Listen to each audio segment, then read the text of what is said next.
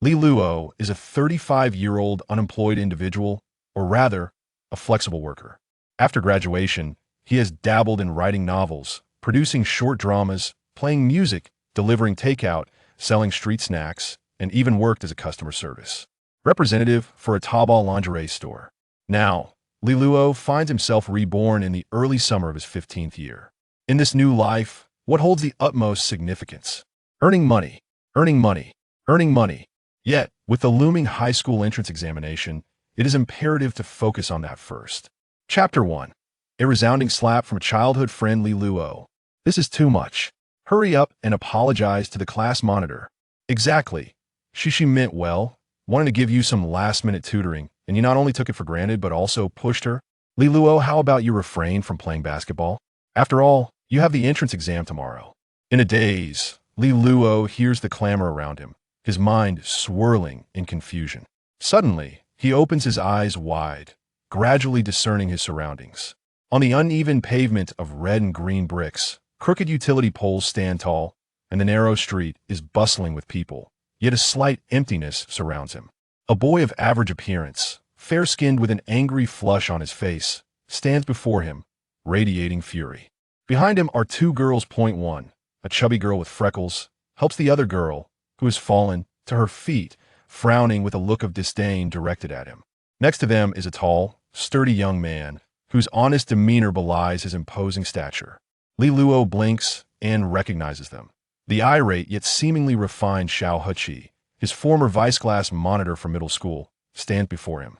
Beside him is Zhao Rongjuan, a good friend since childhood. As for the two girls behind, the freckled girl is Jean Yuding.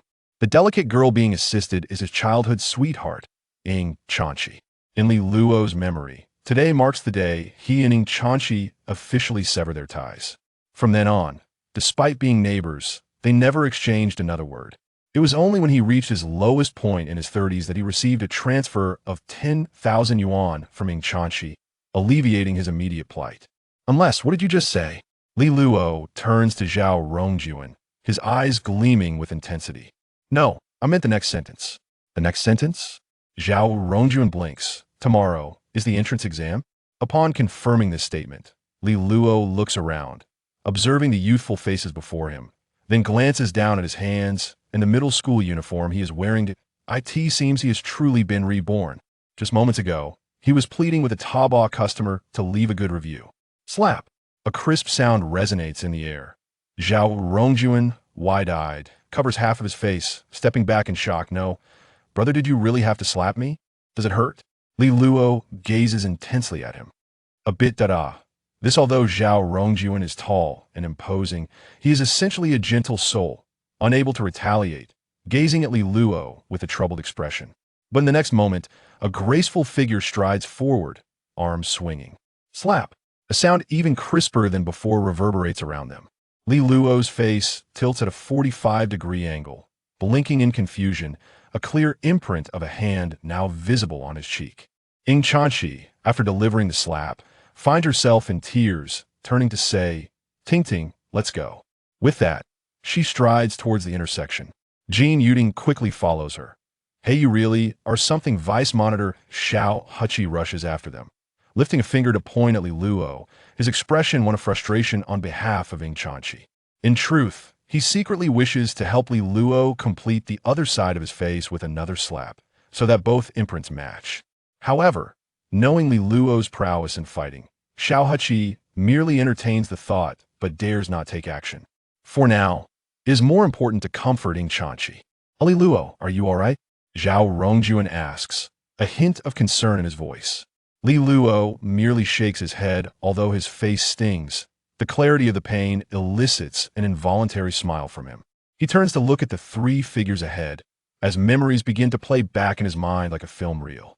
He and Ying Chanchi were once very close childhood friends before the entrance exam. They lived right across from each other. Their fathers were from the same village, sharing a bond that resembled that of brothers.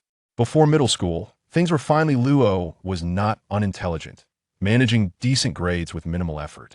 Though he could never match Ying Chanxi's perfect scores, he held his own. However, once they entered middle school, where diligent study became essential for good grades, Li Luo became enamored with leisure, spending his time playing basketball or sneaking off to internet cafes. Naturally, his grades fell far short compared to Ing Chanchi's.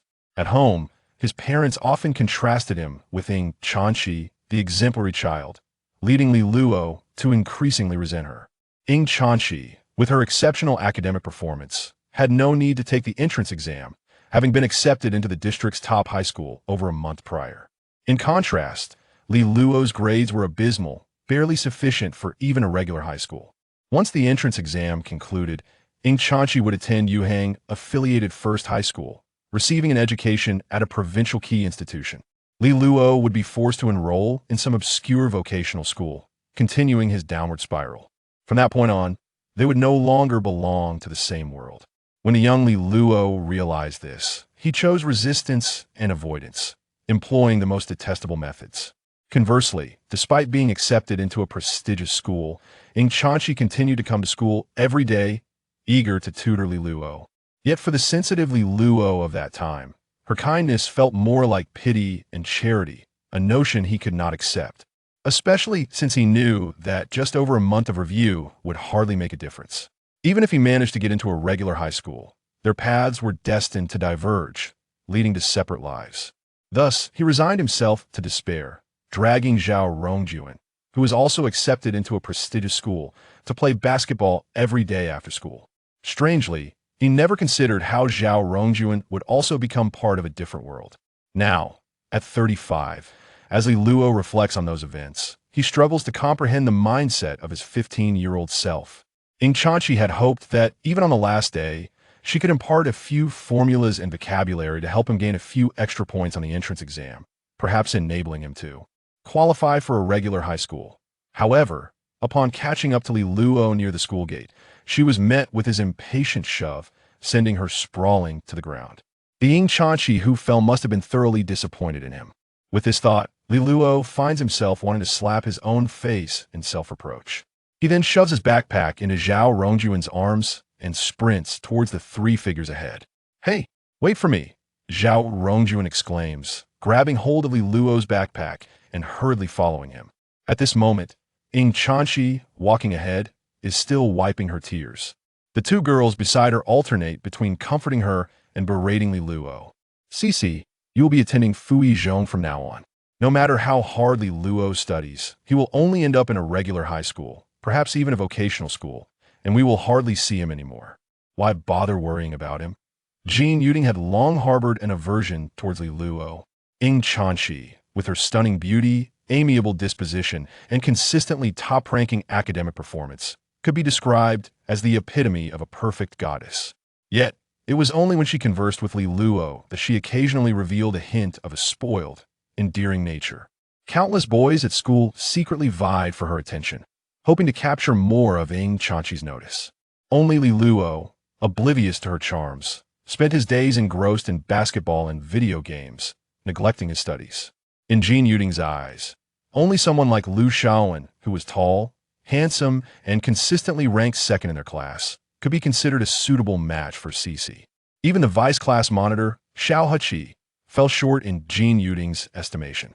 "Don't be sad," class monitor Xiao Heqi interjected. "It's not worth your sorrow over someone like him." He shows no signs of remorse at all. Though he felt guilty for such thoughts, Xiao Heqi viewed Ing Chanxi's fallout with Li Luo, especially since it had brought her tears, as a fortunate turn of events. If he could take this opportunity to comfort Ing Chanchi and draw closer to her, their shared middle school connection might afford him privileges similar to those Li Luo enjoyed. Once they reached Fui Zhong, with this thought, Xiao Heqi felt a buoyant sense of elation. At that moment, a figure rushed towards them, darting to Ing Chanchi's side and grasping her wrist. Startled, Ing Chanchi halted, instinctively turning her head to find Li Luo's face, which instantly ignited her irritation. Li Luo, however, released her wrist at the right moment, his expression momentarily stunned. One couldn't help but wonder how a girl as beautiful as Ing Chanchi could provoke tears from another. At that instant, remnants of tears still clung to Ing Chanchi's petite, oval face, her cheeks flushed, exuding a delicate charm that made one wish to reach out and touch her. Before anyone could react, Li Luo bowed slightly in front of everyone and exclaimed, "Ing Chanchi, I am truly sorry. I was wrong. Please help me review the subjects for tomorrow's exam. As soon as the words left his mouth, Jean Yuding gasped, her hand covering her mouth in shock, while the vice class monitor, Xiao Heqi, stood agape, his expression a mix of astonishment and confusion, rubbing his ears in disbelief. Zhao Rongjuan, who had hurriedly chased after them, also stopped in his tracks, his face reflecting shock as he regarded Li Luo's back with suspicion, almost doubting whether Li Luo had been possessed. Meanwhile, standing before Li Luo, Ing Chanchi was momentarily taken aback by his unreserved apology and request. Gradually, the glimmer of relief and joy began to illuminate her eyes. This is what you promised out of course. Chapter 2. Cleverness Recognized.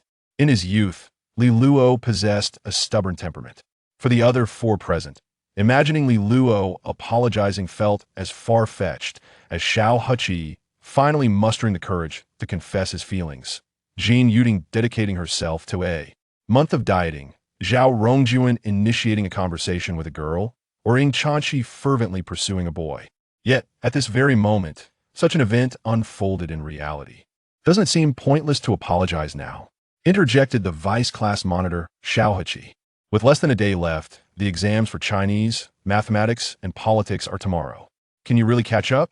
Exactly, chimed in the plump Jean Yuding. CC, Li Luo, just knock you down. Do you think a simple apology suffices? No matter how talented he is, he cannot possibly prepare for Fu Yizhong in just one day. We will still have to part ways. Anyway, why help him? Listening to her classmates' remarks, Ing Chanchi simply shook her head. Leaves danced along the street, swirling in the wind and landing in her hair as she turned to Li Luo, smiling gently. So you do know how to apologize? You delivered that slap perfectly. Li Luo gave her a thumbs up, showing no signs of resentment over the earlier incident, and even praised, "You woke me up in an instant." Hearing Li Luo say this with such delight momentarily left Ing Chanchi speechless. She instinctively glanced at her delicate, fair hand, pondering whether her slap truly had such an effect. With that thought, she lifted her gaze to Li Luo, her eyes falling upon the unblemished side of his face. In that moment, Li Luo instinctively took a half step back, raising a hand to shield his cheek, warily eyeing her. What are you planning? Oh, and Xiao Heqi, you should do your best too. In June, Yuhang City was already sweltering. Ing Chanchi wiped her forehead, uncertain if she was drying sweat or discreetly erasing traces of her earlier tears. Though she wore a simple short-sleeved school uniform, Ing Chanchi radiated a youthful, innocent beauty. Her hair, glimmering softly in the sunlight, framed her face with a few strands slightly disheveled, one of which fell delicately, accentuating the exquisite curve of her chin. For reasons unknown, despite the nearly 20 years that had passed, Li Luo's memories of those times remained vividly clear. He recalled that in 2014, his parents operated a small breakfast shop, working tirelessly to ensure he could attend school. His entrance exam scores had been dismal, falling 3 points short of the lowest cutoff for a regular high school in Yinjiang District, Yuhang City. Had it not been for his parents leveraging connections to pay a 30,000 yuan admission fee, along with an additional 3,000 yuan in annual tuition, he would have been relegated to a vocational school. Even so, he had struggled in high school, his grades stagnant while he indulged in smoking and drinking. After 3 years, his college entrance examination results were dismal. His parents arranged for him to attend a vocational college, where he casually learned culinary skills, but after just half a month of internship at a restaurant, he quit in frustration that he became a jobless wanderer.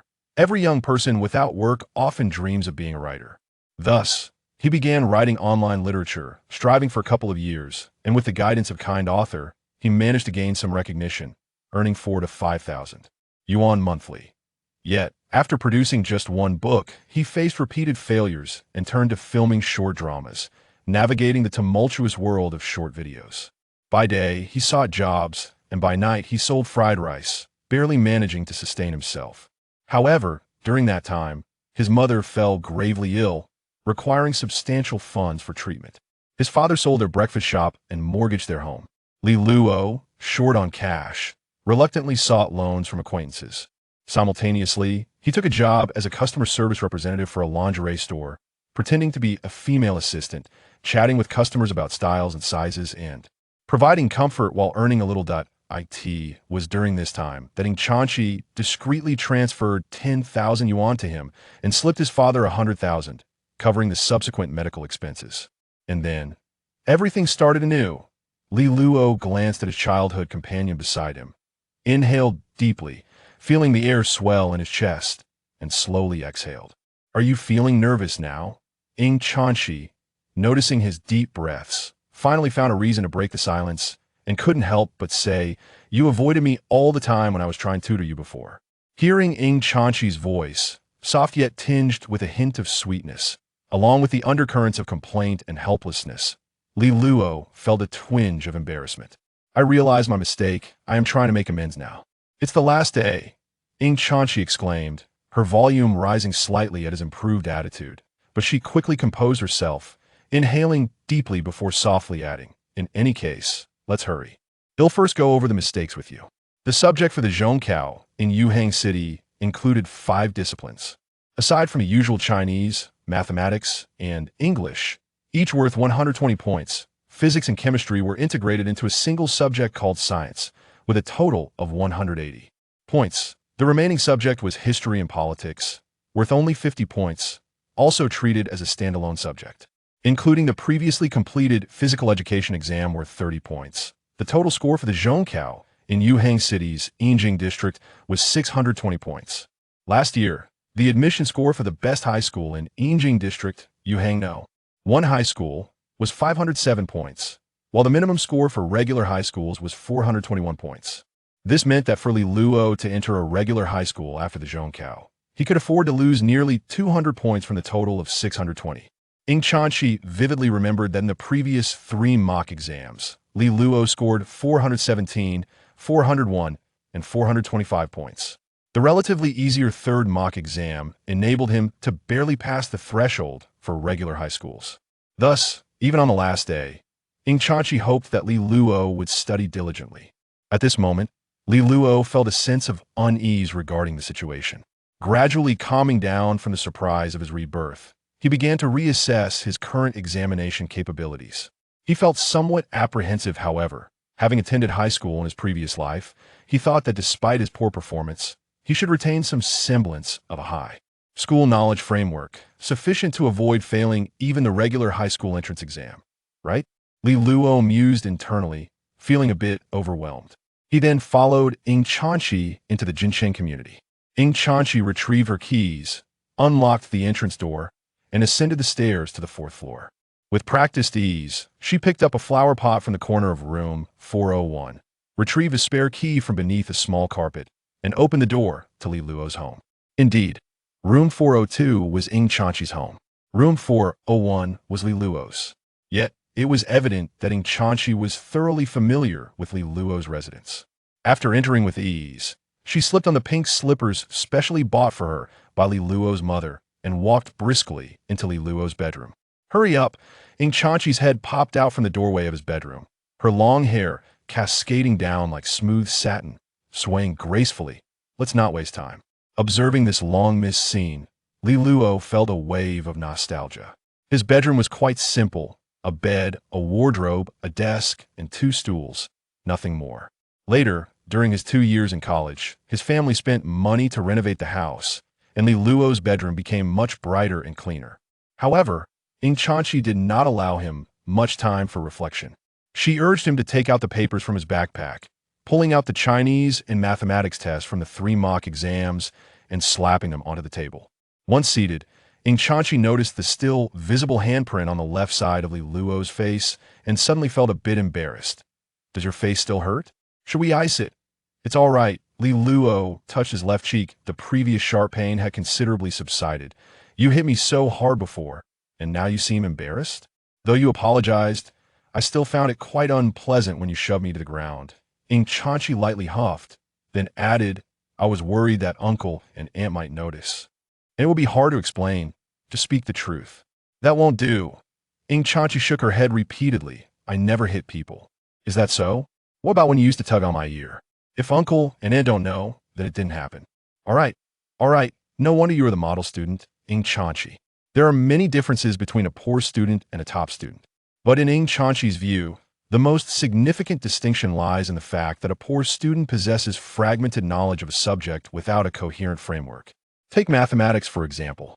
It comprises real numbers, algebra, geometry, equations, functions, and other components that interconnect with one another. A complete knowledge framework for mathematics is absent. Now, with only one day left before the Zhongkao, attempting to establish an entire framework of junior high mathematics for Li Luo in such a brief time was akin to chasing a mirage. Thus, Ing Chanchi's strategy was simple. She decided to skip over the last questions of multiple choice, fill in the blank, and major problems, knowing that Li Luo would most likely struggle with these difficult questions during the actual exam.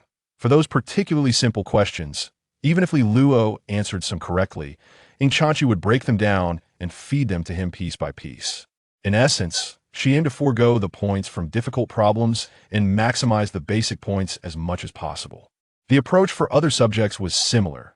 Tomorrow, we will only have Chinese, mathematics, and politics and history, and since the latter is an open book exam, I will focus on reviewing Chinese and mathematics with you. Today, Ing Chanchi stated, her expression particularly earnest while teaching. However, the more they reviewed, the more peculiarly Luo's expression became. It was not that, after nearly 20 years, he had entirely forgotten these concepts. Rather, he seemed to remember everything he had learned in the past with remarkable clarity. One of the first lines of Peach Blossom Spring. The mountains and rivers are shattered, and the wind blows the willow fluff. Clouds rise in layers, birds return home, their eyes fixed on the sunset. One of the first two lines of this ancient matter is hard to fulfill. People have joys and sorrows. The moon has its phases of fullness and emptiness. Suddenly encountering a peach blossom grove, with hundreds of steps on either side, no mixed trees in the middle, fragrant grass fresh and beautiful, fallen blossoms scattered. The fisherman found it rather strange. Continuing forward, he wished to explore the forest. He left the boat and entered through the mouth. Initially extremely narrow, only allowing for one person to pass, there were fertile fields, beautiful ponds, and mulberry and bamboo. Though it went unfinished, he sought the illness and eventually had no one to inquire further. Even in junior high, he had never fully memorized Peach Blossom Spring. At most, he had read through it a few times and memorized some frequently tested sentences. What he had just done was less about memorizing and more akin to having read through Peach Blossom Spring in its entirety. When did you secretly memorize this? Ing Chanchi looked at him in astonishment. You drag Zhao Rongju in to play basketball every day. You wouldn't have him secretly help you with your studies, would you? Li Luo found it somewhat difficult to explain such a question and fell into silence for a moment. I'll admit you're clever, you've discovered this. Chapter 3. The Memory Palace. As Li Luo listened to Ing Chanchi explain the problems, he delved into the shapes of the memories within his mind. After approximately 10 minutes, he finally gained some understanding of his current state. In simple terms, it resembled a hyperthymesia without too many side effects. If one were to liken the memory of an average person to a river, tracing back through time would be a laborious endeavor, with past memories long muddied and unclear. In contrast, Li Luo's mind at that moment was akin to a vast palace of memories. The entirety of his 35 years of recollections was meticulously sealed within, ready for him to retrieve at any moment. However, this ability felt more like an active skill, where he did not consciously think about it. He did not face the overwhelming burden of excessive memories like those afflicted with hyperthymesia. Seizing the opportunity, while Ing Chanchi stepped out to the restroom, Li Luo hurriedly rose from his seat and fetched a thick Xinhua dictionary from the nearby bookshelf. Typically, after a single glance, an ordinary individual would only retain a vague impression. Yet, he could recall it at will. For the first question in Chinese, which was to identify the correctly pronounced characters, and the first question in mathematics, 3-2, it truly was feasible. With access to these original questions, Li Luo felt confident he might even take a chance at the entrance exam for Yuhang Fuizhong. Furrowing his brow at the question posed by Ing Chanchi, he feigned deep concentration while alleviating the throbbing in his head. The more intricate the content, particularly the specific questions on the exam paper, the more it exacerbated this mental strain. Regrettably, he had never accurately answered the entrance exam questions in his previous life, leaving no correct answers preserved in his memory palace. He only recalled his score of 417, ranking 4,897th in the district. That year, the cutoff for regular high schools was set at 420, while Yuhang Fuizhong's threshold soared to 512. As a relatively obscure institution located in the Yingjian district of Yuhang City, Yuhang Fuizhong ranked among the top 5 in the city in terms of faculty strength and educational outcomes. Each year, approximately 7,000 to 8,000 candidates participated in the entrance examination, yet the school only admitted around 640 new students, with 160 spots already taken through early admissions. Only about 480 remained for those taking the entrance exam, excluding the top students who would transition to several prestigious high schools in the city. Gaining admission to Fuizhong required a position within the top 600 in the district, with a more secure chance lying within the top 500. This level of difficulty was akin to hell for both the 15-year-old and the 35-year-old Li Luo. It was a matter that did not warrant further contemplation. However, at this very moment, upon discovering the preserved entrance exam papers nestled deep within his memory, Li Luo suddenly felt a glimmer of hope. "Why are you in a daze?"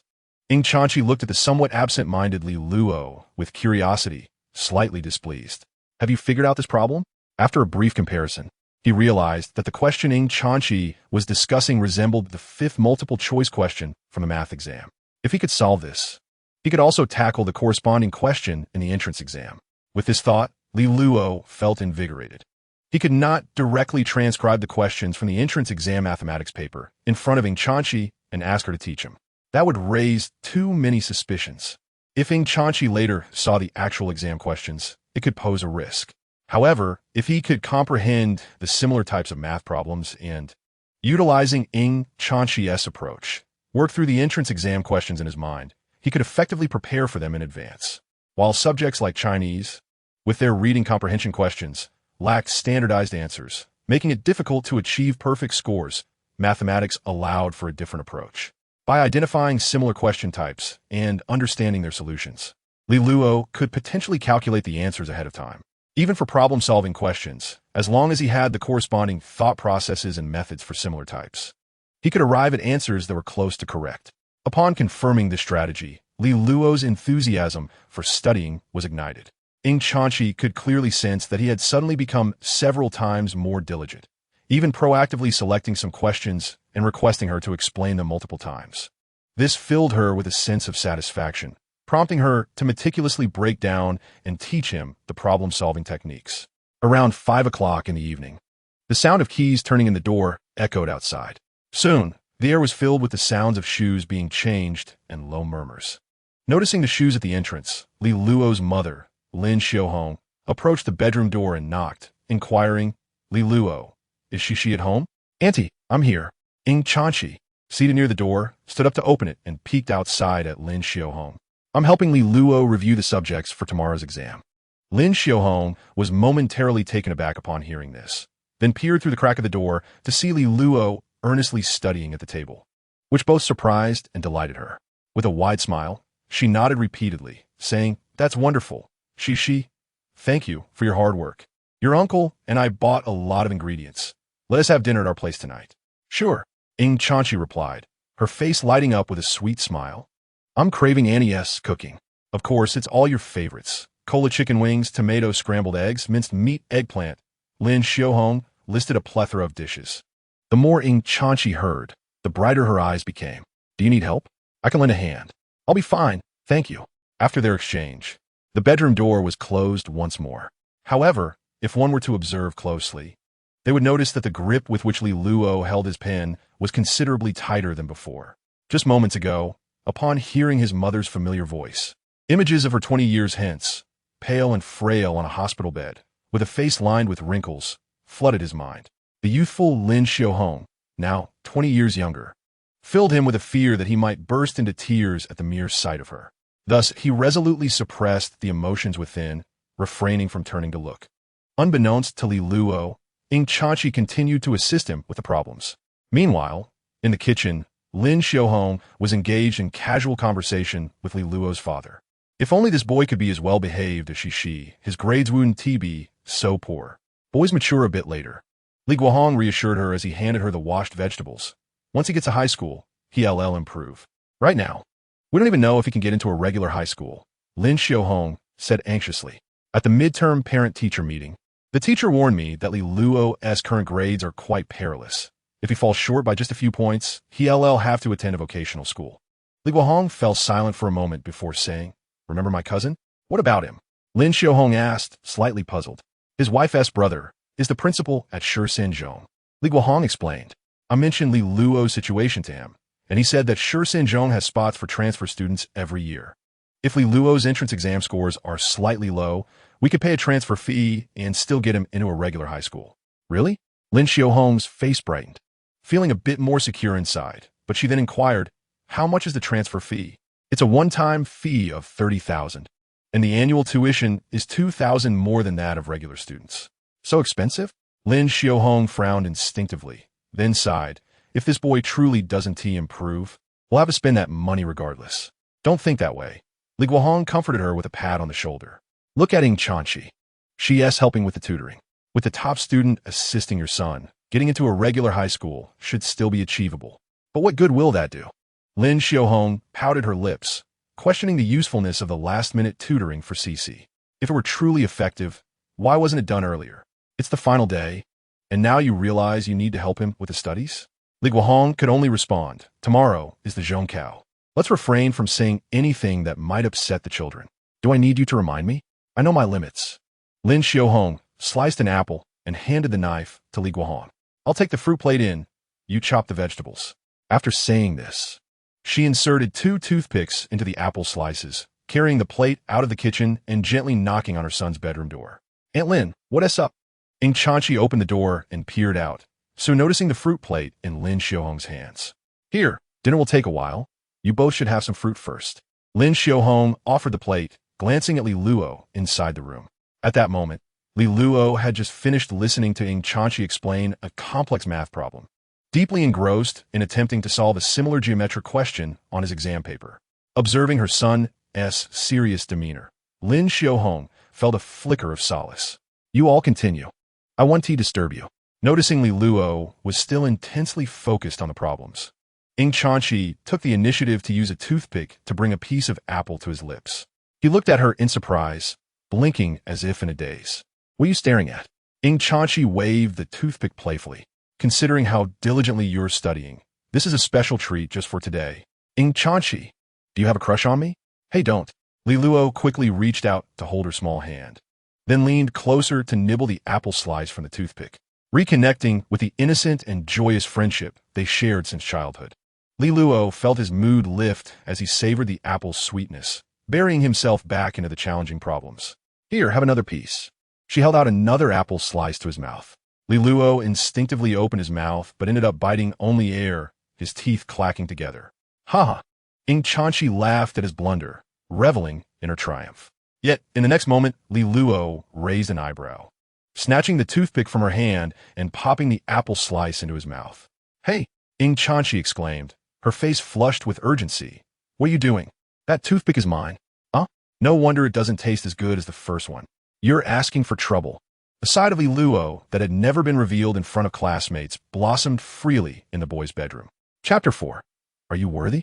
At 6 in the evening, Lin Xiaohong called the two of them to the living room for dinner.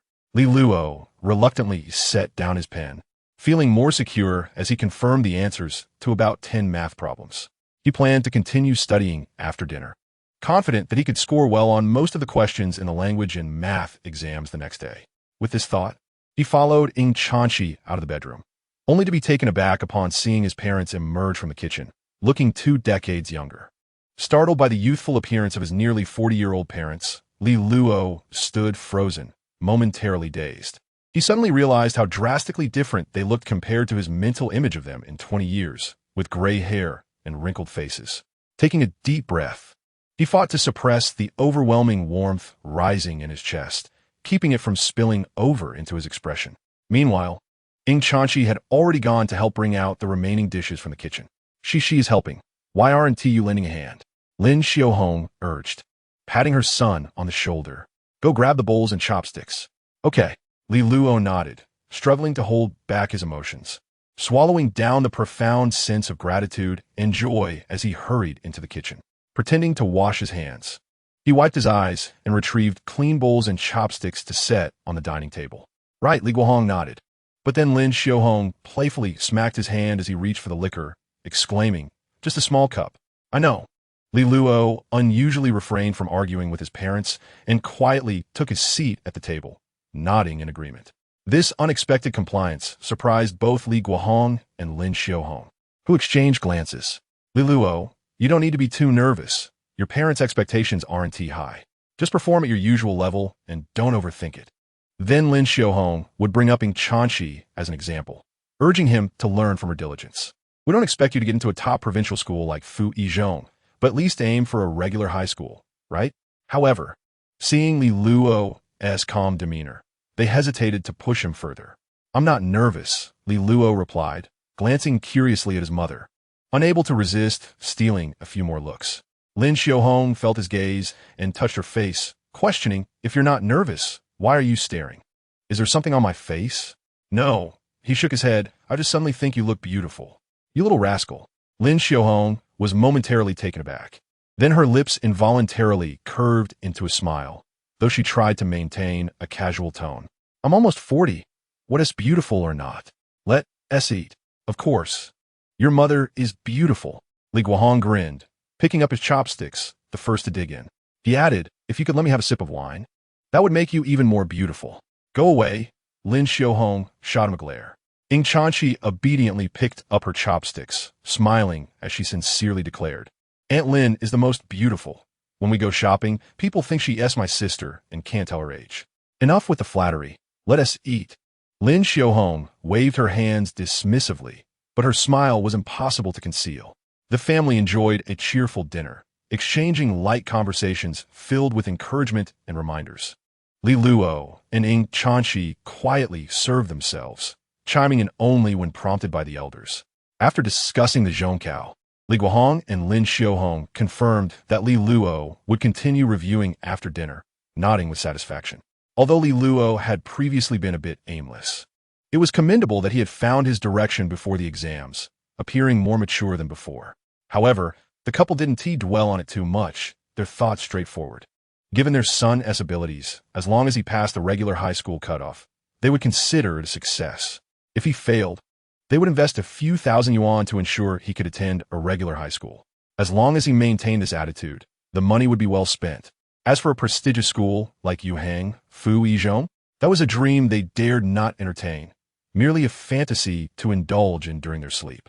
Once the topic of Li Luo's zhongkao was concluded, Li Guohong and Lin Xiaohong shifted to discussing their breakfast shop. "Let us close the shop for a couple of days during the zhongkao," Li Guohong said, his voice muffled as he chewed. "I want to make a difference for just a few days. The exam venue is at the school. I can manage on my own." "Don't let my exams disrupt the breakfast business," Li Luo interjected, looking at his parents. "Right," Li Guohong nodded. "Just focus on your studies." "I understand." Li Luo lowered his head, quietly continuing to eat. What his parents didn't realize was the turmoil churning within him. Lin Xiaohong and Li Guohong had prepared a table full of food that had gone cold. They had quarreled, yet his father still went to the shop the next morning as usual. Everything seemed normal, but Li Luo's heart was anything but calm. His parents were undoubtedly deeply disappointed in him. After finishing their meal, as Ying Chanxi had yet to finish her meal, she had set down her chopsticks, preparing to rise. Li Luo firmly pressed his hand on her shoulder, saying, "Take your time, eat your fill before coming in. There is no rush." "Yes, she, savor your meal."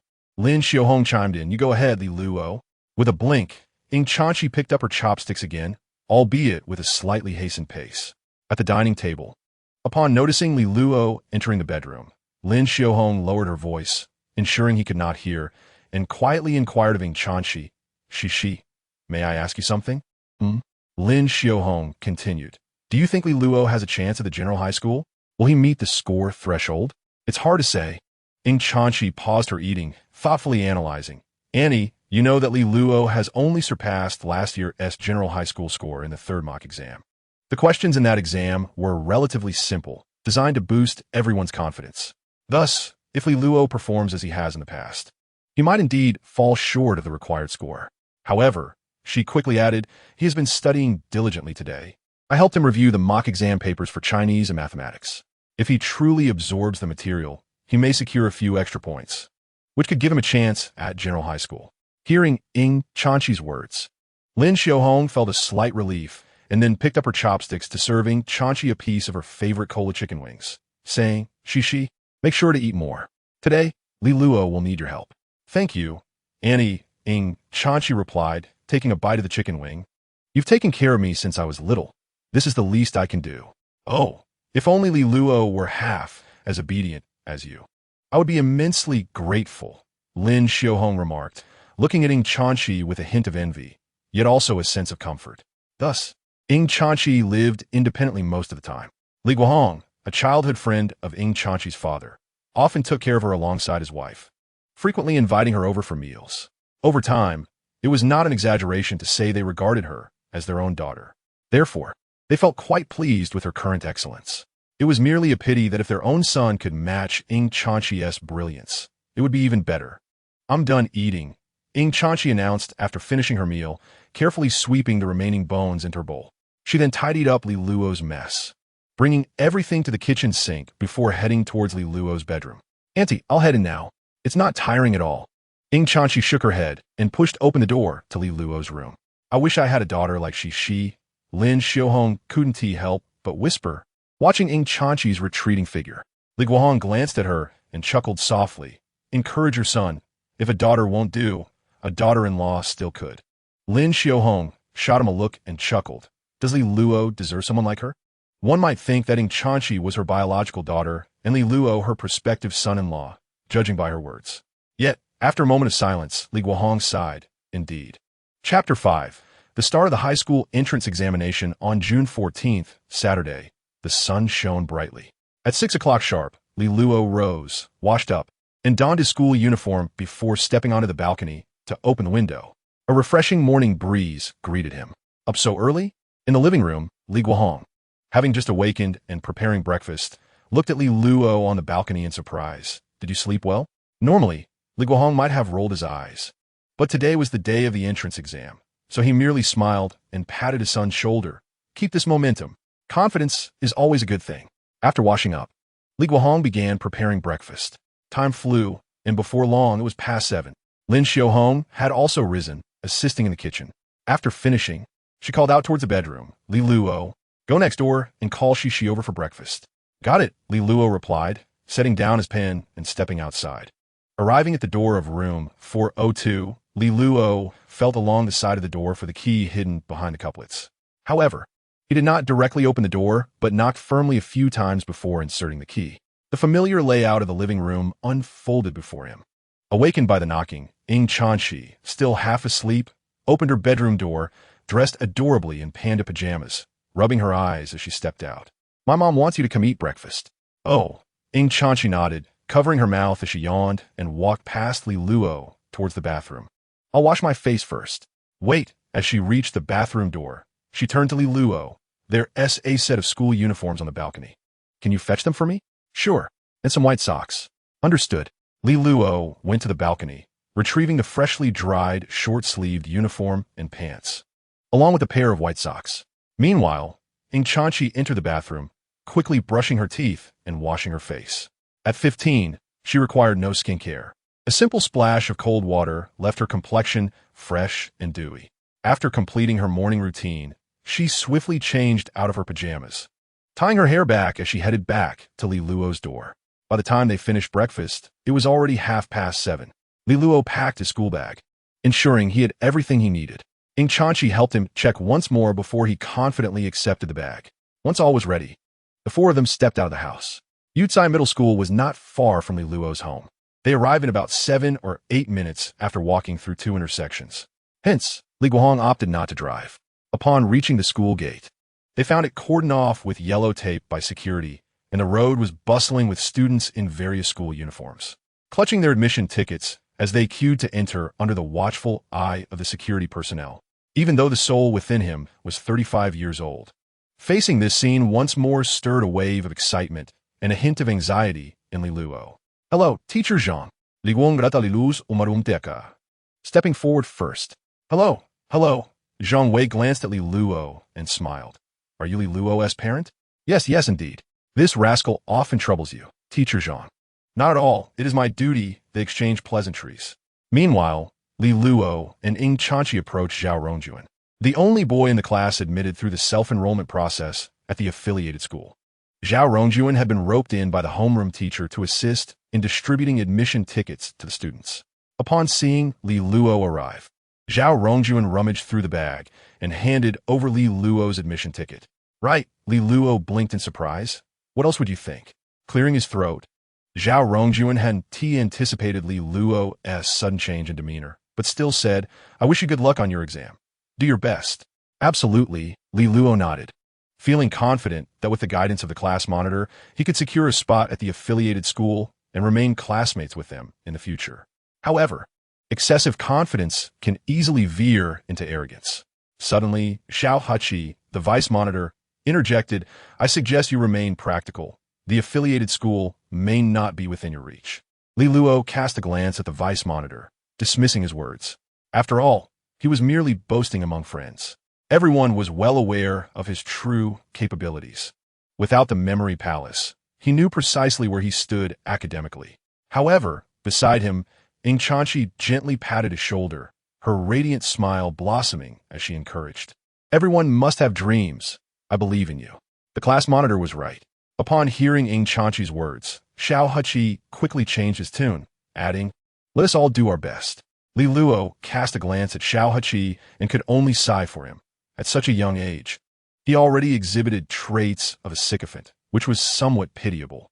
In his memory, he recalled that during their high school graduation, Xiao Hachi had confessed his feelings to Ying Chanqi, but the outcome was unmistakable. She had rejected him rather decisively. Time's nearly up. You should head in. Zhao Rongjuan observed the clock, noting that it was almost 8 in the morning, and spoke up. Thus, Li Luo and Xiao Hachi took their admission tickets and queued to enter the school. Shortly after, the chubby, freckled girl, Jean Yuding, also joined the line, and they encountered her at the entrance to the examination hall. Xiao Hachi had little to say to Li Luo, but upon seeing Jean Yuding approach, he smirked with a hint of mockery and asked, Do you know what Li Luo just said outside? What? Jean Yuding inquired, her face a picture of confusion. He said he can get into Fu Yizhong. Without Ying Chanqi present, Xiao Hachi felt no need to hide his sarcasm, finding Li Luo amusing. Upon hearing this, Jean Yuding burst into laughter. Seriously? I don't even have full confidence in getting into Fu Yizhong, and you just blurt that out? Li Luo, uninterested in their banter, settled himself on a nearby step and closed his eyes to rest. Based on Xiao Hachi's usual academic performance, ranking in the top 50 of the school, gaining admission to Fu Yizhong would be well within his reach. However, for Jean Yuding, who typically hovered around the 100th position, getting into Fu Yizhong was indeed a challenge. Nevertheless, she was still doing better than Li Luo, who consistently ranked beyond 300. It was understandable that the two youngsters looked down on him. Li Luo simply had no desire to argue with them.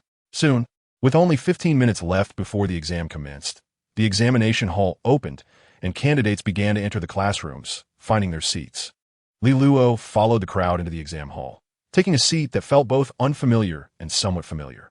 In contrast to the tense and serious atmosphere surrounding him, he gradually found his tranquility.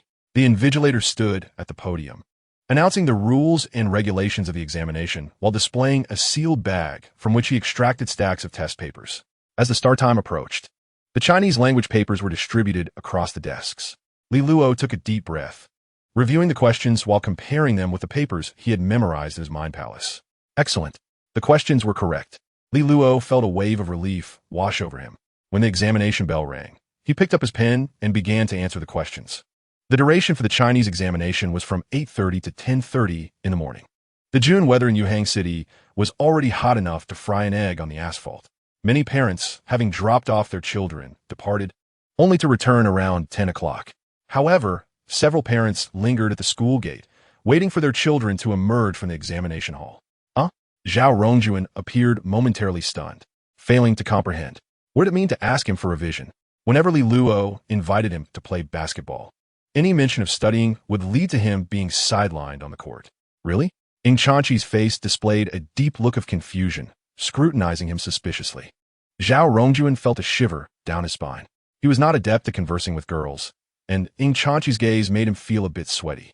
However, drawing from his long-standing camaraderie with Li Luo, Zhao Rongjuan managed to keep his composure. Well, that's a tricky question for me to answer. Let's just play it by ear. To Ying Chanchi, this reaction only solidified her suspicions. Is that so? She sighed. Don't hide it for him. He told me yesterday that he almost gave up. I thought he had truly thrown in the towel, but it turns out he has been secretly studying with you. Zhao Rongjuan. He was completely lost regarding what Ying Chanchi was talking about. When had he ever given Li Luo extra help? Did buying him spicy strips after losing a game count? But at that moment, Zhao Rongjuan realized that silence was the best response. Meanwhile, while Ying Chanchi chatted with Zhao Rongjuan, Lin Xiaohong was waiting with Li Guohong at the school gate, having not left.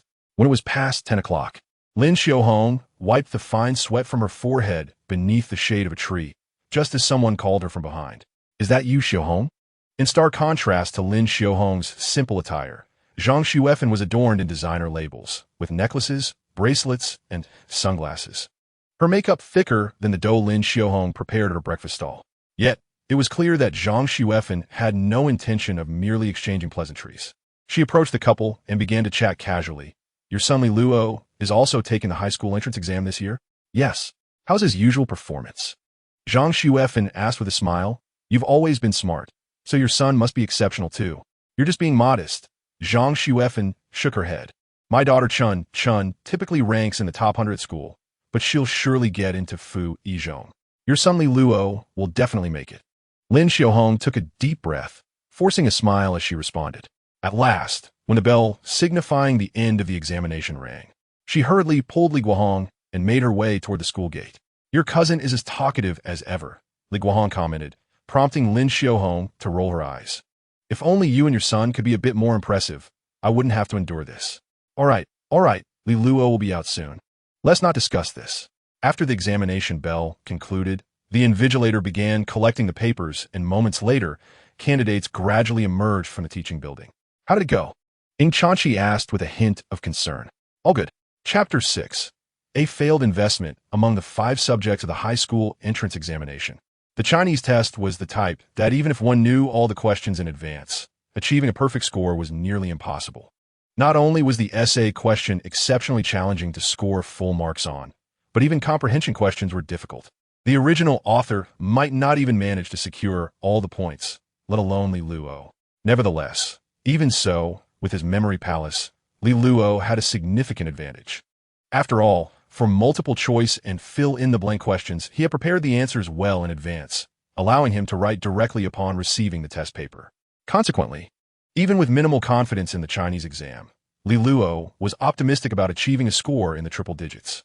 Compared to his previous scores of 70 or 80, this was indeed a solid improvement. However, Xiaohong, are we leaving already? At that moment, Zhang Xuefen had also retrieved her son and was leading him over. Chun, this is your aunt and uncle and your cousin. Go greet them. Li Luo looked at his cousin Wei Chun, who greeted them with a helpless politeness, then glanced at Zhang Xuefen, his brows slightly furrowing.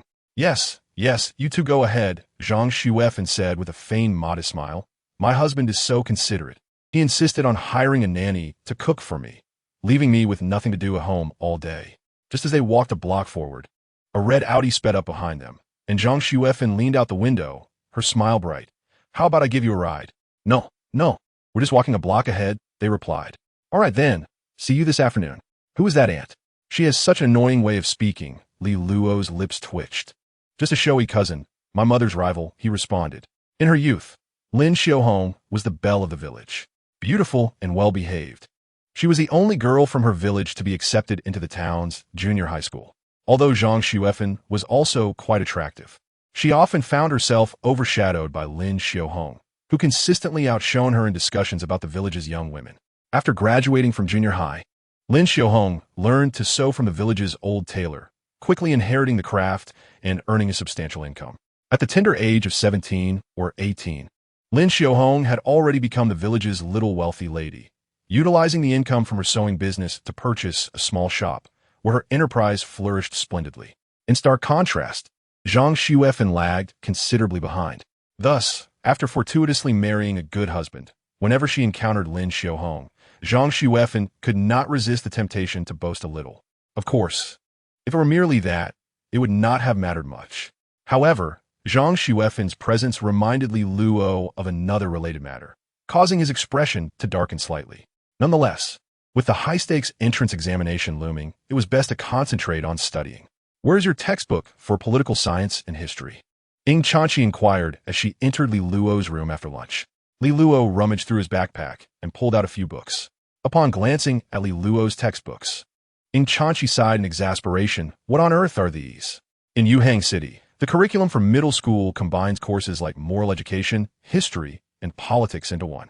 The total score is only 50 points, and it's an open book exam. Yet, your textbooks are filled with bizarre doodles. Some unimportant pages have even been torn out to make paper airplanes. Although it is an open book exam, there is a considerable disparity between different students' textbooks. Cough. As long as it's usable, Li Luo remarked, slightly embarrassed by the childish illustrations. However, for a man of 35, history and political science were among the few joys of daily life. Even without an open book format or a memory palace, this subject was undoubtedly one of his strengths. Yet, Ying Chanqi clearly held a different view. "Here, just use mine." She handed him a beautifully encapsulated textbook. As he opened it, the elegant and compact handwriting was a delight to behold. Colorful sticky notes marked the pages with dynasties and key points, making it far more convenient than merely flipping through a table of contents. Li Luo glanced at the worn-out books in front of him and without hesitation, placing Chanqi's textbook into his bag. "I won't be polite then." At 5 o'clock in the afternoon, the bell signaling the end of the third exam in political science and history rang. As Li Luo exited the examination hall, he spotted his father, Li Guohong, standing under a tree nearby, engaged in conversation with someone. It appeared that only Li Guohong was waiting for him. At that moment, beside Li Guohong stood his cousin, Zhang Xuefen, and his uncle, Wei Dongrong. "Yes, a 10% interest rate every year. How could such a high rate come to me? Well, we are relatives, so of course, I would bring you along for good projects. In this day and age, which real estate venture has failed? Old Wei, you're making a fortune. My family is just scraping by with limited funds, and I need to save for my son's housing in the future, so I can't afford any setbacks." "Oh, there's no rush. We're just chatting for now. When the time comes, I can take you to see the project. It's guaranteed profit." "All right. I'll have to think it over. After all, it's a significant amount of money." As Li Luo approached Li Guohong, he greeted his cousin and uncle, subtly listening to their conversation, his brow furrowing as he discreetly assessed the situation. Upon noticing Li Luo, Li Guohong ceased his discussion, waved goodbye to Wei Dongrong, and began walking home with Li Luo. "Dad, what were you talking about?" "Nothing much," Li Guohong replied, shaking his head. "This is adult business. You should focus on your exams." Li Luo helplessly pursed his lips. At just 15, he had little say in matters concerning adults. If it were a trivial issue, Li Luo would naturally not concern himself. During his school years, he was completely oblivious to his family's financial situation. It was only 2 or 3 years after graduation, while dining and drinking with his father, that he learned about a real estate investment made by the family when he first entered high school. They had initially claimed a minimum investment of 100,000 with an annual 10% interest rate. Although Li Guohong was initially tempted, after years of frugality from running a breakfast shop, the family had saved only around 600,000 to 700,000. Thus, he began with a mere 10,000 investment. Both Li Guohong and Lin Xiaohong found it hard to resist temptation. After all, had they invested the entire 60,000 a year earlier, it would have yielded a profit of 6,000. Such a return would have significantly increased their income over several months. The subsequent events were, of course, a mess. Wei Dongrong's primary business was not in real estate. He had merely been fortunate enough to acquire a piece of land through connections. Yet, everything from financial management to project planning was chaotic, resembling a makeshift operation. At that time, Li Luo was still a child, unaware of family affairs, and his parents would not discuss such matters with him. However, faced with the opportunity to relive the situation, Li Luo was determined not to let it happen again. The only challenge remaining was convincing his parents to trust the words of a 15-year-old. Li Luo felt a headache coming on. Fortunately, it was still early. His uncle had likely just happened to run into Li Guohong and struck up a conversation. If a decision to invest were to be made, it would surely not be immediate. Li Luo sighed, choosing not to probe further into the matter with his father, and resolved to focus on performing well in his exams. Achieving good scores would afford him more influence with his parents. At the very least, he needed to demonstrate that he had changed. No longer the mischievous and rebellious child he once was. Upon returning home, dinner was already prepared. Li Luo observed Ing Chanxi emerging from the kitchen, clad in an apron. Carrying a dish, her hair styled in a bun, with beads of sweat glistening on her forehead, momentarily leaving him in a daze. Ing Chanxi, taken aback, accepted the dish and wiped her face and neck with a simple gesture, then scrutinized Li Luo. "When did you become so considerate?" "Just showing my gratitude." Li Luo rolled his eyes, quickly regaining his composure. "Your textbook was incredibly helpful. Thank you." Although Li Luo possessed a memory palace, he had not thoroughly examined those political science and history textbooks even once. Thus, even if he wished to recall specific information, he might not be able to locate the corresponding content. Fortunately, the material for the middle school political science and history exams was straightforward, and with Ing Chanxi's detailed and well-organized notes, Li Luo managed to navigate the exam with relative ease. "No need to thank me," Ing Chanxi replied with a smile. "As long as you can get into a good high school, I would consider it a repayment for Aunt Lin's care. I think your expectations for me could be a bit higher." Li Luo coughed lightly to lay the groundwork. "For instance, Ing Kai or Shulan." Ing Chanxi suggested a few locally renowned high schools, noting that getting into the second high school would be quite impressive. "I believe one should have dreams." Li Luo asarta earnestly. "For example, Fuzhong?" "Dreams are beautiful," Ing Chanxi chuckled, patting his shoulder. "Then, do your best and let us eat." "If you manage to get into Fuzhong," Lin Xiaohong chimed in as she emerged with dishes and chopsticks, "I will buy you that smartphone you wanted." "Mom, let's not." Li Luo feigned seriousness. "Smartphones are so expensive these days. It would be too much of a burden." "Be quiet and eat," Lin Xiaohong retorted, placing chopsticks before him. "If you have the ability to get into Fuzhong, what condition could I possibly refuse you?" "I only have one condition. Promise to be kinder to me in the future. It might help you age more slowly." Get lost. Chapter 7, How Did You Perform? June 15th, 3 p.m. Zhang Wei, the homeroom teacher of Class 5 in the 9th grade at Yucai Zhongxue, stood beneath the shade of a tree at the school gate, seeking respite from the heat.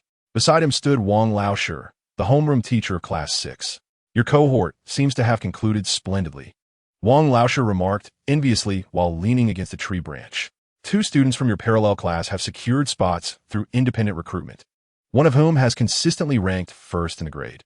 Among the remaining students, there should be 2 or 3 candidates for Fuzhong, right? Xiao Heqi is undoubtedly one, and their Su Yinghuan, Jin Yuding may have a chance as well. You are truly fortunate." After recounting these successes, Wang Laosher's envy deepened. It is known that Yucai Zhongxue has 2 key classes in each grade, while the remaining 10 classes are parallel classes. The disparity in student resources is stark. Typically, apart from a few students who struggle under the high-pressure environment, key classes dominate the top 100 in exam results, whereas parallel classes are considered exceptional if 2 or 3 students break into the top 100. Rarely does a student from a parallel class ascend to the top 30, as this space is predominantly occupied by students from key classes. However, this year, an anomaly emerged in the form of Ing Chanxi. As a student from a parallel class, effortlessly surpassed the key class students, maintaining the first position in the grade and securing a spot through independent recruitment with ease. If that were all, it would suffice, but in addition to Ing Chanxi, Zhang Wei's Class 5 boasts Xiao Rongjuan, a consistent top 30 student, and Xiao Heqi, who ranks within the top 50. Moreover, the study committee member Su Yinghuan and the English class representative Jin Yuding are also frequent visitors to the top 100. Such academic accomplishments are indeed a remarkable feat for the homeroom teacher of a parallel class. Nevertheless, Zhang Wei humbly shook his head, stating, "Let's not speak too soon.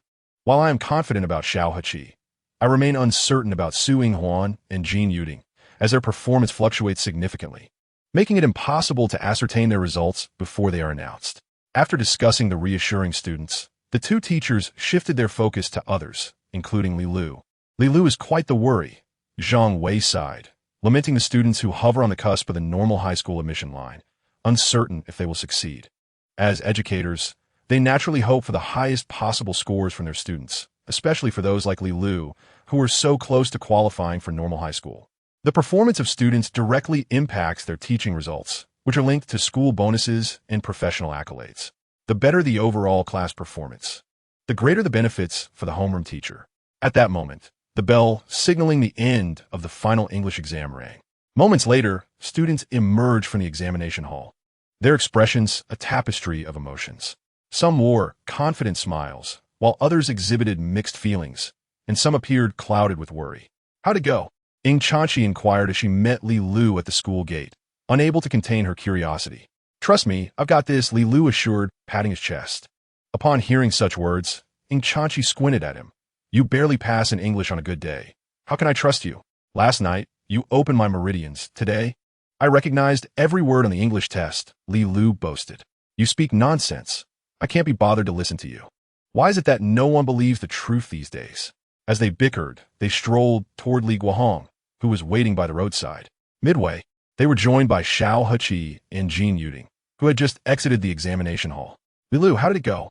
Xiao Heqi greeted him cheerfully. The English paper seemed relatively straightforward. You might just pass. She helped me review yesterday. Li Lu pointed to Ing Chanchi beside him. I feel like I might score over 100. Are you dreaming? Jin Yuding, who had been disheartened by her poor performance in the morning science exam, couldn't help but raise an eyebrow in mockery. The English paper may look simple, but there are several traps in the reading comprehension questions. I doubt you'll even pass. Wait a moment. Xiao Heqi recalled something and quickly called out to them. I plan to discuss with Teacher Zhang about organizing a class dinner after the results are out.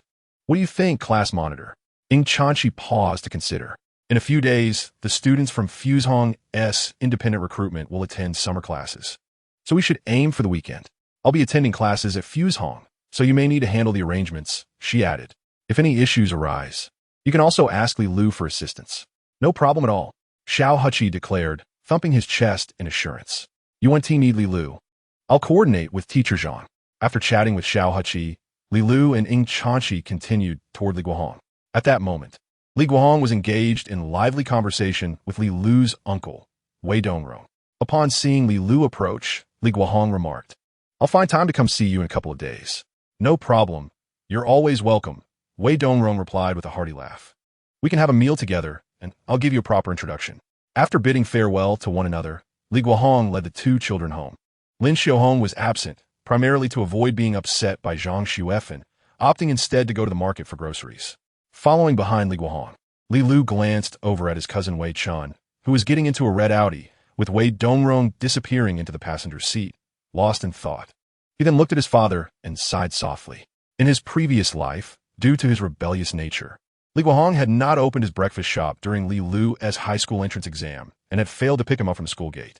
Thus, it took a month or two before Li Guohong was approached by his uncle Wei Dongrong to discuss investment opportunities. Given the current circumstances, if Li Guohong visits that real estate project in a few days and is persuaded by Wei Dongrong, he could soon find himself investing his first sum. Once his parents experience the initial short-term gains, there will be little Li Lu can say to change their minds. Contemplating this, Li Lu furrowed his brow, feeling somewhat helpless. How did it go? Better than the mock exam? It's definitely better than the mock exam. Do you think you have a shot at normal high school? Absolutely. Noticing Li Lu's confident demeanor, Li Guohong felt uncertain and turned toward Ing Chanchi. What do you think, Shi? There should be no problem, Ing Chanchi replied. Though she too felt unsure, as it was Li Lu's exam and not her own. Despite Li Lu's diligent review in the past few days, Ing Chanchi couldn't ascertain the extent of his improvement. Shall I check the answers when the exam content is released in a couple of days? Why go through all that trouble? Li Lu shook his head. The results will be out by the end of the month. We can just wait. True. Li Guohong conceded after considering the matter, deciding not to dwell on it. After the exam, it was set in stone, and a few days wouldn't make a difference. Upon returning home, Ing Chanchi naturally followed Li Lu inside, heading to the kitchen to assist Lin Xiaohong with meal preparations. It was still only 3:30 p.m., well before dinner time, but to celebrate Li Lu's successful completion of the high school entrance exam, Lin Xiaohong had bought a plethora of ingredients, intending to prepare something special. Look at Shi, and then look at you, Lin Xiaohong remarked to Li Lu in the living room. You're done with your exams. Come help out. This is how it goes, she continued. Before exams, students are treasures. After exams, they become free labor. Li Lu obediently walked into the kitchen, accepting the task of peeling garlic from his beloved mother, squatting beside the trash can with diligence. How did the exam go? Lin Xiaohong asked while preparing the ingredients. Mom, this is the fourth time you've asked me, Li Lu sighed. Repeating the same question feels like a waste of life. Why are you so glib? Lin Xiaohong glared at him, saying, by your reasoning, does that mean I am wasting my life by cooking for you every day? How could that be? Li Luo shook his head repeatedly. According to the data from the Women's Federation, the annual value of a housewife's labor is worth 24 million, which means each day is worth over 3,000. Just considering the meal you prepared, it must be worth at least several hundred. Mom, you are creating value for society. Selflessly contributing, a true embodiment of greatness. Shut up, Lin Xiaohong retorted with a scoff. If there were really that much money, wouldn't it be better for me to work as a nanny for someone else who would offer me a salary of 24 million? Even a salary of 240,000 would suffice. Why not ask Dad to give you a salary? Li Luo winked and gestured towards the living room. As fate would have it, Li Guang, with ears sharper than a dog's, immediately chimed in with a laugh and a playful rebuke. You little rascal, I don't even have any private savings. So don't speak out of turn. Let us not stray from the topic. Lin Xiaohong quickly redirected the conversation. So, how did you perform on the exam? All right, I will be direct, Li Luo sighed. Mom, you should prepare to buy me a new phone. What do you mean? Didn't you say yesterday that if I get into Fu Yizhong, you would buy me a phone? Shishi, what is the matter? Stuff that cucumber in his mouth. He is driving me insane. Oh, are you really going to do it? You haven't even peeled off the prickles. Chapter 8. Fluctuations in housing prices around 5 in the evening. Li Luo sat down at the dining table with his bowl and chopsticks. After the high school entrance examination, Lin Xiaohong and Li Guohong had only asked a few questions. The results would be released at the end of the month, in about 2 weeks, and the matter would soon be settled. Regardless of whether he met the minimum score for a regular high school, as parents, they would surely find ways to ensure Li Luo's admission. Once they had settled this in their minds, they shifted the conversation at the table to more pressing matters. As I mentioned last night, Wei Dongrong spoke with me again today, Li Guohong said, smacking his lips as he chewed. His project sounds quite reliable. Many relatives have invested. Why don't you inquire about it in the next few days? Are you really considering investing? Lin Xiaohong frowned. On one hand, this was a project initiated by Zhang Xuefen's husband, her sworn enemy. On the other hand, the money they had was intended for other plans. Thus, Lin Xiaohong hesitated. You need to think this through. Our family is not like theirs. Our resources are limited. Yes, I understand, Li Guohong nodded. So we must be cautious and gather more information. We cannot rely solely on their word. Even if the project seems promising, we should start with a modest investment of around 100,000 to test the waters. If it proves worthwhile, we can consider further investments. That sounds reasonable, Lin Xiaohong replied, still furrowing her brow. But what about your younger uncle? Didn't he mention he was considering taking over their house? He did have that thought, Li Guohong admitted helplessly. But as you know, housing prices in Yuhang City have been declining in recent months. If we buy now and the prices don't rebound, what then? Upon overhearing their conversation, Li Luo instinctively paused his meal, especially at the last remark, which made him involuntarily twitch his lips. In his previous life, his father had never mentioned the family's intention to invest in real estate. The thought of it made Li Luo feel a pang of regret. Isn't third uncle's house in the village? Li Luo Dios li inquiret. Are they planning to sell the small villa due to the demolition? That is definitely not the case, Li Guohong replied, looking at his son with exasperation. That is our ancestral home. It cannot be sold. They intend to sell a property by the Yin River. By the Yin River? Li Luo blinked, contemplating before following up. Isn't that the area next to Fu Yizhong? Indeed, Li Guohong nodded. When your cousin got into Fu Yizhong, they specifically purchased a property there for him to live in while studying. Now that he has graduated 2 to 3 years ago and plans to study abroad, they wish to sell that house. After all, renting it out yields very little income, and frequently changing tenants is quite troublesome. Li Luo understood the situation better now. Moreover, the location of that property is rather remote. Li Guohong continued, elaborating, Fu Yizhong is already situated near the outskirts. Our Yinjiang district is located in the northeastern outskirts of Yuhang City, and Fu Yizhong is at the northernmost point, a good 6 to 7 kilometers away from the most prosperous area of Yinjiang district. If it weren't for its proximity to Qianjiang University and Fu Yizhong, it wouldn't even qualify as a school district property. Furthermore, admission to these 2 schools is not guaranteed by simply owning a home. One must truly excel in exams to gain entry. Li Luo grasped this reasoning well. However, he was acutely aware that in about 6 months, the northern area of Injiang District would begin development plans. Within 2 years, a subway line would connect the center of Yuhang City directly to the outskirts of northern Injiang District, with Fu Yizhong and Qianjiang University as the terminal stations. Simultaneously, the area south of Qianjiang University would evolve into a bustling commercial district known as Shidai Tianjia, attracting massive foot traffic. Consequently, housing prices in that vicinity would skyrocket, leaping from just over 10,000 to upwards of 20,000. Yet, at present, ordinary individuals in Injiang District were completely oblivious to these developments. Individuals like Li Guohong and Lin Xiaohong, belonging to a lower social class, could not access such information, making it difficult for them to envision the rapid growth of the northern area of Injiang District. To Li Luo, however, it represented a vast treasure. At the very least, it should create some hesitation regarding Wei Dongrong's project. Thus, a few minutes later, while Li Guohong and Lin Xiaohong continued their discussion, Li Luo interjected once more. "Dad, may I ask you a question?" "What is it?" Li Guohong turned to his son, momentarily taken aback. "I remember the subway at the South Station is about to open, right?" "Yes," Li Guohong confirmed with a nod. "It should be this summer. After that, you won't need to drive. You could take the subway from the South Station to the city center in just half an hour." "Will the subway extend its line further in the future?" Li Luo inquired with a seemingly innocent expression. "That seems unlikely," Li Guohong frowned, replying, "Our Injiang District is already quite remote, so having the subway reach the South Station is a significant achievement." However, Li Luo feigned concern, his expression betraying confusion. "Dad, do you know our class vice president?" "What about him?" "The one named Xiao Huqi," Li Luo stated seriously. "His father is a government official." "Oh, I vaguely remember," Li Guohong said, recalling having seen him at previous parent-teacher meetings. "Did you know?" Li Luo gently coaxed. Xiao Huqi boasted in class that his family recently bought a house near Fu Yizhong and mentioned it would definitely yield profit in the future. Li Guohong raised an eyebrow, intrigued by Li Luo's words. "What did he say?" "We were just curious and asked him about it," Li Luo replied, blinking innocently. "He said his father had received information that the subway at the South Station would be extended by 3 or 4 more stations, and the terminal might very well be Qianjiang University." Upon hearing this, both Li Guohong and Lin Xiaohong fell silent, momentarily processing the revelation. After exchanging glances, Li Guohong could not contain his astonishment. "Did you hear that correctly? Did your classmate really say that?" "Yes," Li Luo affirmed with a nod, a look of certainty on his face.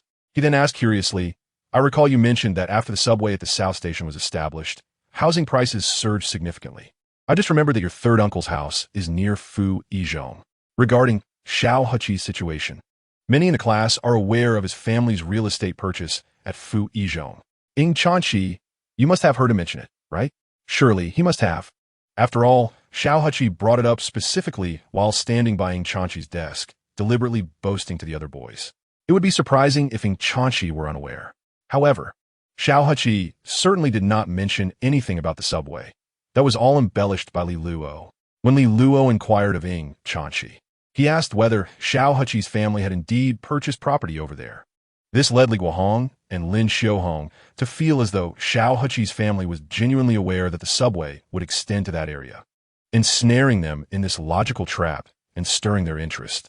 It is noteworthy that the overall property prices in Yuhang City have been gradually declining over the past 6 months. Yet, near the South Station of Injiang District, due to the opening of the subway line, property prices have not only remained stable, but have actually increased. The property belonging to Li Luo's grandfather is currently valued at around 11,000, while properties near the South Station have surged to approximately 15,000. If the subway lines were to reach Fu Yizhong and Qianjiang University in the coming years, would not the potential of his grandfather's property be immense? If the price increase were to match even half of that near the South Station, the returns would be far more enticing than the annual 10% interest from Wei Dongrong's investments. Nevertheless, Li Guohong and Lin Xiaohong are not impulsive individuals, especially since this notion originated from a child like Li Luo. Careful consideration is warranted. Purchasing property is not the same as investing. Their total savings amount to only 600,000 to 700,000, painstakingly accumulated over the past decade. The investment with Wei Dongrong is relatively manageable, requiring a minimum of only 100,000 to start, with less risk involved. However, should they decide to buy a house, even if it is the second-hand property from his grandfather, the urgency to sell would mean a comparatively lower price. Yet, for Li Luo's family, they would still need to secure a mortgage to afford it. A down payment of $600,000 to $700,000 would necessitate taking on at least $1 million in mortgage debt. If property prices were to rise, that would be acceptable, but if they were to fall, it would be a heavy blow for the entire family. Moreover, taking on a mortgage would naturally increase the financial strain on the family, necessitating greater caution in daily expenditures. If that is the case, perhaps your uncle's property is worth considering? Lin Xiaohong hesitated for a moment before speaking to Li Guohong. Let's wait and see. Li Guohong frowned, feeling somewhat uncertain. Regardless, I must visit Wei Dongrong's place that has already been agreed upon. As for my uncle's, I will check it out in a few days and inquire about any subway news. Though he said this, Li Guohong did not expect to gain any insider information regarding the subway line planning. Such news is not something individuals of their standing can obtain ahead of time. If he were able to find out, it would suggest that many in Yinjiang district were already aware. Conversely, the lack of any public information, combined with the fact that Xiao Heqi's family had purchased a property near Fu Yizhong while claiming it would surely yield profits due to the subway extension, made the absence of noise surrounding such news seem more credible to Li Guohong. As for Li Luo, at this moment, he chose not to speak further. As a child, he felt he had said enough at this point. To encourage further discussion might backfire. Today's probing had sufficed. He could slowly gauge his parents' sentiments later, aiming to dissuade them from investing in his uncle's real estate project. Alas, if only Li Luo could display a bit more determination. Lin Xiaohong remarked after a lengthy conversation. If you could manage to get accepted into Fu Yizhong, your father and I would buy your grandfather's property, and you could stay there while attending school. Indeed, Li Guohong chuckled and added, that house is just diagonally opposite Fu Yizhong, only a few minutes walk to school. It would be very convenient and would save you from the hassle of dormitory life. Upon hearing this, Li Luo's eyes sparkled, and his earlier resolve wavered slightly. He then cleared his throat. Can't you have a little faith in me? What if I really get accepted? Huh. Li Guohong found this amusing, saying, if you truly have the ability to get in, I will buy the house without hesitation. If you truly excel, what could your parents possibly deny you? Hearing his father say this, Li Luo raised an eyebrow, but refrained from pushing further. With his parents' words, it should bear some weight once exam results are released. With this thought, Li Luo felt a bit more at ease. The family continued their meal, and by around 6 o'clock, after enjoying their feast, Li Luo obediently stood up, carrying his plate to wash the dishes in the kitchen. The sun is setting in the west. Lin Xiaohong looked at Li Luo in surprise, wondering why he was so proactive today. Of course, it's because my son has become more sensible, Li Luo replied, mustering courage. So, Mom, when will I receive my allowance for the summer? Get lost. Lin Xiaohong rolled her eyes, saying, if you finish washing the dishes first, I might give you a little something. The mother and son bantered across the kitchen door, while Ing Chanchi quietly entered the kitchen to help Li Luo with the dishes. Once the kitchen was tidied up, Li Luo patted Ing Chanchi's shoulder and said, your computer is functional, right? May I borrow it to play for a while? Oh. Ing Chanchi nodded, but don't stay up too late. Otherwise, your mother will scold you again. You're more controlling than my mom, Li Luo scoffed, suggesting, let us just go to your house to study instead. As if I would believe that. Chapter 9. Which summer job pays $500 a day? On the evening of the day the high school entrance examination concluded, Li Luo sat in Ing Chanchi's study, opening her computer and becoming engrossed in the screen. He adeptly logged into his account from 2 decades ago. At this moment, his friend list only included classmates from elementary and middle school. It is foreseeable that he might never meet his high school and college classmates in this lifetime. They are unlikely to reappear in his friend list again. After the high school entrance exam, his life had taken a path entirely different from his previous existence. With a slight sigh, Li Luo opened a web browser and searched numerous well-known websites. In the realm of entertainment, Tencent Video, iQIYI, and Youku Tudou are fiercely competing for market share. Live streaming platforms are also emerging rapidly, with Douyu and Huya making their presence known during this period. Offline, the 3 major food delivery platforms, Meituan, Yeli, Me, and Baidu Waimai, are vying for dominance. The competition in the mobile internet space had not yet settled into the pattern seen in later years. However, for these matters, even with the advantage of being reborn, Li Luo could only observe from the sidelines. Both the 35-year-old Li Luo and the 15-year-old version of himself are merely ordinary individuals, lacking capital, connections, or extraordinary abilities. While the ability to construct a memory palace is advantageous, it is still bound by mental and physical limitations and is not omnipotent. Thus, as he excitedly browsed through the familiar names on the web, his heart gradually cooled, returning to a state of calm. Although the dazzling array of names behind which lies immeasurable wealth, these matters, whether before or after his rebirth, are unlikely to have any connection to him. Checking his pockets, he found only over 30 yuan in pocket money, and considering his minor status, he couldn't even purchase stocks. After contemplating these realities, Li Luo sighed and relinquished the grand blueprints that had been swirling in his mind since his rebirth. Having immersed myself in countless tales of rebirth from previous lives, I find myself merely a beleaguered worker, striving to persuade my parents to purchase a modest abode, which seems far more reliable than any alternative. Beyond this, I can only attempt to earn a bit of pocket money and see where it leads. In these times, nearly every industry necessitates some initial investment to thrive. The few paths that allow one to enter without cost or barriers, while still yielding profit, are scarce, leaving honest labor as the most viable option. With this thought in mind, Li Luo reopened Baidu, searching for two websites, Bilibili and Qidian Chinese Network. Unfortunately, Douyin remains a distant prospect, as it has yet to launch. Otherwise, Li Luo would have preferred to explore that avenue. Presently, he harbors no grand ambitions, merely wishing for his family to be free from worries about food and clothing, and to enjoy a pleasant high school experience. Matters of substantial income can wait until university. What are you watching? The voice of Ing Chanxi suddenly broke the evening stillness. Emerging from behind Li Luo, her head peeked from his right shoulder, her long hair brushing against his face before cascading down to his chest. Why'd you started reading novels? Oh, just browsing, Li Luo replied, inhaling the faint fragrance of her hair. A glance revealed that she had donned her panda pajamas, indicating she had already taken a bath. I want to seal the heavens, Perfect World, The Wild Chronicles, Doa Dala 2, such venerable classics. Are you foregoing gaming today to read novels? Ing Chanxi inquired, curiosity evident in her tone. Do you read? I don't, she shook her head. I need to prepare for my first-year high school subjects, leaving no time for leisure reading. You are too diligent. What do you mean by too diligent? Just a compliment on your industriousness. Understood. I shall retire for the night. All right, good night. Ing Chanxi blinked, her gaze fixed on the computer screen, not meeting Li Luo's eyes. Her tone laced with gentle inquiry. Good night. Arranging the small blanket that Li Luo had gifted her in childhood into a rectangular shape, Ing Chanxi laid it atop her pillow, inhaling its familiar scent, and soon drifted into a peaceful slumber. The following day, shortly after 3 in the morning, as dawn remained but a whisper, Li Guohong and Lin Xiaohong quietly arose. They tiptoed through the dimness, careful not to awaken their son, preparing to head to the breakfast shop for their morning duties. At that moment, Li Luo's bedroom door swung open. Dressed and ready, Li Luo emerged, deftly maneuvering into the bathroom, squeezing past his parents to retrieve his toothbrush and cup. Excuse me, let me brush my teeth. What are you doing up at this hour? Lin Xiaohong asked, astonished at her son's early rising. Off to work a summer job, Li Luo mumbled, toothpaste in his mouth. Li Guohong raised an eyebrow. What prompted this sudden desire to work?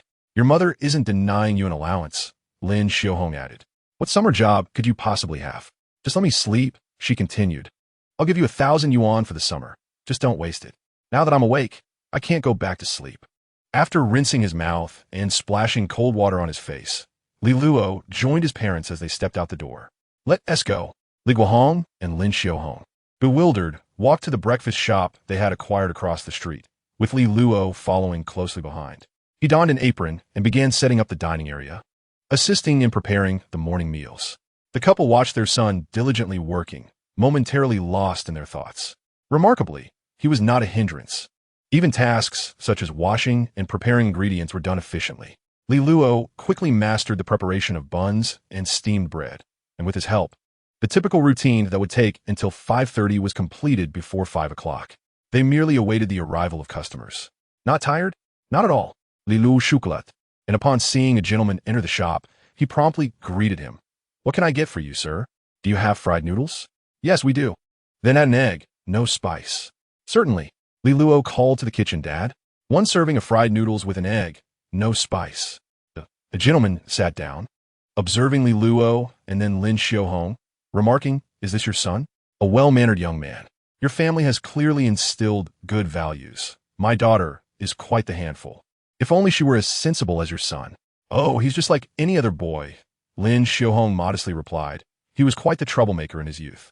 "Boys are all like that." The gentleman chuckled, then asked, "Do you have sweet soy milk hot?"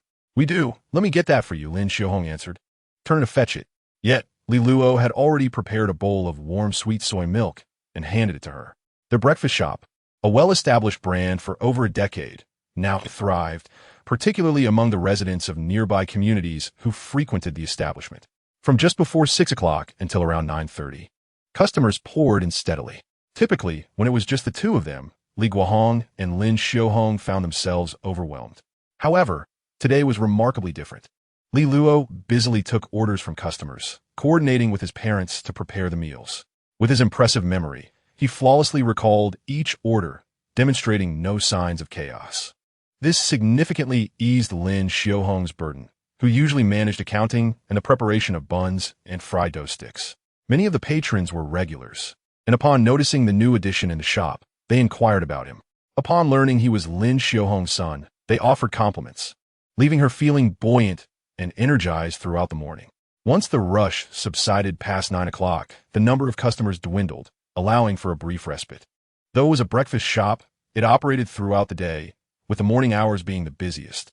After the lunch rush, they would tidy up and reopen in the early evening for one last wave of customers before closing. Having completed the hectic morning, Li Luo stretched outside the shop. Though fatigued, he felt none of the profound exhaustion that often accompanies aging. His body remained spry and invigorated, a testament to his youthful 15 years. Relishing the sensation of sweat trickling down his forehead, he reveled in the beauty of the moment.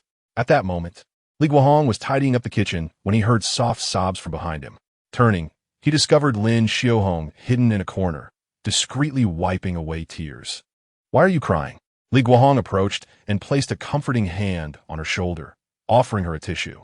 "It's nothing, just happiness," Lin Xiaohong replied through her tears, drying her face and clearing her throat. "Do you think Li Luo has matured? It feels like he suddenly understands everything. I am genuinely pleased. You wouldn't believe how many compliments he received this morning." "That's a good thing," Li Guohong smiled and embraced her. "As long as Li Luo is sensible, we should be content. Boys will eventually grow up and understand." "Yes, you're right." Lin Xiaohong's eyes glistened with tears, yet her smile radiated joy. She approached the counter and retrieved a stack of red banknotes, beginning to count them. "What is this about? Is it pocket money for him during the summer vacation?" Lin Xiaohong remarked while counting, then pulled out 10 bills of Mao Zedong.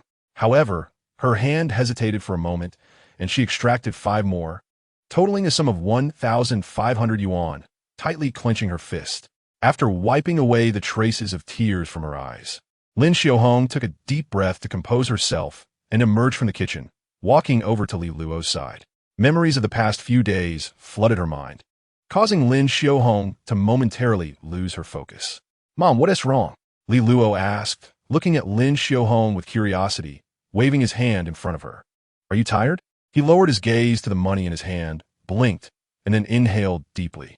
Vaguely, he recalled that during the summer of his previous life, he had played basketball the day before the exam and had quarreled with his parents.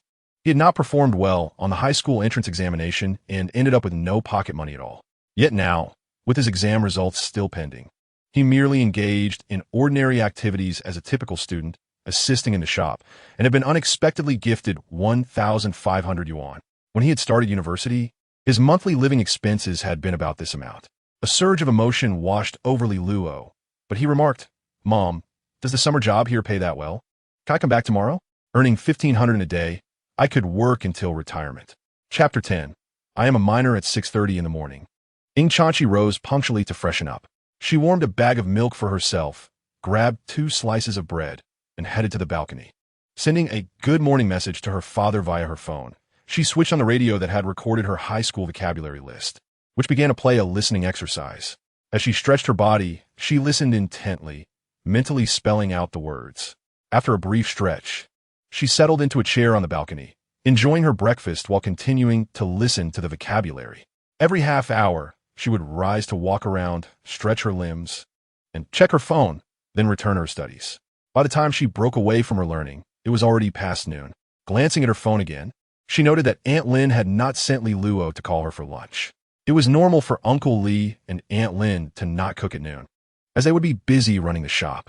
She had told Li Luo the previous day that she intended to diligently prepare for high school, so he likely wouldn't come looking for her to play.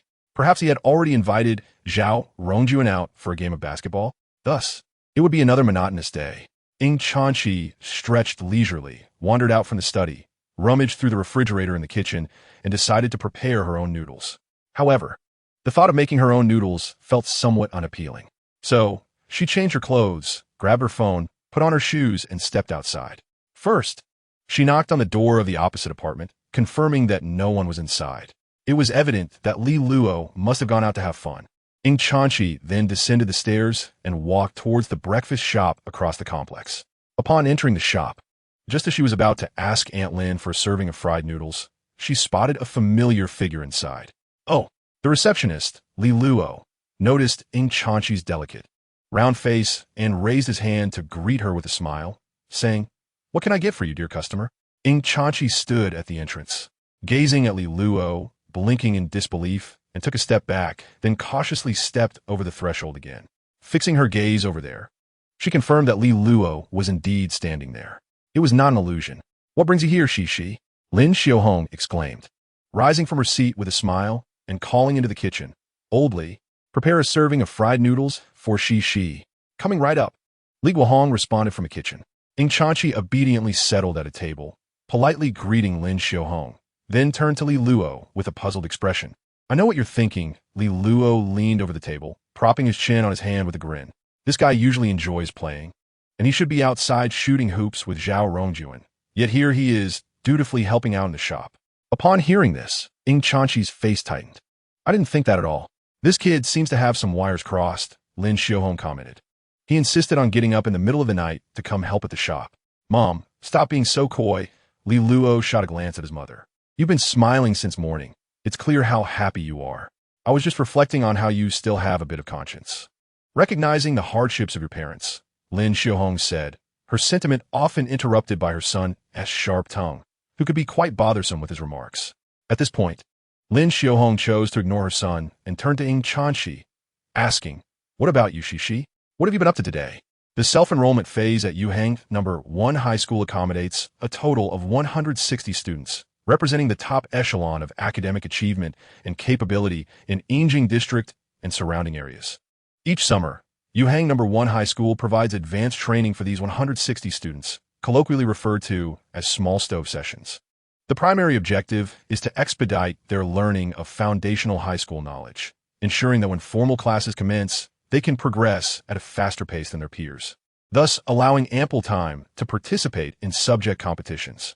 Consequently, although Yuhang No. 1 High School enrolls around 640 new students each year, those admitted through the self-enrollment process are likely to be on an entirely different academic level than those who enter subsequently. Students like Ying Chanqi, who exhibit exceptional academic prowess, are certainly among those closely monitored by the school from an early stage. "Look at Shi, even during the holidays, she diligently studies every day," Lin Xiaohong remarked. Turning to Li Luo, Li Luo sighed, having become immune to his mother's comparisons with other children. In his youth, he might have argued with her, but now he simply said to Ying Chanqi, "What my mom means is that studying too hard can be exhausting. You also need to take time to relax and enjoy yourself. That's something you could learn from me." Upon hearing this, both Lin Xiaohong and Ying Chanqi turned to him with peculiar expressions, likely pondering how he could dare to say such a thing. Fried noodles are ready. At this moment, Li Guohong appeared at the right time, placing a fragrant bowl of fried noodles in front of Ying Chanqi. Li Luo also served her a bowl of light seaweed soup. Ying Chanqi picked up her chopsticks, took a sip of the seaweed soup to moisten her throat, and then began to savor the noodles. "Mom, the shop shouldn't be too busy in the afternoon, right?" Li Luo inquired. "Not busy at all, why?" "Understood, then go ahead." "Oh, sure." Ying Chanqi nodded in agreement. "Want to hang out together?" "I won't."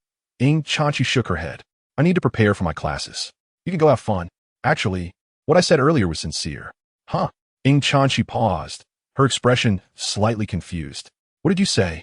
"I said." Li Luo glanced at her. You should occasionally allow yourself to unwind and engage in activities you enjoy. Upon hearing this, Ing Chanchi instinctively shook her head. No, I enjoy studying. After returning home, Li Luo took a nap and then slipped over to Ing Chanchi's house. Although they hardly spoke throughout the afternoon, Ing Chanchi felt significantly more at ease than in the morning. Every half hour, she would take a break, stretch, and sneak into the study to see what Li Luo was up to. Each time she approached the study, she could hear the sound of rapid typing from within, and when she finally entered, she found a screen displaying an animated series. Ing Chanchi was puzzled, but did not inquire further, thinking that perhaps Li Luo was playing games but pretended to be watching anime in fear that she would tell Aunt Lin. Thus, they both understood each other without words, and she returned to her room to study. June 20th. In Chongqing City, the Wenyue Group's Chidian Chinese Network Editorial Department. Editor Qian Zhou of the Urban Fiction team is currently reviewing manuscripts. Having just taken office a month ago, he lacks an extensive pool of author resources, with only a sparse number of submissions to the internal email. Therefore, he is left to sift through the submissions from new authors available directly on the website. As he scrolls through the newly published works, which range from a few thousand to tens of thousands of words, it often takes him browsing through 20 or so titles before he can find one that meets the signing criteria. As lunchtime approaches, just when he is on the verge of dozing off from fatigue, he stumbles upon a piece of urban entertainment literature. The narrative involves a protagonist who traverses to a parallel world where familiar music, literature, and film works have vanished. Upon awakening from this journey, the protagonist finds himself at the concert of a rising pop star, chosen as a lucky audience member to perform a song. To his astonishment, the protagonist possesses a system that enhances his abilities, and with a single performance of Dongfeng Pe, he captivates the audience. After a swift examination of the plot, Qinzhou raises an eyebrow and decides to delve deeper. The writing is straightforward and uncomplicated, with the system's mechanics revealing themselves gradually alongside the storyline, devoid of the rookie's tendency to overwhelm readers with excessive exposition. He has not come across this author before. Perhaps this is just an alias of a seasoned writer? Rebirth, it seems, implies a desire to live a second life. Surely, this must be an old hand attempting a fresh start under a pseudonym. Qianzhou muses, perhaps even a frequent contributor. He promptly sends a signing invitation through the back end of the book's page, eager to secure the title before other editors catch wind of it.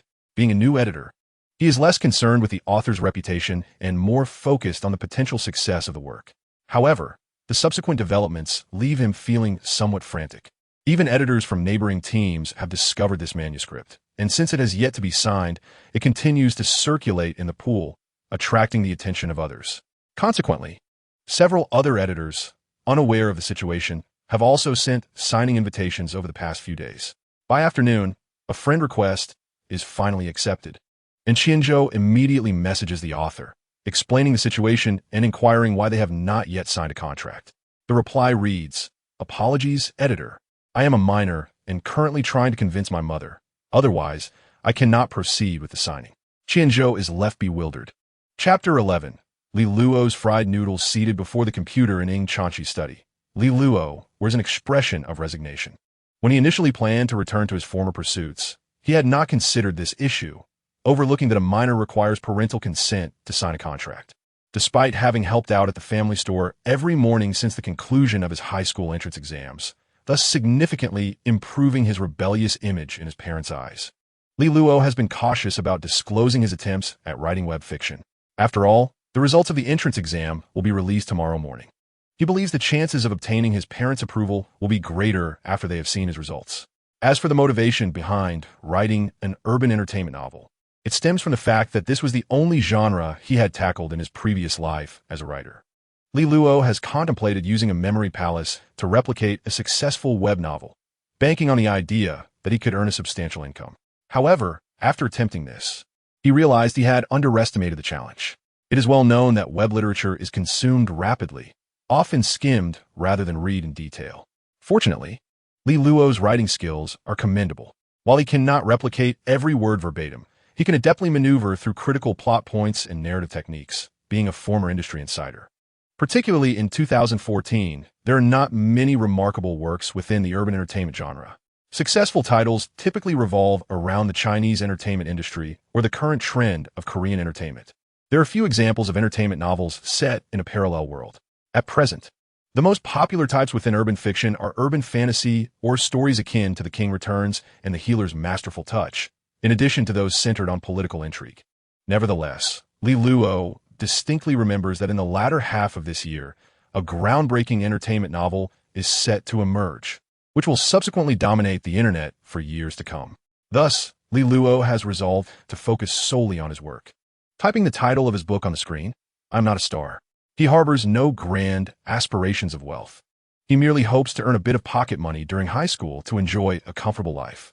With this straightforward ambition, he successfully receives several signing invitations from different editors, one of whom even adds him as a friend. Qianzhou, far away in Chongqing City, stares at his computer screen with the disbelief of an elder examining a smartphone, skeptical of whether the individual on the other side is attempting to deceive him. So, what is your current age? He inquires. I am 15 years old. If my birthday occurs in the latter half of the year, I will be 16, comes the reply. Are you certain you are not joking? Qianzhou presses. Absolutely true, editor. Please wait a few days.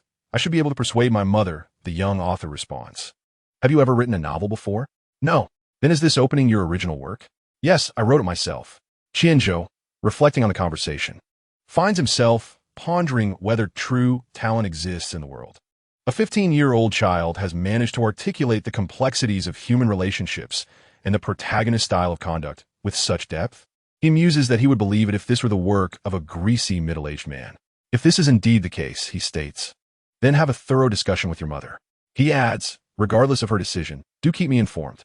If your mother has any questions, she is welcome to reach out to me. All right. Thank you, editor. After addressing the editor, Li Luo resumes, typing away at the keyboard until around 8:30 in the evening. The sound of the door opening signals the arrival of Ying Chanqi, carrying a backpack and wearing slippers, enters the study, only to find Li Luo deeply engrossed in an anime. You haven't spent the entire day playing on my computer again, have you? She inquires, laying her bag on the sofa. She steps into the study with a hint of exasperation. You finally showed willingness to study. You should take the opportunity during the summer to preview the high school textbooks. Well, Ying Chanqi hesitates before responding. Isn't it appropriate for students to have a break? Precisely. Li Luo snaps his fingers, rising from his chair to push Ying Chanqi gently onto the living room sofa. He then moves behind her to massage her shoulders, saying, as the saying goes, one must balance work and rest. After the arduous final semester of junior high, summer vacation should be a time for students to unwind. How's the pressure? Should I apply more or less? He asks. Ying Chanqi closes her eyes, savoring the massage, and replies, just right. However, before she can retort, her stomach grumbles audibly. Li Luo raises an eyebrow and chuckles. See, that's the consequence of not relaxing properly. Your stomach is growling from neglect.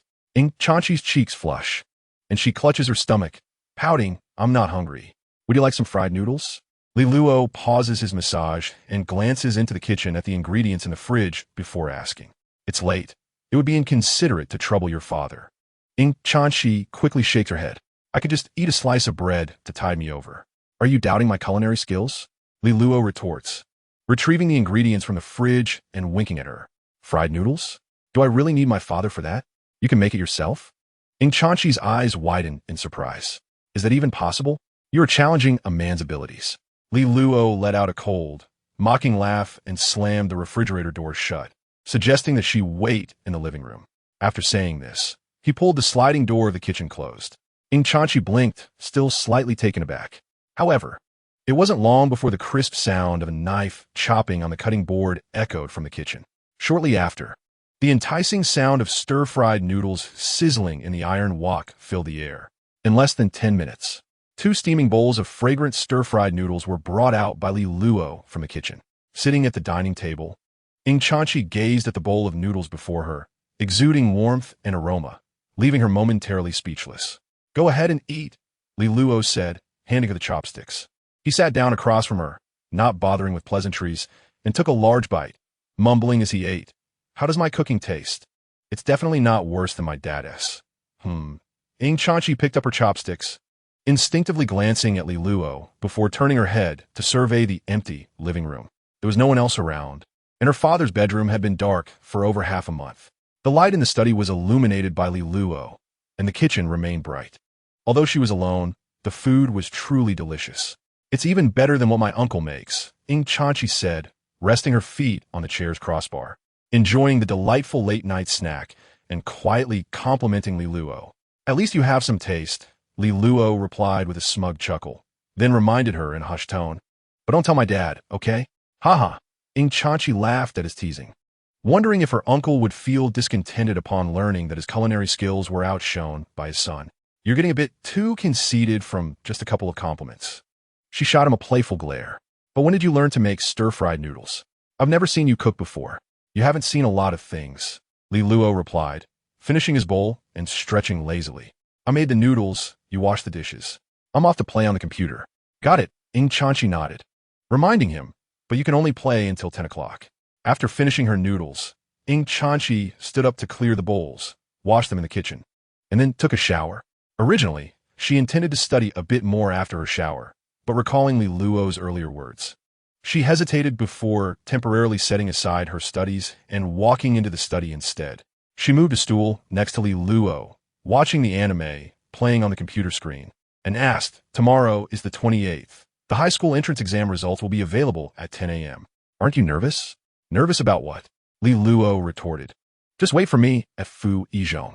Seeing him so confident at such a critical moment, Ing Chanchi began to doubt.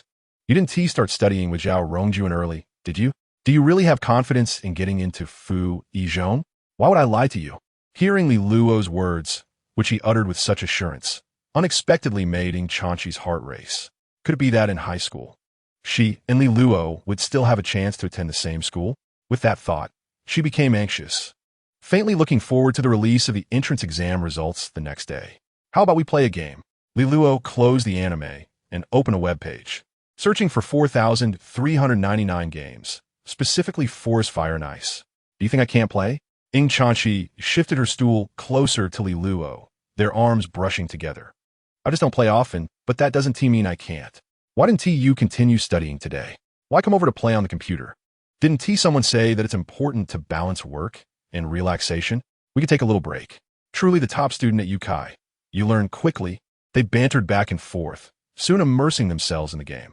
However, midway through, Ing Chanchi fumbled several times, causing her ice character to evaporate in a sea of lava. Are you even capable? Li Luo looked at her with skepticism. Stop it, Ing Chanchi puffed her cheeks. It's all your fault for mentioning that you could get into Fu Yizhong. Now I'm only thinking about your entrance exam results, and it's making me so anxious. Why are you so concerned about my results? Li Luo asked. If you get in, we will be at the same school. Ing Chanchi looked at him with wide eyes, speaking earnestly. If you try hard in high school, who knows, you might even get into Qianjiang University with me? You have quite the high opinion of me, Li Luo chuckled. Even students from Fu Yizhong only have a chance to touch the threshold of Qianjiang University if they're among the top 50 in the school. Everyone needs dreams. Ing Chanchi's eyes sparkled as she fixed her gaze on Li Luo. If you truly manage to get into Fu Yizhong, I believe Qianjiang University will not be a problem. You seem more confident in me than I am in myself. Chapter 12. High school entrance exam results on June 28th. At 3 o'clock in the morning, Li Guohong and Lin Xiaohong were already awake but still lying in bed, not yet getting up to wash and dress. Wei Ve already checked Wei Dongrong's place and looked at Uncle S' apartment. Lin Xiaohong turned to her husband. What are your thoughts now? Regarding Wei Dongrong. I can't say much, Li Guohong frowned. Wei Ve already looked at that piece of land. Right now, I'm just a bit uncertain. Lin Xiaohong nodded in agreement. According to Wei Dongrong, the Yinjian district will focus on developing that area, and once the houses are built, they will certainly sell well. I was thinking, if that's the case, then the properties near Fu Yizhong must have even greater potential, especially with Qianjiang University nearby. Li Guohong pondered for a moment before continuing. But with Wei Dongrong, it's mainly an investment. The houses themselves have little to do with us. We are just benefiting from the interest. If we buy Uncle S' apartment, then whether we profit or lose will be entirely tied to the property market. We haven't gathered any information about the subway, either, and we're unsure if what Li Luo said holds any weight. Speaking of Li Luo, Lin Xiaohong's expression softened for a moment as she thought about the changes in her son over the past few days, warming her heart. However, she soon furrowed her brows in worry. Today is the 28th. I remember the results are coming out in the morning, right? Yes, Li Guohong recalled upon her prompting, then chuckled, if that kid actually manages to get into Fu Yizhong, shouldn't we just buy uncle's apartment outright? Do you actually believe him? Lin Xiaohong shot him a look. Though he has indeed matured quite a bit recently, he only had Cece help him review the day before the exam. Just getting into a few average high schools would be a success. I was just saying that. Li Guohong shook his head. Everyone needs a little hope. What if? Exams aren't like a lottery, Lin Xiaohong sighed. If he had only been a bit more sensible during his 3 years of junior high and studied more with Cece, I would certainly believe in our son's abilities to get into Fu Yizhong. But who made him so disobedient previously? Now, I just hope that when he enters high school, he can turn over a new leaf, study hard, and often seek advice from Cece. Cece is such a good child. Li Guohong couldn't help but sigh. Olding truly raised a wonderful daughter. Indeed, Lin Xiaohong agreed. Recently, Cece has been attending summer classes at Fu Yizhong, while your son has been coming over to play computer games every day. That is how the gap between people forms. It's summer. It's good to relax a bit. Look at Li Luo. He has also been waking up early to help us at the store every day. Li Guohong chuckled lightly before patting his wife's shoulder and getting out of bed. Meanwhile, Li Luo had also gotten up on time to wash up and followed his parents to help at the breakfast shop. He himself was fine, but Lin Xiaohong seemed a bit distracted throughout the morning. She occasionally picked up her phone to check the time, confirming it was yet 10 o'clock before putting her phone down to continue working. By 9 o'clock, as the number of customers in the shop began to dwindle, Li Luo took his mother's phone to log into his own account. At that moment, their class group chat was buzzing with excitement. SHOHQ. Everyone, do not forget the graduation ceremony at 3 o'clock this afternoon. Please remember to arrive at the classroom early to check in. Later in the evening, we will gather for dinner at NGG, where teacher Zh Ing and others will join us. SHOHQ. The results of the Zhongkao can be checked at 10 o'clock, and it may be available a few minutes earlier. If anyone is anxious, you can start calling at 9:50. ZH or NGJN. Got it. XYN. What did you receive? Brother, you're already attending the advanced class at FYZHing, right? JNYTing. I truly envy you. I have no idea if I will pass. L. Lu casually flipped through the messages, lacking the desire to speak in the group, merely confirming the time of the afternoon graduation ceremony. The other students were also rather quiet. Aside from the few top achievers, only some indifferent students were making light-hearted remarks in the group. The rest were anxiously awaiting the impending judgment at 10 o'clock, with little inclination for conversation. As the clock neared 10, Ying CHNX, who did not have classes on weekends, meandered out his home to find L. Lu at the shop. Why are you here so early? L. Lu glanced at Ying CHNX. Isn't it still too early for lunch? Are you craving fried noodles? Ying CHNX shot him a glance and muttered softly, you know the answer already. XX is worried about your results. L. and she Ing playfully tapped L. Lu on the back of his head. Is it 10 yet? Can you make the call? A few minutes left. No need to rush. L. Lu remained unperturbed, knowing the content of the exam in advance. Although he did not have the answer key, he had a rough estimate of his score after completing the exam. For the Chinese exam, he was uncertain about a few reading comprehension questions and the essay score, estimating a score just above 100. As for mathematics, even with Ying CHNX's assistance, he was still perplexed by the last question of the multiple choice and fill-in-the-blank sections. He managed to answer the first two parts of the last big question, but the final question was somewhat beyond the syllabus. Despite having seen a similar problem solved by Ying CHNX, he could not replicate the thought process or steps. Confronted with such mathematical challenges, he could only scribble a few steps in hopes of earning some partial credit. Nevertheless, he estimated that his mathematics score might hover around 110. The English section was straightforward. As long as he recognized each word and could refer to the pre-noted collocations, it posed little difficulty. Even the listening part, thanks to his memory palace technique, was manageable, allowing him to prepare adequately. Thus, if he did not lose too many points on the English composition, he might achieve a score exceeding 115. As for politics and history, it was needless to say, barring any careless mistakes, his total score should exceed 45. However, science, encompassing many physics and chemistry concepts, demanded additional time for review that he lacked, resulting in some challenging problems that he could not fully consult Ying CHNX about. This might lead to a lower score, but with a maximum of 180 points, he estimated at least 140. Calculating all this, It seemed certain that he would easily surpass the scoreline for FYZHing, potentially by a considerable margin. Lu initially contemplated concealing his high performance, as such a dramatic increase in scores was rather conspicuous.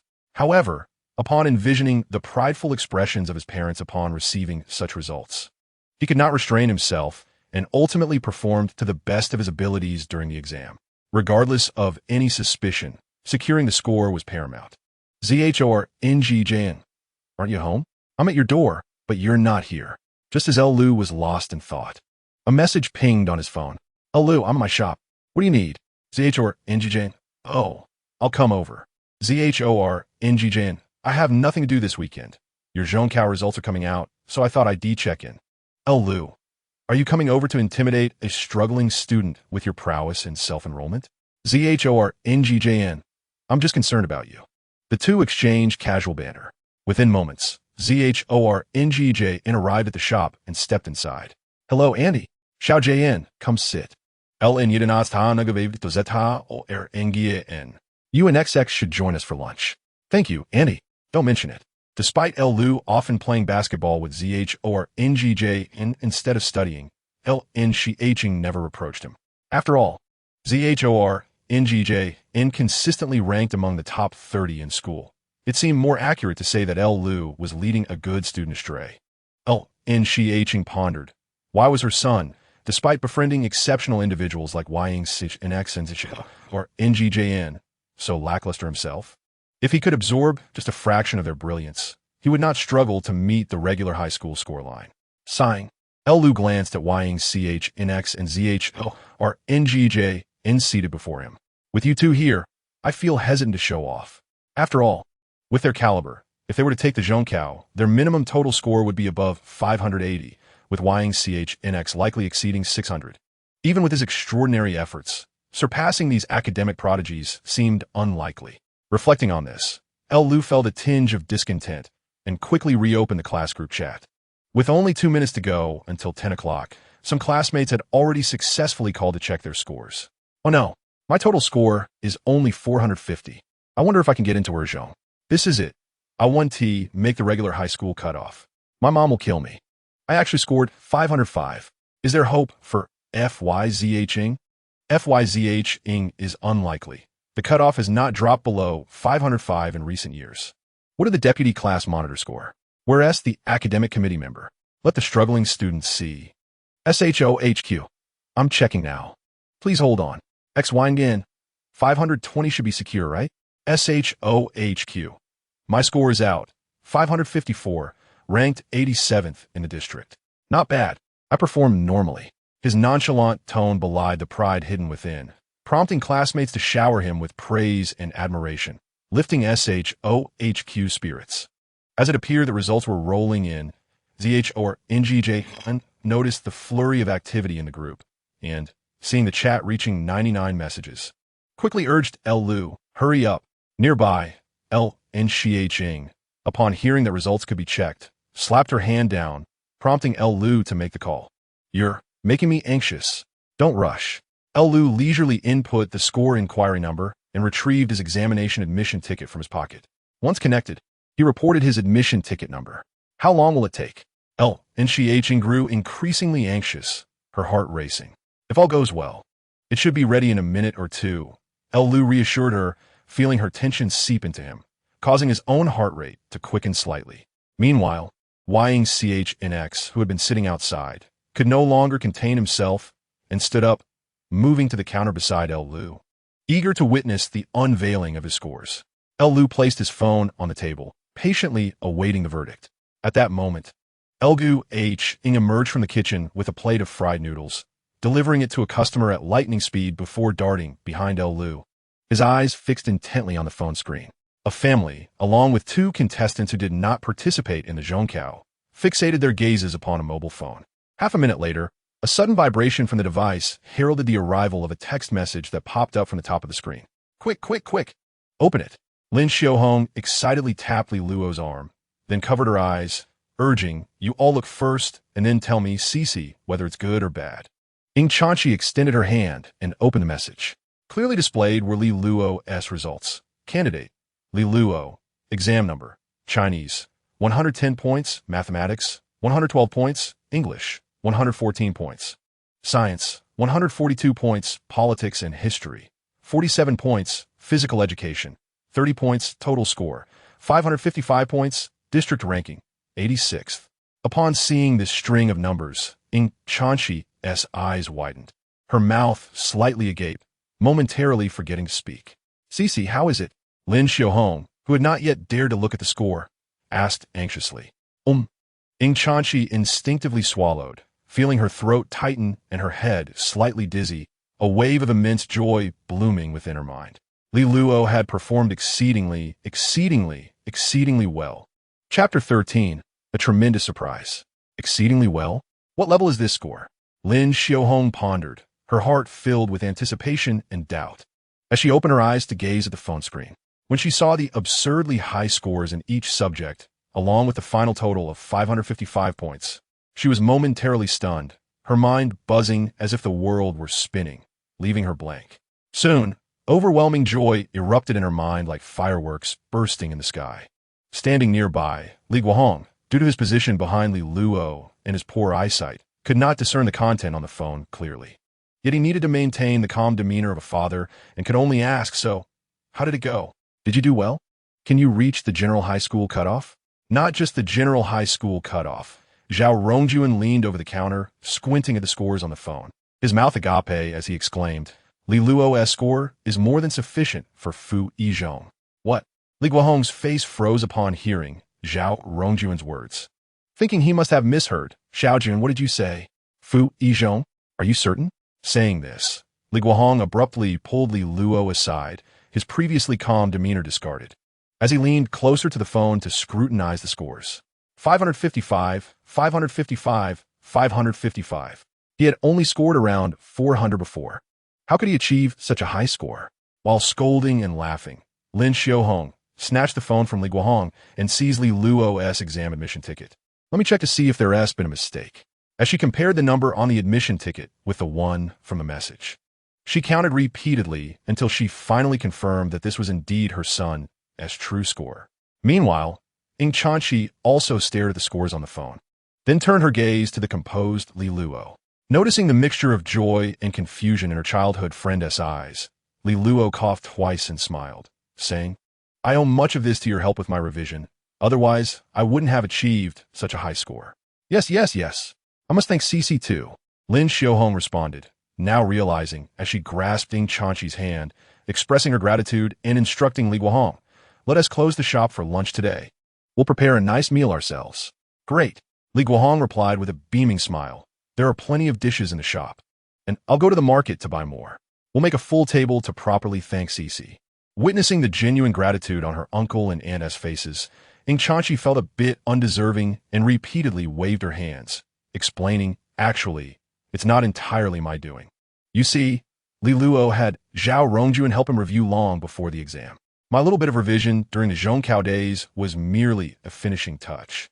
If 2 days of review could elevate scores from the 400s to 555, I could apply for an excellent teacher title at school." Upon hearing this, Lin Xiaohong and Li Guohong were momentarily taken aback. No wonder Li Luo had been so adamant after the exam, insisting he would definitely get into Fu Yizhong. He had been plotting all along. "You rascal."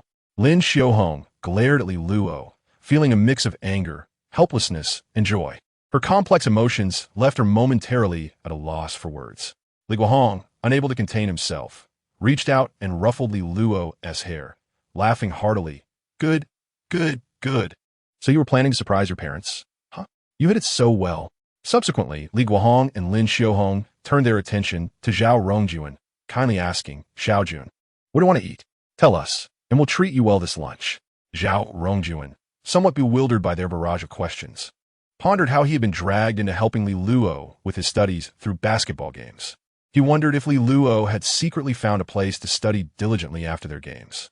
Contemplating this, Zhao Rongjuan looked at Li Luo with suspicion. Upon seeing Li Luo's nonchalant expression, he felt a shiver of respect within him. Who would have thought? The one who hit it the deepest was you, uncle and aunt. Zhao Rongjuan said earnestly, believing Li Luo's quiet hard work should not go unnoticed. This is all Li Luo's own effort. It has nothing to do with me. All right, all right. At this point, Li Luo had approached Zhao Rongjuan, grabbing his shoulder. Stop being modest. Just hurry and say what you want to eat. I remember you love eels, right? And pig-s ears, correct? I'll have my dad prepare those for you. Zhao Rongjuan watched as Li Luo's uncle and aunt exited the shop, feeling somewhat perplexed, before turning to Li Luo with a bemused expression.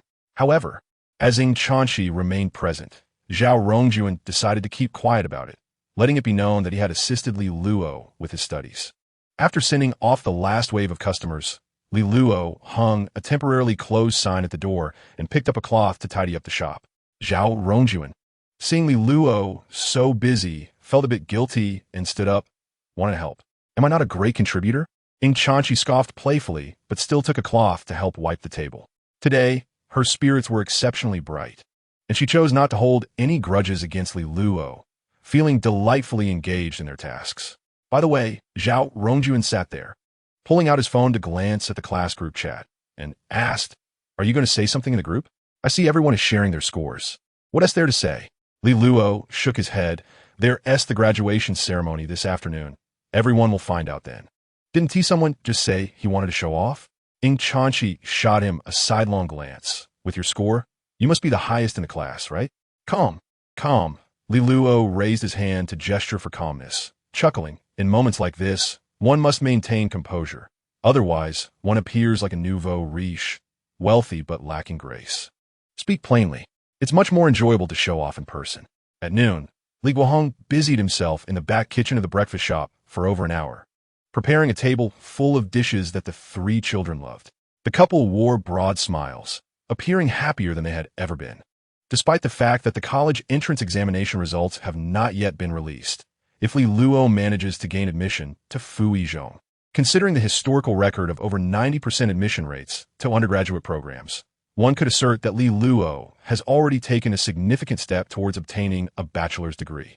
This joyous occasion prompted Lin Xiaohong to graciously present Li Guohong with a bottle of liquor, pouring him a glass. "Today, drink to your heart's content. I shall not restrain you," she declared, even pouring herself a modest amount. Subsequently, she fetched a large bottle of juice and filled glasses for the three young ones. Li Guohong, witnessing this, rose to raise his glass, cheerfully proclaiming, "Li Luo, let us celebrate alongside our two little contributors." Lin Xiaohong, also smiling, stood to raise her glass as she added, "From now on, you shall remain classmates at the same school. Do communicate often and let Li Luo learn from you." Meanwhile, Ying Chanxi, with a gentle smile gracing her face, stood up to clink glasses with the adults, then pulled Li Luo up to toast, saying, "Congratulations, Li Luo, on your admission to Fu Yizhong." Observing the lively scene before him, Li Luo downed his drink in a bold manner, giving the impression to onlookers that he was consuming liquor. He savored the taste of the juice for a moment, feeling somewhat unsatisfied, and turned to his father, saying, "Dad, pour me a glass too." "What do you mean by pour me a glass?" Lin Xiaohong scolded playfully, swatting his hand away. "Minors are not allowed to drink alcohol. Enjoy your juice." All right, Li Guohong chuckled. "Let us eat, or the dishes will grow cold." Although he had always run a breakfast establishment, Li Guohong's culinary skills were of a master chef's caliber, creating delectable dishes. Especially when prepared in the restaurant's large pot, the enticing aroma wafted about. And Li Luo and the others relished their meal with great enjoyment. During dinner, Lin Xiaohong inquired, "What was last year's admission score for Fu Yizhong?" "Last year was 507 points. Ying Chanxi instinctively replied, then added, "Don't worry, Aunt Lin, Li Luo ranked 86th in the entire district in this year's entrance examination. He is guaranteed a place at Fu Yizhong, so there's no need to consider the scoreline." Indeed, Zhao Rongjun nodded in agreement. Excluding those admitted through our independent recruitment, Fu Yizhong will still enroll over 400 new students. Li Luo's ranking is surely secure. With the confirmation that her son could indeed enter Fu Yizhong, Lin Xiaohong felt increasingly reassured, even serving herself an extra bowl of rice. "Didn't he already give me some?" Li Luo waved his hand dismissively. "No need to worry, we'll be leaving now." Watching the children depart from the shop, Lin Xiaohong's face broke into a smile of contentment. Leaning against the doorway, a gentle breeze tousling her hair, she exhaled softly, feeling as though an invisible burden had been temporarily lifted, leaving her light and almost ethereal. Her son's remarkable performance in the entrance examination made her feel as if she were in a dream. What is the matter? Did they go to school? After tidying up the kitchen, Li Guohong approached the door, peering out, then wrapped his arms around his wife, smiling. Are you happy now? Oh, please, we're in public. Don't be so affectionate. Lin Xiaohong playfully pushed him away, though her efforts were half-hearted, leaning against him nonetheless. What is wrong with a little hug when you're happy? Li Guohong embraced her a bit more tightly, both of them easing into the thrill and joy of the day. Once Lin Xiaohong regained her composure, she half-reclined against Li Guohong and suddenly said, Old Li. Buy that apartment from your younger uncle. I was thinking the same. The couple exchanged knowing smiles, their minds already made up. Chapter 14. Class Report Cards. Teacher Zhang. Teacher Wang, please hand over the report cards. The teacher from the Academic Affairs office approached the office door, knocking softly. Coming. Wang, seated nearest the door, stood up to receive the 2 report cards. The Academic Affairs teacher smiled and remarked, Class 6 performed quite well. 2 students are potential candidates for Fu Yizhong. That would be Lin Yuan and Hua Xiao, right? Teacher Wang chuckled, having anticipated the outcome, and continued, Class 5 is still a bit stronger. Indeed, Class 5 is slightly more formidable. The Academic Affairs teacher concurred. This time, 3 students are assured admission to Fu Yizhong. At this moment, Teacher Zhang also walked over, accepting the report cards from Teacher Wang. He had already anticipated the Academic Affairs teacher's comments. So, the 3 students are as expected, Xiao Heqi, Su Yinghuan, and Jin Yuding. As Teacher Zhang contemplated this, he glanced at the list. The top scorer should be Xiao, but Li Luo? On what? When Zhang Wei saw Li Luo's name, he was momentarily taken aback, pondering whether the list was arranged by scores. However, Li Luo's student number was not 1. With that thought, Zhang Wei's gaze shifted to the score column. Chinese 110 points? Math 112 points? No way. English 114 points? Are you sure the name is correct? Science 142 points. Politics and History 47 points. Total score 555 points. Class 1st, School 18th, District 86th. Zhang Wei stared at the report card in silence for a moment, then continued to read down. Xiao Heqi scored 554 points. Su Yinghuan 520 points. Jin Yuding 508 points. Given that the previous year's admission scores for Fu Yizhong typically range between 507 and 515 points, Jin Yuding's situation was indeed precarious. However, the top 3 were undeniably secure. Yet among these assured students, one name appeared that Zhang Wei could not have anticipated. Teacher Li. Zhang Wei looked up at the Academic Affairs teacher, unable to suppress his curiosity. Are we certain about Li Luo's score? What's wrong with Li Luo? Teacher Wang, standing nearby, leaned in with curiosity, glancing at the report card in Zhang Wei's hand, and exclaimed, What? 555 points? 110 in Chinese? Is this for real? As a Chinese teacher for both Class 5 and Class 6, Teacher Wang was utterly astonished by this Chinese score.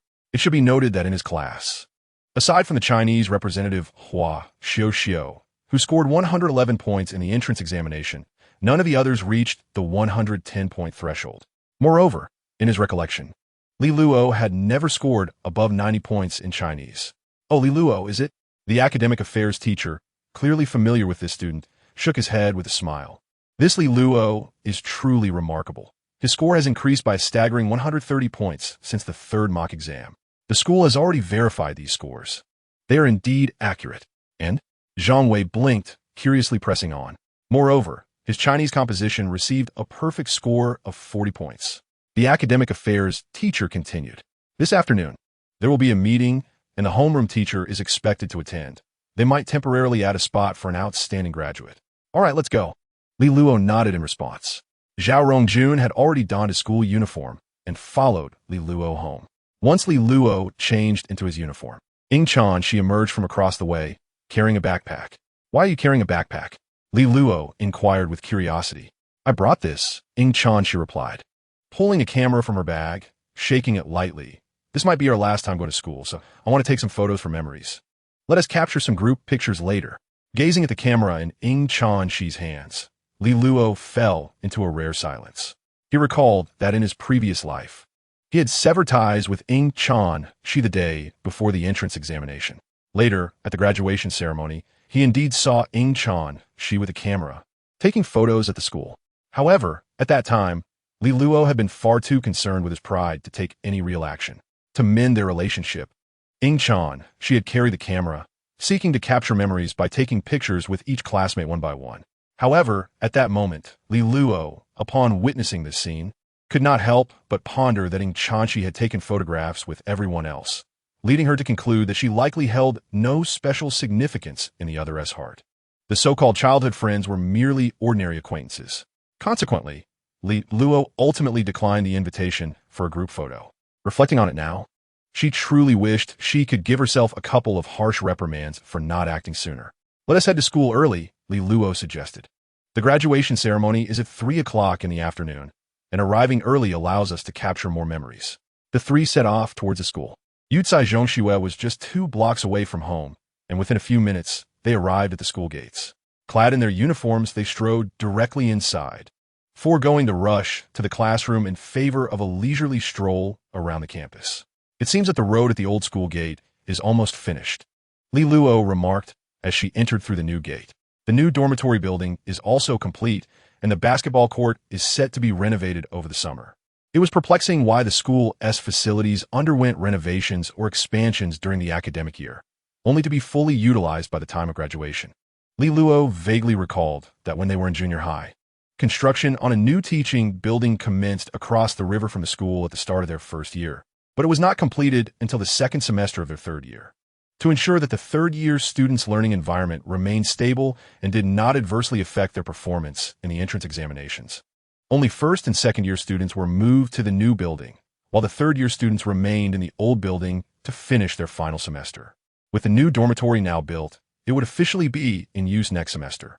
It was said that not only would the dormitory shift from 8-person to 6-person rooms, but it would also come equipped with air conditioning and larger bathrooms. However, such developments had little relevance to the graduating class. Rumor had it that the old teaching building was also slated for renovations. Ying Chanchi, holding a camera, began searching for suitable spots, expressing that while the old school had its charm, the renovations, though visually appealing, rendered it somewhat unfamiliar. Li Luo nodded in agreement. "Exactly. Let us take some photos to preserve these memories." Meanwhile, Zhao Rongjuan turned to Li Luo and Ying Chanchi, pondering for a moment before suggesting, "Why don't you two take the photos? I'll head to the classroom and see if there's anything I can assist Teacher Zhang with." "Where do you think you're escaping to?" Li Luo firmly grasped his shoulder. "How can we take a group photo with just the two of us?" Zhao Rongjuan, who initially intended to slip away, was compelled to stay and dutifully became a competent photographer. However, it was not solely about Li Luo and Ying Chanchi. Everyone was classmates. After all, and naturally, all were to be included in the commemorative photos. Yet, compared to the photos of Li Luo and Zhao Rongjuan with their arms draped over each other's shoulders, and Ying Chanchi leaning slightly towards Li Luo, their sleeves brushing against one another, Zhao Rongjuan and Ying Chanchi's pictures were far more reserved. They could fit at least half a person between them, and Zhao Rongjuan's tense expression was evident as he hesitated even to flash a peace sign. "Do you remember the time you climbed down there?" Ying Chanchi pointed towards the stream at the edge of the bridge. Li Luo nodded, of course remembering. A small stream flowed through the middle of the school, but for safety reasons, it was surrounded by a high fence with only the 2 bridges allowing access at slightly lower heights. Back then, when Ying Chanchi's jacket accidentally fell from the bridge, Li Luo climbed down to retrieve it, only to be caught by a teacher and subsequently reprimanded before the entire school. "Hey, what are you all doing here?" Just as they were taking photos by the bridge, their homeroom teacher, Zhang Wei, happened to pass by after a meeting. Spotting Ying Chanchi and the others, he approached with curiosity. "Teacher Zhang." Ying Chanchi lowered the camera and greeted him. "We're taking photos. Would you like to join us for a group picture?"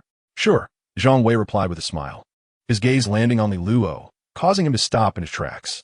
"Oh, Li Luo is here too." With that, Zhang Wei quickly stepped forward, laughing heartily as he playfully patted Li Luo's shoulder. "You've really made a name for yourself. Several teachers were talking about you just in the office." "Hello, Teacher Zhang," Li Luo chuckled awkwardly, shamelessly inquiring, "What were they saying about me?" "I'd love to hear." Truth be told, as a homeroom teacher, Zhang Wei often found himself exasperated by the antics of mischievous students. However, when it came to graduation and reflecting on which students left the most lasting impressions, it was invariably the troublemakers who stood out. While Li Luo may not have been the most outrageous, she had certainly caused her fair share of headaches for Zhang Wei during her 3 years in junior high. Now, having achieved remarkable academic success, Li Luo had ascended from barely meeting the requirements for an ordinary high school to surpassing the entrance threshold of the top-tier school by a significant margin, much to Zhang Wei's astonishment.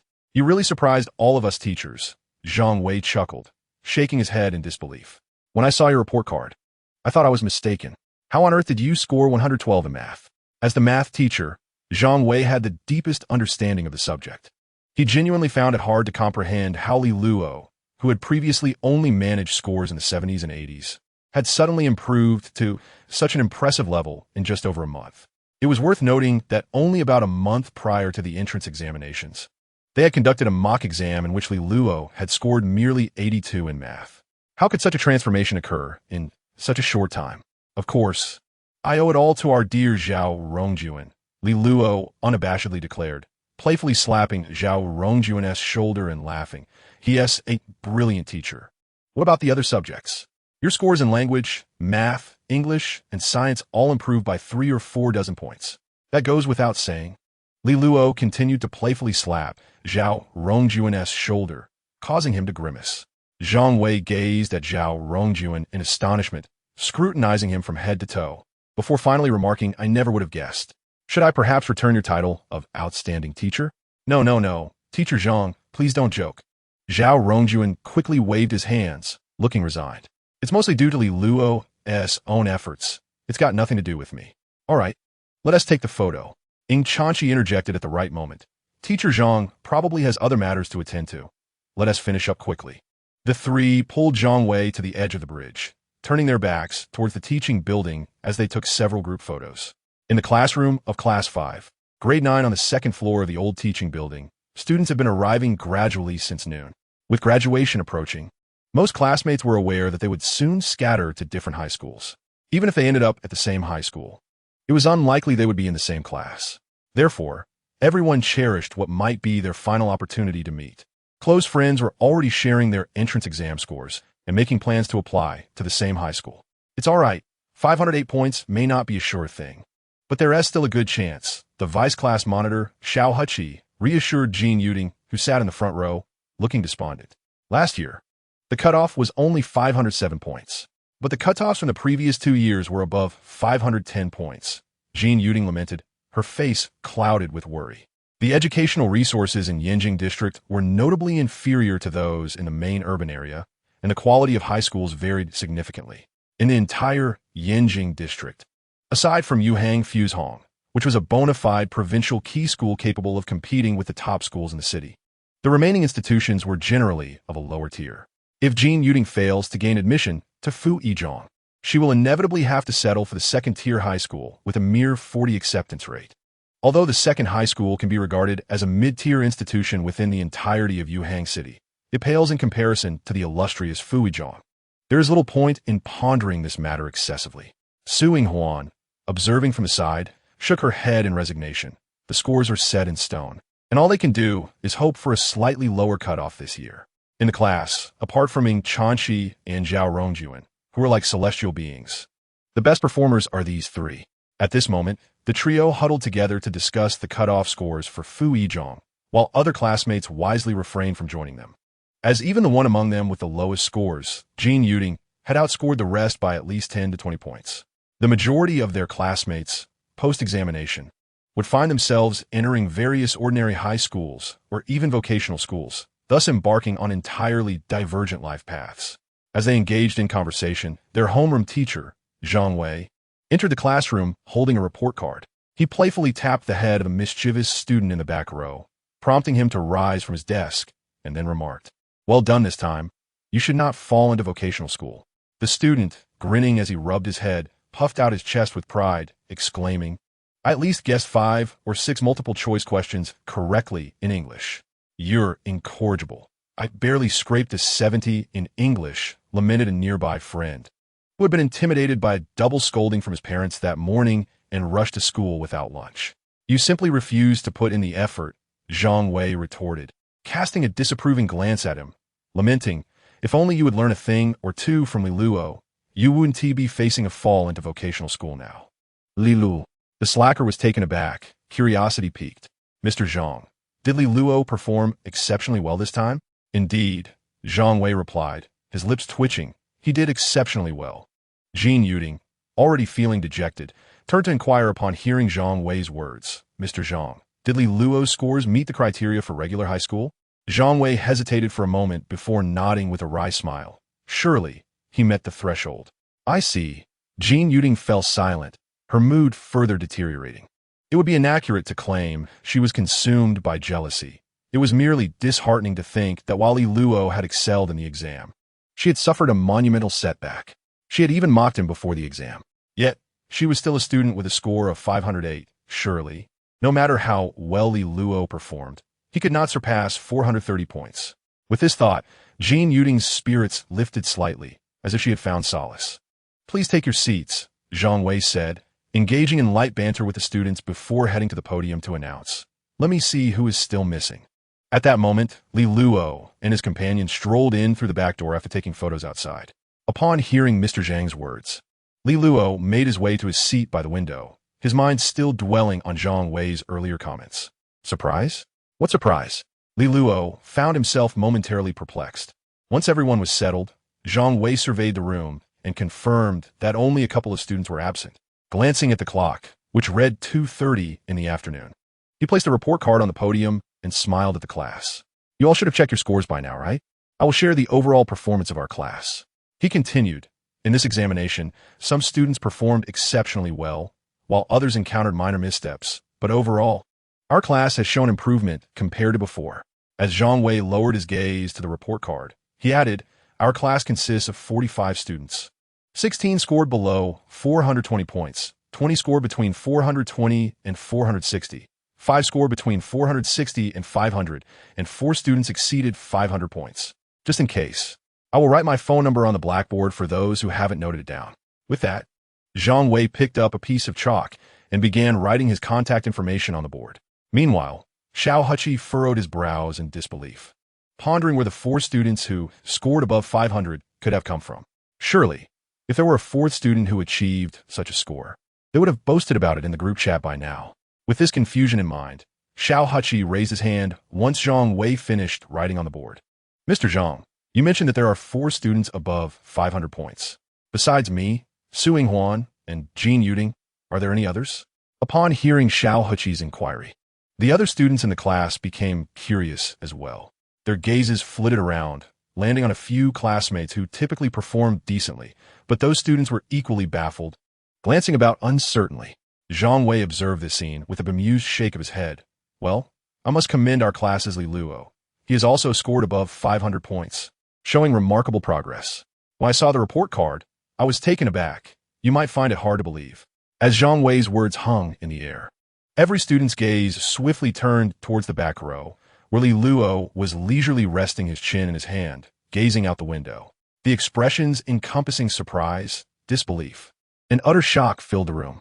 Li Luo exerted immense effort to suppress the smile, threatening to break free from his lips.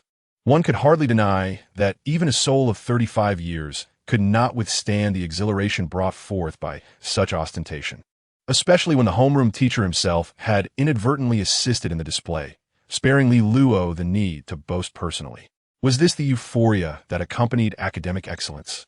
He scored so high. Jean Yuding, seated in the front row, turned to stare at Li Luo, her face a mask of astonishment. Having only achieved a score of 508 herself, the realization that Li Luo had also surpassed the 500-point mark struck her profoundly. Did this mean Li Luo was trailing her by only a handful of points? If the cutoff score for Fu Yizhong was particularly high this time, might she find herself entering Erzhong alongside Li Luo? The thought darkened her expression considerably, particularly as she recalled her pre-exam mockery of him. The stark contrast between their scores now made her wish to vanish into the ground. Hadn't Li Luo only scored in the low 400s previously? How could he have improved so dramatically? Meanwhile, Su Yinghuan could not help but cover her mouth in astonishment, exclaiming, "How incredible!" She quickly stood and approached the podium to inquire about the report card. Mr. Zhang, may I see it? I want to check Li Luo's score. Leveraging her status as a diligent student, Su Yinghuan displayed her vivacious personality in front of the teachers, often indulging in playful charm. Zhang Wei, clearly accustomed to her antics, smiled and handed her the report card. Here you go. Eagerly, Su Yinghuan accepted the report card, instinctively searching for Li Luo's score behind Jin Yuting. However, after a brief glance, she noticed that everyone behind Jin Yuting had scores beginning with a 4. This left her momentarily stunned. What's the score? Su Yinghuan, speak up, called out her classmates from the podium, jokingly adding, it couldn't possibly be higher than our class monitor's score, could it? Few believed such a claim. Jin Yuting scoffed internally, thinking that if Li Luo could score above 500, it would be a miracle and certainly not higher than Su Yinghuan's 520. If that were the case, would Li Luo not be on his way to Fuizhong? As Jin Yuting pondered this, her neighbor, Ying Chanxi, wore a satisfied smile, propping her chin on her hands while gazing at Su Yinghuan, thoroughly enjoying the astonished expressions on her classmates' faces. An outsider might have mistaken it for admiration of her own report card.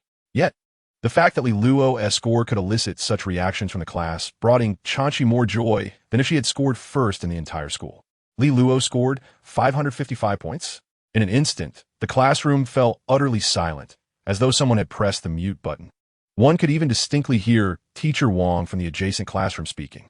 Jin Yuting, seated in the front row, stood there in a daze. Li Luo scored 555 points. Does that mean Li Luo performed even better than him? How could that be possible? Xiao Heqi abruptly rose from his seat, striding purposefully to the podium, snatching the report card from Su Yinghuan's hands and gazing intently at the paper. Li Luo's total score was indeed 555 points, clearly printed in black and white.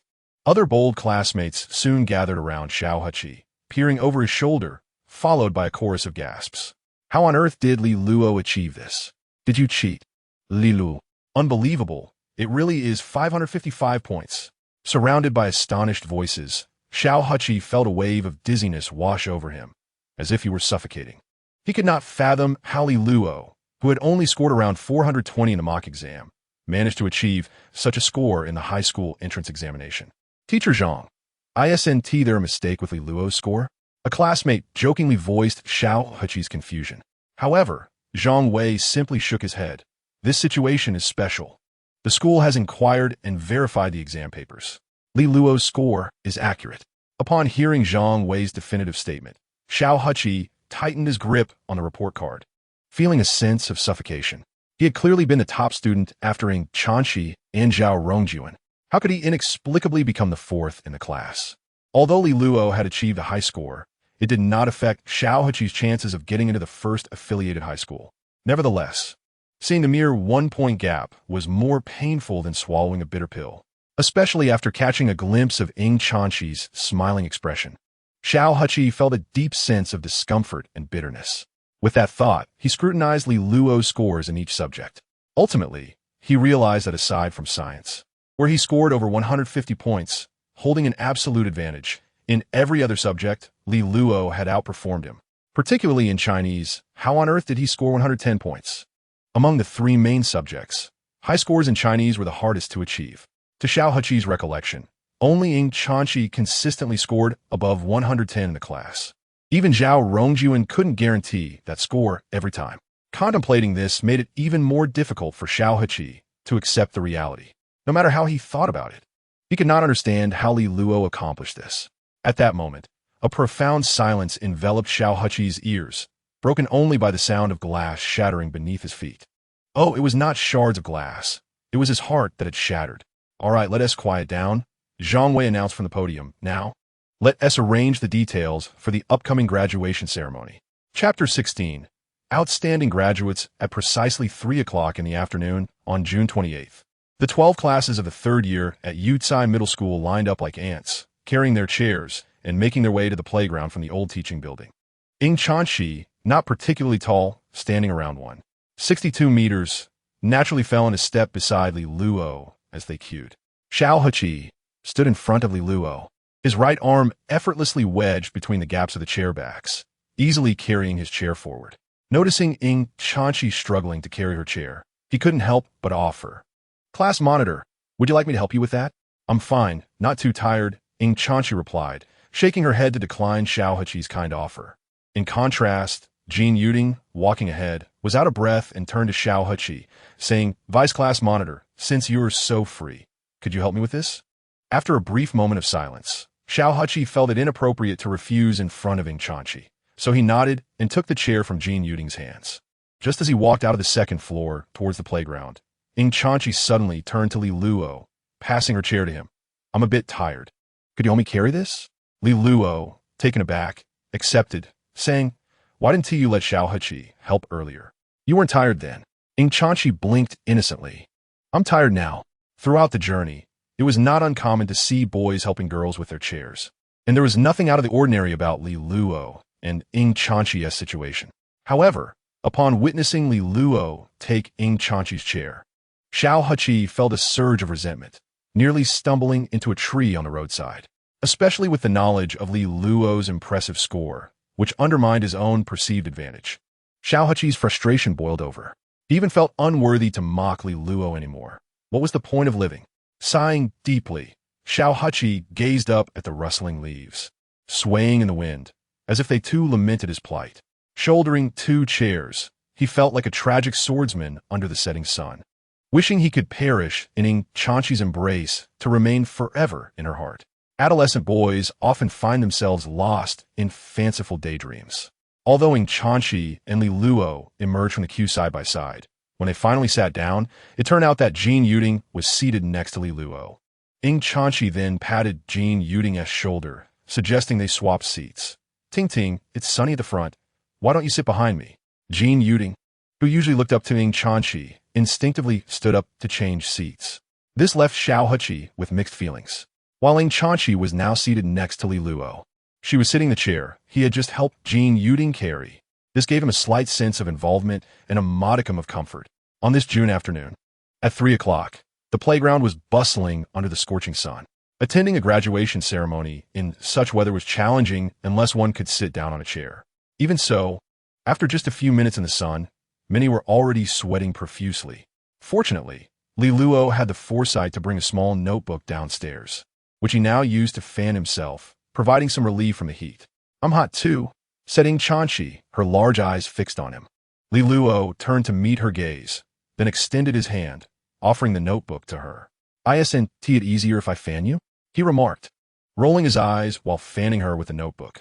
Ing Chanqi closed her eyes, enjoying the cool breeze that brushed against her face, causing her bangs to flutter lightly and reveal her smooth, radiant forehead. About 10 minutes later, all 12 classes of the 3rd year had gathered. The school leaders gradually took their seats on the stage. Upon seeing the thick stack of speeches held by the principal, vice principal, and head teacher, Li Luo couldn't help but feel overwhelmed. What surprise did Teacher Zhang speak of? He grumbled quietly, wishing for clearer communication and urging him to pay attention. "What do you think it is?" "I can't tell you," Ing Chanqi replied with a chuckle, shaking her head. "Teacher Zhang asked you to listen carefully." "What's wrong with that?" The speeches prepared by the school leaders seemed hastily put together by some overworked teacher, and Li Luo lamented that listening to them was less appealing than taking a nap. He shook his head repeatedly, sighing. However, when the vice principal began to speak, Li Luo found himself listening attentively rather than succumbing to sleepiness. "Esteemed school leaders, beloved teachers, and our adorable soon-to-be graduates ready to soar. First and foremost, allow me to extend the warmest congratulations to all graduates on behalf of the school." Li Luo, who was attentively listening, raised his hand in a somewhat exasperated manner to applaud, yet continued to endure the vice principal's ramblings for over half an hour without encountering the surprise that Teacher Zhang had mentioned. Once the vice principal had concluded, it was the turn of the director of education to speak. In contrast to the vice principal's grandiloquent discourse, the director exhibited a touch of practicality. Subsequently, the director discussed the various teachers of the 3rd year, highlighting several of their outstanding educational achievements and announcing the 10 exemplary teachers selected by the school this year. Among them was Teacher Zhang Wei from Class 5 of the 3rd year, prominently featured. The remaining 9 teachers were either seasoned veterans with years of experience or those from the prestigious classes. The presence of a relatively young teacher like Zhang Wei, who taught a parallel class, was particularly striking. Could it be that the surprise teacher Zhang spoke of was this? Li Luo gazed at Zhang Wei, who strutted onto the stage with an air of arrogance, feeling utterly speechless. Was this award bestowed upon him merely because I gained admission to the first affiliated high school. You think too highly of yourself, Ing Chanchi remarked with a sideways glance. The selection of the exemplary teachers had already been determined. Today was merely the announcement. Zhang Wei's receipt of the award was primarily attributable to the influence of Ing Chanchi and Zhao Rongjuan. After all, out of over 500 students at Yucai Middle School, only 27 were selected for the early admission program at the first affiliated high school, with 24 of those being from the prestigious classes. Among the remaining 3 students, one was from Class 8, while the other 2 were from Class 5. Yet this was not the crux of the matter. The focal point was that Ing Chanchi effortlessly secured the top position in the district during the early admission examination at the first affiliated high school. Meanwhile, the prestigious class that placed second in the school trailed far behind, already ranking outside the top 20 in the early admission process. One can easily fathom the disparity therein. The mere reputation of Ing Chanchi was sufficient to grant Zhang Wei the title of exemplary teacher, not to mention the added boost from Zhao Rongjuan. When one ascends, all those around benefit as well. Li Luo watched as Zhang Wei accepted the certificate from the principal, muttering under his breath. "What are you saying?" Ing Chanchi responded, both amused and exasperated. "Teacher Zhang teaches well. Exceptional students are not merely a product of teaching."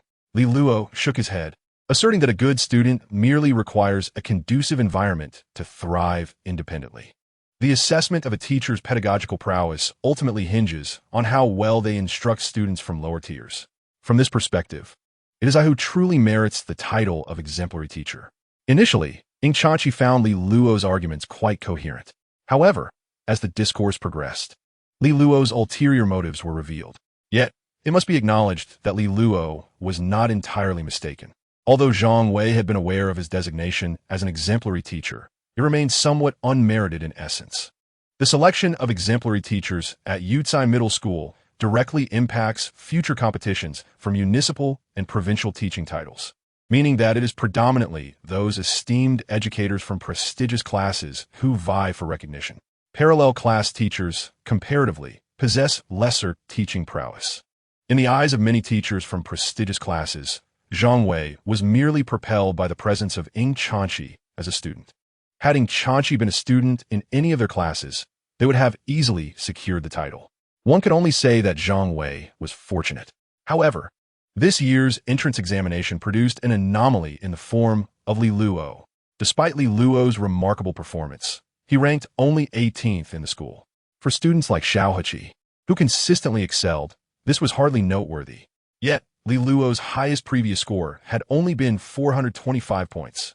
Now he had achieved 555 points, a staggering improvement of 130 points in a mere month and a half.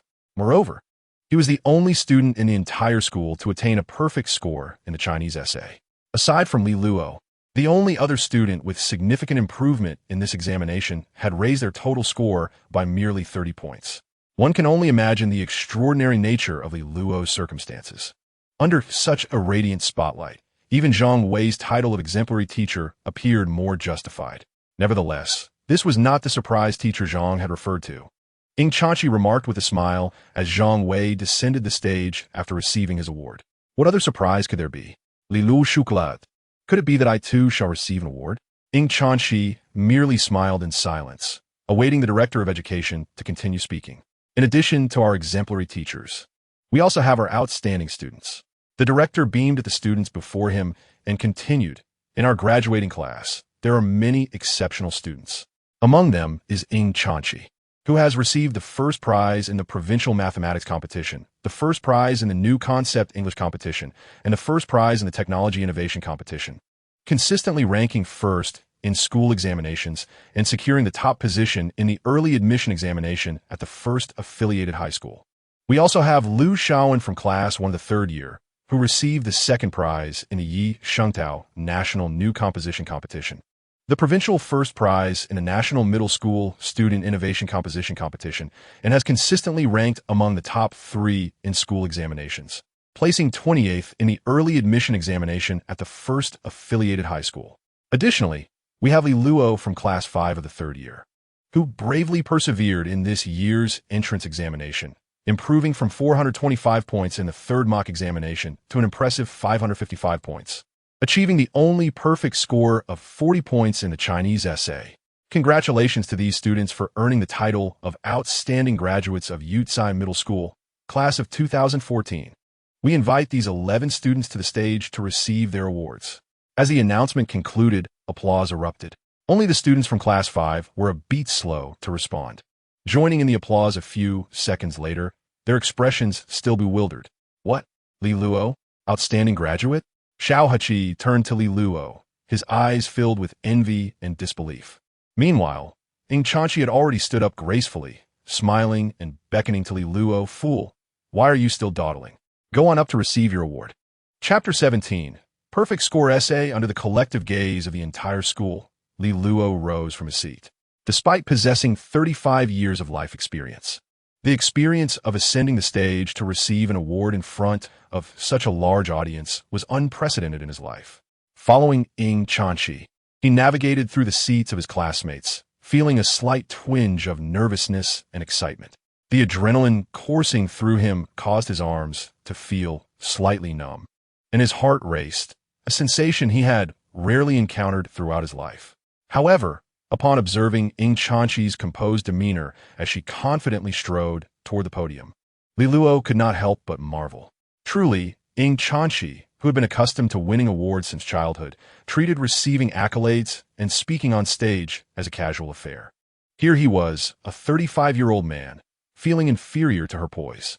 With this thought in mind, Li Luo straightened his posture, squared his shoulders, and walked toward the stage with a calm expression. There were a total of 11 individuals, one more than the number of exemplary teachers. Yet no one paid it any mind. Upon reaching the podium, the teacher organizing the photo op intended for Ying Chanchi to stand in the center. However, Ying Chanchi paused at the edge of the stage to tie her shoelaces. By the time she stood up, the other 10 students had already formed a line. Thus, it was only natural for Ying Chanchi to position herself beside Li Luo, accepting the award certificate from the principal. The two of them stood together, immortalized in the group photograph taken by the teacher. Among these 11 outstanding graduates, there are top achievers like Ying Chnx and Li Shaoen, known for their exceptional academic performance and a plethora of competition awards. Additionally, some students have participated in various activities such as sports, music, and painting, with at least provincial-level accolades to their names. Furthermore, there is a classmate recognized for their charitable deeds, even featured on local television. Thus, Li Lu's presence among them does not seem out of place. What do you think of this surprise? Ying Chnx asked Li Lu softly with a smile as she descended from the podium. Who knew you would perform so well in the high school entrance examination? She continued, chuckling. I find it quite fitting. Indeed, Li Lu modestly accepted the praise from QNGMI. However, I was taken aback to discover that my essay received full marks. I'll seek out teacher ZH Ying after the ceremony to have a look at your essay. Ying Chnx remarked as they walked. You used to score only 25 or 26 in your essays. How did you achieve such a high score this time? Zhao or NGJ and has never even received full marks on his own essay. How did he teach you? Perhaps I possess a certain level of insight. Lilu Raplia Shamalesli. In the examination hall, inspiration just struck me, and I couldn't help it. Achieving full marks in a Chinese essay is something that can only be described as serendipitous. During the exam, Li Lu adhered to the standard argumentative format, recalling 3 anecdotes of famous individuals that matched the topic, each paired with a relevant quotation. He then summarized 3 sub-arguments, culminating in a grand thesis to substantiate his claims. A few elegantly crafted literary phrases were added, and thus an 800-word essay was born. The fact that it garnered full marks remains a mystery to him. Zhao, our NGJN, sitting behind him, leaned forward to take a look at the certificate, his curiosity piqued. I envy you. I don't have one.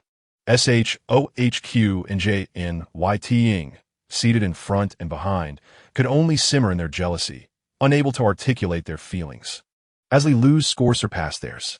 Particularly, JNYT Ying felt a pang of embarrassment at the thought of possibly falling short of the admission threshold for FYZH Ying, while Li Lu had comfortably secured his place. Recalling her earlier mockery of Li Lu before the examination made her cringe with shame. Now, he had not only achieved the title of Outstanding Graduate, but had done so through his own merit in the entrance examination. This felt like a knife piercing JNYT Ying's heart. Consequently, she felt awkward even speaking to Li Lu and Ying-chnx. Fortunately, Li Lu was not one to bring up past grievances. He had no intention of rubbing salt in their wounds. Having received the certificate for outstanding graduate, the surprise that teacher Zh had mentioned was now firmly established. It's already 4:30. Li Lu glanced at SHOHQ's watch, stretching lazily. Are we heading directly to NGG? Understood.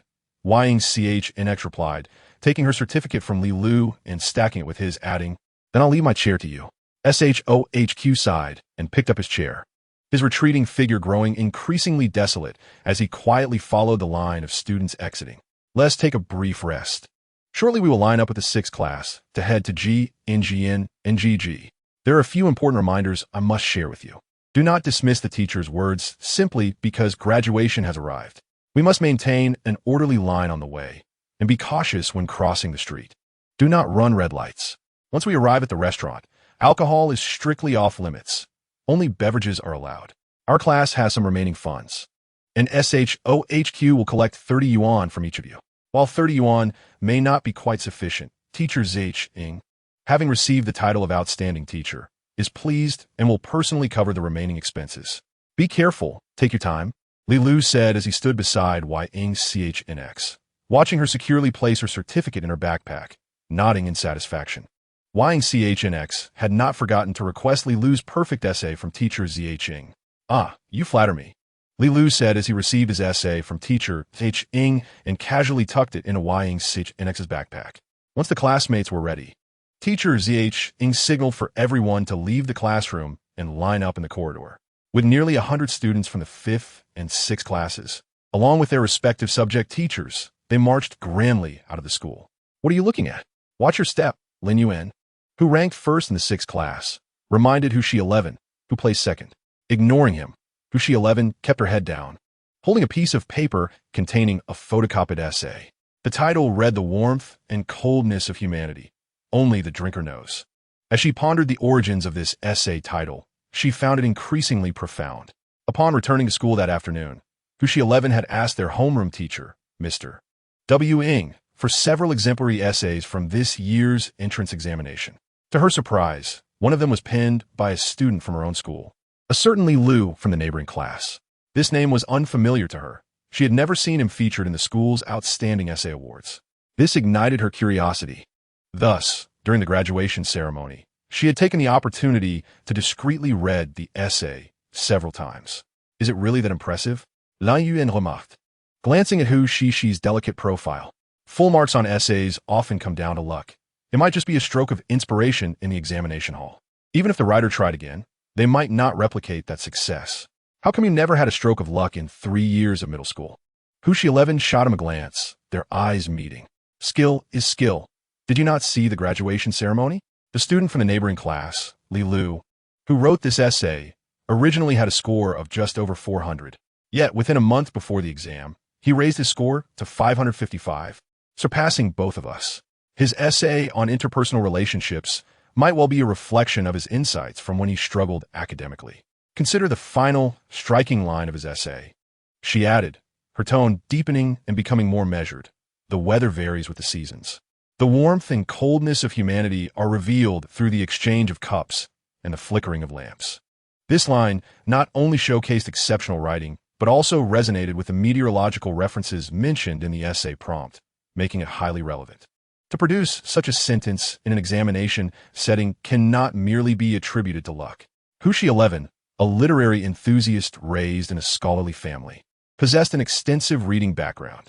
As a representative for Chinese class, her language scores ranked among the best in the school. In the recent entrance examination, the highest score for Chinese at Ying-chnx was 112, and she fell just 1 point short, placing second overall. Li Lu, with a score of 110, came in third. Beyond that, no other student at Ying-chnx had achieved above 110 in Chinese. However, for Lin Yuan, this was a source of frustration. The camaraderie between the 5th and 6th classes often led to basketball games. Lin Yuan, at a height of merely 165 meters, found it challenging. The pesky Li Lu would frequently block him during games, causing Lin Yuan to grind his teeth in irritation. Thankfully, he had performed significantly better academically, allowing him to savor a small victory in spirit during losses. It vexed him that Hushi 11 was now incessantly praising Li Lu, a name that echoed in her every word, driving him to distraction. Yet, he could not refute the substance of Li Lu's perfect essay, leaving him to sulk as he watched Hushi 11 read and appreciate it over and over again.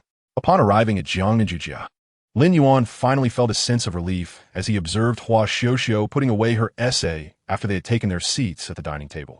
However, midway through the meal, as everyone rose to greet the teacher with toasts, Hua Xiuxiu unexpectedly stood up and inquired of Lin Yuan, "Which one over there is Li Luo?"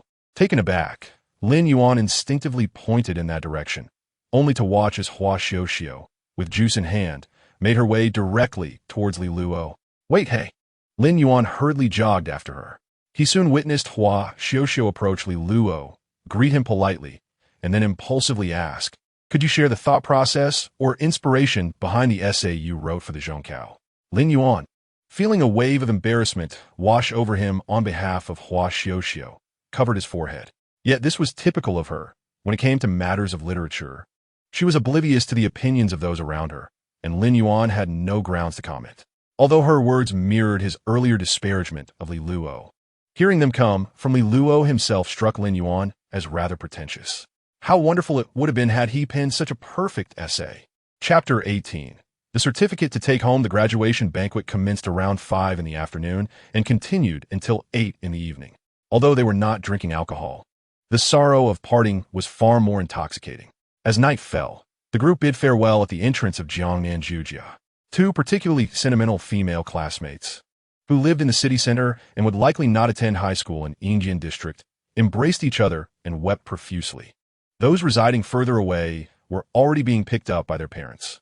Li Luo and his friends, however, lived near the school, so after exchanging farewells with teacher Zhang, they departed along the sidewalk with Ing Chanxi and the others. As they walked, Li Luo felt the slight bulge in his stomach, realizing it was filled with juice. During the first half of the meal, everyone had been busy toasting the teacher. However, in the latter half, the younger ones began to imitate adults, exchanging toasts and heartfelt confessions, equating refusal to drink with disdain for one another. It seemed as though such displays were the only means to manifest their growth. Towards the end of the evening, 3 boys approached Ing Chanxi to confess their feelings, 1 from Class 5 and 2 from the neighboring Class 6, who had previously kept a low profile. When faced with the reality of parting, they finally mustered the courage to ignite their emotions, declaring their affections. Yet, it was less a confession and more a closure to their adolescent infatuations over the past 3 years. Even those who did not confess harbored fantasies about Ing Chanxi, the radiant moonlight of their youth. However, Ing Chanxi graciously declined their advances, effectively burying those dreams in the grave of their beautiful youth. The remaining boys looked on with envy as Li Luo effortlessly helped Ing Chanxi carry her backpack. Their childhood friendship as next-door neighbors was well known among their classmates. Yet they had never overtly acknowledged it, continuing to behave as close friends. Nonetheless, for many, being able to spend time with Ing Chanxi and engage in conversation was enough to inspire admiration. Li Luo, blissfully unaware of his fortune, unzipped Ing Chanxi's backpack to check his certificate, breathing a sigh of relief upon confirming it was undamaged. "Don't need to be this careful," Ing Chanxi remarked, noticing his anxious demeanor. "This award holds little actual significance. It merely sounds impressive. Unlike the title of Outstanding Teacher, which could serve as a foundation for competing for teaching positions, the Outstanding Graduate Award from Yucai Zhongxue was merely a token, devoid of any real benefits. At most, he could use it to impress his homeroom teacher and classmates once he entered high school, vying for class leadership roles." Yet, Li Luo raised his eyebrows and retorted indignantly, "You, the certificate wholesale dealer, simply cannot comprehend the pain of a student like me. After over a decade of study, this was his first prestigious award. I must frame it and hang it in the living room for my parents to admire daily." Ing Chanxi smiled playfully and asked, "Can I hang my certificate on your wall as well? Why would you hang your award at my house?" Li Luo replied, exasperated, "Are you trying to show off in front of me?" "Not at all." Ing Chanxi blinked innocently. "I have too many certificates at home. There's no space left. I just want to borrow your wall." "Ing Chanxi, please refrain from being so ostentatious. It's becoming rather irritating. Then consider it a favor from me. Let me show it to my parents first before we discuss it further. Since you've pleaded with me, I suppose I shall reluctantly agree. As they bantered and chatted, they soon found themselves alone, having outpaced their classmates. By 8:30 that evening, at Jinsheng Community, Li Guohong lounged on the sofa, a cigarette perched between his lips as he savored the wisps of smoke. Meanwhile, Lin Xiaohong, beaming, was on the phone. Yes. 555 points. Indeed, it's a sure thing for Fuse Hong. Oh, it's not that exaggerated. It's all due to that boy's own efforts. Yes, of course, we'll make it happen. That is why I'm calling you. Is your family free next weekend? All right, then it's settled. Now, all relatives with close ties were aware that their son, Li Luo, had scored 555 points in the Zhongkao and was assured admission to Fuse Hong. Additionally, they had arranged to hold a celebration banquet for Li Luo next weekend, commemorating his successful entrance in a high school. Initially, Li Guohong had intended to assist with the phone calls, but Lin Xiaohong insisted on handling it herself. After more than 2 hours of conversation, she had finally completed her calls to their closer relatives. Though most would be parched after such a lengthy conversation, Lin Xiaohong felt invigorated, as if her spirit had been uplifted after a long absence of clarity. We should reserve 3 tables at Shufin's restaurant for next weekend. As no one has booked yet, we'll get a discount for family. All right, let us secure the reservation. Li Guohong nodded. Is your younger uncle coming too? Of course. Lin Xiaohong replied. We need to discuss the housing matters with them, so it's a good opportunity to have a meal together and talk in detail. Li Guohong mused. Should we hold off on contacting Wei Dongrong for now? After considering the uncertain housing situation with his younger uncle, Lin Xiaohong decided to wait until they could confirm a purchase before informing Wei Dongrong. That's reasonable. Li Guohong agreed with his wife's assessment, then couldn't help but express. It's truly surreal. How did Li Luo manage to achieve such excellent results? As he spoke, Li Guohong felt Lin Xiaohong lean closer. The next moment, a gentle slap landed on his cheek. What was that for? He exclaimed, astonished. You said it felt like a dream. Lin Xiaohong chuckled. Does it hurt? Then it's not a dream. I truly appreciate you. As the couple engaged in light-hearted conversation, the sound of keys jingled at the door. Moments later, Li Luo entered, followed closely by Ying Chanchi. Perhaps due to the exuberance of youth, Li Luo was increasingly embracing his identity as a 15-year-old. And Lin Xiaohong exchanged glances at their son's demeanor and called out to Ying Chanchi, inviting her to sit beside Lin Xiaohong. Obediently, Ying Chanchi took her place next to Lin Xiaohong and, upon noticing Li Luo's encouraging glance, reluctantly opened her backpack and retrieved a certificate, which she presented to her uncle and aunt. Aunt Lin, look what I have here. Lin Xiaohong paused, accepting the certificate from Ying Chanchi's hand. Li Guong Linding, reading aloud, congratulations to Li Luo for being awarded the title of Outstanding Graduate of Yucai Middle School, Class of 2014. What sort of award is this? Lin Xiaohong inquired curiously. Did the school issue it, or did he purchase it from a small shop? I would certainly prefer to believe you. Lin Xiaohong cast a glance at her own son. But if even you can receive such an award, then surely Chanchi must have one as well. Otherwise, even if it is genuine, this certificate holds little value. Observing Li Luo's expression of disbelief, Ying Chanchi stifled a giggle, her shoulders trembling with laughter. Ultimately, unable to contain herself, she pulled out her own certificate from her backpack. Aunt Lin, I also received one. Ying Chanchi kindly explained to Li Luo. Only 11 students in the entire school received this outstanding graduate award, so Li Luo is truly remarkable. Indeed, it is quite impressive, Lin Xiaohong remarked, scrutinizing Ying Chanchi's certificate before adding, I must display both of your certificates together. Just display mine, Li Luo retorted. I rarely have such an opportunity. Precisely because it is rare, both must be displayed. Lin Xiaohong insisted, earnestly analyzing the situation. If Chanchi's certificate is placed beside yours, it will lend your award the necessary weight. Otherwise, who knows what sort of dubious accolade it might be. Li Luo could hardly contain his frustration, his irritation palpable. In contrast, Ying Chanchi was thoroughly amused, clinging to Lin Xiaohong's arm and laughing uncontrollably. Nevertheless, she considered Li Luo's feelings and retrieved a photocopy of his perfect essay, presenting it to her uncle and aunt. Aunt Lin, take a look at this. Ying Chanchi patiently elaborated.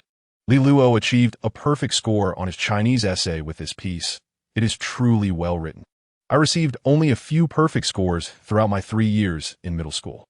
Wow, Li Guohong exclaimed in surprise. He received a perfect score on his essay? I must take a closer look.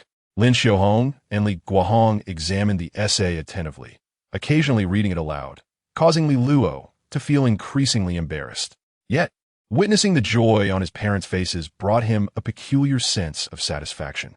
However, given their modest educational backgrounds, their ability to appreciate the work was limited, and they could only manage to comment, "It is well written." After discussing these matters, the clock struck 9 in the evening. "Mom, do you know why my essay turned out so well?" "Why?" Lin Xiaohong inquired, her curiosity piqued. "Is there a secret to it?" "Indeed, there is," Li Luo nodded earnestly. Then composed himself to reveal, "Let me share a secret with you. You write novels in your spare time, which is why your essay scores so highly." "Yes, and you submit your stories to a platform where they caught the attention of the editors." "Exactly. Now they invite you to become a contracted author. And after signing the contract, you have the opportunity to earn money?" "Yes, but minors require parental consent to sign contracts, correct?" "Yes. Are there any issues with this contract? Will signing it affect your studies?" "These are standard contracts, fixed templates. All new authors sign them. There are no strict obligations. You can write as much or as little as you wish, whenever you wish. The platform simply promotes your work online to attract readers." "Oh, I see," Lin Xiaohong nodded, contemplating for a moment before glancing at Li Luo. "We must agree on this. I can help you sign the contract. But if your grades slip once you enter high school, we will need to revisit this discussion."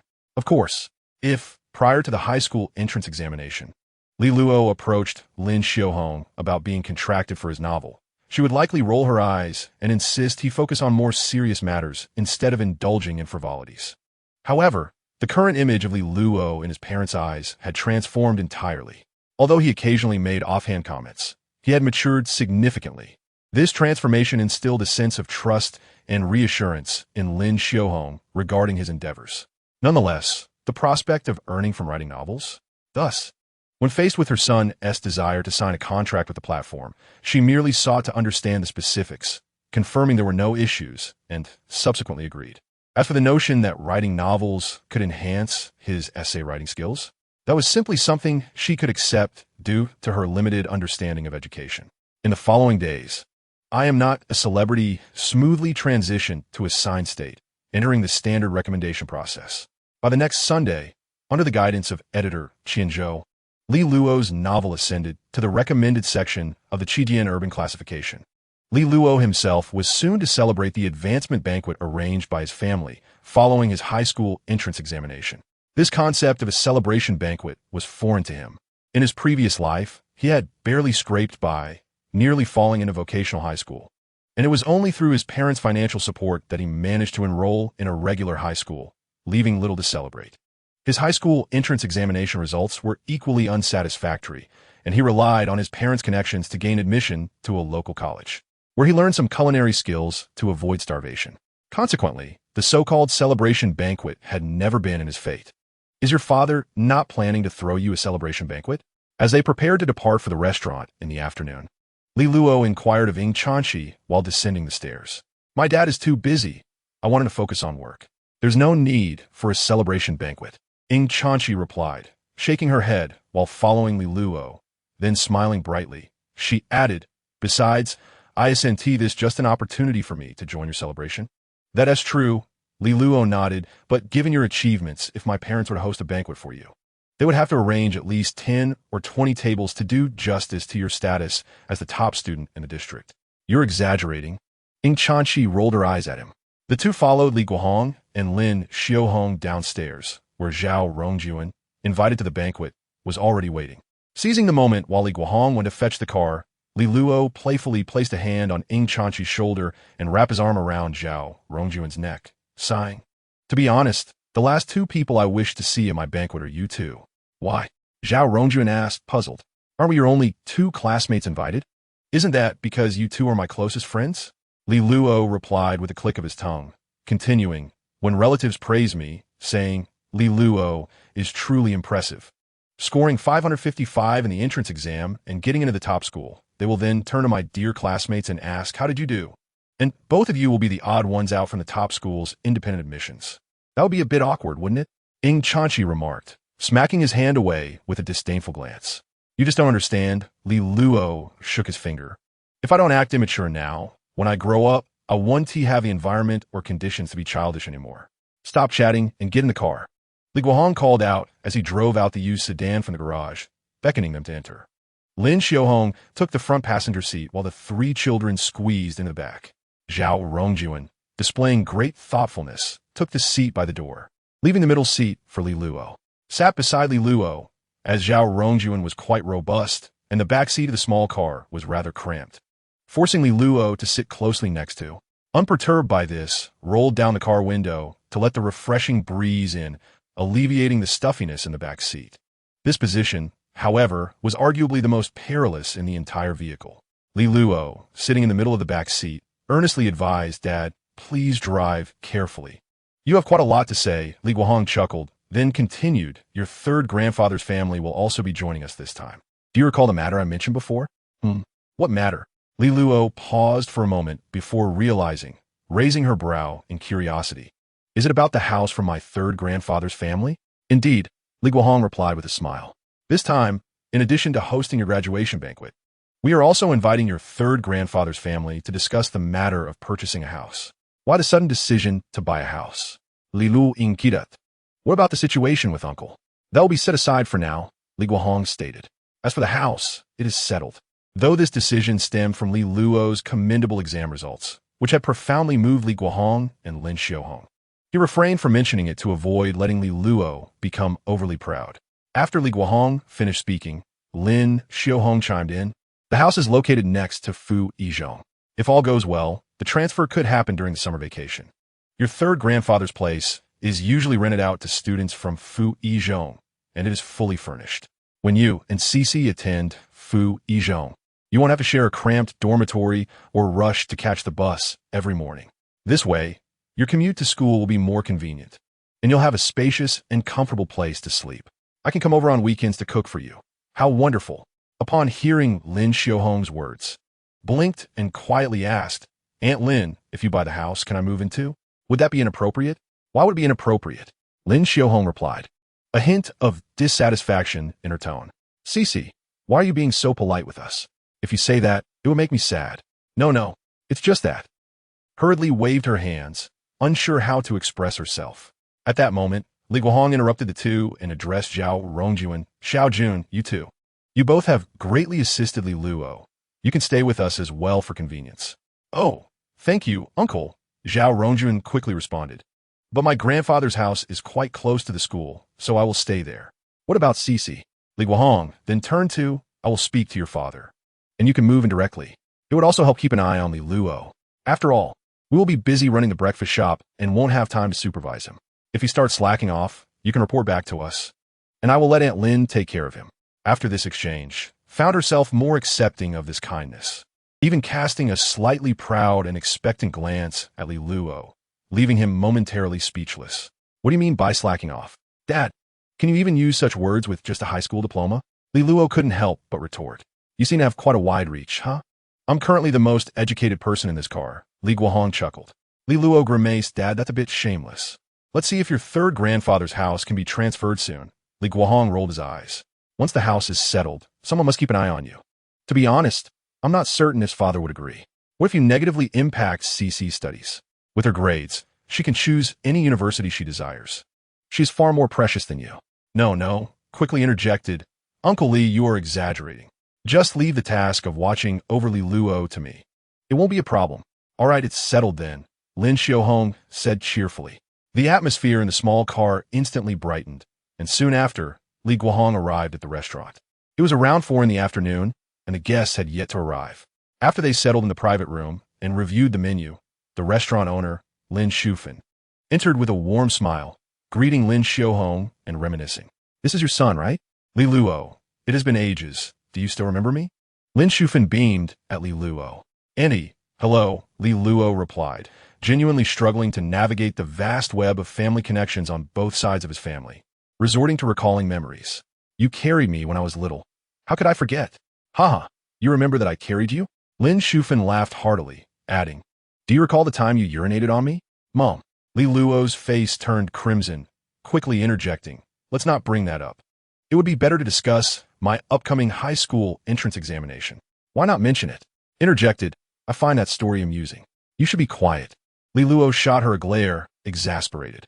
Merely smirked, unperturbed by Li Luo's glare, and slowly twirled a strand of hair around her finger, saying, I remember many of your embarrassing moments from elementary school, such as, Shiji, tea time, tea time. Li Luo hastily poured a cup of tea for. The weather is splendid today, isn't it, Xiao Jun? Zhao Rongjun blinked and remarked, Actually, I know about your elementary school. Huoluyun. Li Luo gritted his teeth, pouring a cup for him as well. Ahem, Li Luo. Lin Xiaohong gently tapped the table. Did you not notice that your aunt also has no tea? No need. I should be the one serving you. Lin Shufan chuckled, her smile crinkling her face. Nonetheless, Li Luo obediently stood up to pour tea for his aunt. The graduation banquet had hardly begun, yet he had already become a server. Here, you drink as well. Chapter 20. Graduation Banquet in Yangji Family Banquet Restaurant. Zhang Xuefan moved gracefully between the third, fourth, and fifth private rooms, her face beaming as she accompanied her son Wei Chun, toasting relatives and friends attending the graduation banquet while cheerfully collecting red envelopes. Your Wei Chun is truly accomplished, unlike my own, whose grades are abysmal. Not at all. He still has room for improvement, Zhang Xuefan giggled. This time, he scored only 525, ranking 286th in the district. Is that not impressive? There must be thousands taking the entrance exam each year, a relative chuckled. If you think that's low, let Chun Chun come be my son. Ha! Zhang Xuefan laughed exuberantly, then added, he managed to get into Fu Yizhong. You all know that Fu Yizhong has over 600 students in each grade. Once he enters, he'll be just average. There is still plenty of room for improvement. He must work harder in high school. Right? Wei Chun, tall in stature, hunched slightly beside his mother, appearing a few inches shorter, remaining silent. He only spoke when Zhang Xuefan called him to greet or toast the guests. Meanwhile, on the other side, Wei Dongrong raised his glass, chatting and drinking with a table full of relatives, discussing his real estate project. A few relatives had already invested, inviting others who were still hesitant to join in. As the conversation flowed merrily, Wei Dongrong drank a bit too much and stood up to go to the restroom. As I passed by box 8 to box 10, I caught a glimpse of a familiar figure within. Pausing to observe closely, Wei Dongrong raised an eyebrow, realizing it was indeed Li Guohong's family. Contemplating this, Wei Dongrong glanced at Li Luo, reminiscing about his wife's previous remarks regarding Li Luo's academic performance. Perhaps he had exceeded expectations during the high school entrance examination and achieved commendable results. What's the matter? Zhang Xuefan, who was engrossed in a lively conversation with relatives, was momentarily puzzled when called over by Wei Dongrong. Since we have the opportunity, you and I, along with Chun Chun, should go congratulate them on their son's academic advancement and inquire about investment opportunities. If the discussion goes well, we could also see if we can attract more people from their side. Are Xiao Hong and the others here as well? Zhang Xuefan paused briefly, then smiled. All right, I'll go fetch Chun Chun so we can all head over together. Be cautious, Wei Dongrong advised. I know your relationship with your cousin isn't the best, so please refrain from speaking carelessly when we arrive. I understand, Zhang Xuefan nodded quickly. I'm quite aware of priorities. You need not worry. The private dining rooms at Yangji Family Banquet are interconnected. When several tables are required for dining, the partition walls can be removed to create a larger space. Li Luo's graduation banquet was held in the private rooms numbered 8 to 10. As evening approached around 5 o'clock, relatives began to arrive and take their seats. After a lively half-hour of dining, Li Luo obediently stood with his parents to toast the guests. Naturally, being underage, he could only partake in juice. The red envelopes received from relatives would ultimately be surrendered to his parents. However, witnessing his grandparents and great-grandparents in good health and high spirits brought Li Luo a sense of satisfaction. He vaguely recalled that his grandmother had passed away during his freshman year, and his grandfather had departed shortly after his graduation. By the age of 30, he had lost his grandmother as well. At 35, only his parents remained, especially considering that his mother had suffered from a severe illness at that time. Her precarious health made his words sweeter, bringing laughter to the elders. Additionally, with Li Luo's remarkable performance in the entrance examination, securing a place at the prestigious Fu Yizhong, the atmosphere in the room was notably pleasant. After toasting everyone, the guests resumed their drinks and conversations. Li Guohong and Lin Xiaohong settled at a table with their great-uncle, discussing matters related to purchasing a house. A down payment of 500,000, followed by a loan of approximately over $1 million, would suffice for a house around 150 square meters. However, I previously mentioned that I have configured 4 bedrooms in our property. Their great-uncle reminded them. 3 of those bedrooms are currently occupied by students who just graduated and will not be renewing their leases. Yet, there is one young lady who is about to enter her 2nd year and is bound by a 3-year contract. So, if you decide to finalize the purchase, consider whether you wish to continue renting to her or not. In any case, the rental contract and deposit will be handed over to you for your discretion. Li Guohong nodded, recalling this detail, then turned to Lin Xiaohong. What are your thoughts? If Li Luo and Shishi are living there, wouldn't it be better to avoid disturbances from outsiders? But if we terminate the lease, wouldn't we have to pay a penalty? Lin Xiaohong pondered before speaking. Moreover, she is also a student at Fu Yizhong. Living together could foster mutual improvement. We just need to understand her personality to see if they would get along. Li Luo, overhearing the conversation, felt somewhat conflicted. After all, if given the choice, he would prefer not to share a space with a stranger. Yet, the burden of a $1 million mortgage weighed heavily on the family. Despite his confidence in the novels he wrote, the current market for paid online literature in 2014 was far from robust, especially compared to the future landscape. Achieving an average of 3,000 paying readers for a complete work would already place one at a commendable level, with the best-selling rankings showing that from the 10th place onward. The subscription figures did not even reach 10,000, in comparison to the hundreds of titles boasting millions of subscribers in the future. The current situation was a far cry from that. Even if the distribution channels yielded decent data, one could only compete for a spot among the online giants with 3,000 subscriptions. However, even for such prominent figures, monthly earnings from the main site were around 10,000. With this in mind, having an additional source of income would certainly alleviate the financial strain. Although his parents had never counted on him to contribute when they decided to buy a house, Li Luo couldn't, in good conscience, simply indulge in high school life without shouldering any family pressures. At the very least, he aimed to set a modest goal, to assist in repaying the $1 million mortgage as swiftly as possible. Thus, Li Luo spoke up. Since she has already signed a 3-year rental contract, there is no need to terminate it. We might as well live together. We can encourage each other as studies on weekends, can't we? Upon hearing her son's suggestion, Lin Xiaohong nodded. You make a valid point. Since you don't mind, we certainly want to withdraw from the lease. All right, their great-uncle remarked, pleased with their consensus. Let us schedule a time to complete the necessary procedures for the transfer, so we can settle this matter and have peace of mind. Li Guohong raised his glass, leading his family in a toast to their great-uncle. At that moment, a knock echoed at the door of the private room. Li Luo turned to see his cousin Wei Dongrong entering, followed by his aunt Zhang Xuefen and cousin Wei Chan. Ah, Dongrong? Li Guon exclaimed, raising an eyebrow as he stood to greet them. What a coincidence! You're here as well? Indeed, Wei Dongrong replied cheerfully, entering with a glass in hand, clinking it with Li Guohong's. We're here to celebrate Chun's graduation, just like you. Yes, yes. Li Guohong laughed heartily, ushering the trio to the table. This young lad has done quite well in his exams, and we thought we'd celebrate. Congratulations. Wei Dongrong offered a few perfunctory words of praise, before shifting the conversation to real estate projects. Meanwhile, Zhang Xuefen, noticing the 2 men engrossed in conversation, took Wei Chan over to Lin Xiaohong and Li Luo. Xiaohong, congratulations. Zhang Xuefen beamed, raising her glass towards Lin Xiaohong. I've heard your son Li Luo performed excellently in his exams. It's truly commendable. Indeed, he scored 525, ranking 286th in the district. Admission to Fu Yizhong is certainly secured, Lin Xiaohong replied, covering her mouth with a light laugh. Flattered by the praise, Zhang Xuefen tugged her son closer, saying, Chun, come and toast your aunt. Hello, aunt, Wei Chun said with a hint of reluctance as he raised his glass. Li Luo, noticing his mother's delight, decided to take the initiative and raised his glass as well. The 4 of them clinked glasses, creating an outwardly cheerful atmosphere. Just as Zhang Xuefen was about to inquire about Li Luo's exact score, Wei Dongrong approached.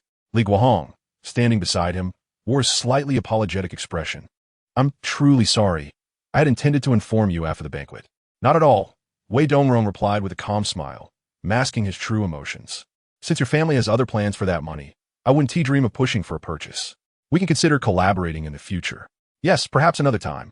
Li Guohong smiled, then turned to Wei Chun with a congratulatory tone. I just heard that you got into Fu Yizhong. Come, let us toast to that.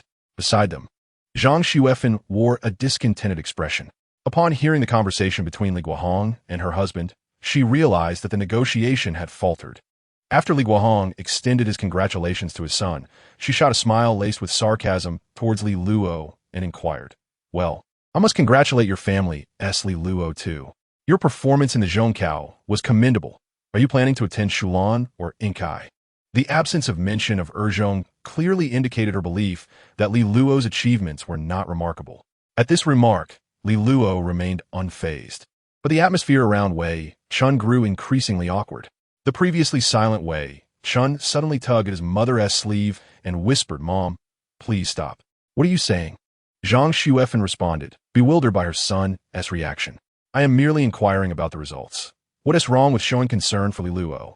However, Wei Chun, his face flushed with embarrassment, glanced at the composed Li Luo, wishing he could vanish into a hole. After all, he had witnessed Li Luo ascend the stage to receive an award at last week's graduation ceremony. But in the next moment, Li Luo innocently interjected, "But auntie, I scored 555 points in the Zhongkao, ranking 86th in the district. Wouldn't it be inappropriate to choose Shulan or Inkai?" The moment those words left his lips, Zhang Xuefan's south smile froze in place. Chapter 21. The Agreement with Qianjiang University. Certain statements, when uttered by adults, may lack grace. Yet, when expressed by children, they are merely the innocent musings of youth, untainted by the complexities of adulthood. With the audacity of his 15 years, Li Luo, glancing at his mother's barely contained expression, continued cheerfully, "I was quite fortunate this time. You know, auntie, my composition in Chinese earned full marks, and many schools have made copies to show their students. Moreover, due to my exceptional performance, the school made an exception and awarded me a certificate of outstanding graduate. Only 11 students received it. It's quite rare."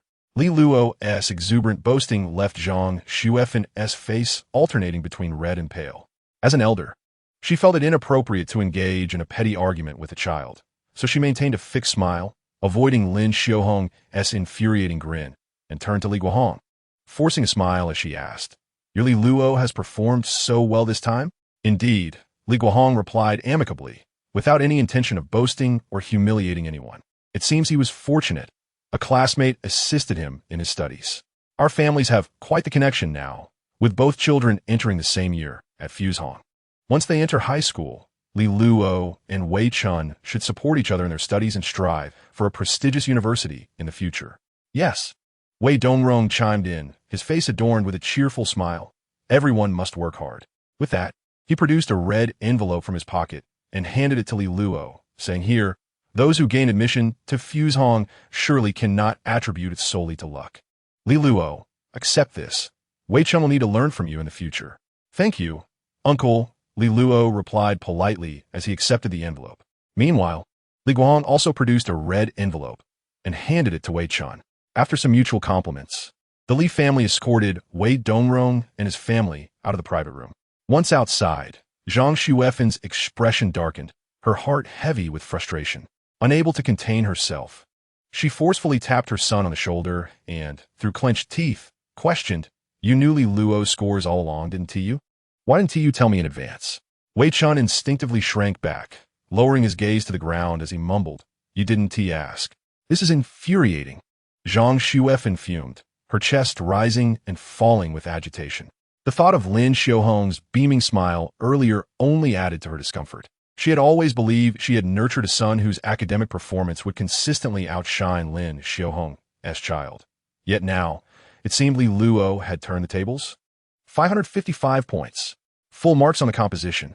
Was this a score that child could realistically achieve? Did Lin Xiaohong's family leverage some connections to provide Li Luo with access to the exam questions? Holding on to her malice, Zhang Xuefan voiced her suspicions. "Enough," Wei Dongrong interjected, furrowing his brow. "I've already told you not to be so petty. Their family merely runs a breakfast shop. They are just connected in the district because of the size of the Li family. What does that have to do with us? The scores are there. The facts are established. Let us not discuss such matters further. Upon hearing Wei Dongrong's admonition, Zhang Xuefen fell silent, her demeanor shifting from confrontational to docile, as if she were a kitten, instantly reverting to her usual self. As they approached the door of their own private room, Zhang Xuefen quietly inquired, "So, if they aren't investing in our project, what do they plan to use that money?" "They mentioned wanting to buy a house," Wei Dongrong replied. "The housing prices in the city have been declining for half a year now. I really don't understand their thinking. Why buy a house at a time like this? Are they hoping to catch the bottom? Buy a house?" Zhang Xuefen paused, then could not help but scoff. Their savings are so meager. Surely they would need a loan for that? "That is why I'm baffled," Wei Dongrong nodded. "But it doesn't matter. That little amount isn't significant." Zhang Xuefen was already spinning her thoughts, planning to inquire further about the location of Lin Xiaohong's family's prospective home. "Keep it. You don't need to give it to me," she said. In the restaurant's private room, Li Luo handed the red envelope he had received from his uncle Wei Dongrong to his mother. To his surprise, Lin Xiaohong waved her hand, insisting he keep it for himself. "I already set aside the previous red envelope for you. This one is for you to use as pocket money." Li Luo raised an eyebrow. "Mom, is the sun rising in the west today?" Hey. Li Luo swiftly turned and tucked the envelope into his pants pocket, declaring, "It's given to me. You can't go back on it now. Take it." Lin Xiaohong shot him a glance, followed by a smile, clearly in high spirits. After all, since her marriage, she had never managed to come out on top when encountering Zhang Xuefen's sharp tongue. Who would have thought that her child's excellent performance could bring her such joy? Reflecting on this, Lin Xiaohong reminded him, "You've accepted the red envelope. We will also buy you a house. If you continue fooling around after entering Fuzhong, I will make you regret it." "Have no fear," Li Luo reassured her, patting his chest. He then pointed at Ying Chanchi beside him and chuckled. Ying Chanchi said that as long as I get into Fuzhong, I will definitely be able to attend Qianjiang University. If I don't make it, Mom, you can hold her accountable. Ying Chanchi, who had been enjoying a fruit platter, immediately swallowed the watermelon in her mouth upon hearing Li Luo's words. "I was encouraging you. Who made any promises?" "You really have no shame," Ying Chanchi retorted, wearing a look of disdain. Lin Xiaohong chimed in. "Does getting into Qianjiang University happen just by saying so?" Qianjiang University, situated on the banks of the Yijiang River in Yuhang City, Qianjiang Province, stands as the premier institution in the province, unrivaled in excellence. Nationally, it consistently ranks within the top 5 comprehensive universities, recognized as a double first-class institution. Even though Li Luo had successfully gained admission to Fuzhong, Lin Xiaohong had never truly considered that her son might qualify for Qianjiang University. After all, among their relatives, there were only the occasional few who made it into Fuzhong. But none had ever managed to enter Qianjiang University. If Li Luo achieved this, it would indeed be a monumental feat. However, as she pondered this, Lin Xiaohong suddenly turned to Ying Chanchi, recalling, "Speaking of which, wasn't your mother a graduate of Qianjiang University?" In that era, gaining admission to Qianjiang University was truly impressive, Lin Xiaohong remarked, then added, "But with your grades, Chanchi, you could easily get into one of the 2 universities in the capital, right? Qianjiang University is the best choice." Shook her head gently, a radiant smile gracing her face. For there was no alternative. Turning to glimpse the profile of her childhood companion, Li Luo, she sighed and remarked, "Then I shall begrudgingly accompany you to Qianjiang University." "You said it yourself," responded, locking eyes with Li Luo, her gaze sparkling with determination. "No backing out. It's settled then." Li Luo Shuklat, legally. After the graduation banquet, Li Luo slipped into the tranquil routine of summer vacation. The summer following the completion of junior high bore no homework demands, allowing for the freedom to arrange time as desired.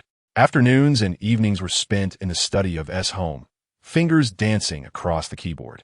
Occasionally, he would invite Zhao Rongjuan for a game of basketball, familiarizing himself with the boundless vigor of his youth. Reflecting on his previous life, where a sedentary lifestyle following college graduation led to a weight gain of nearly 20 kilograms, he recalled the late nights spent crafting short dramas and writing scripts, all while relying on takeout. Eventually, at the age of 35, his body had suffered under the strain of such a lifestyle. Li Luo found great joy in his current existence.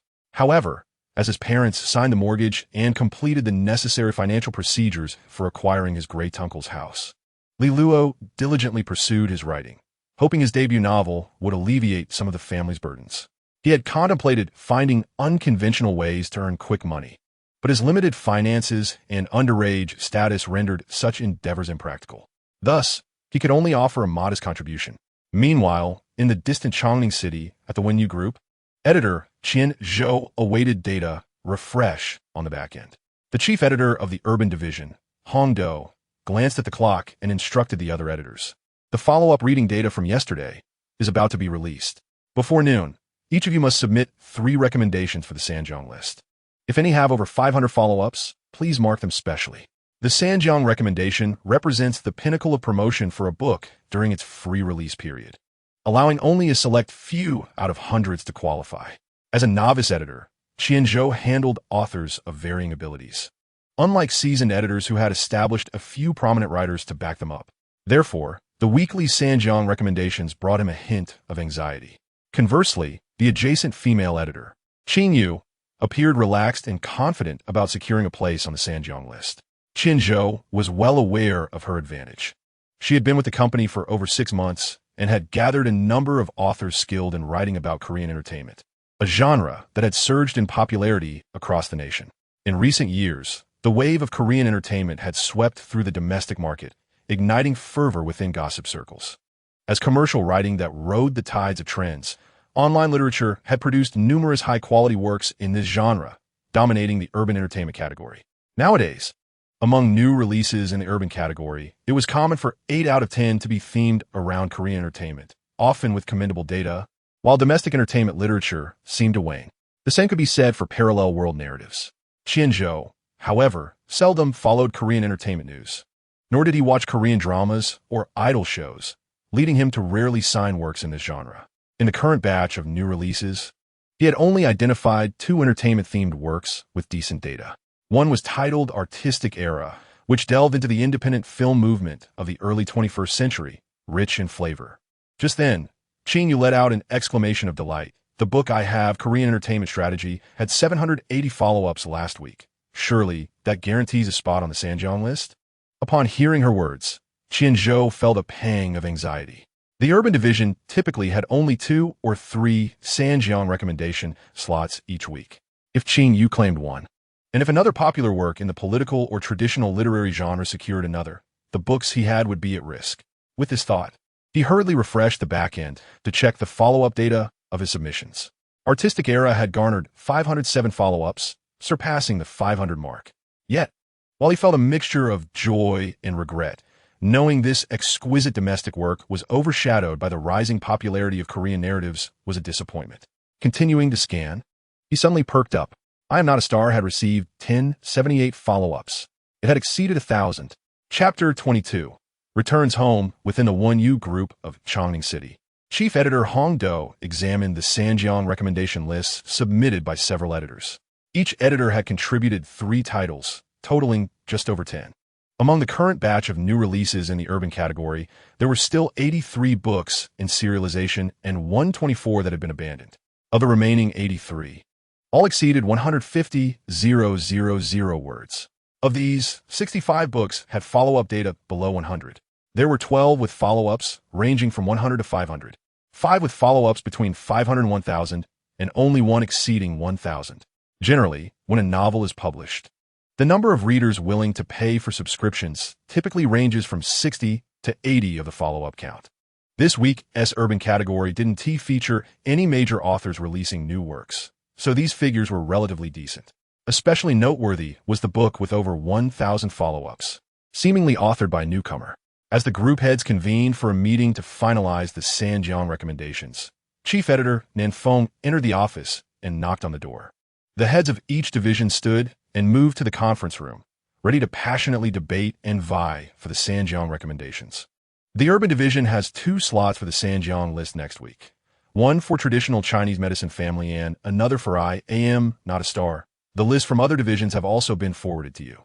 Upon this announcement, the once confident editor, Qin Yu's expression froze in disbelief. Chief, what is going on?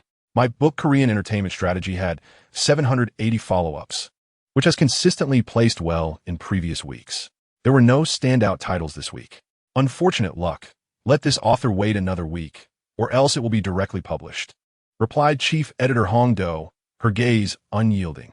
In genres like fantasy, xinxia, and science fiction, there are several works with over 800 follow-ups. Our division cannot compete this week. Hence, only 2 slots were allocated. Such intensity? Qin Yu was momentarily taken aback. But I am aware of traditional Chinese medicine family. Its follow-ups have been high previously, so it makes sense that it ranks first. But what if I am not a star? That title also appears to be an entertainment genre, right? Are there Korean entertainment works this week that I am unaware of? Clearing his throat, editor Qianzhou interjected, "Sister Yu, that one is mine. It's an alternate world entertainment narrative, not a Korean one. Not a Korean work." Qin Yu's face was one of astonishment. Which established author wrote it? Given her experience over the past 6 months, Korean entertainment narratives had dominated the entertainment genre, unless it was penned by a seasoned author. New works typically fell prey to the dominance of Korean narratives. "It's merely a newcomer author I discovered in the new book pool," replied Qianzhou with an innocent smile, exuding a harmless demeanor. "Remember the end of last month? There was an author who hadn't signed yet, and we all extended signing invitations." "Oh, that rings a bell," Qin Yu responded, her expression slightly perplexed. "This is that author's work." "It's because the author is still a minor," Qianzhou explained. "It took some time to persuade their family, which delayed the signing by a week." The editor, Hong Do, who was sipping tea, suddenly spat out a mouthful of water. Cough, cough. After a couple of vigorous coughs, his previously calm expression transformed into one of utter astonishment. "What did you just say? A minor? This book could not possibly be penned by a minor." The narrative unfolded with a sensational opening, akin to a grand concert by a diva, setting the stage ablaze. However, in the eyes of editor Hong Do, what truly stood out was the protagonist's style and logic, which exuded a strong sense of maturity. The selection of songs was no mere happenstance. The musical style perfectly aligned with the diva's recent album, capturing her interest and leading to subsequent negotiations for song copyrights, ultimately securing a plethora of resources from her. The financial aspect of copyright fees paled in comparison to the invaluable connections and industry resources associated with the diva. This opened up an expansive horizon for the protagonist's future endeavors. Clearly, this was the work of a seasoned writer in the entertainment sector. One could only wonder who was behind the pseudonym. And now you tell me that this was written by a minor? Indeed, editor Qianzhou scratched his head, noting that the pen name Chong Ran belonged to a bona fide minor, just 15 years old this year. At this revelation, silence enveloped the editorial team as they exchanged incredulous glances, astonished to encounter such a prodigious talent in this day and age. "Oh, by the way," editor Qianzhou suddenly recalled, glancing at the list of new books in his possession. "There's also that book one Yin Yin Dai, which has garnered over 500 reads this week. The author is also a minor, just 17, and a girl at that." "Huh?" The editors present were momentarily taken aback, casting odd looks at Qianzhou. "You, my friend, as a newcomer without author resources, it's understandable. But must you exclusively target minors?" In early August, the heat was intensifying. Li Luo had been bustling about in the breakfast shop all morning, feeling the sweat trickling down his back, his short sleeves completely soaked. During lunch at the shop, Li Luo sat at a table, watching his parents laboring inside. Sweat streamed down his forehead. For over a decade, they had endured this routine. Meanwhile, he had only been helping out for a little over a month during the summer vacation, and each morning he awoke feeling utterly exhausted. Contemplating this, Li Luo pursed his lips, finally empathizing with the hardships his parents faced. If possible, he resolved to strive to alleviate them from this repetitive and arduous work. Lost in these thoughts, after finishing his lunch, Li Luo's phone in his pocket vibrated suddenly.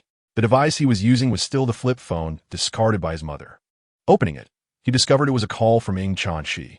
Li Luo raised an eyebrow and answered, bringing the phone to his ear. "Hello, what is up?" "Li Luo, where are you right now?" Ing Chan Shi inquired softly from the other end of the line. "In the shop, what's the matter?" Li Luo replied, puzzled. "Aren't you in class?" "Oh, got it." Li Luo nodded. "Is there anything else?" "Well," Ing Chan Shi pondered, "we have comprehensive testing for the advanced class these days. So just wish me luck to do well. Given your capabilities, first place should be a walk in the park for you." "So? Then let me preemptively congratulate Ing Chan Shi on securing the top spot among all subjects. That sounds quite challenging." Li Luo grinned, adding good luck. Hum. Ing Chan Shi nodded in satisfaction. "Just you wait. I'll give it my all." After hanging up, Li Luo stretched and glanced outside at the gloomy sky, sensing that rain was imminent. Mom, did you bring an umbrella? He called out to Lin Xiaohong before leaving. No, why? Got it, I'm off then. Watching her son leave the shop, Lin Xiaohong wiped the sweat from her forehead, feeling less fatigued than before. Initially, she thought he was merely putting on a show, wanting to impress his parents during the summer break to earn a bit of pocket money. Even so, Lin Xiaohong felt that regardless of the pretense, it represented a change, which she fully supported and encouraged. However, she never imagined that Li Luo would genuinely accompany them to the breakfast shop every single morning for over a month. At this rate, it seemed he had no intention of taking a break before the start of high school. Each time she thought of this, Lin Xiaohong felt a wave of gratification. At that moment, Li Guohong emerged from the kitchen, washed his hands at the sink, wiped them on his apron, and said while walking, I just received a call from Xiao Shu. He informed me that the loan has been approved. I need to set a time for us to handle the transfer procedures. Oh, that was quick, Lin Xiaohong responded, a smile spreading across her face. Shall we do it this weekend? Well, it's a big company. It's normal for them to be busy, Li Guohong replied. Besides, Shishi is quite obedient and excels in her studies, so there is no need for him to worry.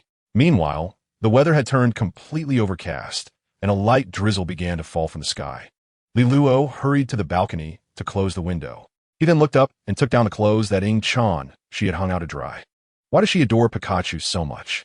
He muttered to himself, just as he was about to walk into Ying Chan she's bedroom from the balcony. A jingling of keys at the door caught his attention, causing him to pause. Aren't you supposed to be in exam? He wondered as the door swung open. A middle-aged man stepped through the threshold. Ying Chung, dressed in a sharply tailored suit, with a meticulously groomed beard and tousled short hair, exuded an air of sophistication. Upon entering, he instinctively removed his shoes and glanced down, noticing his favorite blue slippers were missing. However, the next second, he spotted them. Ying Chung looked towards the boy wearing those blue slippers and holding a large pile of girls' clothes, momentarily lost in thought. Chapter 23. Change of perspective. Responding to Li Luo's greeting, Ying Chung glanced at the boy's face and then at the clothes in his hands, inquiring, What are you up to? Oh, me? Li Luo blinked innocently. Ying Chan, she called me at noon, saying it was going to rain and asked me to help her collect her clothes. As he spoke, Li Luo walked to Ying Chan she's bedroom door, opened it, and quickly stepped inside. After placing the clothes on her bed, he promptly exited. He felt no guilt, as he had known Ying Chang since childhood. Both families were familiar with each other, and it was perfectly normal for Ying Chan she to ask him for help. Ying Chang, too, showed little reaction.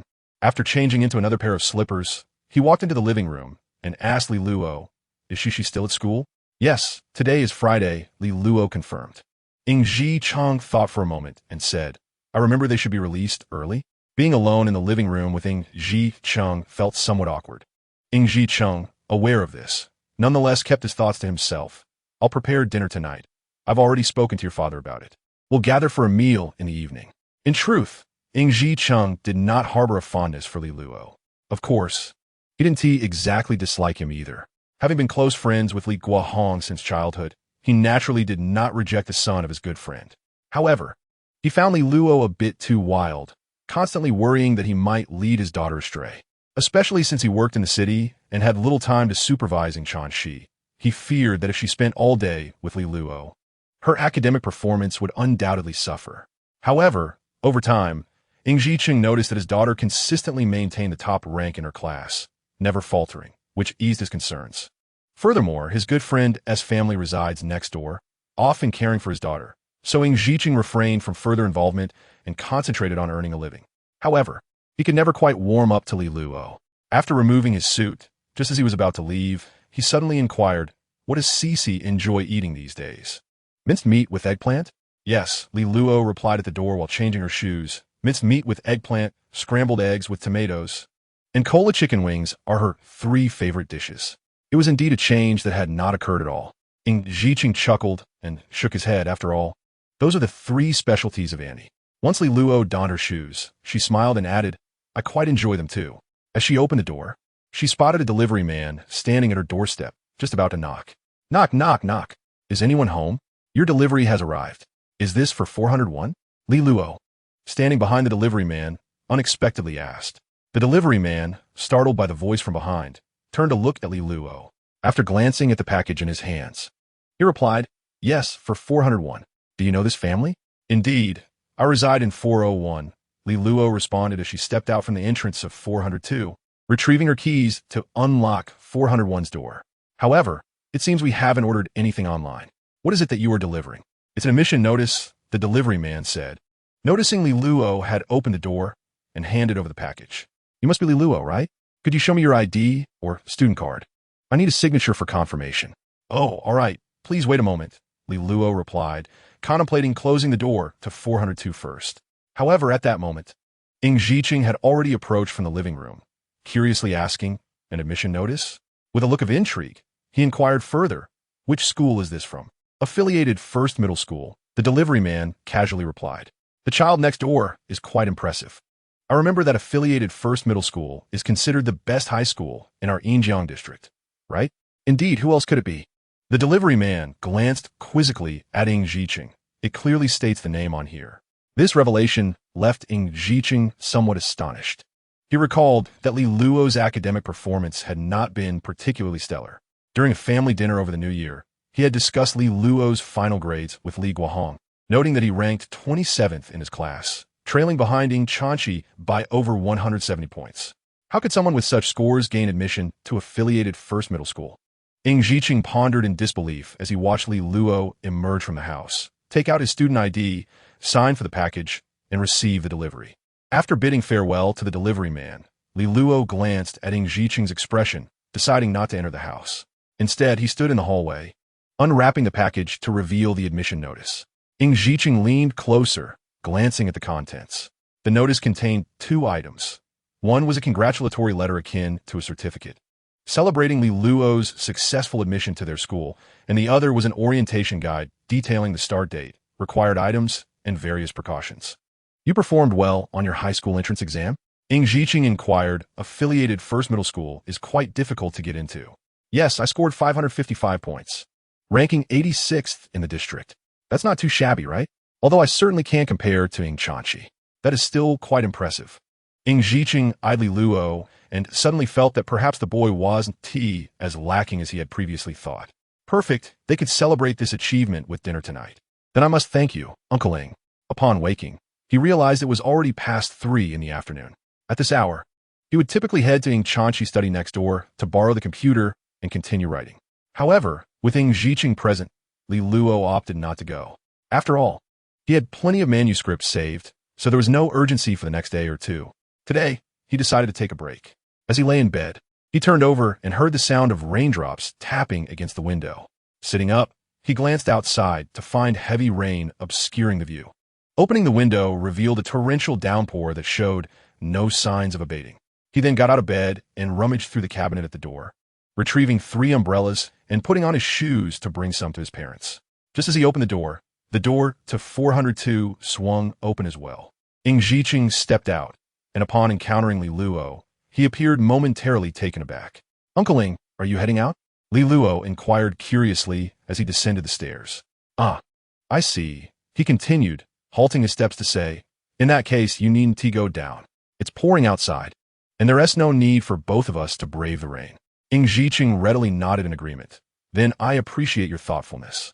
"Not at all," Li Luo smiled, turning to dash downstairs. Watching Li Luo's retreating figure, Ing Jiqing felt somewhat dazed, sensing that the boy seemed to have matured and become more composed. No longer the impulsive child he once was.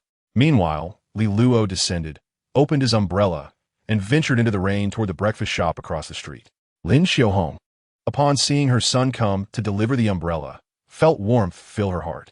"Got it," she said. "Yes, your father informed me." Lin Xiaohong nodded and then reminded him. "Remember not to tell Cece. Your Uncle Ing probably wants to give her a surprise and didn't notify her in advance." "Oh," Li Luo raised an eyebrow and laughed. "Understood. I will certainly keep it a secret." After folding the umbrella, he climbed to the 4th floor and arrived at the door of 402, instinctively reaching for the key from the couplet. Shortly after, Ing Jiqing came to open the door, accepting the soy sauce from Li Luo and saying, "Come in and sit for a while. The computer in the study is still available. You can use it." As he entered the kitchen to continue his tasks, Li Luo wandered into the study, unceremoniously booting up the computer and logging into Qijian Chinese network, glancing at the Sanjiang rankings. "I Am Not a Celebrity" was prominently displayed. He had inquired with the editor yesterday, and his book currently had approximately 1,200 ongoing readers. Once this round of recommendations concluded, it would be ready for listing next week. Observing the data for his book, Li Luo could only shake his head and smile wryly, thinking that if these figures were to be presented a decade later, not only would Sanjiang be out of reach, but even advancing to the third round of recommendations would be questionable. However, Li Luo was not anxious. He was well aware of his advantages. With the gradual proliferation of smartphones, Qidian Chinese Network had also adapted to the trend by launching Qidian Reading. Embracing the wave of the mobile internet era, by the end of the year, the distribution of Qidian's readership had reached a balance between computer and mobile users. By the end of 2015, mobile users accounted for 70, and by the end of 2016, this figure had surged to 90. Some may wonder what difference this makes. After all, reading is reading, and what is the difference between using a computer and a mobile device? At most, it is merely more convenient to read novels on a phone. Yet in truth, there are two significant changes. The first is the transformation of the user demographic. Previously, those who had the means to use a computer for internet access and specifically read novels typically possessed a certain level of education and literary appreciation. They could at least navigate a computer, and their family conditions were not drastically poor. However, with the advent of smartphones, particularly affordable models like Xiaomi, previously isolated individuals were brought into the realm of mobile internet. These users, in terms of literary appreciation and aesthetic standards, undoubtedly had lower expectations than the previous demographic. Consequently, this would naturally lead to the emergence of a wave of more simplistic and less refined works. The second change pertains to the method of reading. The reading experience can be significantly diminished. Many authors initially failed to recognize this shift, continuing to adhere to the writing habits established during the era of computer usage. However, for mobile users who are newly venturing into the realm of online literature, resolving the issue of text formatting would undoubtedly place this book at a distinct advantage from the outset. Just as Li Luo was about to type a few words, a commotion emanated from the kitchen. Curiously, he stepped out of his study and glanced towards the kitchen, where he found Ing Zhiqing frowning, his right hand tightly gripping the fingers of his left. On the floor lay a knife, its fall unexplained. "Uncle Ing, what happened?" With a furrowed brow, Ing Zhiqing inhaled sharply, casting a glance at Li Luo, and, with a hint of resignation, replied, "I cut my finger while chopping vegetables." Fortunately, it was merely a superficial cut, not too severe. Li Luo, familiar with the medical supplies in Ing Chuanqi's home, retrieved a small first aid kit, dabbed some iodine on a cotton swab, and applied it to Ing Zhiqing's wound. After securing it with a band-aid, the injury seemed trivial, though it was certain his finger would cause him some discomfort while cooking. "Uncle, your hand will make cooking rather inconvenient. How about I take over?" "Huh?" Ing Zhiqing frowned, attempting to wield the knife with his left hand. After a few tentative motions, he winced at the pain. "Are you sure you can handle it?" Having become quite busy with work, he had not set foot in the kitchen for quite some time. Nevertheless, he felt that Li Luo, despite his youth, might be a tad more reliable. "Trust me, it will be just fine," Li Luo assured, patting his chest. "My family runs a breakfast shop, and I've picked up a few skills from my father." Hearing this, Ing Zhiqing hesitated briefly. However, recalling Li Luo's impressive entrance exam results and his demeanor since their meeting, he finally nodded. "All right, give it a try. If it doesn't work out, I'll step in." "Great." Accepting the task, Li Luo surveyed the ingredients Ing Zhiqing had prepared. He took the knife and sliced the last of the pork belly, half into thin slices and half into shreds. "You call this just a few skills? The way you chop vegetables doesn't resemble that of a novice at all." Once the preparations were complete, Li Luo glanced at the chicken soup Ing Zhiqing had simmered earlier, ladling a bowl for later use to enhance the flavor of the stir-fry. Then, Ing Zhiqing noticed a transformation in Li Luo. With precision, each plate of ingredients was expertly added to the pan, and as Li Luo began to stir-fry, the kitchen soon filled with an enticing aroma. To be fair, observing such adeptness, Ing Zhiqing thought that even if the flavors were mediocre, it would certainly surpass his own cooking. "When did you learn to cook?" Although his finger was injured, Ing Zhiqing could still manage to help by serving dishes. And he couldn't help but inquire while doing so. "Oh, it's nothing special," Li Luo replied while cooking. "Uncle, don't be modest. I'm always over at your place, playing on the computer. Cooking a meal is no big deal. Besides, this isn't your fault. It's just a little injury. The thought counts. Upon hearing this, Ing Zhiqing fell silent, tacitly accepting the gesture. By the time the table was laden with an array of dishes, it was already past 5 in the evening. Li Luo had prepared a feast, vibrant in color and rich in flavor, awaiting the arrival of guests. At that moment, Li Luo's phone rang. He washed his hands, wiped them on his apron, and checked his phone to find it was a call from Ing Chuanqi. He signaled to Ing Zhiqing and answered the call. "Hello, what is up? Li Luo, where are you right now?" Ing Chuanqi asked quietly. "I'm at your house." "What is the matter?" Li Luo responded. "I've already put your clothes in the bedroom." "Oh, thank you," Ing Chuanqi replied. "But I left without an umbrella today. I got on the bus with a classmate, but we got off at different stops. Could you come to the bus station to pick me up?" "Sure." "How long until you arrive?" "About 10 minutes." "All right, see you soon." After hanging up, Li Luo turned to Ing Zhiqing, who gestured for him to go. "You should go pick her up. I'll tidy up the kitchen." "Okay, I'll head out now." Li Luo exited the kitchen, changed his shoes, grabbed his umbrella, and took Ing Chuanqi's umbrella as well. He then stepped outside, opening his umbrella and walking into the rain towards the nearest bus station. On the bus, Lu Shaowen sat in the third row, fixedly staring at the driver's rearview mirror for several minutes. Ing Chuanqi was seated by the back door, clearly visible in the mirror. As a long-standing second in his grade at Yucai High School, Lu Shaowen harbored a special sentiment towards the figure of the top student. He was the first in the key class, while Ing Chuanqi was the first in the parallel class. Though their interactions were minimal during school, they would occasionally exchange a few words during competitions. In Lu Shaowen's mind, he felt a profound connection with Ing Chuanqi, for he was the only one capable of keeping pace with her. Out of the 27 students who successfully gained admission to the affiliated number 1 high school, only he and Chuanqi ranked among the top 40. The summer advanced class at the affiliated number 1 high school was divided into 4 groups based on academic performance, naturally placing Lu Shaowen and Ing Chuanqi in the same class. One could not help but feel that some invisible fate intertwined their paths. Lu Shaowen was tall and reasonably handsome, save for his slightly darker complexion and the glasses he wore, but he had few flaws otherwise. During his time at Yucai High School, he had received numerous love letters from girls, but since his heart belonged to someone else, he ignored them all. Nevertheless, he often inquired about how many love letters Ing Chuanqi had received lately. If the number was comparable to his own, he felt a sense of ease, believing it to be a sign of their connection. Similar instances abounded. For instance, every Monday, the school would invite outstanding students to give speeches. Over 3 years, he and Ing Chuanqi had been assigned to speak more frequently than anyone else. Their names frequently appeared in connection with various school awards. The bulletin board displaying the school rankings after monthly tests and midterm and final exams was Lu Shaowen's favorite place, for there, he was perpetually overshadowed by Ing Chuanqi. Yet no one could usurp his position as second place.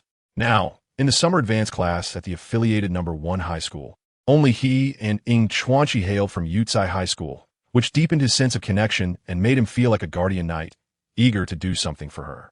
On this rainy day, he noticed that Ing Chuanqi had forgotten her umbrella.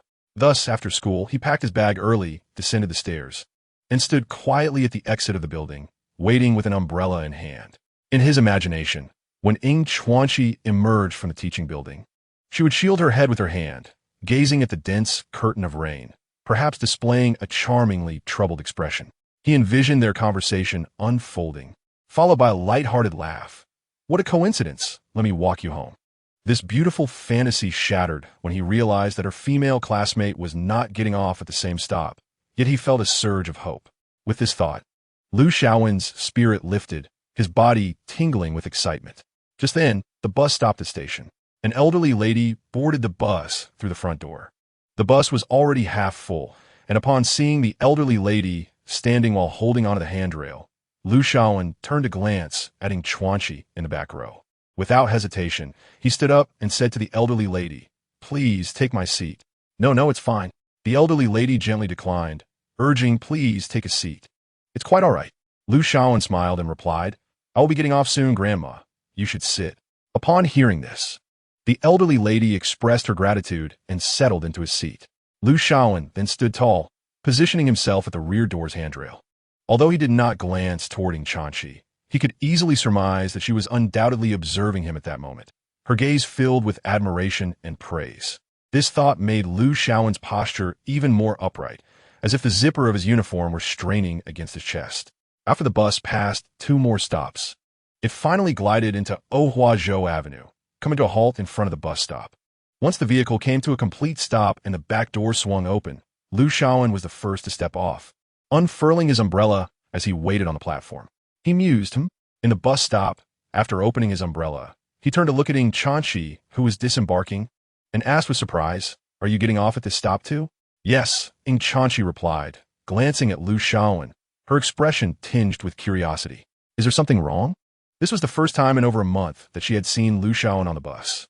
"You didn't bring an umbrella, did you?" Liu Shaowen inquired with a slight smile, raising the umbrella in his hand. "It's raining quite heavily. May I escort you a short distance? Your home must be nearby, right?" "Oh, thank you," Ing Chanchi politely expressed her gratitude, then shook her head, pointing behind Liu Shaowen. "Someone is here to pick me up." Her words took Liu Shaowen by surprise. He assumed that anyone picking up Ing Chanchi at a bus stop near her home must be a family member. Was he about to meet her parents so soon? Would that be inappropriate? With such thoughts swirling in his mind, Liu Shaowen slowly turned around, mentally preparing himself on how best to greet them to leave a good impression. However, upon turning, he was momentarily taken aback when he saw a boy, roughly his age, standing before him. Liu Shaowen regarded Li Luo's face, which seemed somewhat familiar. He quickly regained his composure and casually asked Ing Chanchi, "Is this your younger brother?" Ing Chanchi appeared momentarily stunned before she chuckled lightly. "Yes, indeed." After speaking, she opened the umbrella that Li Luo had brought and walked side by side with him into the rain, turning back briefly to Liu Shaowen to say, "Thank you for your kindness, goodbye." Liu Shaowen felt a pause in his breath as he watched the girl's retreating figure. Although his plans had not unfolded as he had hoped, it still felt quite pleasant. "She thanked me." At that moment, his phone buzzed in his pocket. Liu Shaowen hastily answered the call. "Where have you been?" "The school teacher said you left." "Why aren't you here?"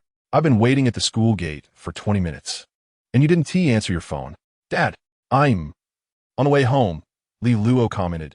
"Who is your younger brother?" "You were born a day later." "How can you be a younger brother?" "Who was that just now? He looks a bit familiar." "That? A classmate from the advanced class, also from Yutsai, but we aren't very close." Chapter 25. Truly helpless against Li Luo and Ing Chanchi walked together under the umbrella toward the entrance of Jincheng Community. After a casual conversation, they had already put the earlier bus stop incident behind them. "Hey," Lin Xiaohong paused, asking, "What are you two doing here?" After speaking, the 4 of them made their way home. However, Ing Chanchi found it strange that once they reached the 4th floor, Li Luo and the others suddenly stopped, showing no intention of retrieving their keys, but instead directing their gazes toward her. This left Ing Chanchi bewildered. "Aren't we going to your house for dinner?" "Don't ask so many questions, just open the door," Li Luo urged, pressing on her shoulder as he faced the door of Unit 402 next door. Ing Chanchi, still confused, pulled out her keys and opened her own door. Before she even stepped inside, an enticing aroma wafted from the living room, arousing her appetite. Upon catching the delicious scent from the kitchen, Ing Chanchi halted, and as Li Luo nudged her inside, she quickly changed into her slippers and dashed into the kitchen, leaping into her father's embrace. Li Luo watched this scene with a smile, skillfully retrieving 2 pairs of slippers from the shoe cabinet and tossing them to his parents while donning a pair of blue slippers himself, heading into the living room. "Uncle Ing, are the dishes ready?"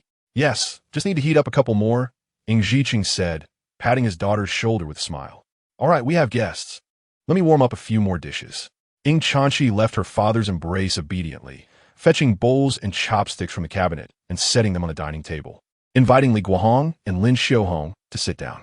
A few minutes later, the 5 of them gathered around the living room table. Ing Ziqing took out a bottle of white wine from the counter and cheerfully said to Li Guohong, "It's been a while since we had a meal together. Come, drink a couple of glasses with me." "Your wife doesn't mind, does she?" What did she possibly object to? Li Guohong waved his hand, gesturing toward his cup. "Fill them all to the brim." Lin Xiaohong rolled her eyes at him, too lazy to respond. Ing Chanchi stifled a laugh, whispering to Li Luo, "Uncle Li is the most boastful at times like this. My mom gives him face," Li Luo whispered back. "If he drinks too much, he'll probably end up kneeling on a washboard tomorrow." "Isn't this just a surprise for you?" Li Luo replied, "Try it. These dishes were all prepared by your dad this afternoon." Ing Chanchi hesitated as she picked up a piece of cola chicken wing, well aware of her father's culinary skills. It was hard to praise. However, after taking a small bite, her eyes lit up, and she quickly devoured it. She then reached for some scrambled eggs with tomatoes and minced eggplant, both of which were her favorite flavors. Are your dad's dishes delicious? Li Luo asked. Delicious. Ing Chanchi nodded vigorously. Hearing this, Li Luo nodded in satisfaction. That's good. At the dining table, the two younger ones and Lin Xiaohong ate relatively quickly, each with a bowl of rice, filling up on vegetables. On the other hand, the two older men, engaged in drinking and chatting, would not cease for at least 2 hours. Lin Xiaohong kept them company, and after Li Luo and Ing Chanchi had eaten enough, she subtly signaled that they could leave the table to play. However, Li Luo was keen to listen to the adults' conversation, so he lingered at the table. Ing Chanchi, seeing he wasn't leaving, also stayed, put to listen to her father chat with Uncle Li. Speaking of which, Ing Ziqing's gaze fell upon Li Luo, and he remarked, This afternoon, someone came to deliver the admission notice. Your family S. Li Luo is impressive, having been admitted to Fui Zhong. Oh, that? Li Guohong couldn't help but smile with pride. Well, he's just SOSO. He can't compare to your Shishi. Modesty, are we? Ing Ziqing shot him a glance, noticing the corners of his mouth nearly reaching the sky. You owe me a drink. You didn't tell me such good news right away. All right. Li Guohong raised his glass and downed it in one go, then said, Mainly, there's no sense of achievement in telling you about this. Your Shishi is right there. If I were to boast, I'd rather find kids whose grades aren't as good as Li Luo's. That's when it gets interesting. Ing Ziqing chuckled. Li Guohong put down his glass and pointed at Lin Xiaohong. You have no idea about your sister-in-law. That night, she called relatives to organize a graduation banquet, and not a single call did I get to make. She did all the bragging herself. What are you talking about? Lin Xiaohong rolled her eyes. You worked hard all day. Is it not okay for me to share some of the burden? Ha, chuckled softly a couple of times, then raised his glass and proclaimed, In any case, congratulations to Li Luo. Now he's attending the same high school as Shishi. Let's hope they can also go to university together and gain admission to Qianjiang University. Cheers! Li Guohong exclaimed, slapping the table and raising his glass in agreement. After concluding this topic, suddenly recalled something and could not help but inquire, By the way, do you know how the housing prices on Qiushan Avenue have been recently? What about Yingbin Road and Jinxing West Road? Li Guohong paused for a moment, then replied, They have been declining for the past 6 months, and the trend does not seem promising. But what do you mean? Asked. Oh, I didn't expect that. Why are you buying a house at this point if the prices are falling? Well, it's a bit complicated, Li Guohong said, shaking his head with a smile. Firstly, my uncle's family is indeed asking for a low price and is eager to sell. Moreover, their house is fully renovated and ready for immediate occupancy.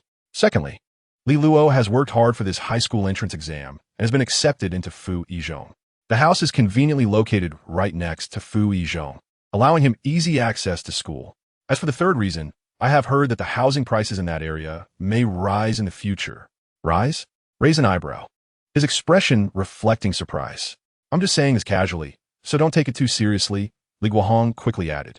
Actually, it was Li Luo who heard it from a classmate.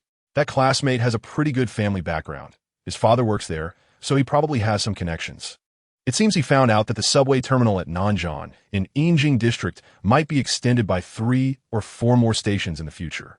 The housing prices along that subway line are bound to increase. However, the news is still uncertain, so it's hard to say anything definitive. Among brothers, it's necessary to be clear about finances, especially when it involves investments. I'm worried that if I say something reckless, might actually go ahead and buy a house. If the prices don't rise in the future, it could affect our friendship. Yet, upon hearing Li Guohong's words, S expression grew somewhat peculiar. After contemplating for a moment, he finally said, Li Gu, your approach might actually be quite astute. Huh? Li Guohong was momentarily taken aback and couldn't help but ask, What do you mean? Actually, I have some information on this matter as well, replied. As you know, my company used to have connections in that area, and I frequently interact with various individuals, gathering all sorts of news over drinks. The extension of the subway terminal at Nanjiang is indeed planned. We just don't know when it will start. Seated at the dining table, Li Luo listened to the adults' converse, falling into deep contemplation.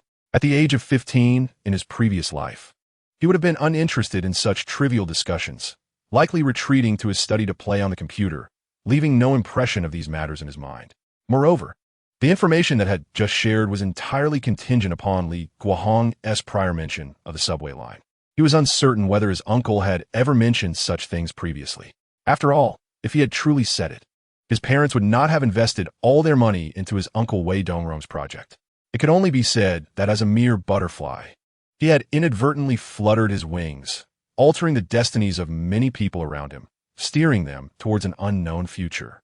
Regarding the subway, even though it could not guarantee it completely, Li Luo felt no apprehension.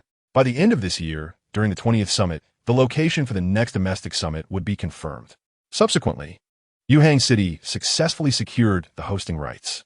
In 2015, Yuhang City had also triumphed in the bid for the Asian Games, securing the hosting rights for 2022. Afterwards, not only Yinjing District but also several remote areas of Yuhang City had established a series of subway expansion plans.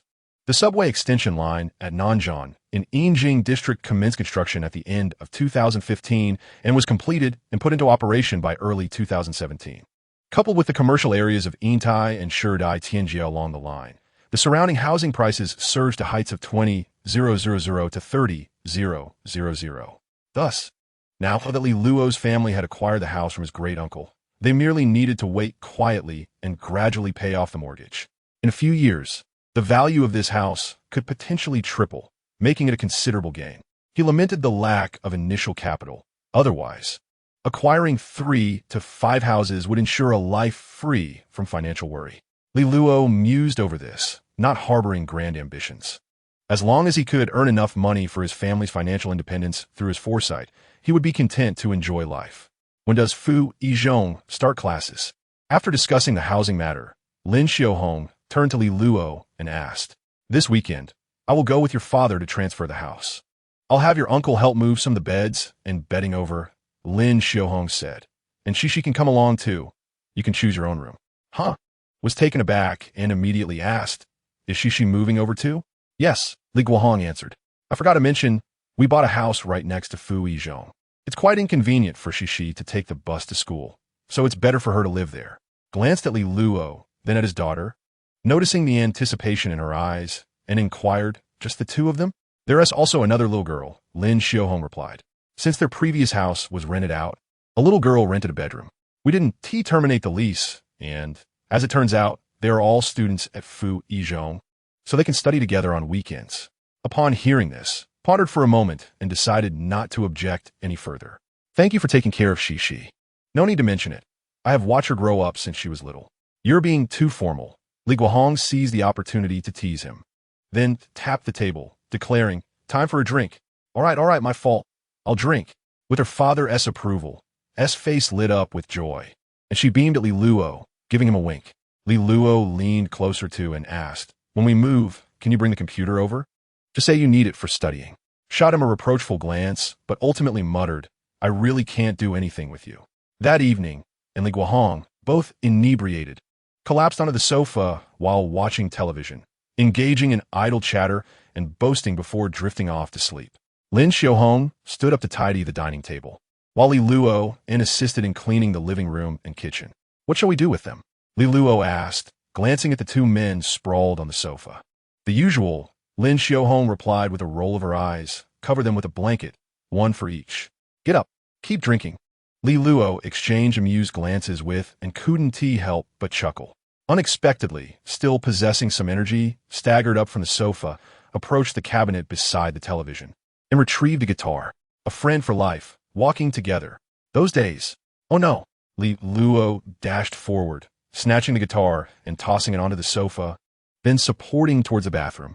Once inside, as squatted in front of the toilet, he began to heave violently, stood at the bathroom door, waving her hand in front of her nose in disgust, and remarked, "Why do adults enjoy drinking so much? It tastes terrible, and they get drunk." "Well," Li Luo gently patted S back and chuckled, "if I were 15, I certainly wouldn't understand the reasoning behind it." At the age of 35, he is acutely aware of the harsh realities of adult life. This suffering is not the predictable toil of a student. Rather, it embodies a profound uncertainty devoid of standard answers, fraught with unexpected challenges that can arise at any moment. Certainly, school can be arduous, but there is always a clear score to chase. However, upon entering society, one finds that mere scores are insufficient to navigate life's obstacles. Alcohol, while not particularly enjoyable, can indeed provide solace when one wishes to cast aside their emotions. If one seeks to be blissfully ignorant, nothing serves this purpose better than a drink. Perhaps one is not merely consuming alcohol. Li Luo remarks, likening it to how one might listen to music to escape their troubles. Drinking serves a similar purpose. Why not just listen to music? Drinking is detrimental to one's health. Ing Chanchi expresses her discontent with her father's excessive drinking, concern for his well-being. But my dad smokes too, what can be done? Li Luo responds, observing as Ing Zhiqing regurgitates. He then turns to Ing Chanchi and says, fetch a towel. Ing Chanchi, acknowledging, hands him a clean towel from the rack and adds, you really shouldn't drink like this, nor smoke. At that moment, Lin Xiaohong enters, carrying 2 blankets to cover the 2 men. The sounds of Ing Zhiqing and Li Guohong snoring create a cacophony reminiscent of a chaotic symphony rehearsal. All right, pour 2 glasses of water and leave the rest for tomorrow, Lin Xiaohong sighs. What are you 2 discussing?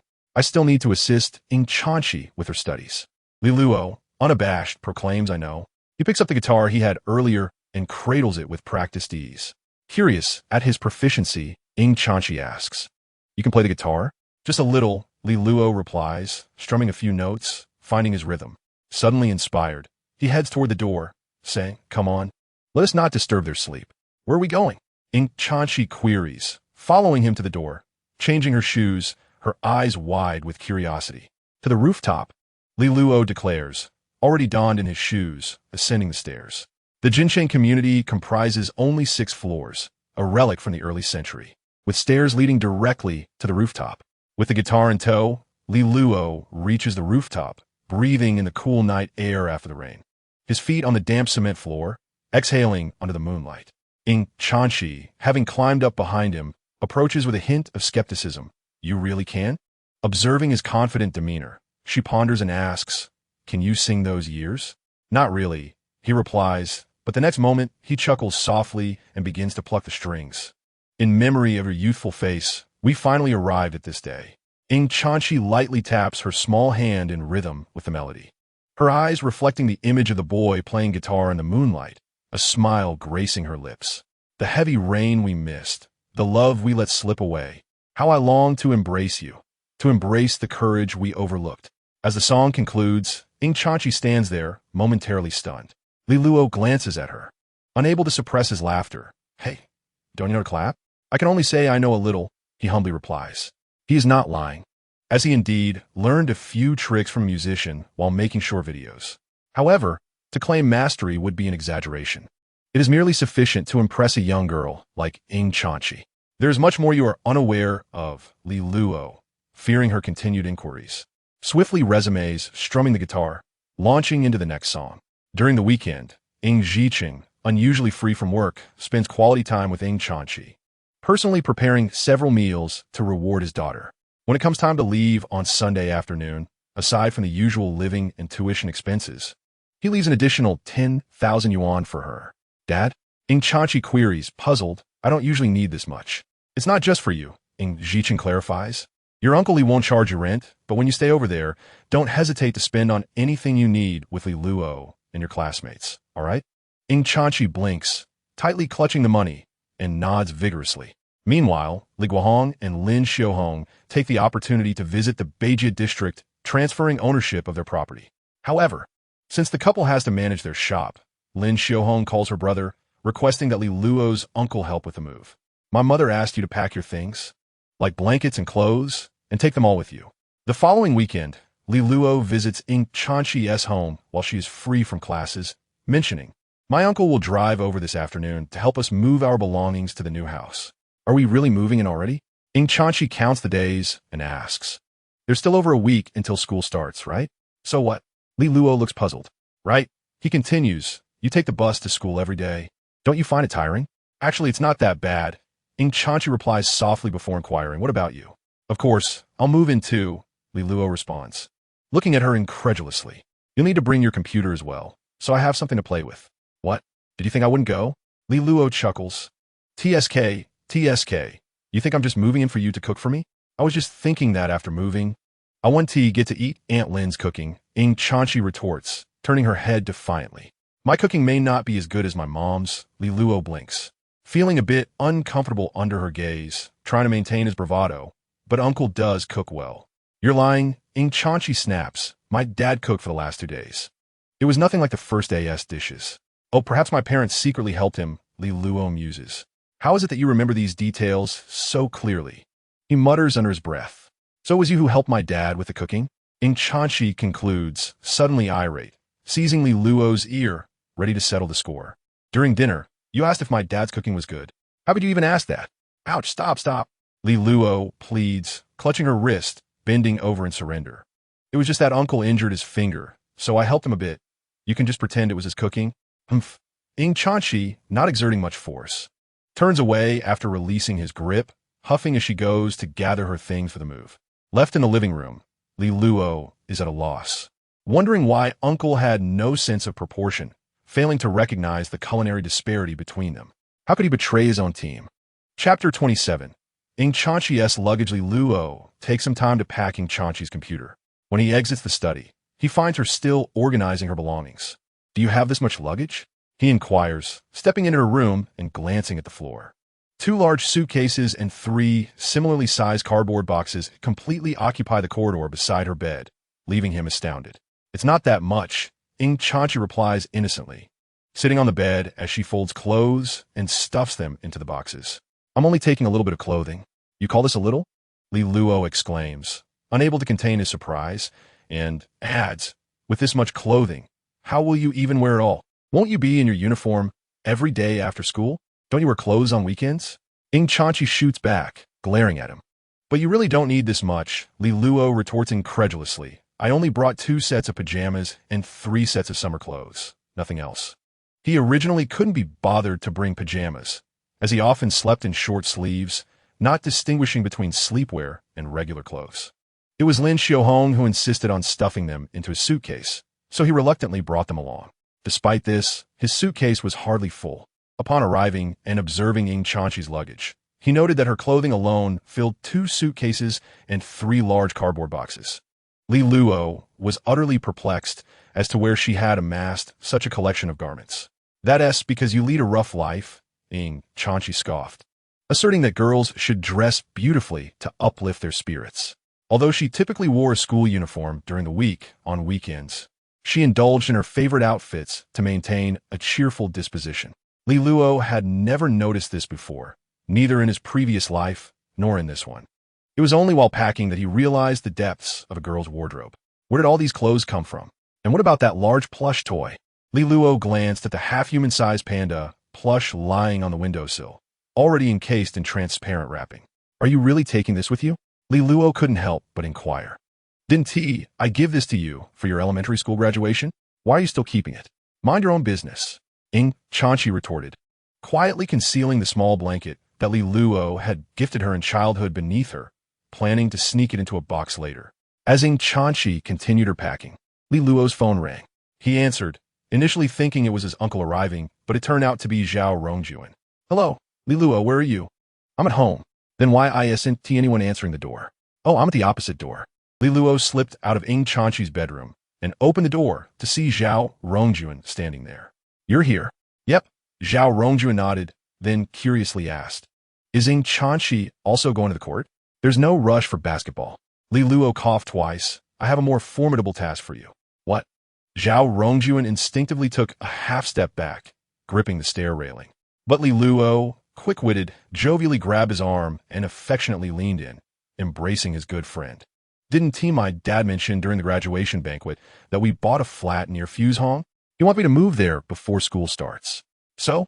Zhao Rongjuan squinted, piecing things together. You arrived just in time. Ing Chanchi and I have nearly finished packing. Li Luo shamelessly declared, my uncle will drive over shortly, and you'll help us move the luggage downstairs. Zhao Rongjuan's face fell. But you called me to play ball yesterday. That's all my mom's fault. She just told me today that we're moving. Li Luo defended his teammate. This works out perfectly. You'll help us move, and we can take a car to our new home and check it out. Can we even get in on the weekend? Zhao Rongjuan questioned.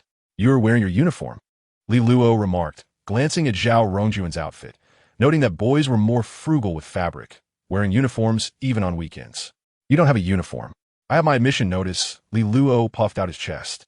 It should be fine for new students to visit the school early, right? With Li Luo's persuasion, Zhao Rongjuan reluctantly agreed. All right then. Good buddy.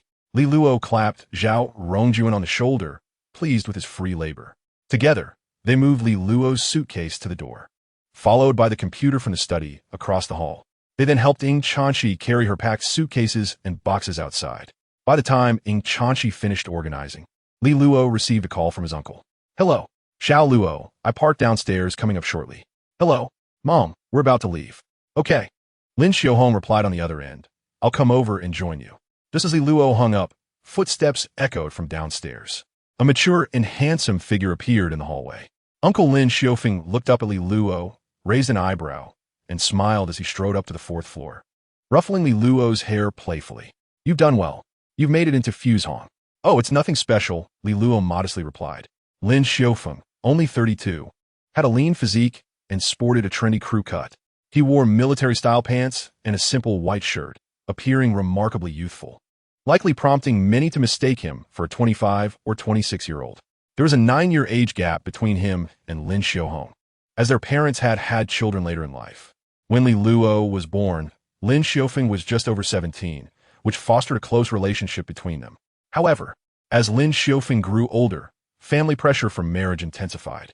Currently, he worked as a truck driver for a relative's company, mostly enjoying a relaxed schedule. On this day, since he had no cargo to transport, he drove a small van to help his nephew move.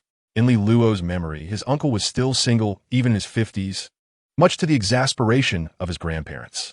Yet, he truly acted like a caring elder, often inviting Li Luo to drink and eat skewers, joking that he would leave all his possessions to him after he passed.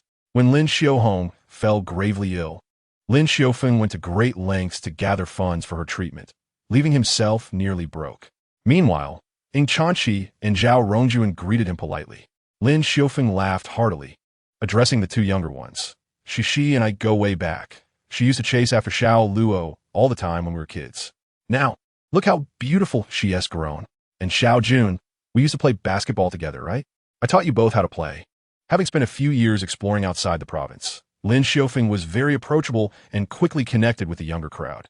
The four of them engaged in casual conversation while moving their belongings downstairs into Lin Xiaofeng's van. Ying Chanxi, being petite, carried only her and Li Luo's backpacks, while the other three made several trips to transport the remaining items. Soon, Lin Xiaohong arrived from the breakfast shop, ready to join the journey. Have you packed everything? Did you forget anything? She asked, settling into the passenger seat. Everything is accounted for. If we miss something, we can come back for it, Li Luo reassured her, gesturing for Zhao Rongjuan to get in the car before he took a seat in the back. Ying Chanxi entered last, closing the door.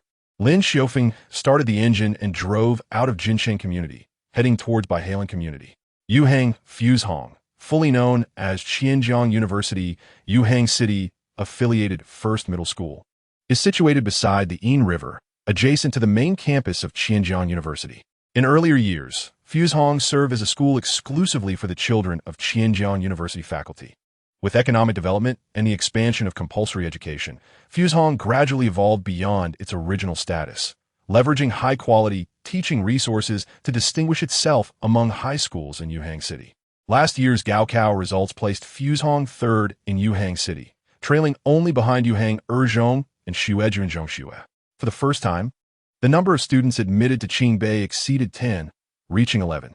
Additionally, Qianjiang University accepted 81 students, while other 985 universities from outside the province admitted 35 students. The educational achievements are remarkably fruitful. The residence recently acquired by Li Guohong's family is situated in the Bihai Lanting community, directly across from Fuzhong, specifically in Building 12, Unit 1502. At noon, the entire apartment, approximately 150 square meters in size, opens to a spacious living room and balcony. To the right lies a separate piano room, previously used by Li Luo's cousin, who practiced there regularly. After moving away, the piano was left behind, effectively becoming a gift to Li Luo's family. Upon entering, to the left is the kitchen, followed by a narrow corridor. Along this corridor are 4 doors leading to 2 bedrooms, a study, and a bathroom. The study has been converted into a bedroom, albeit slightly more spacious. Su Yuyu decided to rent this study, equipping it with a large desk and her own computer. At the end of the corridor lies the master bedroom, which includes an en-suite bathroom. She sat at her desk, resting her chest on the surface, and sighed comfortably before opening her computer to browse the new book rankings on Qidian Chinese Network. Upon seeing her work, Winning Yindai ranked 31st. Su Yu let out a small sigh. She then logged into her account and saw a message from her editors sent that morning. Qianzhou, are you there, Zhao Shui? Just a quick notice, we are preparing to launch next Friday. Remember to save your drafts.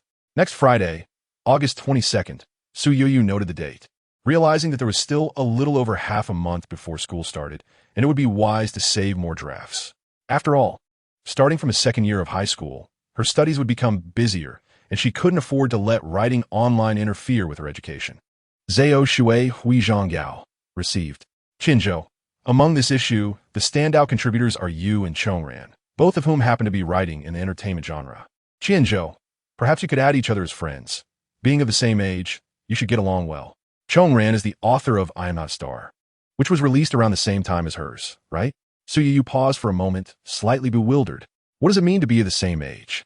Chapter 28. The meeting of two young women around 3 in the afternoon. Lin Xiaofeng drove into the entrance of Bihai Lanting and parked beneath Building 12. Lin Xiaohong was the first to exit the vehicle, waving at Ying Chanqi. Shishi, we'll head up first. Let them carry the luggage. Oh, okay. Ying Chanqi nodded but still grabbed both her and Li Luo's backpacks, one on her back and one in her arms, along with her oversized panda plush toy. Seeing the toy, Lin Xiaohong couldn't help but laugh. I remember this. If I recall correctly, it was during Li Luo's elementary school graduation year when we went shopping, and for every 100 spent, you could draw a prize. Li Luo won 3 times and got this grand prize. Such incredible luck. Huh? Ying Chanqi halted in her tracks. Is that so? She remembered that Li Luo had mysteriously knocked on her door, claiming to have prepared a surprise for her. Ying Chanqi had thought the toy was a graduation gift for her. Mom, let's not bring that up again, Li Luo said, dragging Ying Chanqi's 2 large suitcases behind her. A true hero doesn't boast about past glories. Don't you understand this? Li Luo remembered the event vividly. Initially, she was thrilled to win the toy, but soon began to dislike it. Regardless, it was a prize and not something to be wasted. So she gifted it to Ying Chanqi, providing the plush with a better home. Since then, Ying Chanqi had relaxed her watch over the toy, allowing Li Luo to enjoy it throughout the summer. It was a case of loss bringing gain. The group entered the elevator with their luggage and ascended to the 15th floor. Lin Xiaohong approached the door of 1502, retrieved a set of keys from her bag, and, after unlocking the door, entered while saying, I have 4 copies of the key, 1 for you and 1 for Shishi. I'll keep the other 2. Besides the 2 of you, there is also a young lady living here, your senior. I met her once when I came over. You'll get to know each other later. Since we'll all be under one roof, make sure to communicate about any matters, understood? Both Li Luo and Ying Chanqi nodded, accepting the keys from Lin Xiaohong. Subsequently, Li Luo, along with Lin Xiaofeng and Zhao Rongjuan, went downstairs to carry the remaining luggage upstairs. A pile of belongings filled the living room. Lin Xiaohong initially intended to help tidy up, but Lin Xiaofeng received a phone call at that moment. Hello? Now? So urgent? All right, I'll be there in about 20 minutes. No worries, you go ahead. Lin Xiaohong waved her hand. I'll help them tidy up. What about dinner? Lin Xiaohong asked, having been ushered to the door. I was planning to cook for you. That's fine. Just look after yourselves. Lin Xiaofeng smiled, understanding his nephew's desire to have his freedom. After all, it was a rare opportunity to move out and share a small space with good friends. He wouldn't want his parents constantly interrupting. In the living room, after seeing off his mother, Li Luo stretched comfortably. He glanced towards the corridor, noting that one of the rooms had its door closed. That must be the senior's bedroom. The remaining doors were open, including the 2 secondary bedrooms, a bathroom, and a master bedroom at the end of the corridor. Which room do you want to stay in? Li Luo asked Ying Chanqi. Shall I give you the master bedroom? Li Luo had little preference regarding room quality, as long as there was a bed. He was content to letting Chanqi have the master bedroom. She first stepped into the 2 secondary bedrooms for a look. Although they were not as spacious as her bedroom at home, they were certainly adequate, with enough space for a small table by the window. Upon entering the master bedroom, she found a large double bed, 2 expansive floor-to-ceiling cabinets, and a desk measuring one. Simete, accompagné by ensuite bathroom. After exiting the master bedroom, Ying Chanqi peeked into the common bathroom. The presence of a girl's skincare products, toothpaste, toothbrushes, cups, shower gel, shampoo, towels, and bath towel caught her attention. After a moment of contemplation, She returned to the living room, picked up Li Luo's backpack, and tossed it into the master bedroom. You should take the master bedroom. Ing Chanchi insisted. It's too spacious for one person at night. I'll stick to the secondary bedroom. After saying this, she dragged her suitcase and chose the secondary bedroom adjacent to the master bedroom, which was the closest room to it. All right, Li Luo thought nothing of it. Simply believing Ing Chanchi was being polite and didn't he want to dominate the master bedroom as the landlord. He placed his suitcase in the bedroom and then, along with Zhao Rongjuan, moved Ing Chanchi's large box into the secondary bedroom. You'll have to unpack your clothes yourself. We can't help with that. Got it? Ing Chanchi replied, preparing to organize her clothes. Aren't you going to play basketball? You should go have fun. Sure. Li Luo moved his computer and other belongings into the master bedroom, placing them on the desk and claiming it as his own. He had sent his mother away earlier without overthinking it. He merely wanted the computer in his room for convenience. If his mother had been involved in the arrangements, it would have been quite different. The next time she visited, even if she noticed, it would be too late to change things. With a few sweet words, he could smooth it over. With this in mind, Li Luo called Zhao Rongjuan to help set up the computer before grabbing a basketball and his admission notice, planning to visit Fuzhong. Before leaving, he glanced at the door to the study, wondering why that senior tenant hadn't come out to take a look. Perhaps she was home after all. Li Luo did not dwell on his thoughts. After all, he would eventually get to know them. Thus, he set off with Zhao Rongjuan.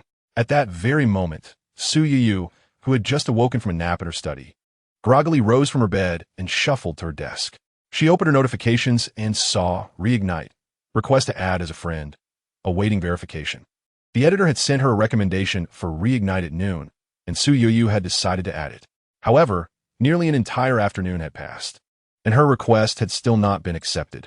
Her curiosity was piqued about this same-age male author, who had penned a work in the realm of fantasy entertainment alongside her.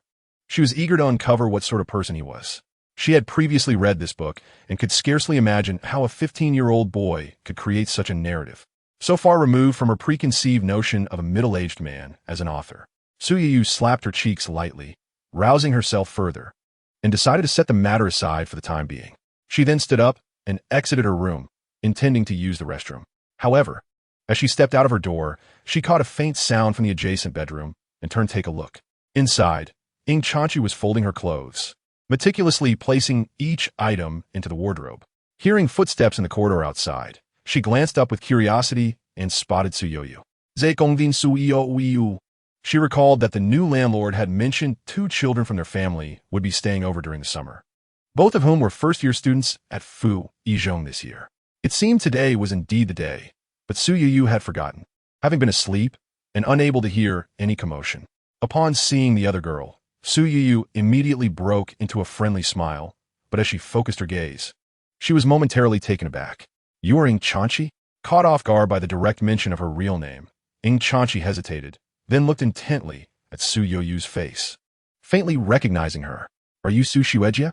At the entrance of Fuzhong, Li Luo, clutching a basketball, squinted up at the teaching buildings deep within the school grounds, feeling a whirlwind of emotions. In his past life, Li Luo was largely unfamiliar with Fuzhong.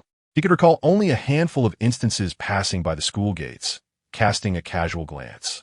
Beyond that, he had no further encounters with this institution. Now, however, he was a first-year student at Fuzhong. In just half a month, he would begin his studies at the most prestigious high school in the Yinjiang district. A monumental shift in his life was about to commence from this very place. You have been standing here for several minutes, Zhao Rongjuan said, wiping his forehead under the sun. Is it really that appealing? I finally managed to get into Fuzhong. Let me admire it a bit longer. It is merely an ordinary high school, Li Luo replied. You, as a top student, will never comprehend the world of a struggling student, Zhao Rongjuan countered. Since you have been accepted into Fuzhong, are you not also a top student? Zhao Rongjuan corrected him, adding, and you even graduated with honors from UCai. I didn't even achieve that. Your reasoning is rather sound. Having admired the surroundings sufficiently, Li Luo finally took a step forward and accompanied Zhao Rongjuan to the security office. Li Luo presented his admission notice, while Zhao Rongjuan puffed out his chest, revealing the school emblem on his uniform. The security guard did not impede them. After a brief glance at Li Luo's admission notice, he instructed them to register their names and then allowed them entry. Once inside Fuzhong, It was Zhao Rongjuan who took the lead.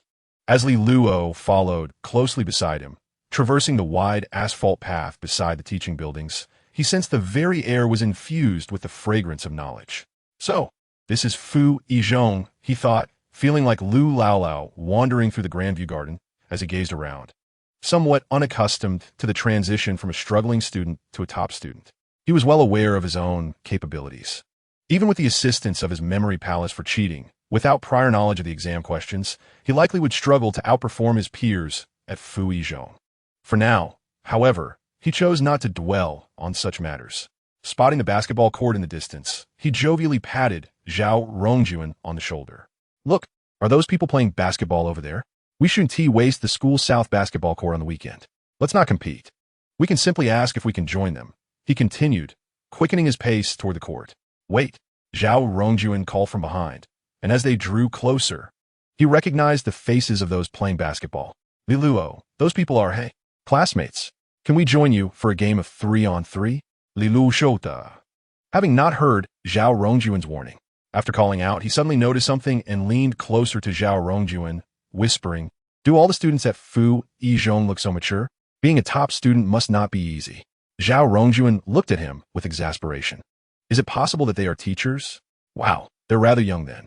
Chapter 29. Ing Chanchi asked me to buy groceries at the outdoor basketball court of Fu Yizhong.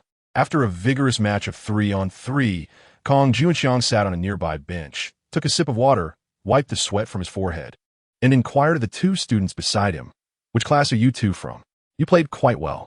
This kid is from the advanced class 3, Zhao Laosher said, pointing at Zhao Rongjuan with a chuckle. I'm not sure about the other one. Oh, so you're from the same class? Kong Junxiang raised an eyebrow, glancing at Zhao Rongjuan, then shifting his gaze to Li Luo. A newcomer, huh? You better be careful. I'm a homeroom teacher of class 8 this year. You just scored 2 baskets against me. Pray you don't fall into my hands. Huh? Li Luo was taken aback, then asked, Are the teachers at Fu Yizhong really this petty? Only he is, chimed in the chubby Sun Laosher, adjusting his glasses. Don't involve us in this. They want to have the chance to teach you, Kong Junxiang replied. Zhao Laosher is from class 3, Sun Laosher is from class 1, and Chao Laosher is from class 2. I see. Li Luo turned his gaze to the plump, bespectacled Sun Laosher and approached to shake hands. Sun Laosher, I just assisted you with so many plays. Please take good care, my friend. ISN to your friend from class 3? Sun Laosher paused, glancing at the reticent Xiao Jun beside him, and asked, Why not go to Zhao Laosher? Oh, I'm not referring to him. Li Luo blinked. My other friend is in class 1. Oh, who is that? Sun Laosher inquired with interest. Anyone who can enter class 1 is certainly a top student. Ing Chanchi. Li Luo replied with a smile. You must know her. She is undoubtedly one of your most memorable students. Ing Chanchi? Zhao Laosher interjected, unable to contain himself. Is she the one who ranked first on the test? She outscored the second by over 10 points. Ing Chanchi? Sun Laosher's expression turned slightly astonished as he regarded Li Luo with renewed interest. Are you close with her? Although our school doesn't explicitly forbid early relationships, one must tread carefully. We are neighbors, Li Luo stated, and I never mentioned anything about early relationships. You seem a bit sensitive, Sun Laosher. Sun Laosher scoffed. You're just being stubborn. Students like Ing Chanchi will undoubtedly be the leading force in competing for various national awards in the future, Kong Junxiang remarked. Is that so? Li Luo nodded in understanding. At that moment, however, Li Luo's phone rang. He pulled it from his pocket and apologized to the teachers before answering the call. Hello? What is the matter? Oh, let's go shopping together. We just finished playing. Li Luo turned to the teachers and said, Teachers, Ing Chanchi asked me to go grocery shopping. We'll be leaving now. Sun Laosher, Zhao Laosher, Kong Junxiang also appeared somewhat surprised. What is going on? Who are you talking to? On the other end of the line, Ing Chanchi curiously inquired, Teacher? What teacher? Your homeroom teacher, Li Luo replied, glancing at Teacher Sun with a bright smile. He advised you not to engage in early romantic relationships and to focus on your studies. Do you understand? Upon hearing this, Teacher Sun's expression darkened.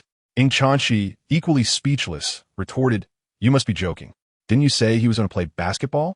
With how overweight Teacher Sun is, how could he possibly play basketball? At that moment, Li Luo had already extended the phone towards Teacher Sun, hoping to encourage a brief conversation between them.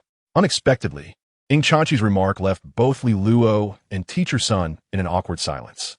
Ahem, Ing Chanchi, Teacher Sun coughed a couple of times to mask his embarrassment and said, "Although I may be a bit overweight, I can still play basketball."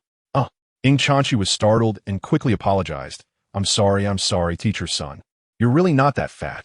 It's fine," Teacher Sun replied kindly, showing no sign of anger. "You all have matters to attend to, so please go ahead." "All right, goodbye." Teacher Sun, Li Luo said as he switched to speakerphone. With a chuckle, Li Luo ended the call and waved farewell to the teachers alongside Zhao Rongjuan. After watching the two students depart, Kong Juanxiang looked at Teacher Sun with a smile, teasingly saying, "Could it be that Li Luo and Ing Chanchi are already together in middle school? You should be cautious. The emotional trauma from a breakup can be far more significant than that of a simple romance." TSK, Teacher Sun remarked, observing Li Luo's departing figure. "This kid speaks as if he is not a 15 or 16-year-old student. Even with the four of us teachers here, he still carries himself so smoothly. Such a personality is commendable," Teacher Zhao interjected. "Even if his grades aren't stellar, he will fare well in society. Unlike our classes, Zhao Rongjuan, who appears quite naive and may find himself at a disadvantage in the future." "All right, enough of this," Teacher Chow from Class 2 said, having watched the unfolding drama. "Let us not waste time worrying. Let us go have a meal." At the entrance of Bihai Lanting Community, Su Yoyu followed Ing Chanchi downstairs, waiting for Li Luo to join them for grocery shopping. She felt somewhat speechless, as since adding that person named Chongran at noon, he had yet to accept her friend request. Aren't they supposed to be peers? They should be on summer vacation, right? How could he not log in even once throughout the afternoon? As for Ing Chanchi beside her, Su Yoyu was familiar with her. Su Yoyu was also a graduate of Yucai Middle School, but she was a year above Ing Chanchi and Li Luo. During middle school, they had crossed paths at several Chinese essay competitions, where they had conversed. However, later, due to scheduling conflicts with various subject competitions, Ing Chanchi had to follow the teacher's advice and abandon the essay competition for others. To her surprise, they encountered each other again while renting a place, now as roommates. "The Li Luo you mentioned, could he be your boyfriend?" Su Yuyu casually asked, noticing that Ing Chanchi frequently spoke of Li Luo. Upon hearing this, Ing Chanchi shook her head vigorously. "I don't like him. How could he be my boyfriend?" Just as she finished speaking, Li Luo and Zhao Rongjuan appeared from around the corner and approached the two girls. Seeing Li Luo's arrival, Ing Chanchi instinctively panicked, thinking he might have overheard their conversation. In reality, Li Luo had not caught any of their discussion. He stood frozen, simply because he recognized the girl beside Ing Chanchi.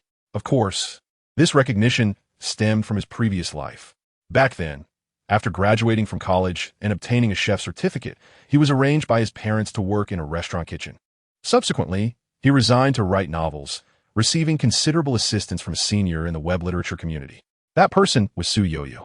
Initially, Li Luo had believed her to be male, despite readers often referring to the author as Sister Zhao Shui. He had dismissed it as merely a term of endearment from fans. His entry into the urban entertainment writing scene was facilitated by the guidance of Zhao Shui Huizhonggao, allowing him to successfully navigate the signing process.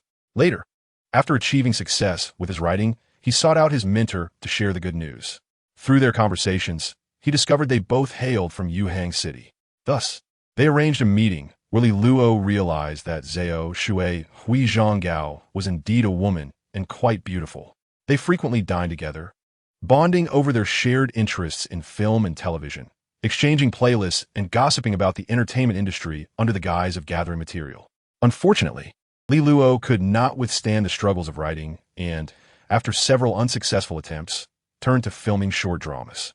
That same year, Su Yoyu's new book achieved remarkable success, earning her the title of one of the 12 literary kings of the year. In the following year, she ascended to a prominent position in the literary world. Upon hearing that Li Luo had ventured into short drama production, Su Yoyu enthusiastically invested in his project.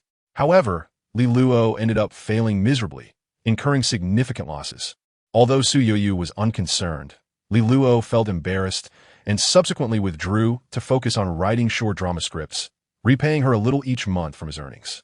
Unfortunately, this led to a gradual distancing in their relationship until they eventually lost contact.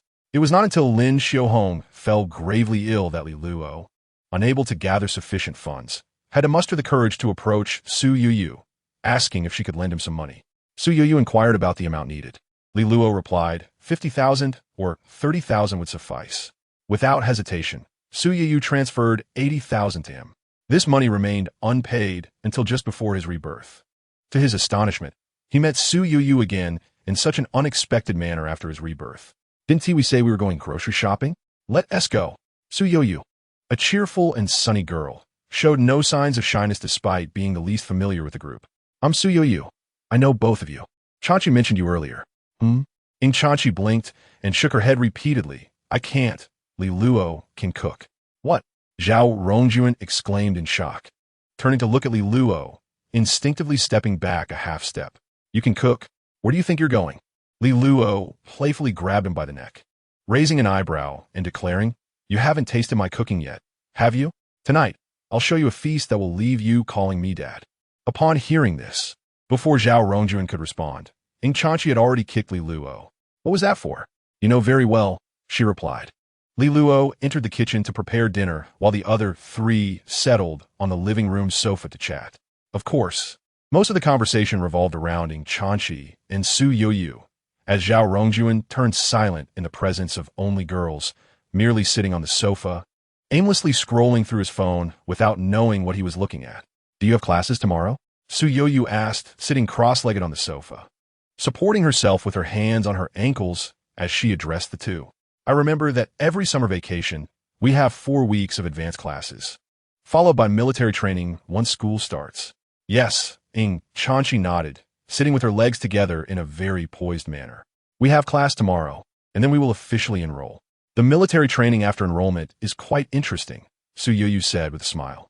The first few days will be spent adapting to the training intensity at school, and then we'll be taken to a nearby military base for training, which includes many fun activities. We'll be going to the military base? Ing Chanchi exclaimed in surprise. Wouldn't it be exhausting? Military training is always tiring. Su Yuyu replied, patting her face. The most important thing is to protect your skin from the sun. Remember to prepare sunscreen in advance. Oh, by the way, after concluding the discussion on military training, Su Yuyu suddenly recalled something and took out his phone, inquiring of the two, What are your numbers? As she spoke, Su Yuyu had already opened the interface on her mobile phone. Glancing at the friend request page, she noticed that the user Chongran had yet to accept her friend request, prompting her to click her tongue in disapproval. Could it be that this individual looked down upon her and chose to disregard her request entirely? With these thoughts in mind, Su Yuyu navigated to the friend request page, casting a glance at Ing Chanchi and Zhao Rongjuan beside her. Consequently, both promptly provided their account numbers. Once they were added, Ing Chanchi remarked, I shall directly send you Li Luo's account. As she spoke, she had already copied and pasted the number, sending it straight to Su Yuyu. Su Yuyu glanced at it, feeling an odd familiarity with the number during the copying process. As a result, she searched for it and wondered what happened.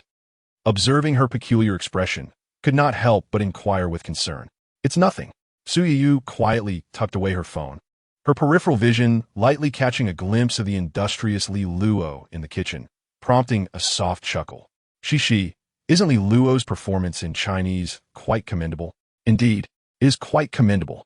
Ing Chanchi nodded, having achieved a remarkable score of 110 in the recent Zhongkao, securing the 3rd position in the entire school. With his essay receiving a perfect score. A perfect score on the essay?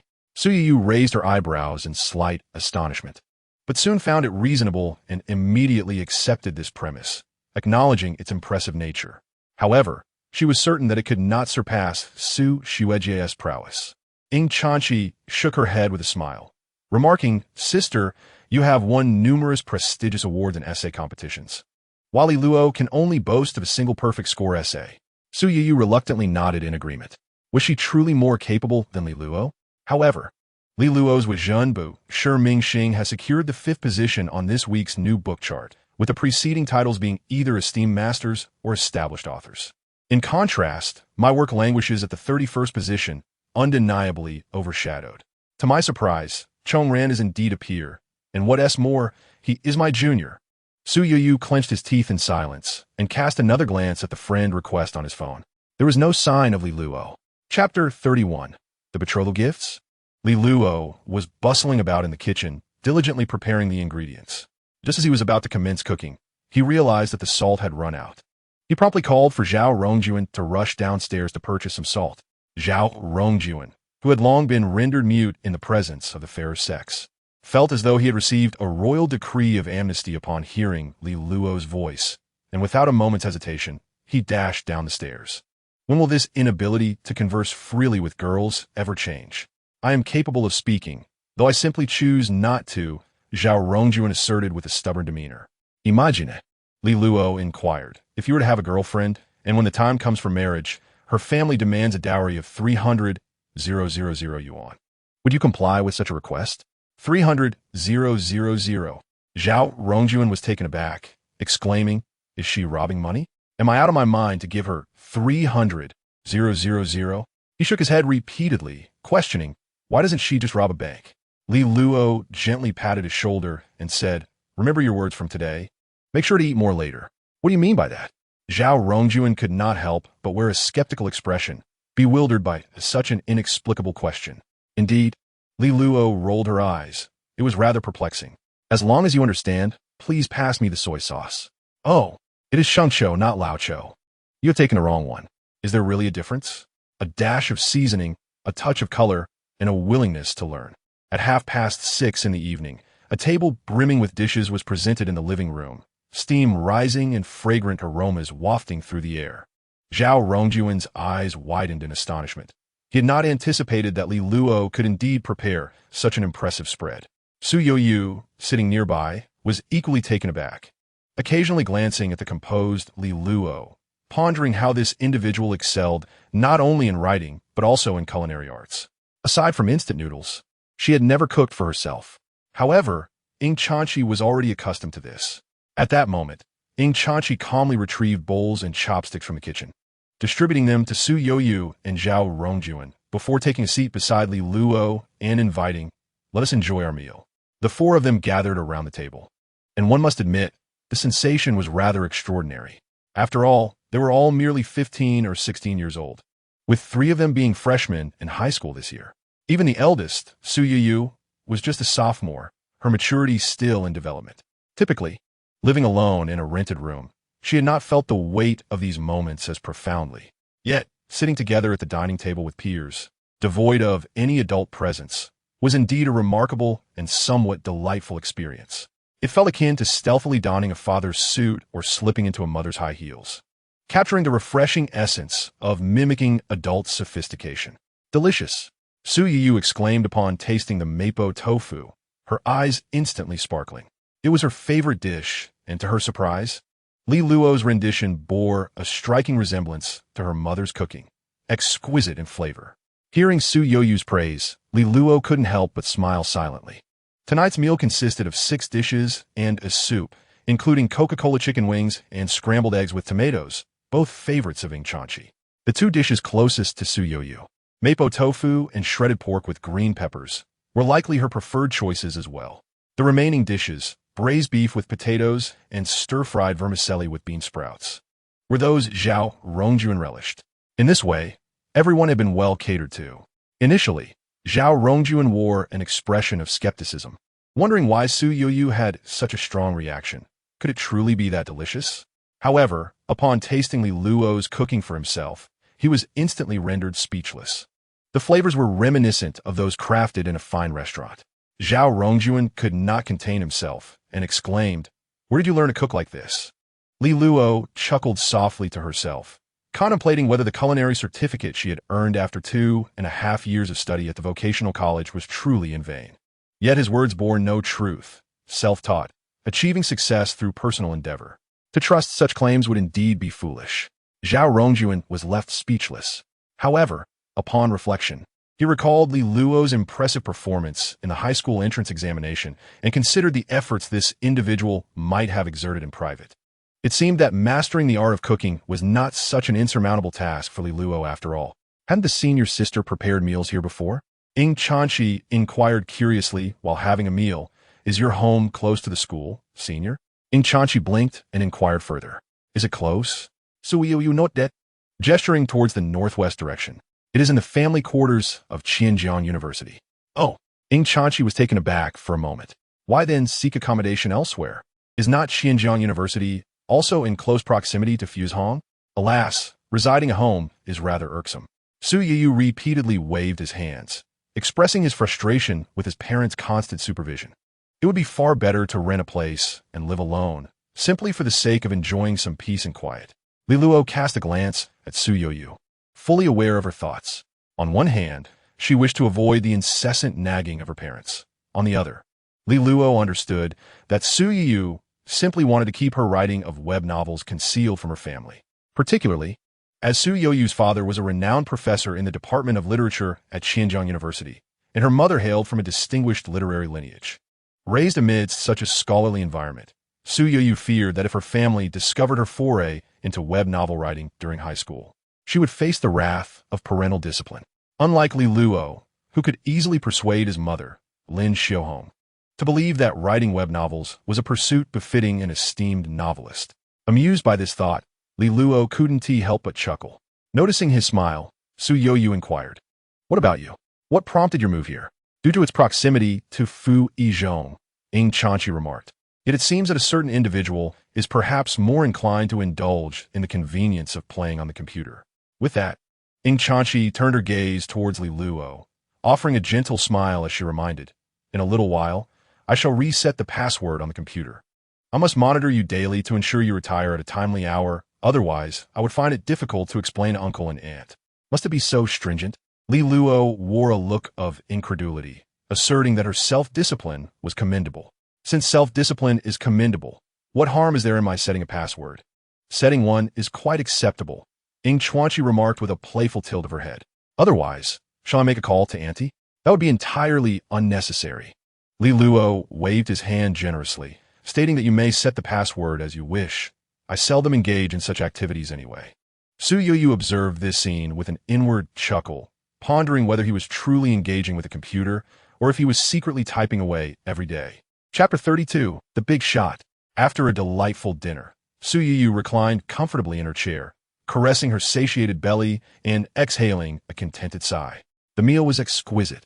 She could not help but exclaim, if you were to open a restaurant, it would undoubtedly be packed with patrons every day.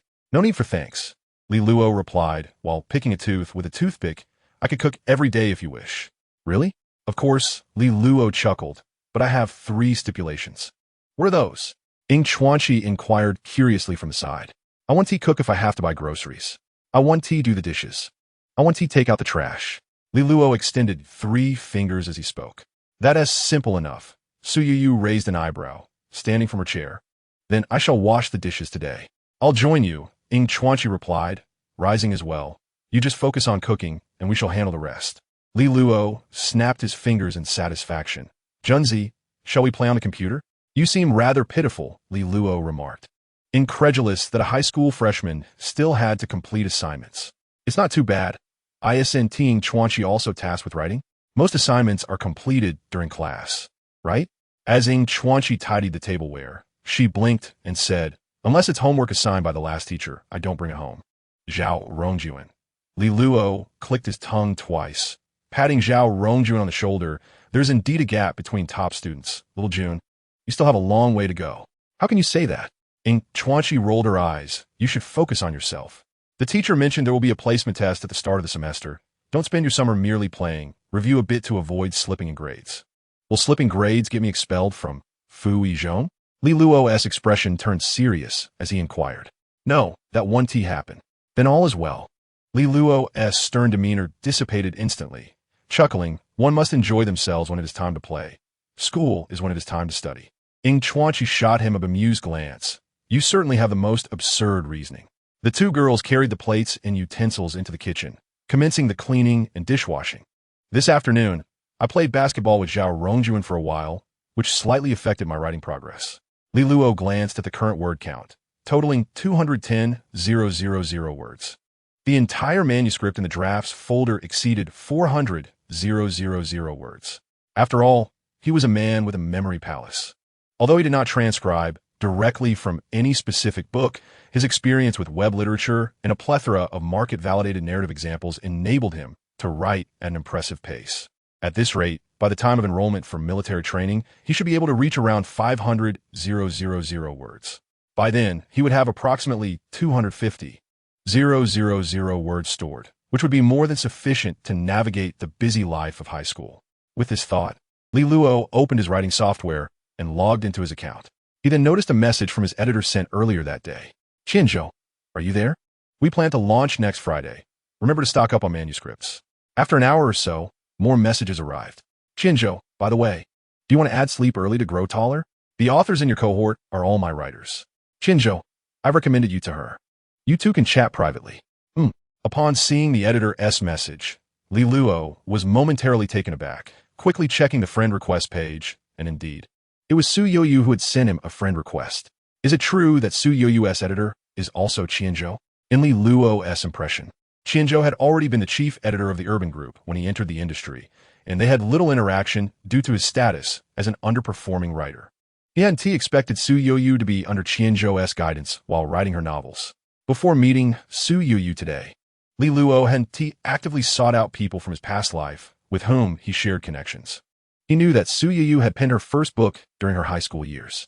Moreover, she debuted with Literary Era, which, amidst a plethora of entertainment works, was relatively niche and highly acclaimed. Even years after its conclusion, many would still recommend that book when discussing literary novels. After writing I Am Not a Celebrity, Li Luo only occasionally glanced at the rankings of new books, completely overlooking Literary Era, which was placed further down. Contemplating this, Li Luo's lips twitched. To be honest, he subconsciously found it difficult to associate Literary Era with a vibrant and lively Su Youyu in reality, as the book seemed far beyond the capabilities of a 16 or 17-year-old girl. The author's profound understanding of the experiences and gossip surrounding the sixth-generation directors in the Beijing Circle during the early 21st century, as well as the intricate depictions of the actors who were popular at the time, were hard to reconcile with the notion that the person behind the keyboard was a high school sophomore. She could drive better than many men. Regarding her understanding of that era, Su Youyu had indeed come from a cultured family, and her early exposure had equipped her to comprehend and explore such topics. However, even her driving skills seemed to reflect years of immersion. This Su Senior was truly someone not to be judged by appearances. One could only say that girls mature earlier. With this in mind, Li Luo accepted Su Youyu's friend request and simultaneously restricted her access to view his space to prevent her from discovering his true identity. Chongran, received. He then opened the chat page for Sleep Early to Grow Taller, contemplating for a moment before typing on the keyboard. Chongran, hello. At 7 o'clock in the evening, Ying Chuanqi and Su Yu finished washing the dishes and tidying up the kitchen and living room. Ying Chuanqi placed the garbage bag filled with trash at the door and said to Su Youyu, Senior, I'll be going to school in the morning, so I'll just toss out the garbage on my way. Hello. Haha, quite aloof. Sleep Early to Grow Taller. Hello, big shot. Chapter 33. The computer password Li Luo was typing for a while when suddenly a message notification popped up. She even addressed him as Big Shot. Seeing this title left Li Luo momentarily stunned. In his past life, it was he who referred to Su Youyu in such a manner. He never anticipated that in this life, the roles would be reversed. In the author community, if one is not well acquainted with another author, it is customary to address them as Big Shot out of courtesy, regardless of their accomplishments. Once familiarity is established, they would simply refer to each other by their pen names with an added great for affection. For instance, Sleep Early to Grow Taller would be addressed as Sleep Early Great. After further familiarity, once a certain level of rapport is achieved, they could jest and banter with each other, leading to more endearing terms. In the end, Li Luo had been calling Su Youyu Sleep Early Sister. Who would have thought that there would come a day when he would be called Big Shot by Su Youyu? With this thought, Li Luo inexplicably felt a sense of delight, especially considering that Su Youyu was still a novice in web literature, just beginning to emerge from her struggles. He found it amusing to think that this girl, who was currently chatting with him and calling him Big Shot, would in 5 or 6 years become one of the 12 kings of the year, signing contracts with major publishers and achieving notable status in urban literature. Should this be captured as a screenshot for posterity? Sleep Early to Grow Taller. Thank you, Big Shot. Tonight, I shall bestow upon you my updates. Ah, what an endearing tone. At that time, Su Youyu had already gained a modicum of fame within the online literature sphere. Initially, Su Youyu had no intentions of teaching Li Luo the art of writing web novels. It was merely that Li Luo's writing was rather subpar, yet his unique ideas and perspectives on entertainment writing intrigued Su Youyu. prompting her to offer a few lighthearted jabs. As their exchanges continued, the two began to converse more frequently. He would seek Su Yoyu's guidance. Whatever Su Yoyu suggested, Li Luo would diligently follow. When instructed to peruse the rankings, he meticulously read through the top 100 urban entertainment novels. When tasked with dissecting outlines, he painstakingly analyzed the structure of popular novels, immersing himself in the study. Only after witnessing Li Luo's genuine commitment to hard work did Su Yoyu commence a serious analysis of specific issues with him. After all, many unsuccessful authors verbally express a desire to learn and improve, yet fail to take meaningful action. My foray into web literature was initially driven by the hope of penning a minor work that would achieve sudden fame and fortune, or crafting a novel that I believed to be profound, attracting a legion of admirers. Why then should I endure hardship? Such is the mindset. However, those who are truly earnest and diligent in their craft can, after several years, easily sustain themselves with a few thousand yuan per month, barring any significant lack of talent. I have read your book. It is exceptionally well written. Persist, and your achievements will surpass mine.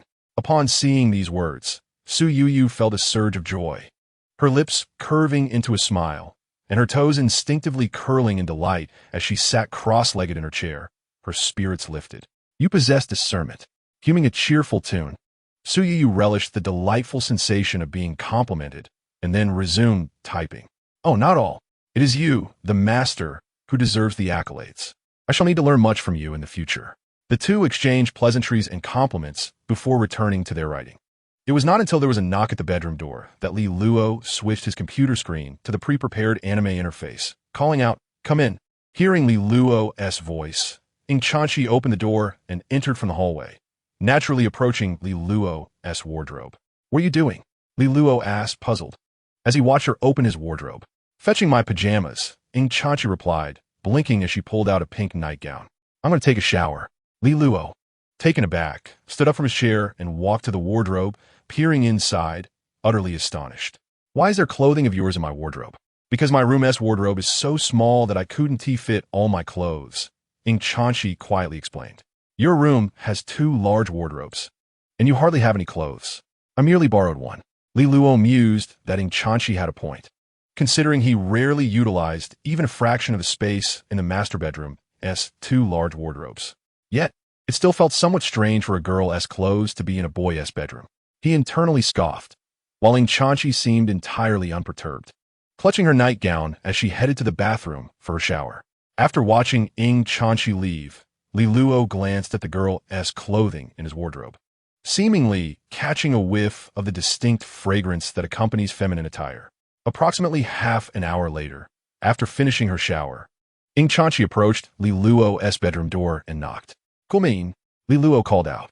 His computer was playing the anime One Piece as Ing Chanchi peered in. Then, clad in her adorable nightgown and wearing damp slippers, she walked over to the computer.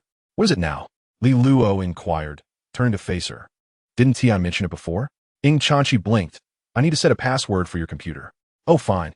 Li Luo moved aside, watching as she took a seat and began to set the password. "Password is 0314, she said, tilting her head to look at him. "It's my birthday. Easy to remember, right?" Li Luo nodded, but then hesitated. "Didn't you say I should manage my computer time? Why then tell me the password?" "That was just for Su Xuejia and Zhao Rongjuan to hear," Ing Chanchi replied with a look of innocent sincerity, her face breaking into a smile. "This way, when Annie visits next time, we can maintain a united front, claiming you don't know the password, and the computer can remain in your room." "CC. HM? Such a great favor. How can I repay you? In a future life, I shall certainly toil endlessly to repay this kindness." "Get lost," Ing Chanchi retorted, rolling her eyes at him. "You might as well help me dry my hair." So that was her intention. Li Luo's expression shifted to one of realization. "Are you looking for trouble?" Ing Chanchi snapped, jumping down from the chair. Li Luo, seeing this, swiftly made his exit. "You can't catch me." Chapter 34. Su Yoyu's dilemma. Early the next morning, Su Yoyu was enjoying a deep slumber when she was abruptly awakened by a series of knocks on the door. "Who is it?" she groaned, burying her head beneath the covers, a hint of irritation in her voice. "Xueji, are you still asleep?" Ing Chanchi's voice cautiously filtered in from outside. Li Luo made breakfast. "Do you want to get up and eat?" "HM. Su Yu, still drowsy, opened her eyes. Breakfast? She hadn't anticipated that renting a room would come with a complimentary breakfast service. Initially, she contemplated declining, but the memory of Li Luo's culinary skills from the previous night made her mouth water. Therefore, after some effort, she finally mustered the will to reply, I understand. I'll be there shortly.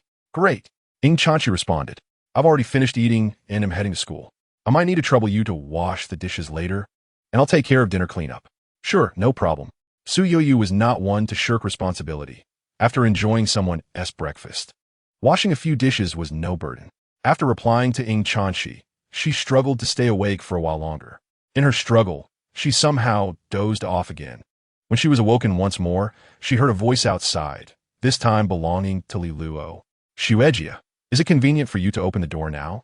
He asked. I'll bring in breakfast, and you can eat right here. Su Yu turned over in bed, feeling a bit embarrassed at the thought of having her junior serve her meals. However, the thought of having to get up felt rather cumbersome. Ultimately, her laziness triumphed over her embarrassment, and she lazily murmured from beneath the covers.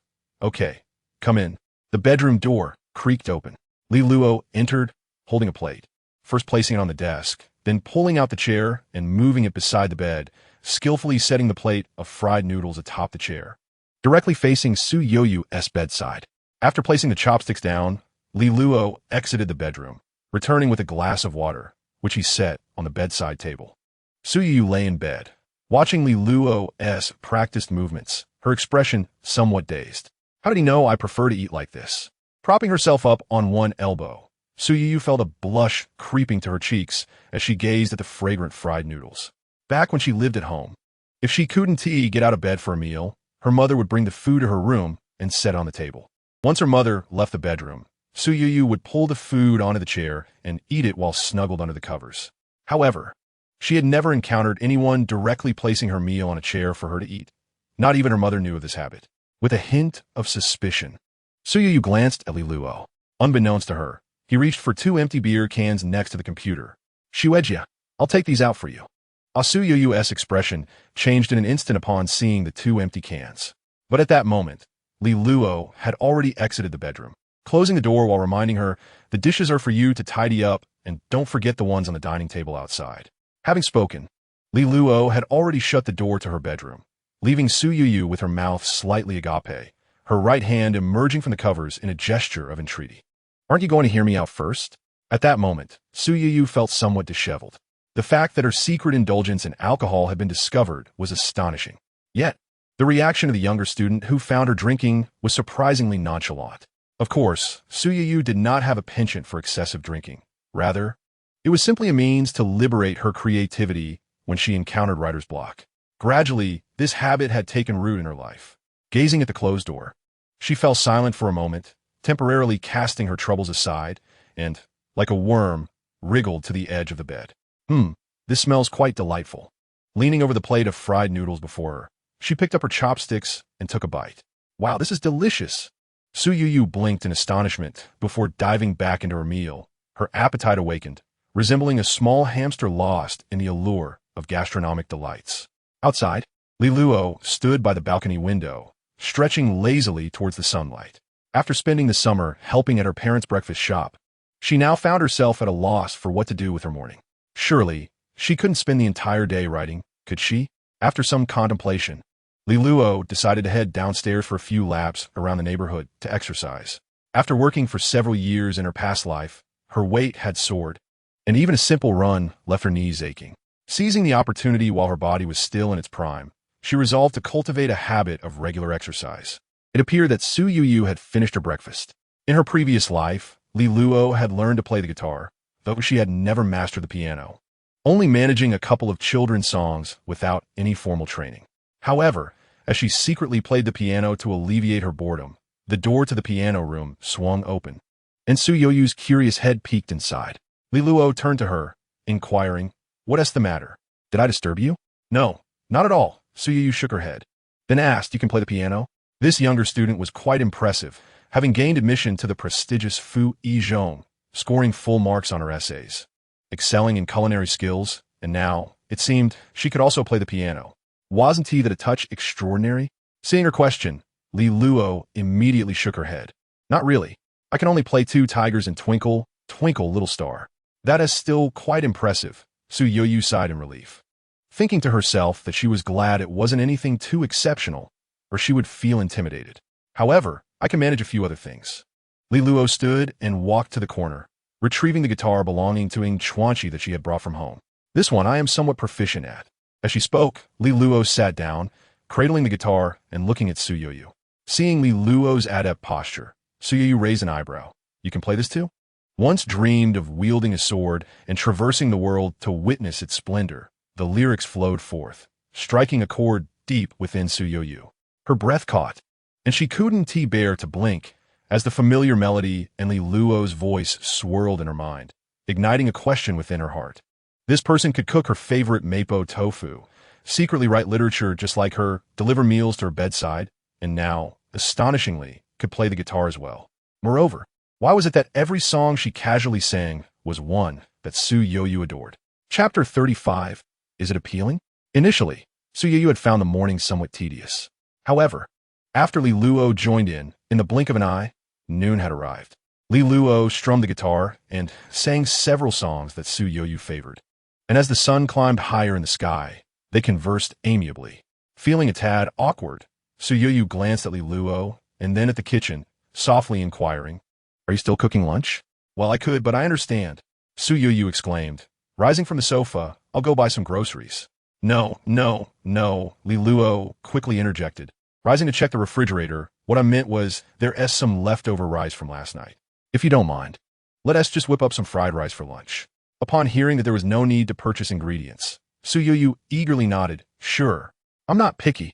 Great. Just wait a moment. It will be ready soon." Li Luo retrieved a small piece of pork belly, half a pack of corn kernels, bean sprouts, carrots, and 2 hot dogs from the refrigerator. "What's up?" Li Luo asked, picking up a knife and placing the pork belly on the cutting board, slicing it swiftly. Noticing Su Yoyu walk in, she couldn't help but ask, "Is there anything I can help with?" Su Yoyu, peering over Li Luo's shoulder, asked, "Have you cooked at home before? Does boiling rice count?" Su Yoyu hesitated. "That's barely sufficient, but you want to be needed for today's endeavor." Li Luo pointed to the leftover rice in the rice cooker and then added, "You can help me wash the bean sprouts and carrots and peel the hot dogs." "Sure, no problem." With a task assigned, Su Yoyu felt invigorated and moved to the sink to wash the vegetables. As she worked, Su Yoyu couldn't help but steal glances at Li Luo chopping vegetables. In her recollection, her mother had never wielded a knife with such speed and fluidity. Watching Li Luo cook was genuinely a delightful sight. "You don't need to wash for so long," Li Luo remarked casually, glancing at the sink. "Just rinse them briefly." By the time Su Yoyu finished peeling the hot dogs, Li Luo had diced the carrots and, taking the hot dogs from her, sliced them at an angle. Setting them aside, she then cracked 3 eggs into a small bowl and whisked them together. With that, the preparations were complete. "Thank you for your hard work," Li Luo said, clapping her hands together. "Just leave the rest to me." Su Yoyu stepped aside, watching as Li Luo skillfully added the prepared ingredients to the pan. Steam rising in the kitchen and the aroma of the fried rice beginning to waft through the air. She found herself entranced, captivated by the image of Li Luo diligently cooking, and a thought began to form in her mind. This scene absolutely needs to be incorporated into my writing. Coincidentally, she had been grappling with reader comments about the lack of everyday interactions between the male and female leads. Su Yoyu mused that her previous lack of experience was to blame, but now she had a ready source of inspiration. Surely, her critics would retract their statements about the absence of warmth in her narratives. Indeed, drawing from life experiences was essential for writing. As Su Yoyu pondered this, her gaze toward Li Luo grew increasingly appreciative. Initially, she had worried that after changing landlords, bringing her 2 younger siblings to live with her might be challenging. Yet, after spending a day together, it had turned out to be a far more pleasant experience than her previous rental arrangements. Last year, when she first moved in, the other 3 rooms were occupied by senior students in their final year, who were always coming and going, silent and reserved. When they crossed paths in the shared living room, it was merely a nod of acknowledgement, devoid of any camaraderie. Now, with Li Luo and Ing Chuanqi as her new roommates, not only did they share common interests, but they also enjoyed delicious meals together. The quality of life had undeniably elevated. "Here's your portion," Li Luo announced as she dished the fried rice into 2 plates and carried one towards the dining table. Su Yu promptly grabbed her plate and followed suit. If we were in that morning situation, Li Luo swallowed a mouthful of rice and paused for a moment. I would certainly understand how your uncle and aunt feel. As Su Yu was engrossed in her meal, she halted her chopsticks at Li Luo's words, looking up at her. Don't think that just because you cooked for me, you can belittle me. Do your parents not mind your culinary skills? Indeed. Li Luo nodded slightly. My family runs a breakfast shop, and since the summer vacation began, I have been waking up at 3 in the morning every day to help at the store. My parents are quite reluctant to let me go. Li Luo's words struck Su Yu directly, rendering her momentarily speechless. She took a deep breath and gave him thumbs up. However, after taking a couple of bites of her meal, Su Yu suddenly had a thought, rolled her eyes, and fished her phone out of her pocket. Li Luo glanced at the Apple phone Su Yu placed on the table and saw her unlock the screen. Opening up Chidian Reading, which had just launched not long ago, and clicked on a book that Li Luo was quite familiar with. Well, it couldn't be unfamiliar. After all, the title was with Zhenbu Shiming Xing. Do you usually read novels? Su Yu asked, shaking her phone slightly towards Li Luo, a mysterious smile on her face. I don't read, Li Luo replied innocently, shaking his head. I usually prefer playing video games or watching anime. It's better not to promote writing novels too much, especially entertainment novels, which tend to involve a bit of romantic drama. It would be rather embarrassing if someone close to me saw it. Li Luo had previously informed his mother about this matter, choosing not to tell his father because his mother, with only a junior high school diploma, was unlikely to read his book. As for Su Yu, who was already a web fiction writer, it was even more crucial to keep that information from her. Yet at that moment, hearing Li Luo's words, Su Yu couldn't help but let out a cold laugh internally, thinking to herself that he was quite the pretender. Had it not been for the fact that the editor and Ing Chanchi had recommended the same account to her, she would never have guessed that Li Luo was the author of that book. Nevertheless, after denying it, Li Luo felt a flicker of curiosity and couldn't help but ask, "What is this book you are reading about? Is it good?" Chapter 36. New book launch. Su Yu was born into a family rich in literary heritage. Her father was a professor in the literature department at Xinjiang University, and her grandfather had also been a teacher in the history department. Her mother graduated from Xinjiang University's history department and was a student of her grandfather, while her maternal grandfather had also been a teacher in a rural town in his early years. Thus, from a young age, Su Yu was exposed to various literary works, deeply influenced by the literary atmosphere of her home. However, during her 5th and 6th grades in elementary school, this little sapling, brimming with literary essence, seemed to take a wrong turn after coming into contact with a romance novel secretly lent to her by a friend. Fortunately, perhaps due to the different upbringing she received, Su Yu did not become overly absorbed in romance novels. She always felt that the female protagonists were constantly lost in love, lacking their own opinions, which made reading them rather dull after a while. Later, she ventured into male-oriented novels and subsequently embarked on an irreversible path. In Su Yu's eyes, Wu Zhenbu Shiming Xing was a quintessential entertainment novel. If she were to critique it, she could meticulously analyze its various merits and drawbacks. However, if the author, Li Luo, were to ask her about it, she could only chuckle and say, "It's mediocre, barely readable." Li Luo responded, "Barely readable, yet you still read it? Last night, you were calling it great, and today it's just mediocre? If you hadn't read it, my suggestion would be to steer clear of such novels." Su Yu coughed a couple of times and replied, "Reading too much can be addictive. We should focus on our studies." While this was indeed sound advice, coming from Su Yu, it felt somewhat hypocritical. Li Luo twitched the corners of his mouth, reluctantly nodded, and chose not to expose her true feelings, continuing to focus on his meal. August 22nd, Friday. Chongqing City Literary Group, Urban Classification Editorial Team. Today marked the launch of new books. In this issue, there were 2 promising titles from Qinzhou. One was the revived Wu Zhenbu Shiming Xing, which had garnered 2,000 pre-readers before its launch. If it continued to be well-written and maintained the plot, it might become the first of his works to surpass 3,000 average subscriptions. The other was When Yin Yin Dai by Shua Shui Huizhang Gao, which had reached 1,000 pre-readers. Although its performance was not as strong as the former, Qianzhou understood that this book was a slow burner, and such an opening was already commendable. In contrast, the new book from the neighboring editor, Qingyue, was considerably more dismal. The best-performing title, Hanuman Ji Gong Lu, had faltered after failing to secure a recommendation spot from Sanjian.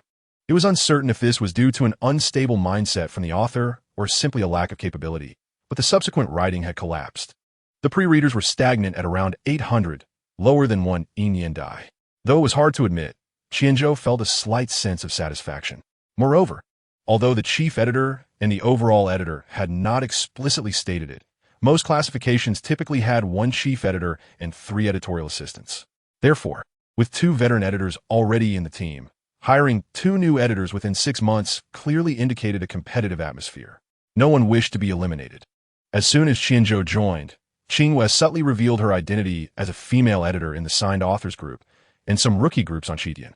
Then, leveraging the performance boost from her previous Korean entertainment works, she publicly claimed to have nurtured a 10,000 subscriber author and 5 quality authors in half a year. However, in reality, all 6 books were Korean entertainment works, and the one with 10,000 subscribers was merely an old author using a pseudonym. Too embarrassed to approach an old editor, thus opting for a new editor for convenience. Nevertheless, this did not affect Qingyue's reputation as an editor, which continued to attract attention. After all, they were all new editors. She had been there a few months longer and had solid performance to back her up, not to mention being a kind and compassionate female editor. In terms of author resources, Qianzhou truly felt at a disadvantage. Yet, it was precisely because of this that Qianzhou felt a sense of joy in being able to outperform Qinghua in the new book standings this week. However, just as Qianzhou was reveling in her success, Chief Editor Hong Do coughed twice, clapped her hands, and signaled the editors to pay attention. She then said, "I have an announcement for you all. The Urban Classification Department will be launching a new call for submissions, mainly targeting the entertainment sector. You should be aware that Korean entertainment literature has long dominated this area and is quite vigorous. However, a certain Korean entertainment novel has recently been reported to the higher-ups, who verbally requested us to pay attention to the impact and guide authors to promote our national culture. Therefore, the overall editor has arranged for a call for submissions to respond to this demand, advocating for the promotion of our country's unique cultural symbols and forms in entertainment. Works participating in this submission will receive some traffic support, serving as a report to the higher-ups. Each of you should compile a list for me shortly. Do not use old books to brush it off. Try to find new works that align with the submission requirements. If there are authors who wish to write new entertainment pieces, recommend they explore this direction as well." Boss, Qianzhou couldn't help but ask after hearing Hong Do's words. "Does today's newly launched book count?" "Yes," Hong Do nodded, glancing at the time. "As of today at noon. Any new book that hasn't launched yet is within the submission scope." "All right, boss." Qianzhou's face lit up with joy as she set to work. First jotting down was Zhenbu, Shimingxing, and Wen Yin Dai. She also reminded authors who had Korean entertainment works to do thorough research while writing and to avoid writing about historical facts they didn't understand. Instead, focusing on writing about pretentiousness and face-slapping. "This matter is settled for now. If there are any issues, reach out to me privately." At precisely noon, both receive a message from editor Qianzhou. "Qianzhou, a new call for submissions has been launched in Urban Classification concerning entertainment. Qianzhou, I've submitted your names. There may be some recommendation support in the future." Qianzhou, moreover, I took a glance and noticed that if the results are favorable and awards are given, the first prize is a handsome sum of 10,000 yuan. You might want to pay attention to that. Upon seeing the message from the editor, Suyu raised an eyebrow. She was not particularly concerned about the 10,000 yuan. Her interest lay more in the resources for recommendations. Meanwhile, Li Luo's eyes sparkled with excitement. "Chongran, 10,000 yuan? Such generosity?" Chapter 37. Every life must end 1,000 yuan. For Li Luo, at this moment, it represented a significant amount of money. It seemed a bit embarrassing for the Reborn, but considering the family's recent purchase of a house, they were burdened with a mortgage of about 1 million yuan, with monthly payments amounting to 5,000 to 6,000 yuan. The breakfast shop's profits were sufficient to cover this expense, given that the premises were owned by the family, eliminating additional rental costs. Nonetheless, alleviating the mortgage pressure on the family would be most welcome. Unfortunately, after inquiring further, Li Luo discovered that the duration of this writing competition was 3 months. Following that, there would be an evaluation period of about a month, meaning they would have to wait until the end of the first semester of the first year of high school.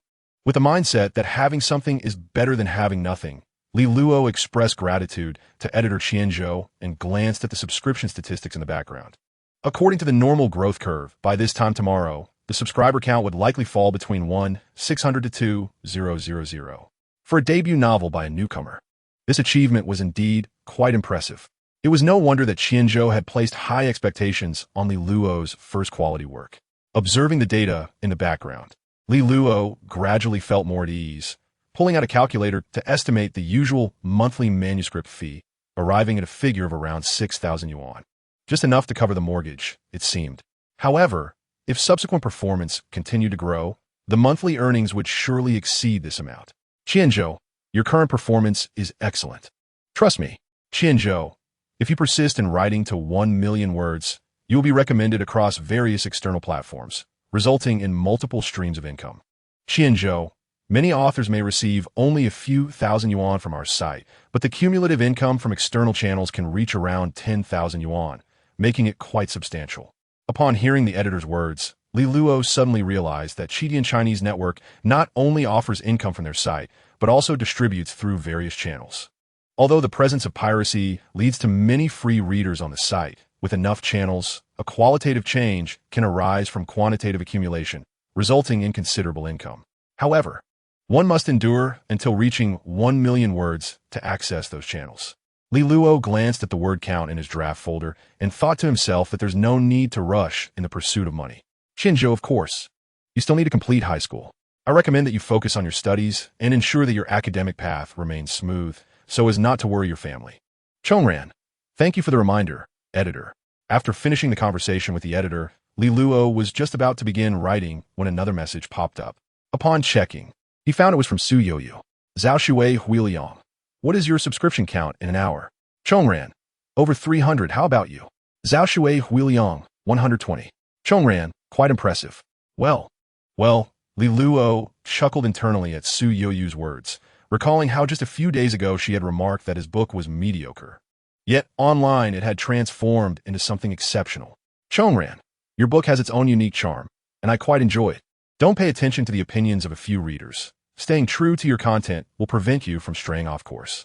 Despite his inner criticisms, Li Luo still relayed Su Yoyu's previous words back to her verbatim.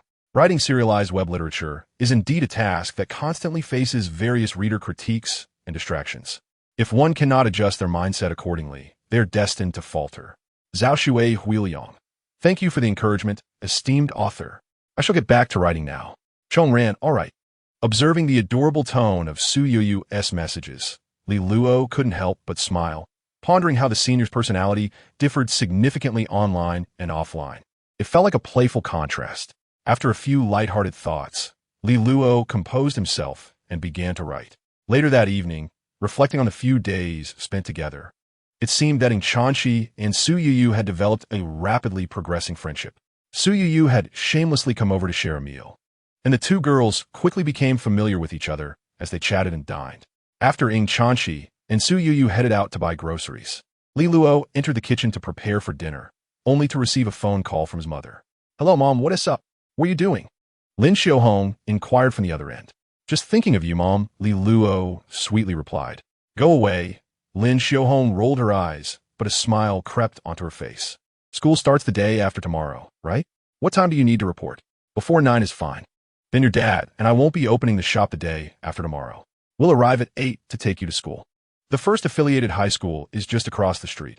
I can go by myself, Li Luo chuckled, insisting that they need not worry. Is that concern?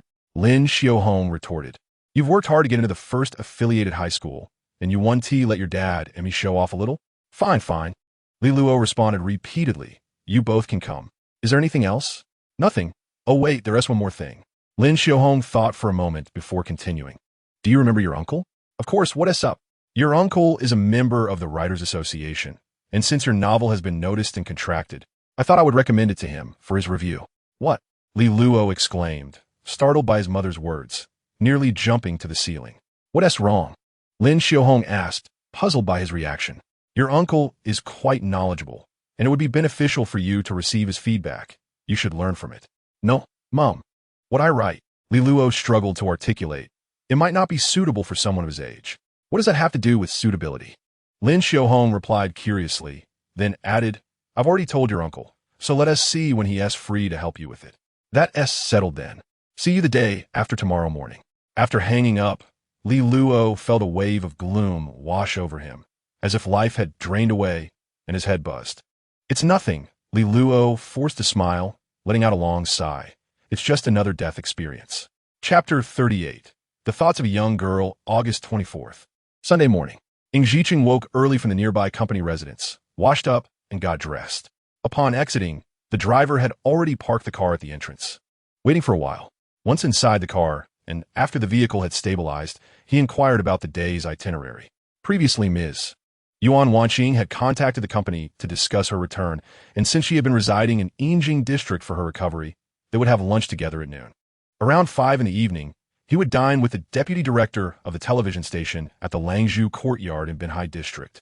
During the 30-minute drive from the city center to Yinjing district, Ing Zhiqing listened to the day's schedule, and the secretary reported on a series of specific matters. The car soon arrived at the entrance of Bihai Lanting community. Spend the morning finding a place to rest. There's no need to follow me. He instructed the driver and secretary as he exited the vehicle. I will be contacted by Yuan Wanqing at noon to take me to the restaurant. Understood, Mr. Ing.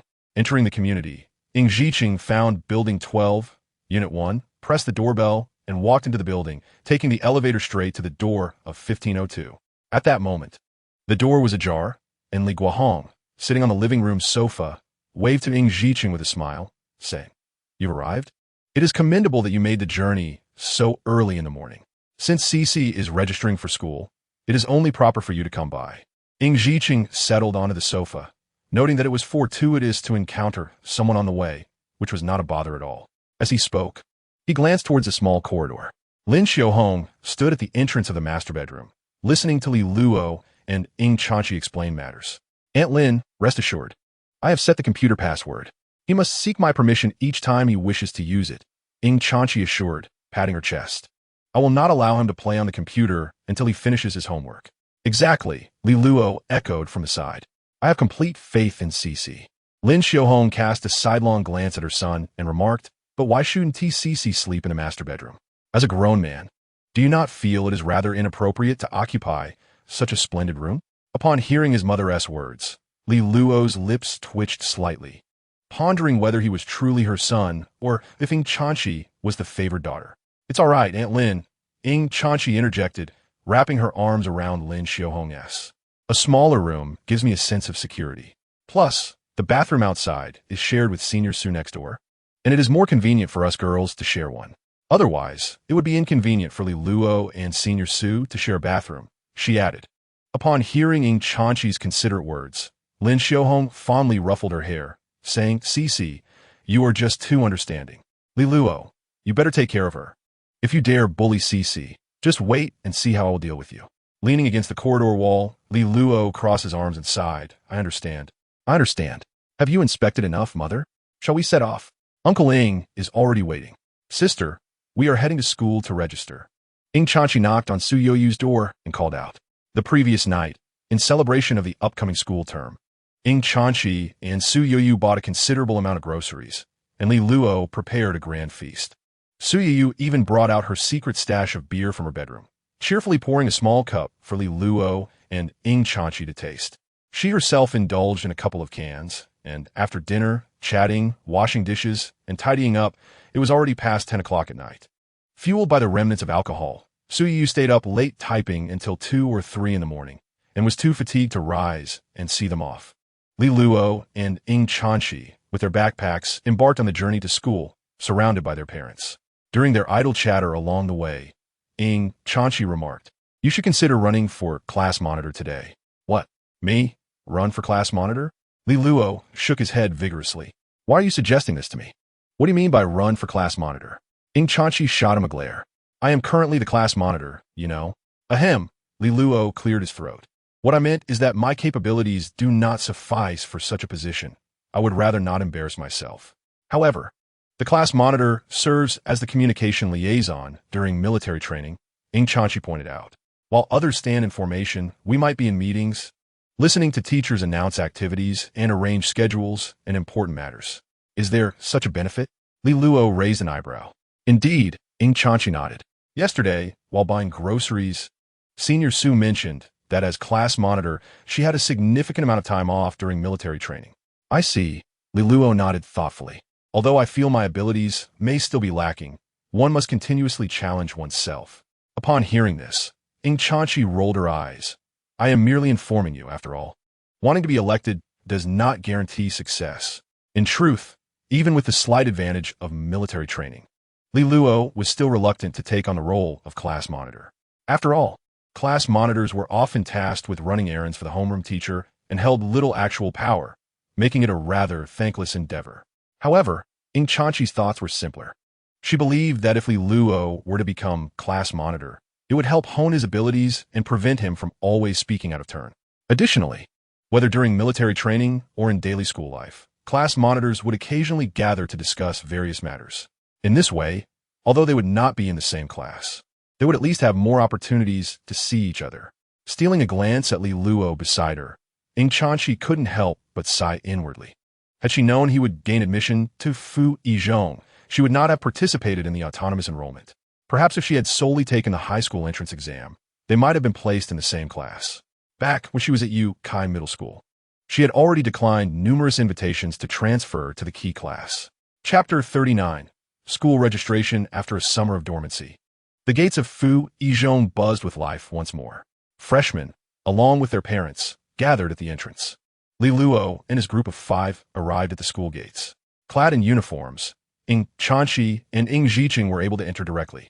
Li Luo, however, retrieved his admission notice and, after presenting it to the security guard for inspection, was granted entry along with his family.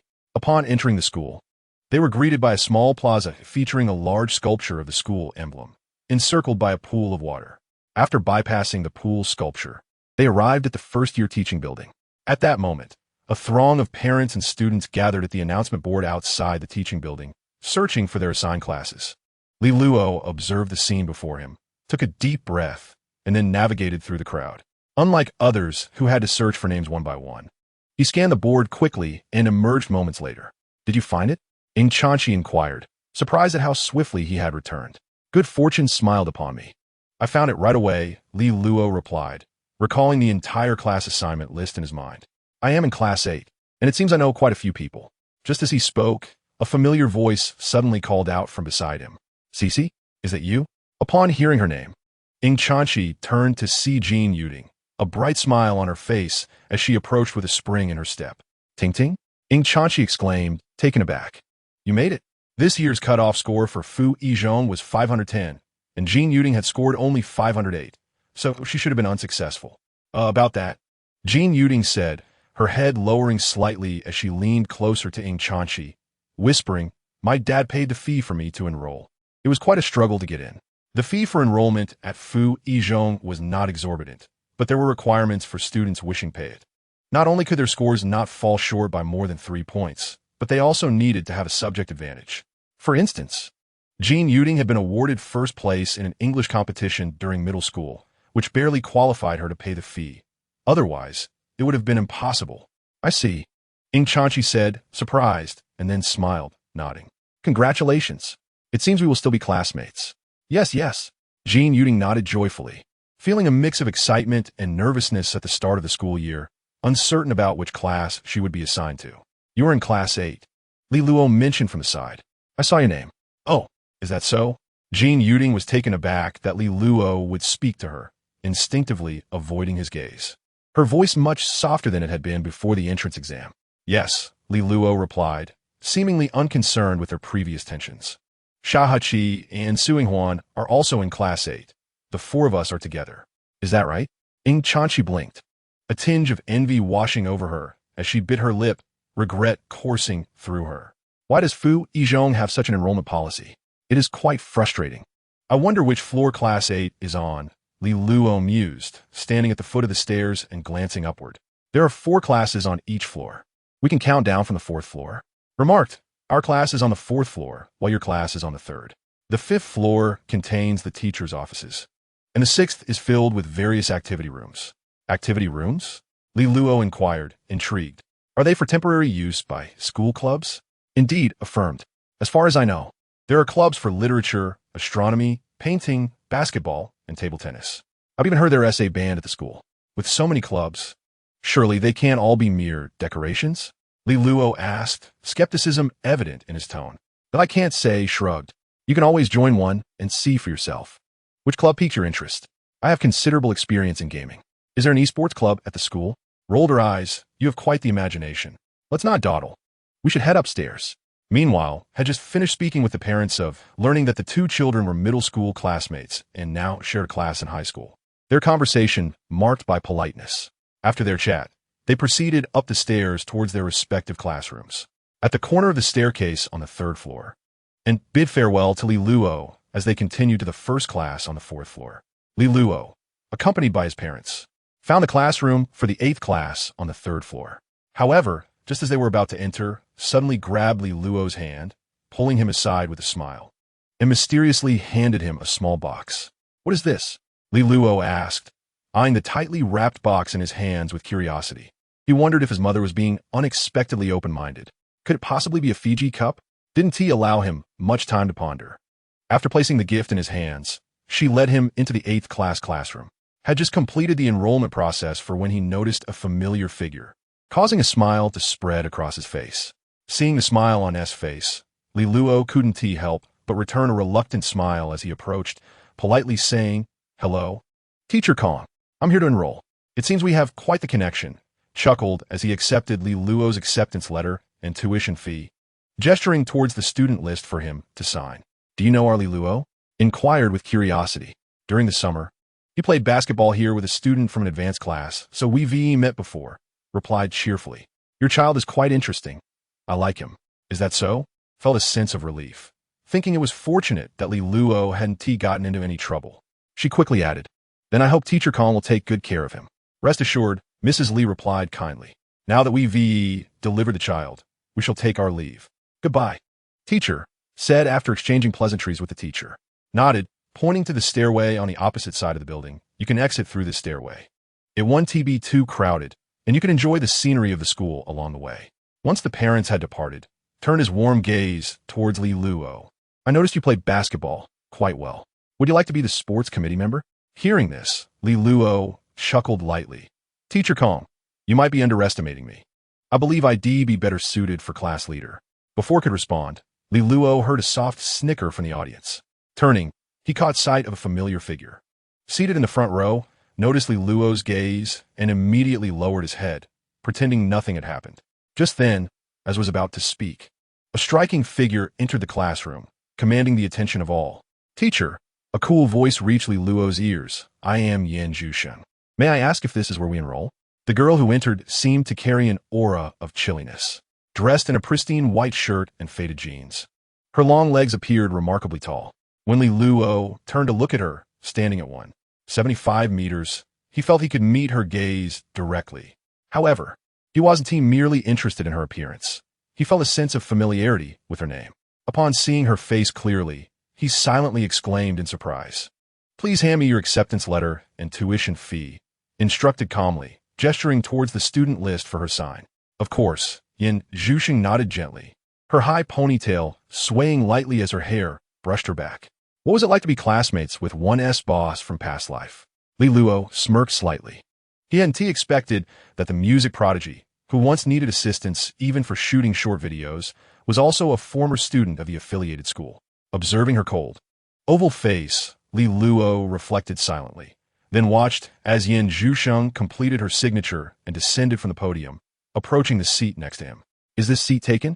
Li Luo shook his head, indicating the seat was free. However, sharing a desk with his former boss, even if only temporarily, felt a bit strange. He pointed to the empty seat in front and asked, "Why not sit up front?" Yan Zhusheng shook her head, pulling out the chair beside Li Luo. "I'm rather tall, and sitting in front would obstruct others' view." He vaguely remembered that in his past life, he was already in his early 30s.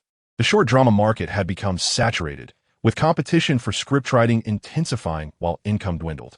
Eventually, he had to send out resumes in search of a stable job. Unbeknownst to him, one of the resumes he submitted was for short video production, which coincidentally was selected by the then Yan Zhusheng. The salary was quite high, 8,000 a month, which he accepted without hesitation. Upon meeting in person, he discovered that Yan Zhusheng merely enjoyed playing the piano and singing. casually recording and uploading videos without any specific demands. She found the recording, filming, and editing tedious and simply sought someone to handle it for her. This job was easy, requiring only that Li Luo set up the camera and edit the videos, allowing him some spare time to write short dramas for extra income. His total monthly earnings often exceeded 10,000, marking a relatively relaxed and affluent period in his previous life. Eventually, upon discovering Li Luo's culinary skills, which were quite exceptional, Yan Zhuxing raised his salary to 15,000, requesting that he also prepare her meals. Thus, the two grew closer, and Li Luo even learned to play the guitar and piano under her tutelage, mastering songs like Two Tigers and Twinkle Twinkle Little Star. Initially believing that it would be difficult to encounter her again in this life, he was surprised to find Yan Zhuxing seated beside him at the start of high school. Stealing a glance at her out of the corner of his eye, Li Luo mused about the peculiar nature of fate. "You're looking at me." Yan Zhuxing turned her head, gazing intently at Li Luo as though assessing a judgment. Li Luo replied, "Such straightforward innocence is truly consistent. You're quite beautiful, and it's only natural to look at you a few extra times." He was adept at conversing with Yan Zhuxing, candidly acknowledging the truth, then gestured around. "Many others are secretly watching you as well." "I'm aware," Yan Zhuxing nodded. It was uncertain whether she was aware of her own beauty or simply recognized that others were watching her. The small box was rectangular, palm-sized, wrapped in paper. As Li Luo tore it open, he revealed a phone box inside, causing him to hastily shove the box into the drawer and glance towards the podium, ensuring that Teacher Kong wasn't looking before he resumed his focus. The intelligent screens of Android phones are estimated to cost around 1 to 2,000. Unexpectedly, Lin Xiaohong indeed purchased him a new phone, vaguely recalling, in his previous life, it was not until after the college entrance examination that his family bestowed upon him a smartphone, having previously provided him with an old flip phone. Contemplating this, Li Luo pressed his lips together, feeling a warm current flow within him. "Can we bring phones to school?" Yan Zhuxing glanced at the phone box in his drawer and inquired. "Shu, speak softly," Li Luo whispered back. "In principle, phones are not allowed in school. But as long as the teachers do not discover it, we should be fine." "Oh," Yan Zhuxing nodded, indicating his understanding. At that moment, the last student from Class 8 had completed their registration. Kong Juanxiang organized his belongings on the podium, placing all the tuition fees into a sealed bag.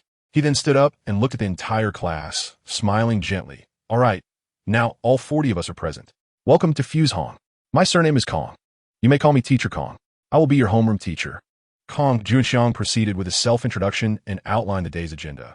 "We have 3 tasks this morning: issuing student cards, self-introductions, and the election of class monitor, vice monitor, and male and female sports committee members. I do not like to waste time, so we will combine these 3 tasks into one."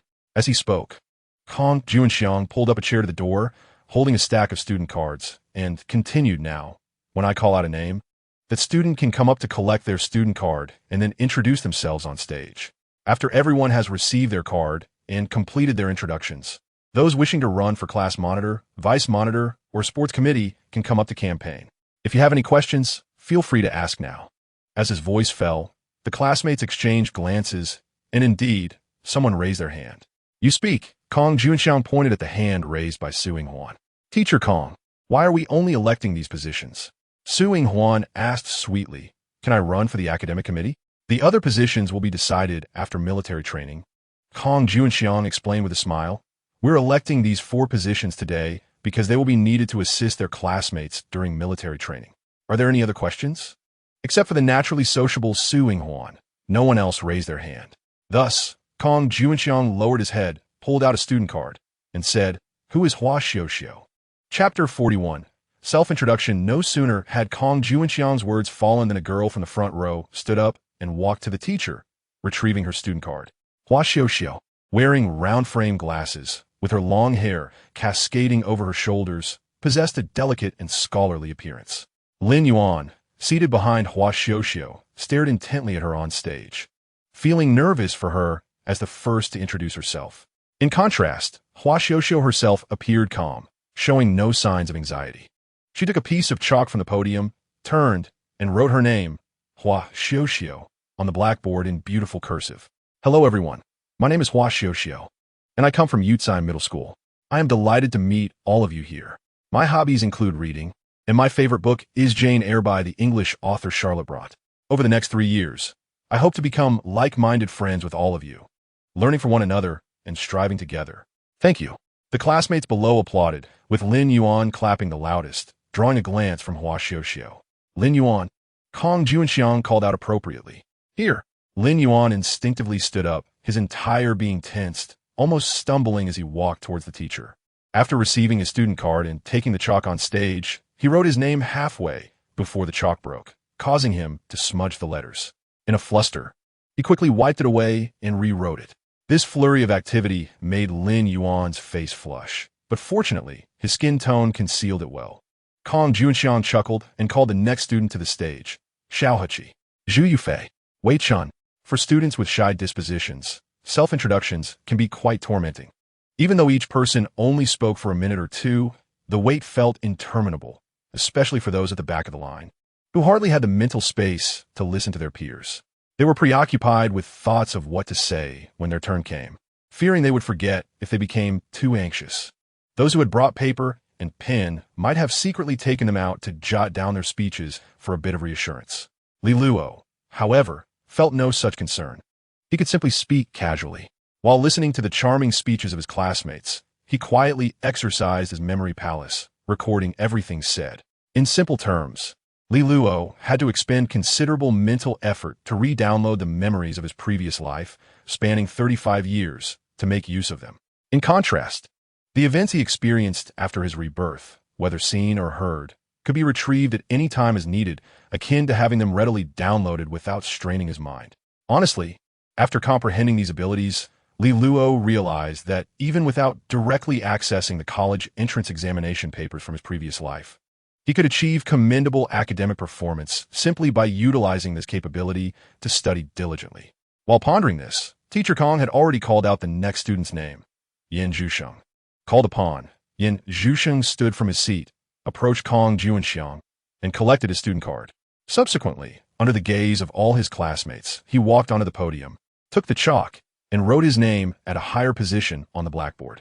Li Luo glanced at the expressions of several boys in the back row, then chuckled and shook his head, thinking the allure of his boss was truly undeniable.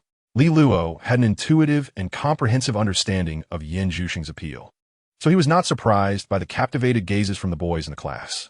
I am Yin Zhusheng. My hobbies are music and running. Thank you. Yin Zhusheng's self-introduction was succinct. After 3 sentences, he stepped down from the podium. When it was his turn, Li Luo stood up from his seat, brushing past Yin Zhusheng, and walked up to Teacher Kong. Here you go. Kong Juanxiang smiled as he handed over the student card. Li Luo accepted it, then followed the process, writing his name on the blackboard and turning to face the audience, breaking into a smile. Hello everyone, I am Li Luo. I am quite peculiar. I do not have many other hobbies, just a fondness for being class monitor. I hope that during our 3 years together, this bond can fulfill my small interest. Thank you. Applause erupted from below, and some classmates were amused. Xiaoheqi, seated in the front row, wore an expression of disbelief, inwardly exclaiming at Li Luo's audacity. Furthermore, this fellow had not held any leadership positions throughout junior high, yet aspired to be class monitor upon entering high school, which seemed utterly absurd. Moreover, the homeroom teacher had previously stated that after the self-introductions, those wishing to run could come up to campaign. Xiaoheqi truly did not expect Li Luo to be so shameless as to initiate his campaign during his introduction. What a sly trickster. Even Teacher Kong, seated at the entrance, was somewhat taken aback. Previously, when Li Luo mentioned wanting to be class monitor, he had thought it was a jest. He did not expect it to be sincere. All right, we shall now commence the elections, Teacher Kong stated cheerfully after distributing the student cards. The class monitor and vice monitor will be elected simultaneously. The 2 students with the highest votes will be elected as class monitor and vice monitor. As for the sports committee, there will be 1 male and 1 female representative, and both boys and girls can come up to speak.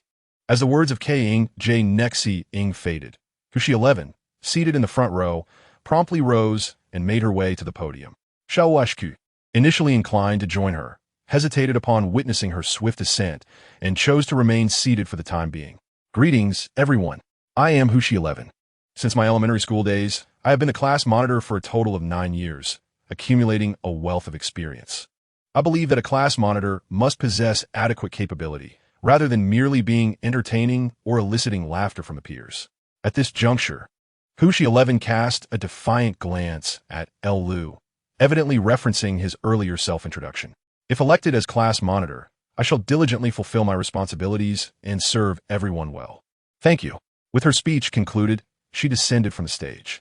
In an instant, Xiao HQ seized the opportunity to take the stage.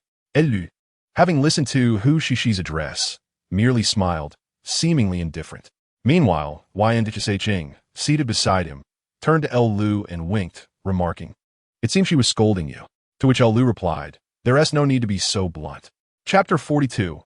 Elected aside from Lu, the number of candidates aspiring to become class monitor was rather limited. Following Hushi 11 and Xiao HQ, only a girl named Shynr took to the stage. Xiao HQ had served as vice monitor for 3 years, while Shynr had participated in numerous local volunteer activities, thus possessing some qualifications for the role. Beyond them were a few boys, typically active in sports, vying for the position of sports committee member, while the female slot remained unclaimed. As the pool of candidates dwindled, Lu finally rose from his seat and approached the podium. "Greetings once more, I am Lu." Upon reaching the stage, he greeted everyone and remarked with a smile, "I wholeheartedly agree with the point made by Hushi 11 earlier. She stated that a class monitor must first possess corresponding abilities, with other traits following suit. Both Hushi 11 and the previous candidates, Xiao HQ and Shynr, leveraged their past experiences to bolster their candidacies. As Ing Elosh mentioned, a class monitor is meant to serve the classmates. I believe I possess a certain aptitude in this regard." With that, Lu unexpectedly stepped down from the podium. He continued, "Hushi 11 enjoys reading, with her favorite book being Jane Eyre." Taking a step forward, he moved to Lin Yuan's side. Lin Yuan, fond of basketball, appeared quite nervous when presenting. Zhou Ju Ing enjoys watching films, particularly art house cinema, and has a rather quiet demeanor. LGHO excels in photography, cherishes small animals, and possesses a kind heart. WX New York is skilled in crafting, particularly cross-stitch, and is quite lively and cheerful in conversation. For a class monitor, the most fundamental requirement is to be familiar with each classmate's name, personality, and interests, thus enabling targeted assistance when needed. At this point, Xiao HQ could no longer contain himself. "You didn't team memorize their introductions beforehand, did you?"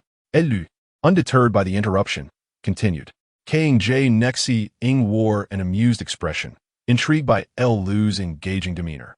In the audience, some classmates, eager for amusement, chimed in after Xiao HQ's challenge. "Indeed, if you claim to remember everyone's names, what about me?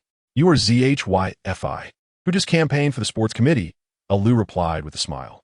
"You mentioned your passion for basketball and your ability to dunk."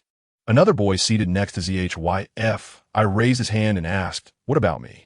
ZH Nguhuing, who enjoys gaming and claims to excel at YSU." "Wow, you really remember." The classmates watched Lu's performance with rapt attention, clearly captivated by his display.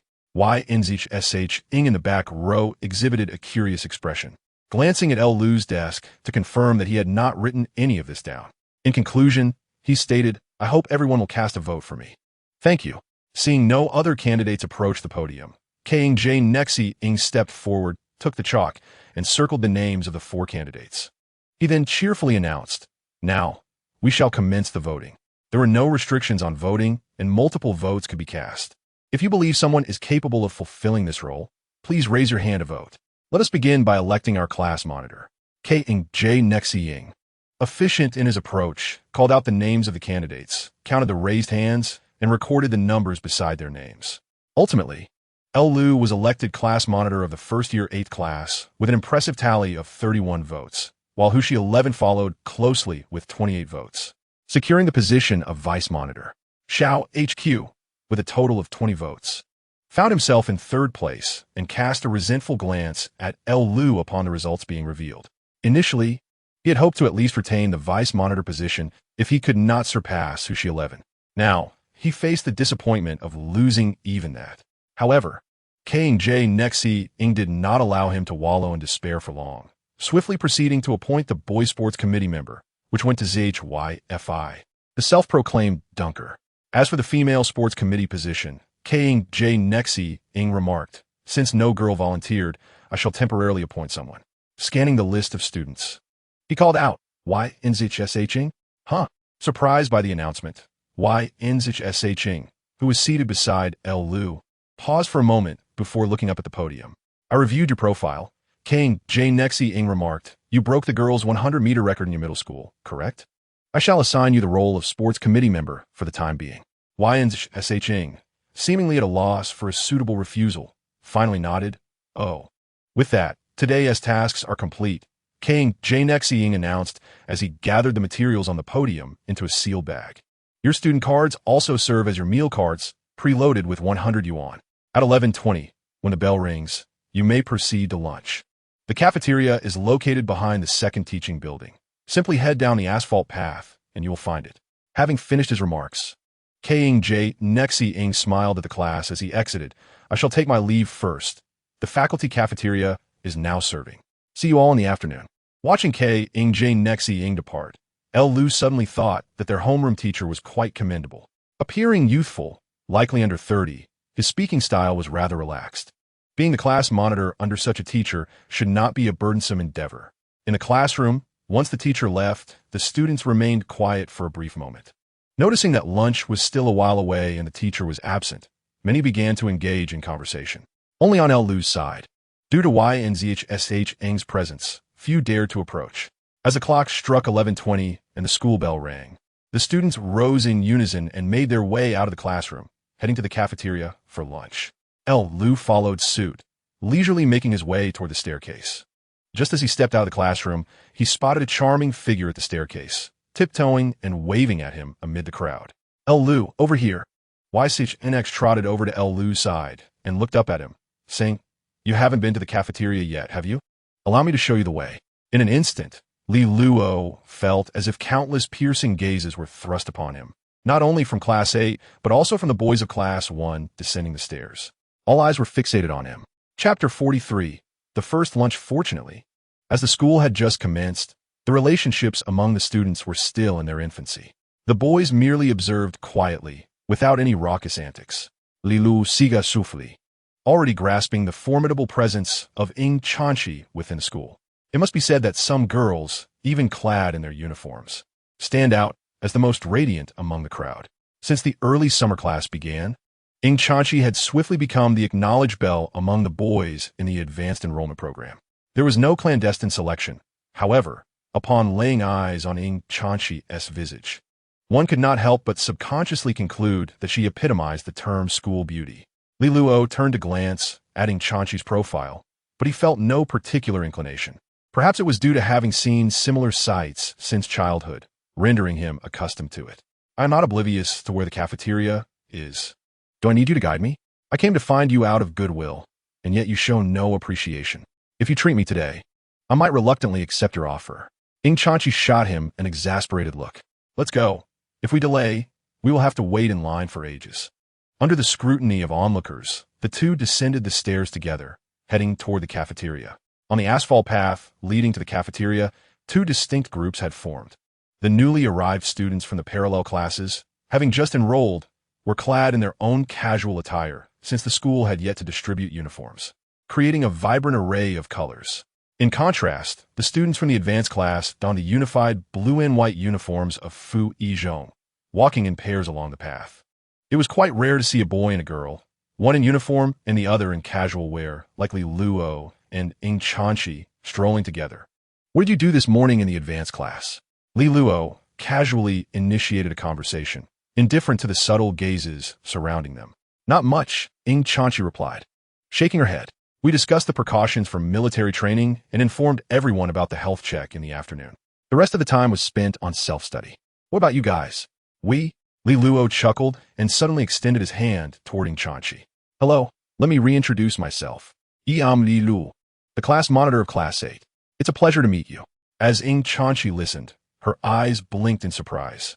Her eyebrows raised in astonishment as she immediately grasped his hand, squeezing it tightly. "Really? You actually became the class monitor? Would I lie about such a thing?" Li Luo released her delicate hand and laughed.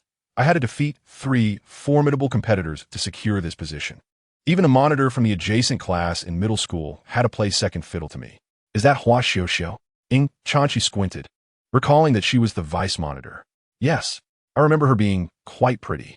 Are you really concerned about this? Li Luo expressed his surprise. You don't know? Girls like you, when complimenting another girl as beauty, often carry a hint of disdain. How could that be? I was merely stating the truth. Why are you so agitated?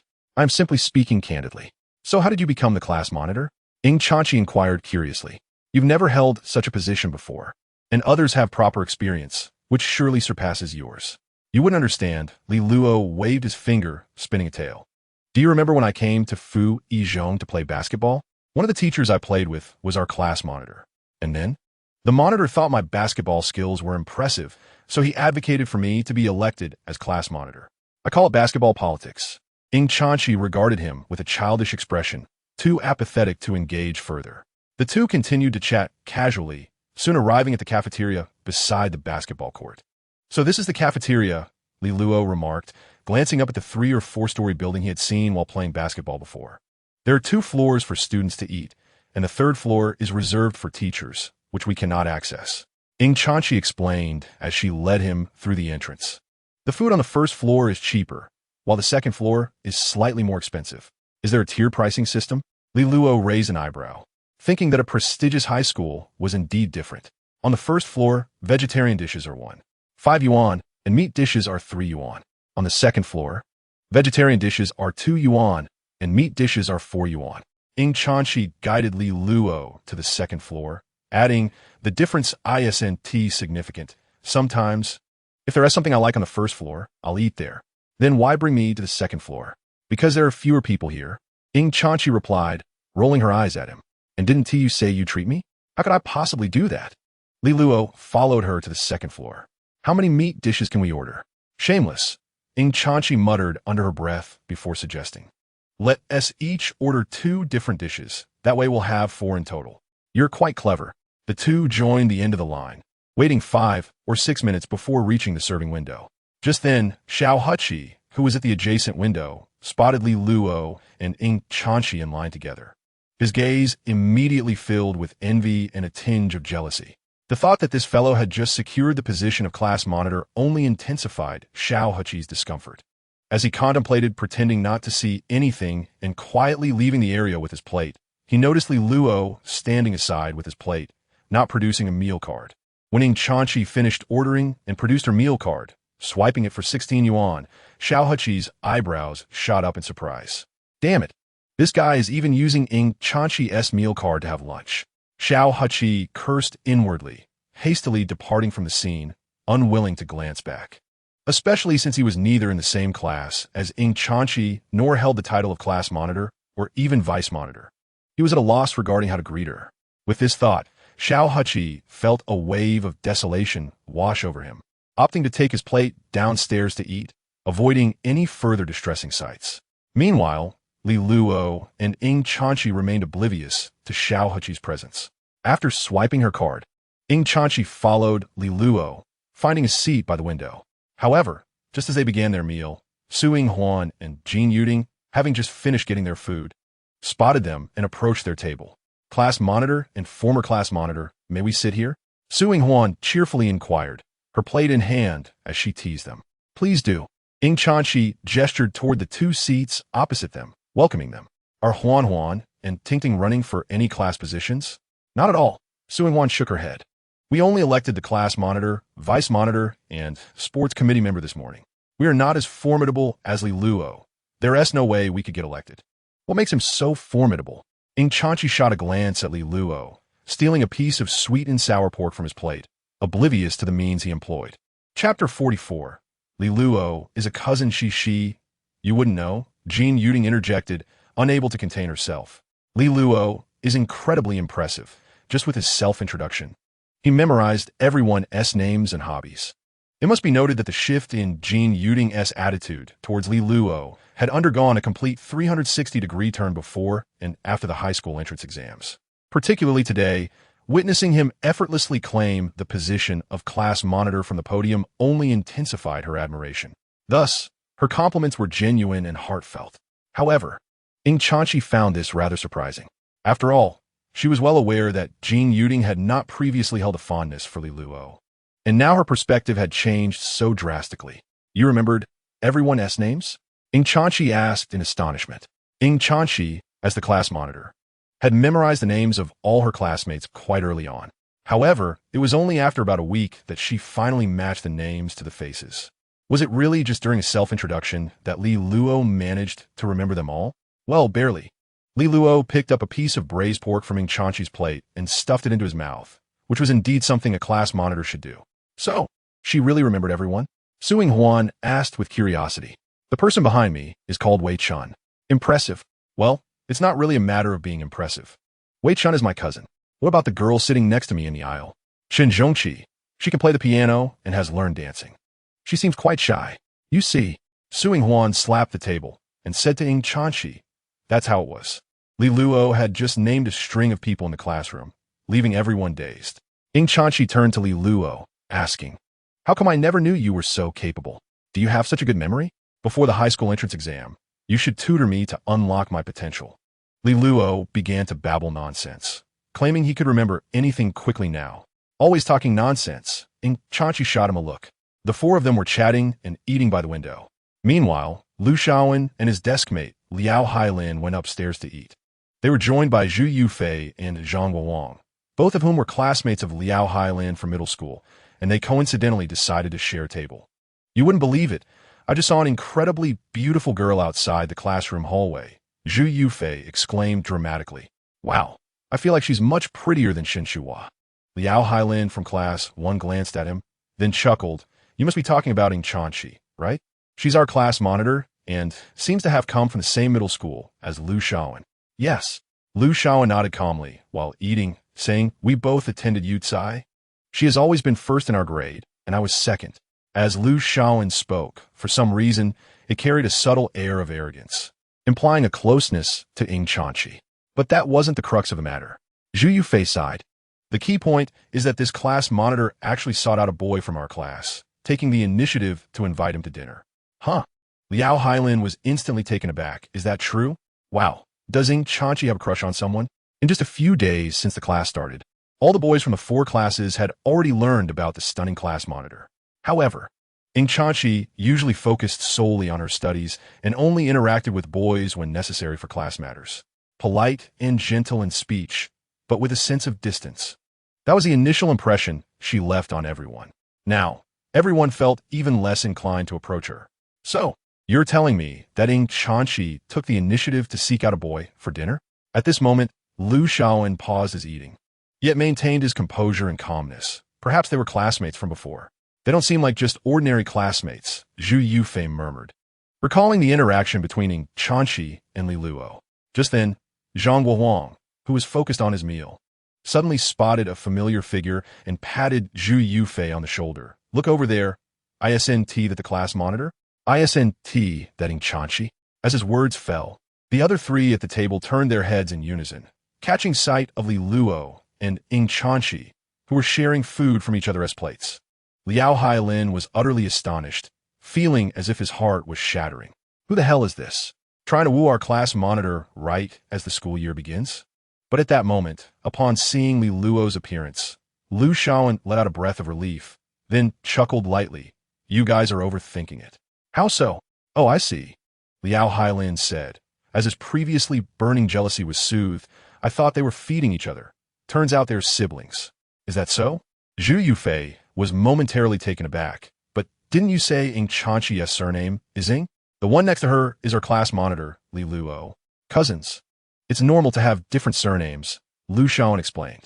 Given Ing Chanchi's character, she is solely focused on her studies and wouldn't engage in a romantic relationship in high school. Indeed, Liao Hailin nodded in agreement. You guys don't know? Ing Chanchi topped all subjects in her recent tests. Do you know how incredible that is? She was also first in the independent recruitment exam. But you guys from outside schools wouldn't know? Lu Shaowen said nonchalantly, as if it were he who was boasting. This time, being first in all subjects isn't something to be overly surprised about. She was first in the independent recruitment too. Zhu Yufei was somewhat stunned. That is really impressive. Having participated in the independent recruitment examination, both Zhu Yufei and Zhang Guohuang were aware of the difficulty of that test. They both had failed to qualify, so Ying Chanqi, who secured first place, certainly operated on a different level from them. Why overthink? Zhang Guohuang resumed, eating vigorously, then poked Zhu Yufei's arm. ISNT, there also Yin Zhuxing in our class? I think she is prettier than Ying Chanqi. Impossible, Liao Highland blurted out. Can there really be a girl in our school prettier than Ying Chanqi? Zhu Yufei fell into contemplation for a moment, saying, now that you mention it, I really can't compare them. Chapter 45. The responsibilities of the class monitor at 11:30 in the morning. It was the first day of school, and in the afternoon, students were scheduled for physical examinations. The homeroom teacher had to attend a meeting, so he was taking a brief moment to relax. However, just after half an hour, there was a knock on the office door. Teacher Kong. Li Luo's voice came from outside. Kong Junxiang quickly closed the screen, preventing Li Luo from seeing the familiar book title. What is it? Oh, this. Kong Junxiang picked up his teacup, intending to take a sip, only to find it empty. So he set it down. I wasn't in a hurry. I intended to come find you later, but since you're here, I'll tell you now.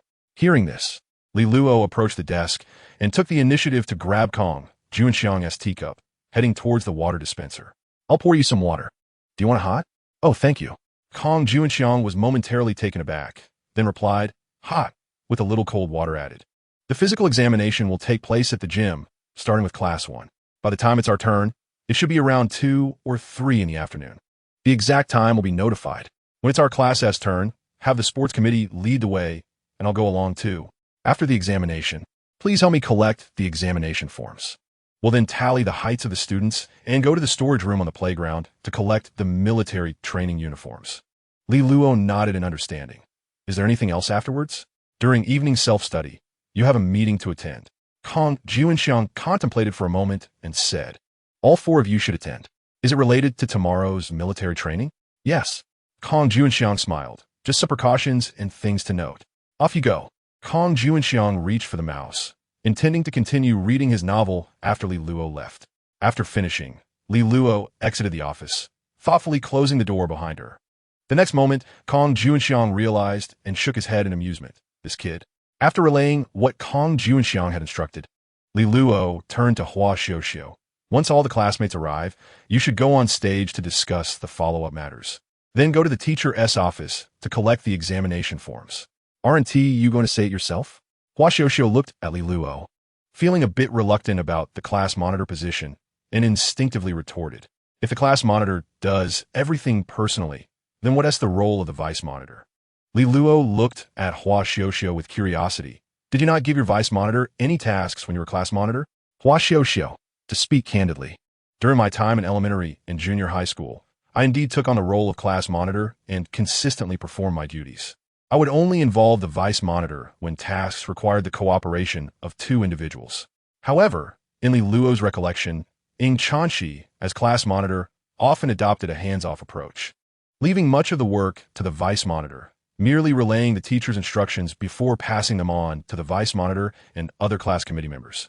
In junior high, Xiao Huqi was quite eager to engage in these tasks, wholeheartedly committed to his responsibilities. In any case, I appreciate your assistance, Li Luo said with a smile. Although he did not secure the position of class monitor, it seemed the workload had not diminished. Nevertheless, once all the classmates assembled in the classroom, Hua Xiuxiu took a deep breath and addressed her peers regarding the subsequent arrangements for the day.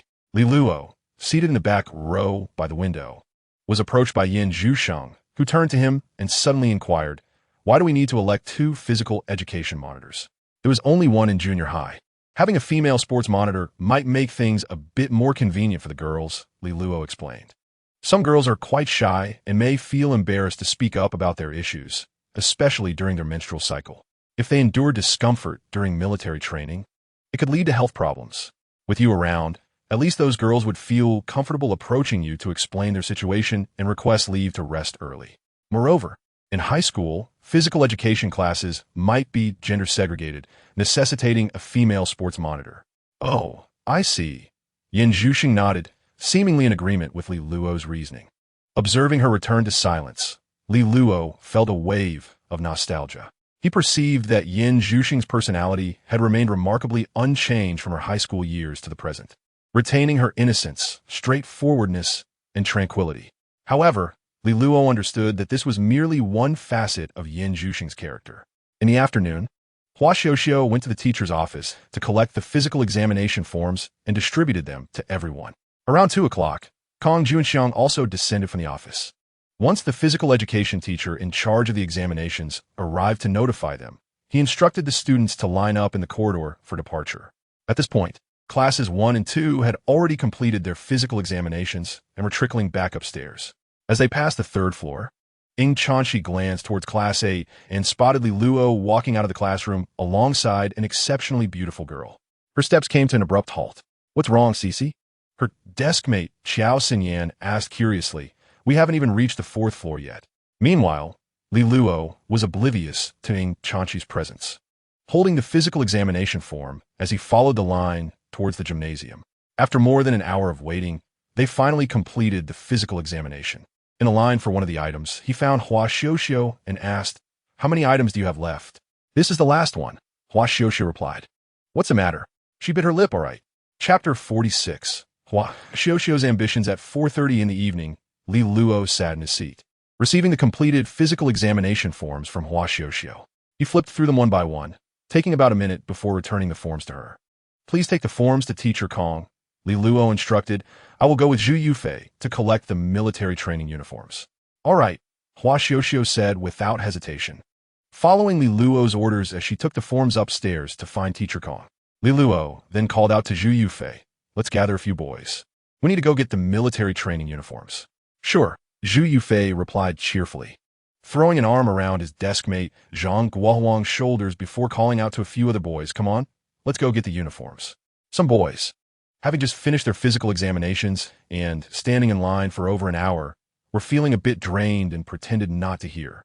At that moment, Yin Zhuxing stood up and walked over to Li Luo. He looked at her in surprise. "Why are you following me?" "I'm a sports monitor." Yin Zhuxing blinked, looking somewhat puzzled. "Aren't I supposed to go too?" Li Luo glanced at Zhu Yufei's group and then smiled. "Then let's go together." As Li Luo approached Zhu Yufei, he patted his shoulder and said somewhat loudly, "Both sports monitors are going together. Everyone follow me, and let's get a few more boys." No sooner had he spoken than a group of boys stood up in unison, pretending they had been ready to leave all along, and hurriedly exited the classroom. Yin Zhuxing was taken aback. Noticing that most of the boys had stood up, she couldn't help but ask, "Should I call the girls?" "The girls can just rest in the classroom," Li Luo chuckled, thinking how easily the high school boys could be manipulated. Of course, even if they were reluctant. If Li Luo, as class monitor, were to call them, all classmates would surely join in, albeit not as effectively as now. The group descended the stairs with great momentum, heading towards the storage area on the playground. Meanwhile, Hua Xiuxiu had reached the 5th floor office and found Kong Junxiang, handing him the physical examination forms. "Teacher Kong, we have collected all the forms from our class." "Good," Kong Junxiang replied as he accepted the forms and then asked, "Have you compiled the height data for our classmates yet?"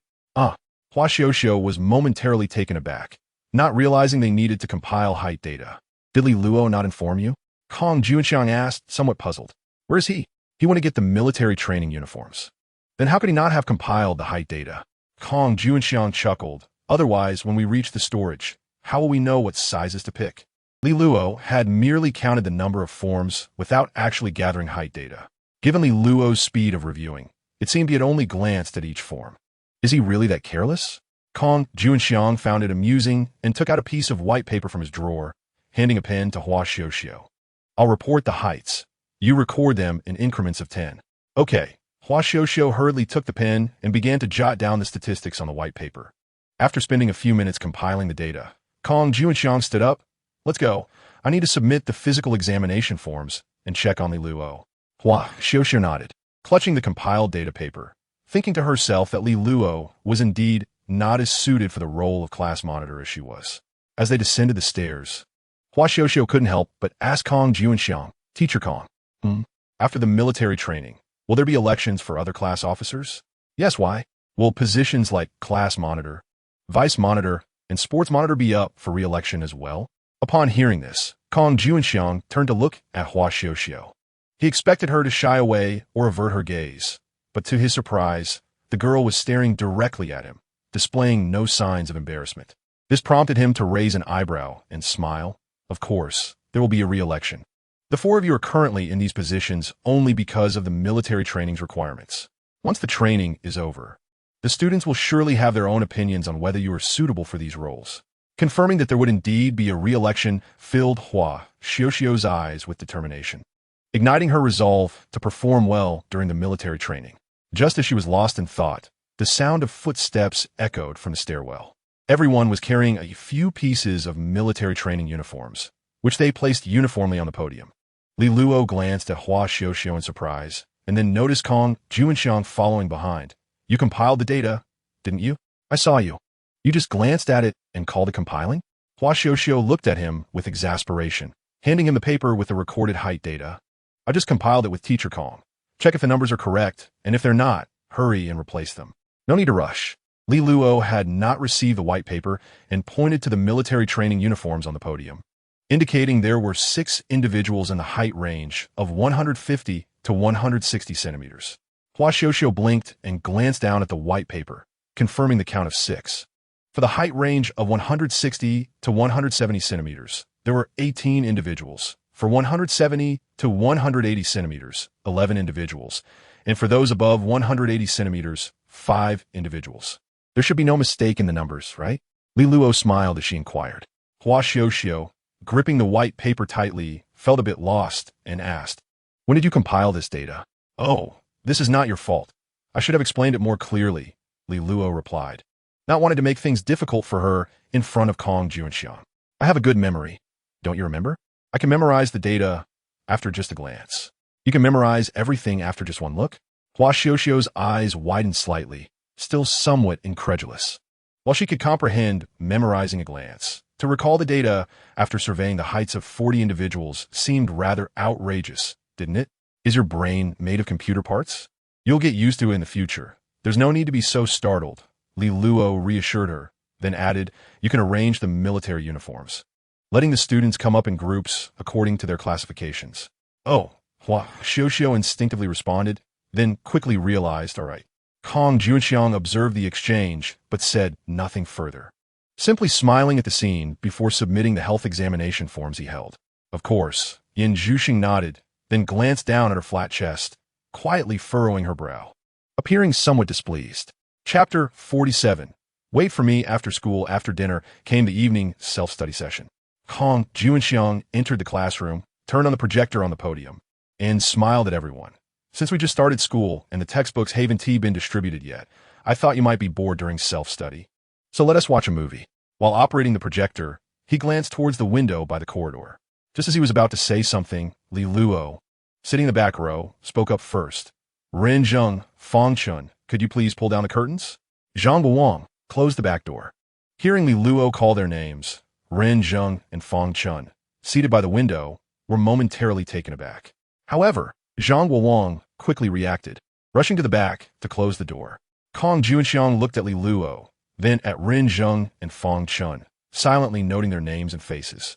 Generally, for a teacher to remember all the students' names in a class is a gradual process, especially since a subject teacher often teaches 2 classes, sometimes even more for elective subjects. No teacher can memorize all the names and faces of their students on the first day of school, yet this class monitor seemed to have achieved just that. As he pondered, Kong Juanxiang opened a downloaded movie. As the title Snowpiercer appeared on the screen, he walked to the door to turn off the classroom lights and called the 4 class committee members. Tonight's meeting will be in classroom 601 on the 6th floor. You may head up now. How cruel, Li Luo sighed. I actually wanted to watch the movie. Then why not let me take the position of class monitor? Hua Xiuxiu interjected unexpectedly. Why are you always eyeing the position of power? Kong Juanxiang chuckled at their banter, then reminded them, after military training, there will be a re-election for class committee members. Li Luo, perform well. Otherwise, you might truly be usurped. Li Luo raised an eyebrow, thinking this could be quite an opportunity. All right, Teacher Kong, we'll head up first. Leading the way, Li Luo ascended the stairs with Hua Xiuxiu, Yan Zhushang, and Zhu Yufei following closely behind, arriving at classroom 601. The classrooms on the 6th floor were not assigned to any specific class and were usually empty. They were utilized for meetings, club activities, or public classes as needed. When Li Luo and the others reached the door of classroom 601, more than half of the classes had already arrived. Upon entering, Li Luo immediately spotted Ying Chanqi sitting in the front row. At that moment, Ying Chanqi occupied the middle seat, with a rather handsome boy sitting to her right. Upon seeing Li Luo enter, Ying Chanqi raised her hand and gestured towards the empty seat to her left. Understanding her silent invitation, Li Luo walked over directly and sat down beside Ying Chanqi without hesitation, garnering the attention of everyone in the room. Meanwhile, Yin Zhusheng, dressed in casual attire rather than the school uniform, caught everyone's eye. Her snug jeans accentuated her long legs, and her serene and composed face captivated all gazes, including that of the boy sitting next to Ying Chanqi, who couldn't help but glance at her multiple times. However, Yin Zhusheng, accustomed to following Li Luo, took the seat beside him. Thus, with Ying Chanqi on Li Luo's right and Yin Zhusheng on his left, they instantly became the focal point of the classroom. Perhaps due to the presence of so many peers, Ying Chanqi remained quiet, simply sitting there in tranquility. Even the vice monitor of class 1 hesitated to initiate a conversation with her. Teacher Kong mentioned that there will be a re-election for class committee members after military training. Yin Zhusheng suddenly said to Li Luo, "If I choose to withdraw from the election, does that mean I won't have to be the sports committee member?" "I think you're overthinking it," Li Luo replied, glancing at Yin Zhusheng, who was always seeking to avoid responsibility. "What if no one else runs for the position of female sports committee member?" Yin Zhusheng pondered, realizing the validity of this reasoning, and appeared somewhat troubled. Nearby, Ying Chanqi overheard their conversation and discreetly perked up her ears, tightly gripping her pen and occasionally removing and replacing the cap, exhibiting signs of agitation. The vice monitor, Jian Jinyan, noticed Ying Chanqi's fidgeting and thought that the teacher was too slow in arriving, thereby infringing upon this esteemed class monitor's study time. "The teacher has arrived." Ying Chanqi suddenly instructed Li Luo to be quiet. The head of the teaching department entered through the classroom door and made his way to the podium. Li Luo and Yin Zhusheng ceased their conversation, and the entire classroom quieted down. "My surname is Liu. You may call me Teacher Liu." The head of the teaching department introduced himself with a smile, looking at the students. "Those from classes 1 to 4 have met me before, while the students from other classes may be seeing me for the first time." The purpose of this meeting was ostensibly to inform everyone about the precautions for military training. Additionally, it was an opportunity for everyone to become familiar with one another. The atmosphere was relaxed, and there was no need for nervousness. As Teacher Liu, the head of the teaching department, was not a rigid instructor, he began discussing various military training notifications while occasionally calling on students to ask their names in classes, sharing snippets of gossip about their class teachers, which elicited laughter from the classroom, and time passed swiftly. After more than half an hour, Teacher Liu announced the conclusion of the meeting, prompting the students to rise and leave the classroom. "Okay," Li Luo nodded. Ying Chanqi's voice was soft, but several students from Class 1 and Class 8 heard it clearly. The vice monitor of Class 1, Jian Jinyuan, was taken aback, looking incredulously at Li Luo, thinking he must have misheard. Meanwhile, in Class 8, Yin Zhusheng paid little attention, while Zhu Yufei had no reaction upon learning that Li Luo was Ying Chanqi's cousin. In Hua Xiuxiu's memory, Li Luo and Ying Chanqi had a good relationship in middle school, contrasting with the expressions of the student from Class 1. However, on their way down, Hua Xiuxiu curiously asked, "You're not dating Ying Chanqi, are you?" "What?" Before Li Luo could express her surprise, Zhu Yufei had already exclaimed, "Aren't they siblings? How could they date?" As soon as the words left his mouth, Yin Zhusheng's curiosity was piqued, and she turned to look at Li Luo. At this moment, Li Luo's expression darkened as he glanced at Hua Xiuxiu and then at Zhu Yufei. "Who told you I am Ying Chanqi's brother?" "Lu Shaoan said so." Zhu Yufei scratched his head and replied, "Isn't that right?" Li Luo remarked, "What a character." Ying Chanqi jokingly claimed he was her brother, and Lu Shaoan actually believed it. Chapter 48. The long wait for the senior's attention after organizing his backpack. He peered out the classroom door and noticed that Ying Chanqi had yet to arrive. So he was not in a hurry to leave. "Do you live on campus?" Li Luo asked as he glanced at Yin Zhusheng, who showed no signs of packing her bag, prompting his curiosity. In his impression, Yin Zhusheng's family was financially well off, so renting a place nearby should be quite easy. "I live on campus," Yin Zhusheng replied earnestly, her eyes reflecting some anticipation. The school is quite far from my home, so I chose to stay on campus. Li Luo detected the excitement in her eyes and reasonably suspected that Yin Zhusheng had never lived in a dormitory before, which was why she felt a bit thrilled about it. In fact, if not for his family purchasing a house, Li Luo would have preferred to live in the school dormitory. Although the dormitory conditions were average, living with classmates was undeniably enjoyable. As Li Luo contemplated this, the day students in the class began to leave the classroom one by one. Shortly after, a graceful figure appeared at the back door of Class 8. Ying Chuanqi stood somewhat bashfully in the corridor, peering into the classroom. She did not know where Li Luo was seated and failed to spot him. Zhang Guowang, near the door, caught sight of Ying Chuanqi and instinctively froze for a moment before realizing and tapping his deskmate Zhu Yufei on the shoulder. Hey, isn't that Ying Chuanqi? She really came looking for you. Huh? Zhu Yufei turned around, then immediately shouted towards Li Luo, "Class monitor, your cousin is here to find you." Upon hearing this, the classroom, which had been somewhat noisy after class, fell silent instantly. The classmates turned their curious gazes toward the back door, spotting Ying Chuanqi's lovely face. Meanwhile, Ying Chuanqi was a bit dazed, not quite processing what was happening. It was not until Li Luo stepped out, waving at her, that she came to her senses and followed him. As they descended the stairs, Ying Chuanqi questioned with suspicion, "What cousin? When did I become your cousin?"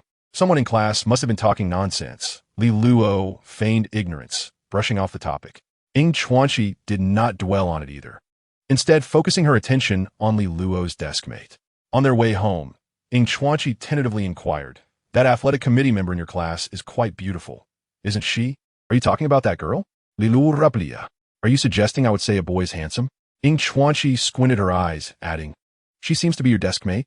It's just temporary." Li Luo waved his hand dismissively. "Our teacher hasn't assigned seats yet. We probably have to wait until after military training to change. I'm not concerned about that. I'm just curious how she ended up sitting next to you. She's taller." "So she chose a vacant spot in the last row," Li Luo explained, then touched his own face. "But if you think my charm attracted her to sit next to me, I wouldn't argue against that." "You are quite full of yourself," Ying Chuanqi retorted, rolling her eyes. "With her looks, how could she possibly choose to sit next to you?" "Why not?" Li Luo countered, feeling indignant. "Just tonight, at the meeting, a very beautiful girl asked me to sit next to her. I wonder if you remember? In the dimly lit school that night." Few people noticed Li Luo and Ying Chuanqi as they walked out of the school gate and turned right, crossing the intersection before entering the Baihai Lan Ting residential complex. As they stepped into the elevator, Ying Chuanqi turned her head to look at Li Luo's profile and then said, "Military training starts tomorrow. I bought you a bottle of sunscreen. Make sure to bring it with you." "Huh?" Li Luo was taken aback. "What do I need that for? Boys don't get sunburned. It's sunscreen, not makeup," Ying Chuanqi admonished. "A little application won't hurt." After saying this, the elevator doors opened.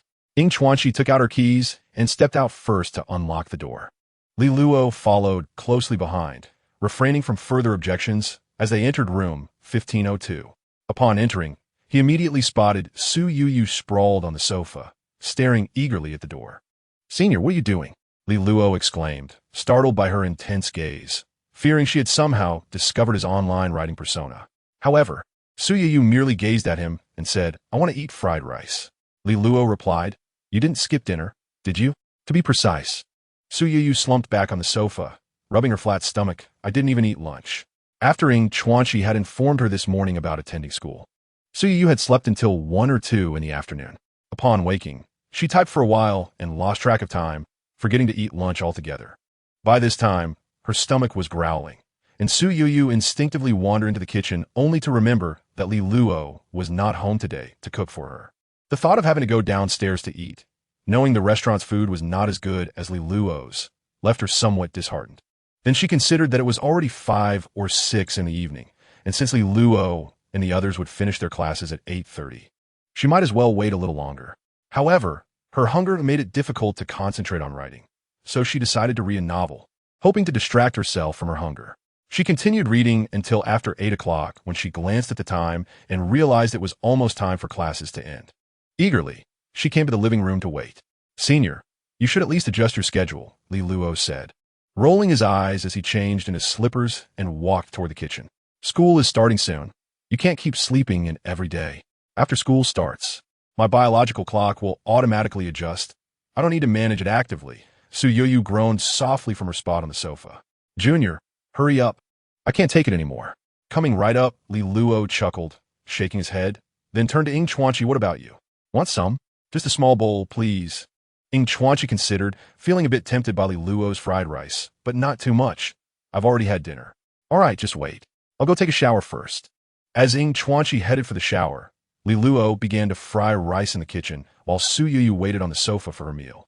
After more than half an hour, a satisfied Su Yoyu returned to the sofa, contentedly rubbing her belly and burping. Oh no, you spoiled my taste buds. What am I going to do when you guys have military training in the next few days? Chapter 49. Unused manuscripts. Yet at that moment, Su Yoyu, who had been staying up late every night to boost her ranking, found herself in distress as her period arrived with a vengeance, causing her considerable discomfort late at night. During that time, as Li Luo visited every day to cook for her, Su Yoyu discovered that he possessed quite the culinary skill. Eventually, even after she had recovered, she pretended to still be unwell, continuously deceiving him into cooking for her. When Li Luo eventually caught on, he did not expose her, but continued to cook for her daily, even bringing his notebook to her home to write together. Smells so good. Having just finished her shower, Ing Chuanqi emerged in a panda onesie, towel in hand, walking over from the corridor. Li Luo placed a small bowl of fried rice on the table and reached out to take the towel from her hands. You sit down. I'll dry your hair. Oh, Ing Chuanqi glanced at Su Yoyu from the corner of her eye, then sat down with pursed lips, delicately picking up her bowl and chopsticks to savor the meal while enjoying Li Luo's hair-drying service. Good night, senior. Good night, she. Senior. Li Luo held the hairdryer, turning to Su Yoyu. What is it? Su Yoyu tilted her head in confusion. You haven't washed the dishes yet. Su Yoyu, watching her sulkily shuffle into the kitchen to wash the dishes, Li Luo continued to helping Chuanqi dry her hair. He opened his computer and took a glance. On Friday, WZHNBSHMNGX Ing was launched with an initial subscription of 1-800, a performance that fell well within expectations. Maintaining a daily update of 4,000 words, it is certain that the monthly remuneration will amount to 5,000 or 6,000, adequately offsetting the mortgage back home. At this level, Li Luo's preliminary needs have been largely fulfilled. As for the potential heights this book might reach in the future, only time will tell. With this thought, Li Luo glanced at Su Yoyu's W New York and INDI. After its launch, this book garnered a little over 800 initial subscriptions, yielding a monthly income of over 3,000. For a high school student, this sum is considerable, even though Su Yoyu comes from a decent family. After deducting regular expenses for meals and rent, she receives only about 500 yuan in pocket money each month. In comparison, the over 3,000 yuan in remuneration can be deemed a form of financial freedom for a high school student.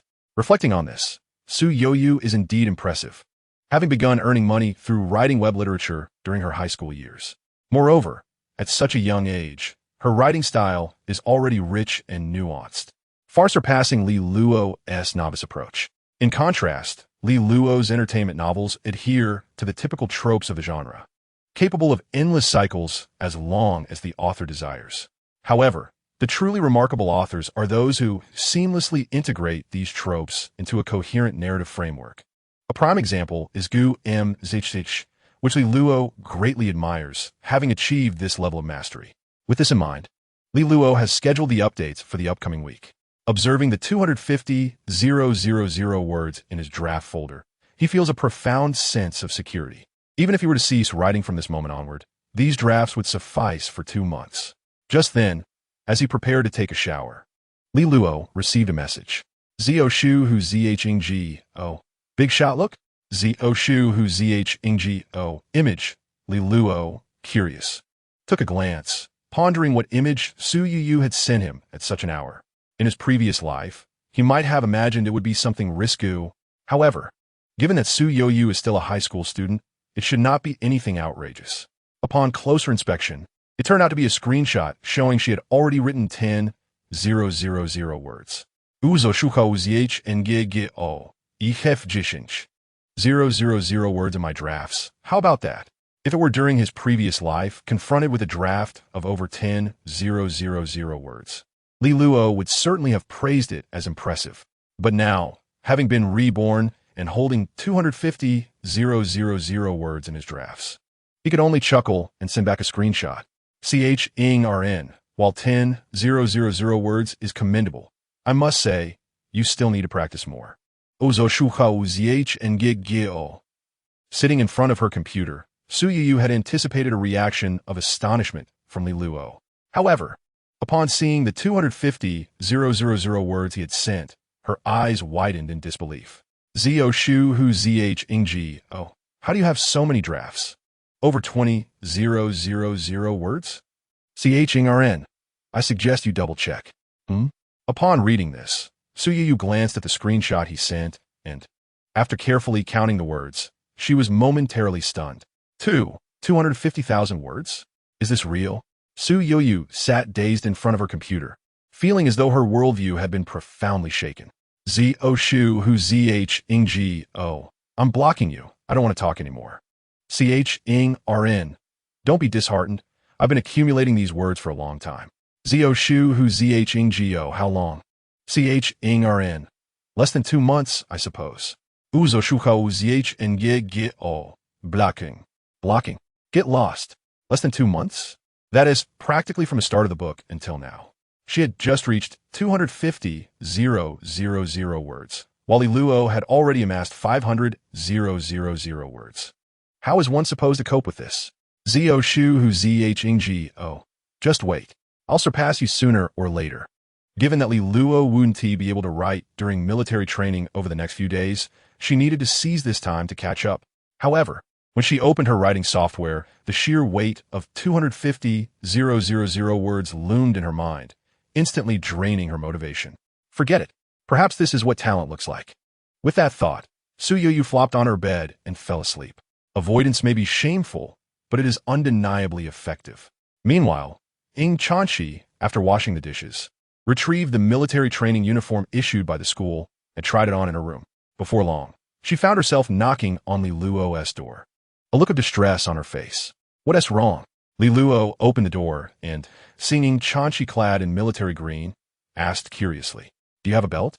Ying Chanxi tugged at the loose waistband of her pants, explaining that the military training uniform she received did not include a belt. Initially, Li Luo did not think much of the matter. The school had not stated that the military training uniforms must include belts. Moreover, the pants were designed with an elastic waistband, which typically prevents them from slipping down during normal walking. However, for someone as slender as Ying Chanxi, particularly with her tiny waist, the pants appeared rather baggy. After taking a few steps, she could feel them sliding down. Although they would be caught by her hips and not completely fall, it would certainly lead to an inappropriate fit during more vigorous movements. Novet, Li Lu Raplia, Pujlat. As he opened his own military training uniform and retrieved a belt. ISNT this one here. Li Luo paused for a moment, then bent down to inspect it more closely, realizing that it seemed they indeed had not included a belt. With this in mind, Li Luo took out his phone and walked towards Su Yu's room. He first called Zhao Rongjuan, urging him to check his military training uniform to see if it lacked a belt. After confirming this detail, Li Luo knocked on Su Yu's door to inquire about last year's military training. Is that so? Li Luo nodded in understanding. If it were an ordinary high school student, they would likely wait until tomorrow to buy a belt from a nearby store. However, Li Luo had other ideas and thus called his uncle Lin Xiufeng. Hello, Xiao Luo. Lin Xiufeng was somewhat surprised, not expecting Li Luo to call at this hour. What's the matter? Uncle, Li Luo pondered for a moment before saying, I remember that San Yi's family sells clothes, right? That is managed by my cousin? Yes. Lin Xiufeng replied, a bit puzzled as to why Li Luo was asking about this, but still nodded. Don't I work at your cousin's company? We often have clothing shipments. I see. Li Luo raised an eyebrow and then smiled. Do you have any belts? Nothing too expensive. Just something cheap that can last a few days or half a month. I have a small business idea. Li Luo coughed lightly and continued, curious to see if his uncle would be interested.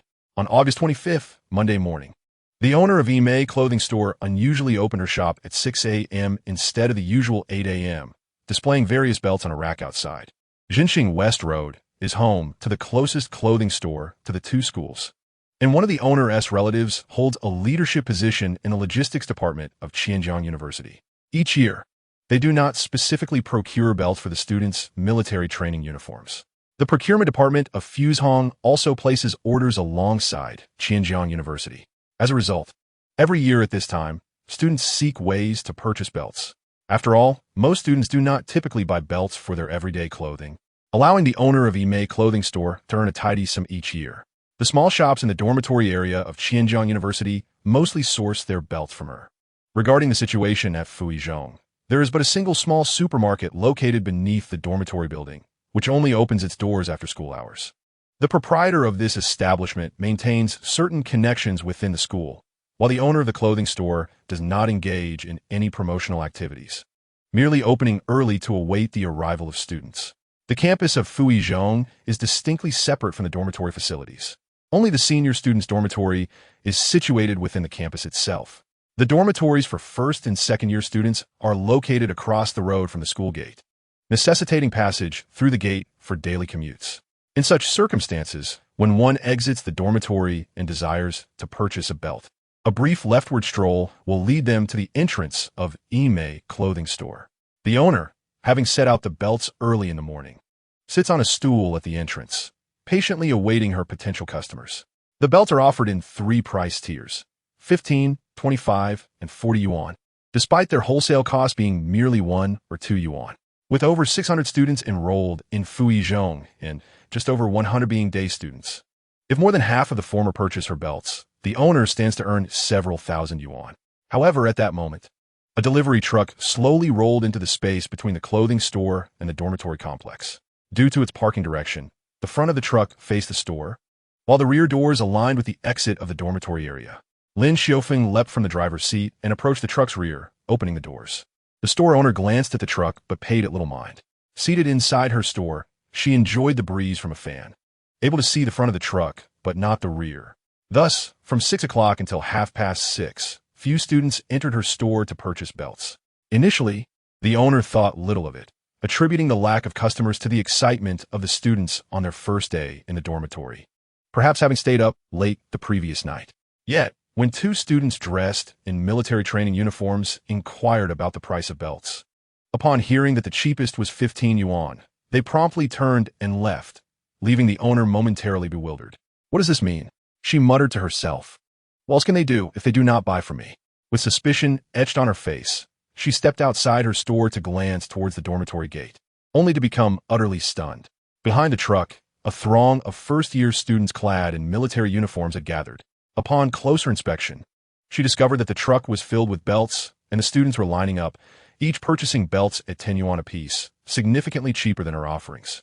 Witnessing this scene, the owner felt a wave of dizziness and nearly fainted from frustration. Where did you all come from? Selling goods here? Is this even legal? She demanded, directing her ire at Lin Xiaofeng. Taken aback by the sudden confrontation, Lin Xiaofeng wore a perplexed expression and turned to Li Luo, who, also dressed in military attire, was cheerfully selling belts from the truck.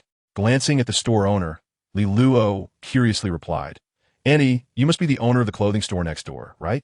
With that, she turned to her classmates and earnestly added, "The Annie might be feeling a bit anxious, as everyone needs to earn a living. If you're in a hurry to buy, you can also check out her store."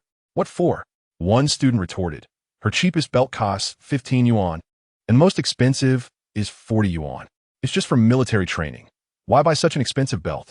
As this comment spread among the queue, the students hesitated, causing the owner's face to flush with anger as she observed their stillness. Ultimately, she gritted her teeth and exclaimed, "I can sell them for 10 yuan as well." Chapter 51. Unity is Strength. Zhu Yufei rose early that day and witnessed a remarkable scene at the entrance of the dormitory complex. The owner of the clothing store was compelled to announce a price of 10 yuan per belt, prompting a smile from Zhu Yufei, who was soon spotted by the observant Li Luo. "Zhu Yufei, come here," she beckoned. "What is up, class monitor?" Zhu Yufei approached, only to see Li Luo offer him a belt. "I was just about to buy one." "What are you buying for?" Li Luo whispered, fanning out 10 yuan before shoving the belt into his arms and pulling him onto the truck.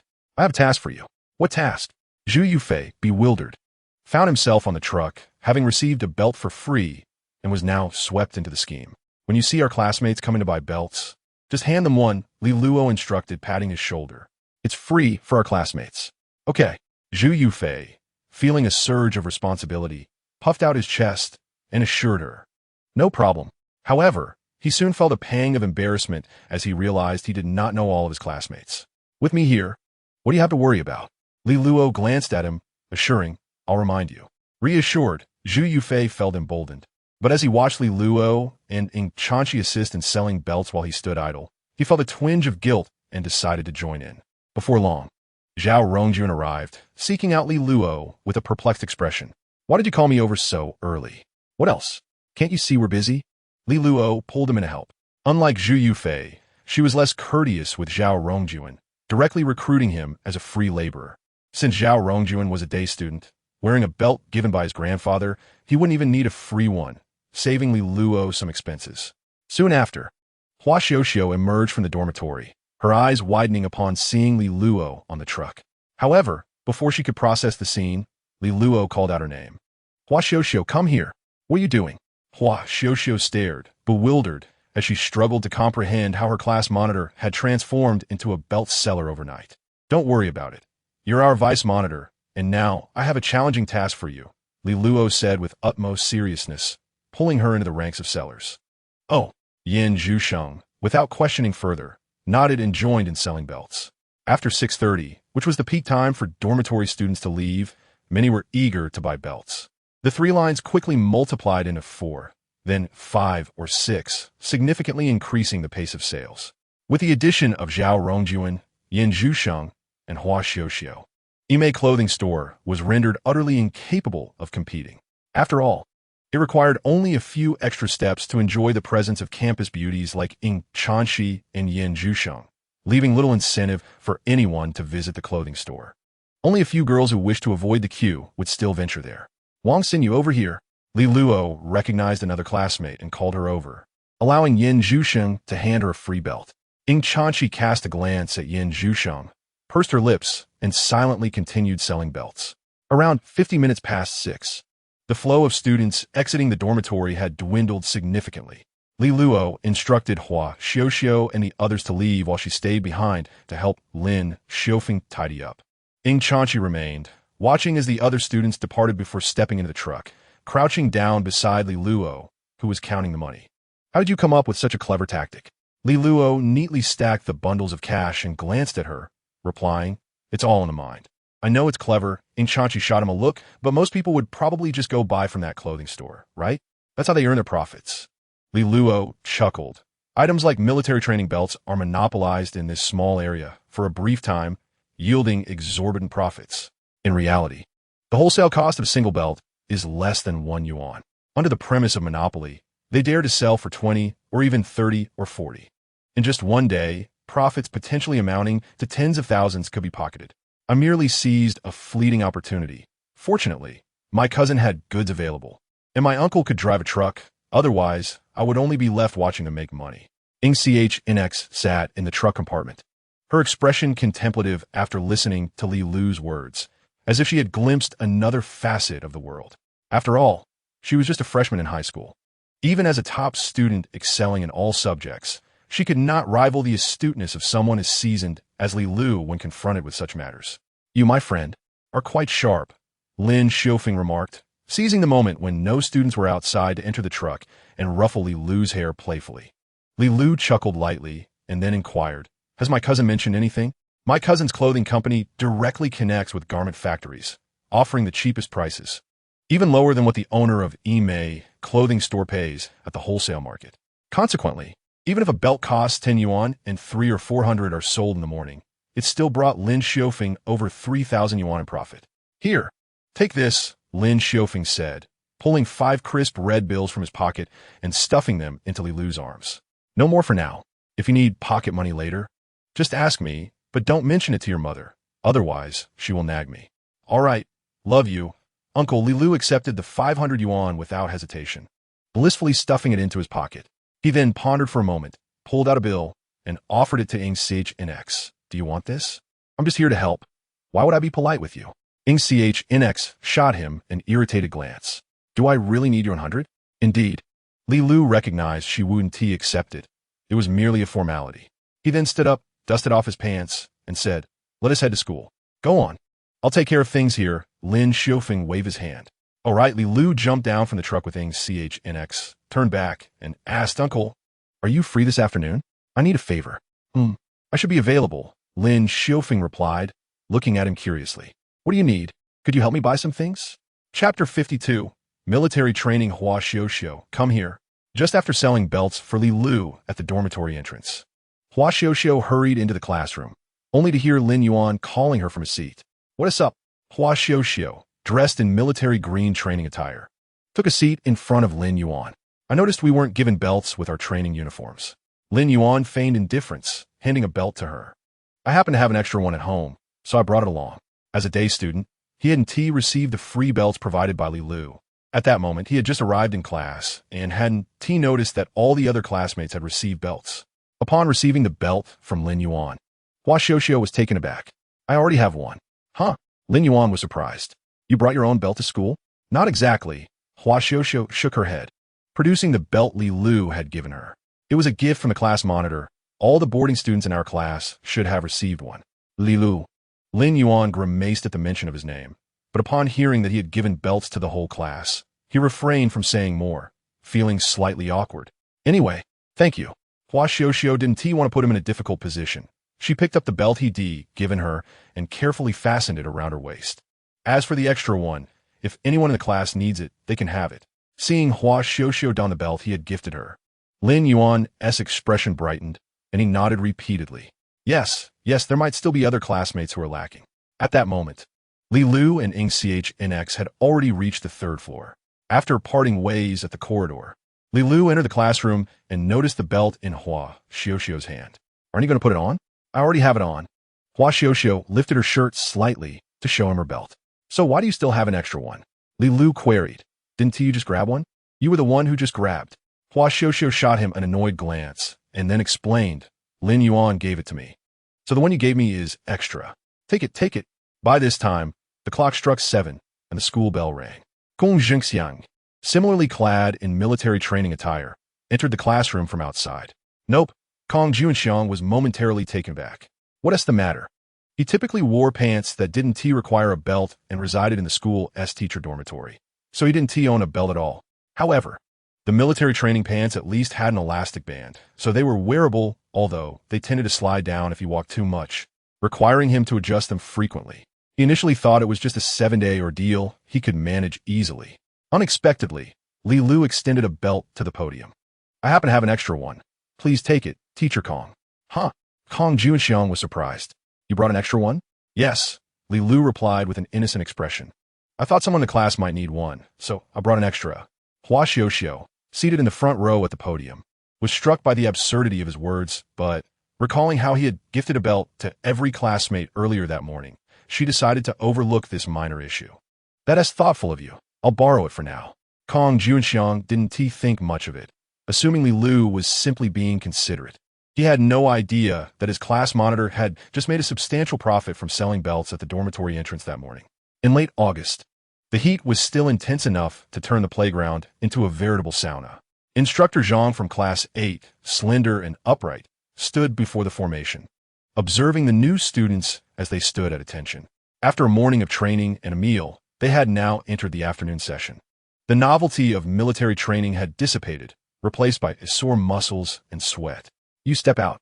Instructor Zhang suddenly pointed at Wei Chun while patrolling the area. Wei Chun was visibly taken aback. He had secretly relaxed his legs due to exhaustion, and at the instructor's shout, he felt a jolt throughout his body. However, meeting Zhang's gaze, Wei Chun bit his lip and stepped forward silently. "I previously stated that no unauthorized movements are allowed. Run a lap." Wei Chun swallowed hard, wanting to say something, but only moving his lips without uttering a word. After a moment, seeing that he hadn't moved immediately, Zhang chuckled and then boomed, "Where's the class monitor?" "Here, instructor." Li Lu raised his hand to signal from within the ranks. "You must respond." Zhang corrected him. "Where's the class monitor?" "Present." "Where's the sports representative?" "Here. Your voices are too soft. Haven't you eaten lunch?" Zhang approached Yan Zhusheng, demanding, "Speak louder." "Present." "Very well." Zhang smiled, then inquired, "Do you have a vice monitor?" "Here." Hua Xiuxiu shouted from the ranks. "Good. You 4 step forward." He then approached Wei Chun and added, "Running alone is too lonely. So now these 4 will accompany you. Off you go." Upon hearing this, Wei Chun lowered his head, biting his lip, his fists clenched tightly. At that moment, however, Li Lu had already run up to Wei Chun and threw his arm around his neck. Come on, it's just a lap. 2 laps. Zhang interjected with a sidelong glance. On the first day of military training, instructors often sought to establish authority. One would soon grow accustomed to it. From the perspective of someone with experience, Li Lu consoled him while they ran. You could have run alone, but now you've dragged us all into this. Hua Xiuxiu whispered, feeling the strain of her stamina. The instructor was aiming for precisely this effect. Li Luo cast a glance at Hua Xiuxiu and calmly remarked, when you complain about your classmates, you've already fulfilled their purpose, so it's best to refrain from such remarks during military training. Yin Zhusheng and Zhu Yufei had no objections. Zhu Yufei, being naturally athletic, found running 2 laps merely a warm-up. Surprisingly, Yin Zhusheng, with his long legs, completed the 2 laps without appearing to be out of breath. As the 5 of them finished their run and regrouped, the chief instructor announced a 20-minute break around 3 in the afternoon. Li Luo glanced at the school's boundary wall and spotted a familiar figure waving at him. Immediately, he patted Zhu Yufei on the shoulder and called out to the other boys, "Follow me. I have something good." Chapter 53, Delivering Little Puddings at Present. Li Luo had gained considerable respect within the class. It wasn't merely the fact that he received a belt that morning. The key lay in the fact that everyone was dressed in military green training uniforms, their heads adorned with caps. In a crowd, even their own dorm mates might not recognize them at a glance. Yet, when Li Luo stood in the carriage that morning, he could easily spot them and accurately call out their names. This feeling was rather peculiar. Thus, when Li Luo beckoned, many instinctively rose to their feet. Zhu Yufei was the first to follow suit, and Zhang Guohuang and Wei Chun, who had just sat down, quickly stood up and walked towards Li Luo. The other boys, too, curiously followed. Meanwhile, Suing Huan, noticing this, quickly pulled Jin Yuding over to see what was happening. What are Li Luo and the others up to? I have no idea, Jin Yuding replied, looking perplexed. Isn't that the school wall over there? Why are they heading that way? Li Luo offered no further explanation as he hastened to the wall, greeting Lin Xiufeng, who had been waiting outside, with a smile. Uncle, thank you for your hard work. Not a problem, Lin Xiufeng replied with a grin, turning to retrieve items from the car. 3 large boxes, all wrapped in foam, were brought over. A friend, called by Lin Xiufeng to assist, helped him, while Lin Xiufeng managed to squeeze 1 box through the gap at the edge of the wall and handed it over. Zhu Yufei, come help, Li Luo said, patting Zhu Yufei on the shoulder. You're tall. Go on and catch it, we'll support you. All right. Zhu Yufei had already guessed that the boxes contained beverages. He eagerly climbed atop the wall, effortlessly caught the box, and handed it to Zhang Guohuang beside him. After several exchanges, all the items were successfully received. All right, I'll be off now. Call me if you need anything, Lin Xiufeng said, waving goodbye after delivering the goods. Following Lin Xiufeng's departure, Li Luo smiled and called out to his classmates to move the 3 boxes to the gathering point of Class 8. Those who had stayed back to rest began to look over with curious gazes. At this point, Li Luo had already opened the boxes, revealing an assortment of drinks, including cola, Sprite, Maidong, Gatorade, and Red Bull. The foam boxes were filled with ice packs, ensuring that the beverages remained chilled upon opening. Take whatever you like. Everyone in our class gets a share, Li Luo announced as he opened the last box. This box, however, contained not drinks but small pudding ice creams, totaling 50 sticks. Here are the small puddings. Let us each have one to enjoy before they melt. Long live the class leader. The most carefree Zhang Guohuang exclaimed, grabbing a stick of small pudding and raising it above his head in celebration. Awesome, class leader, I adore you.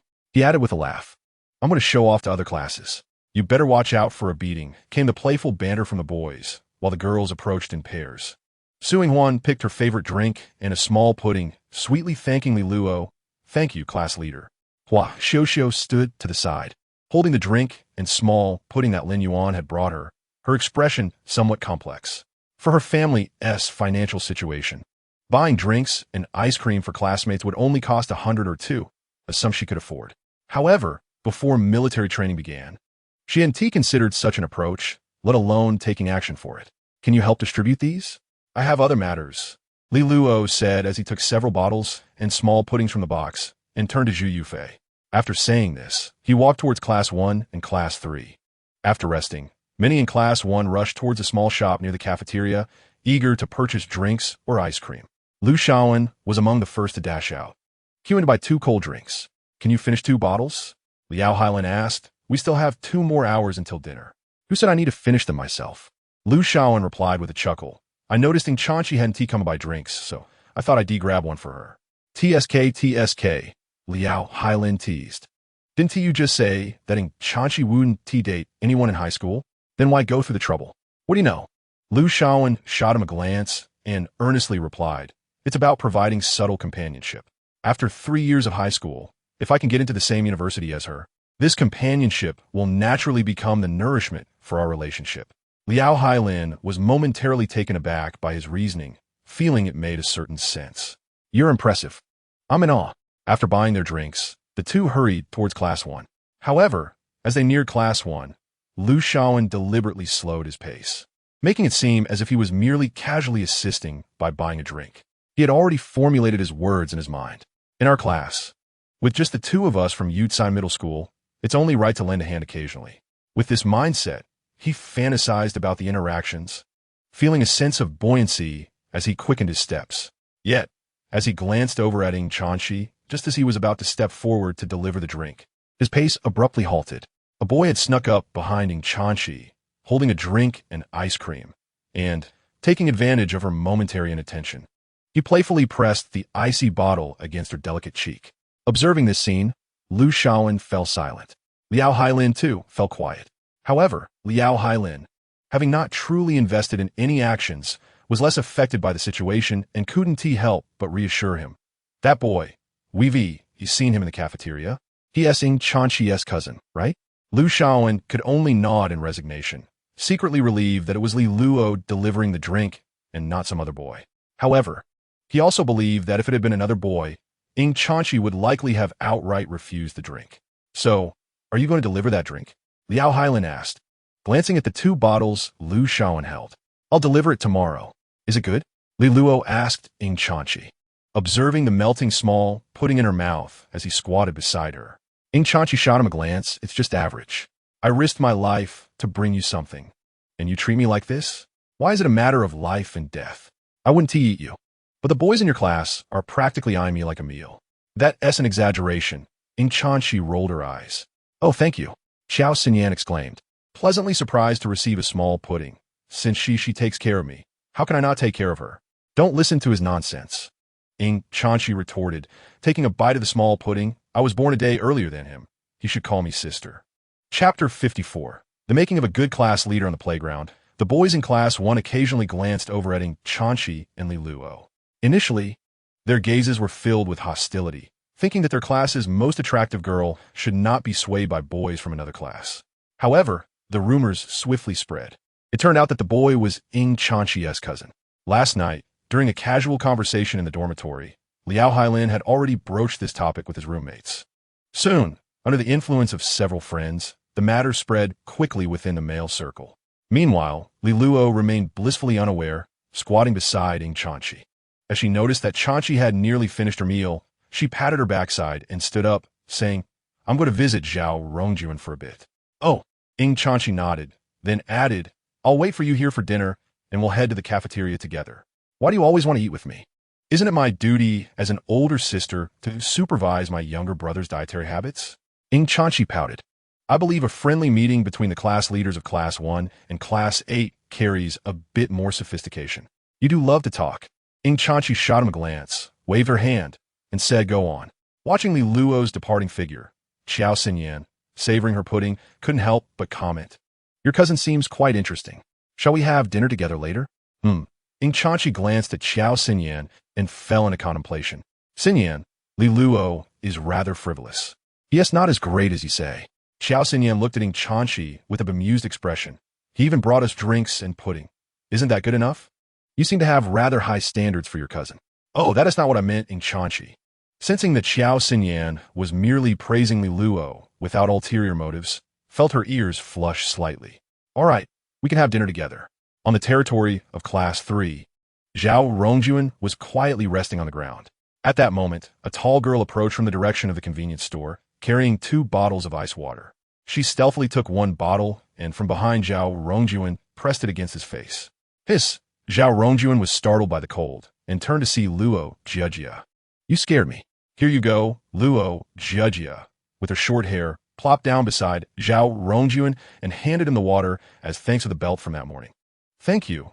Zhao Rongjuan accepted the cold water and discreetly shifted a bit away, twisting open the bottle to take a sip. But that belt was something I got from a friend. That was a gift from you, Luo Jiejia remarked. I heard from others that a belt at the entrance costs 10 yuan, and the expensive ones go for over 10 or 20. The 10 yuan belts are for my friend. Luo Jiejia was momentarily taken aback. Just then, Li Luo's voice came from behind them. I seem to have heard someone speaking ill of me. Zhao Rongjuan turned around and immediately said, I was just complimenting you. Keep the belt business under wraps. Li Luo crouched down and slipped the pudding into Zhao Rongjuan's lap, then turned to Luo Jiejia. Hello, I'm Li Luo from Class 8. Are you the one selling belts at the entrance? Luo Jiejia blinked, asking curiously. It's my uncle's business. It has nothing to do with me. Li Luo produced another pudding and offered it to Luo Jiejia. Let us keep this under wraps. Consider it hush money. Haha, I want to say a word. Luo Jiejia took the pudding, munching on it while questioning, but I think it's quite impressive. Why can't we talk about it? Who knows what connection that clothing store has with some leaders at our school? Li Luo replied with a smirk. I essentially snatched business from them, causing them to lose several thousand yuan. I'd rather not find myself in a troublesome situation at school later. Naturally, such matters would likely fade away.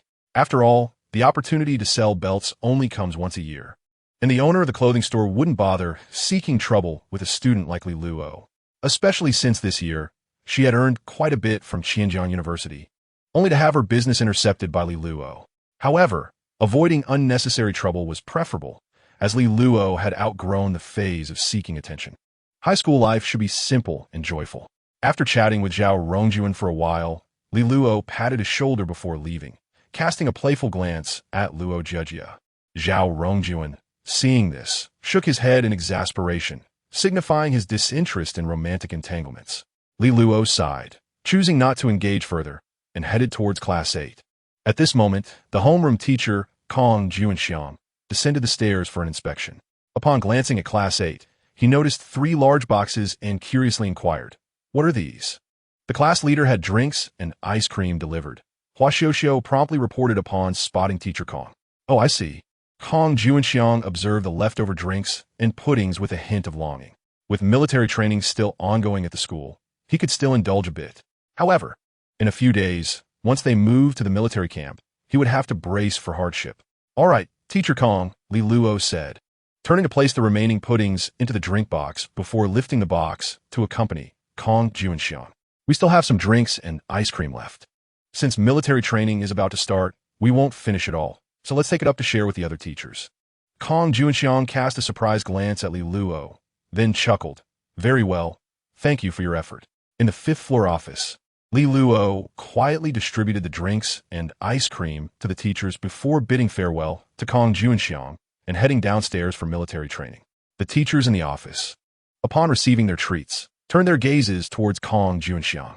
This isn't on me, Kong Juanxiang said, placing his hat on the desk with a smile. The one who brought the drinks and ice cream is our class leader. Oh, your class leader thought of us while buying? He said it was for the students, and whatever was left over, he brought up for us. Do you believe that? Teacher Li, who taught mathematics, glanced at Kong Juanxiang. Your class leader seems quite capable and considerate. He's just average, Kong Juanxiang modestly replied, but he does make things easier. Chapter 55. Your cousin is quite nice at around 8 in the evening. Li Luo followed Ing Chanqi as they leisurely descended from the 6th floor classroom, stretching his limbs. The students on the playground were still enduring the rigors of military training, while Li Luo attended a meeting in his capacity as class leader to discuss the arrangements for their upcoming military camp. Did you use the sunscreen I gave you this morning? Ing Chanqi asked as they descended the stairs. Aren't you the one keeping an eye on me? I meant this afternoon. Ing Chanqi shot him a glance. Did you apply it? No. I'll keep an eye on you tomorrow at noon. You sound just like my mother, Li Luo replied, exasperated. A little sun on a guy's skin is healthier. Do you think I want to monitor you? Ing Chanqi huffed, her footsteps becoming slightly more forceful. Whether you apply it or not is up to you. The two exchanged playful banter as they reached the entrance of the playground, then parted ways, each heading towards their respective class formations. Talent show? Li Luo plopped down beside Yin Zhusheng and curiously asked. Yes, Yin Zhusheng nodded, then seriously critiqued, you sang 2 wrong notes in that line, and your high notes were strained. During that time, aside from practicing music daily, eating, and sleeping, Yin Zhusheng had little else to occupy his time. Most of his free moments were spent either listening to music or reading. Eventually, he also took on the task of teaching Li Luo how to play the guitar. This wasn't because Li Luo had a genuine desire to learn, but rather because he had received a script for a short play in which the lead character had to play the guitar. Curious about it, he approached Yin Zhusheng for guidance. One thing led to another, and he found himself inexplicably learning. Yin Zhusheng was quite serious about this subject, and although Li Luo's questions were rather basic, he always provided deep insights. Consequently, the script ended up filled with too much technical jargon, leading to its eventual reduction by the production team, and Li Luo earned not a single penny. How did you know I could sing? Yin Zhusheng countered. Did you forget? Li Luo reminded him. You mentioned during your self-introduction that you enjoy music and running. Faced with this familiar feeling, Li Luo could only manage a slight smile. I suppose I just sense that you have a lovely singing voice. Then I shall sing, Yin Zhusheng declared. Listen and see. Sounds good. At that moment, Yin Zhusheng stood up, ready to step forward, when a long whistle suddenly echoed from the center of the playground, announcing the conclusion of tonight's military training. Regrettably, it seemed they would have to wait until tomorrow to hear it again. Li Luo chuckled, rose, and patted his backside. After Instructor Zhang declared the dismissal, he made his way towards the classroom. However, I have a guitar at home. I can bring it tomorrow and accompany you, he suggested.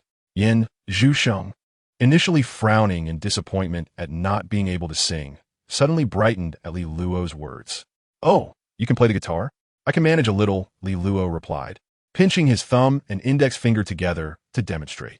In front of Yin Zhusheng, he modestly claimed to only know a bit, considering that it was Yin Zhusheng who had taught him the instrument meticulously in a past life. According to Yin Zhusheng's earlier assessment, he could barely be considered a beginner now, capable of impressing those who were not discerning. At that moment, Yin Zhusheng turned to Li Luo and suddenly said, Could I ask you for a favor? What is it? I've run out of sunscreen. Yin Zhusheng produced an empty bottle of sunscreen, shaking it in her hand. Could you buy me a new one? Oh, that. Li Luo raised an eyebrow, instinctively opening his backpack to retrieve a bottle of sunscreen, which he handed over to Yin Zhusheng. I have one here, just take it. He realized he had foolishly offered the sunscreen gifted to him by Ying Chanchi to someone else. If Ying Chanchi found out, he would likely be in serious trouble. Li Luo waved his hand, slinging his backpack over his shoulder as he exited the classroom. Outside, Ying Chanchi looked at him with suspicion and asked, What are you two talking about? I guess you're full of nonsense. Ying Chanchi huffed, turning towards the stairs, deciding to leave it at that. The two walked out of the school, and as they neared the entrance to the neighborhood, Li Luo finally said, My deskmate's sunscreen ran out, and she asked me to help buy her a new one. Is that what you were discussing in the classroom? Ying Chanchi inquired. Yeah, don't you have a bottle? Ying Chanchi's gaze flickered, subtly glancing at him as he probed. Hearing this, Li Luo solemnly replied, This was a gift from you. Why would I give it to someone else? Well, at least you have a bit of conscience, Ying Chanchi remarked, a smile creeping on her face, her steps becoming lighter as they approached the supermarket at the neighborhood entrance. Come on, let us buy a bottle for your deskmate. You would know which brand is good. I'll help her choose. The following morning, Li Luo arrived at Class 8 carrying a guitar case, while Ying Chanchi brought along a new bottle of sunscreen. Upon spotting Yin Zhusheng at her desk, Ying Chanchi approached her warmly, presenting the carefully chosen sunscreen from the previous night. I heard from Li Luo that you ran out of sunscreen, so I bought you a new one, she said. This one has good moisturizing properties. Just apply it once in the morning and once at noon. Oh, thank you, Yin Zhusheng replied as she took the sunscreen, then asked, How much did it cost? Not much. Consider it a gift. Ying Chanchi waved her hand dismissively. Just use it. I'll take my leave now. With that, Ying Chanchi elegantly turned and departed, leaving the classmates of Class 8 watching in awe. Holding the sunscreen, Yin Zhusheng looked up at Li Luo. Should I give you the money? No need. It wasn't my money. Li Luo shook his head. You can treat her to a meal another time. Oh. Yin Zhusheng nodded, then added, Your cousin is really nice. Chapter 56. A bit more sweetness. The classmates in Class 8 had become accustomed to Ying Chanchi's presence. especially after it was rumored that the class monitor in Class 1 was Li Luo's cousin. Aside from a few boys who couldn't help but steal glances at Ing Chanchi, the rest of the class held no particular opinions. In contrast, the sight of Li Luo carrying a guitar case attracted many curious onlookers. "Is there a guitar in there?" Zhu Yufei asked, intrigued. "You can play too?" "I can manage a little," Li Luo replied with a smile, placing the guitar case on the desk. Noticing the curious gazes of his classmates, he decided to open it and take out the guitar. "Wow, is that a Martin?" Lin Yuan exclaimed, peering in. "Class monitor, can I try it?" "Can you play?" Li Luo raised an eyebrow. "Go ahead," he said, readily passing it to Lin Yuan. Lin Yuan cradled the guitar, his demeanor becoming somewhat serious as he leaned stylishly against the desk, stealing glances at Hua Xiuxiu before focusing intently on the strings, attempting to play a few notes. Fortunately, he had some genuine skill. Although not as fluid as Li Luo, he managed to strum a tune. As the melody concluded, Zhang Guohuang applauded enthusiastically. "Impressive, Lin Yuan. I didn't know you had that talent. You should showcase it on the playground tonight." Lin Yuan, feeling a bit proud, rubbed his nose and handed the guitar back to Li Luo. "The quality of your guitar is excellent. The sound is far better than my old one." "Is this guitar expensive?" Suing Huan, who had been watching, asked curiously. "It's a classic Martin series, model 28, Yin Zhuxing replied. "The market price is around 20,000. "So expensive." Lin Yuan, having recognized the brand but not its price, had assumed it was only a couple of thousand at most. Upon hearing the actual figure, he nearly dropped the guitar and hurriedly returned it to Li Luo.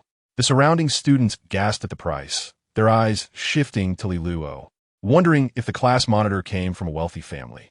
Yet, recalling the complimentary drinks and ice creams from the previous day, they found it quite reasonable. When Yin Zhusheng identified the specific brand and price so effortlessly, Li Luo was not surprised by her acumen. He merely felt a bit embarrassed about the guitar's cost.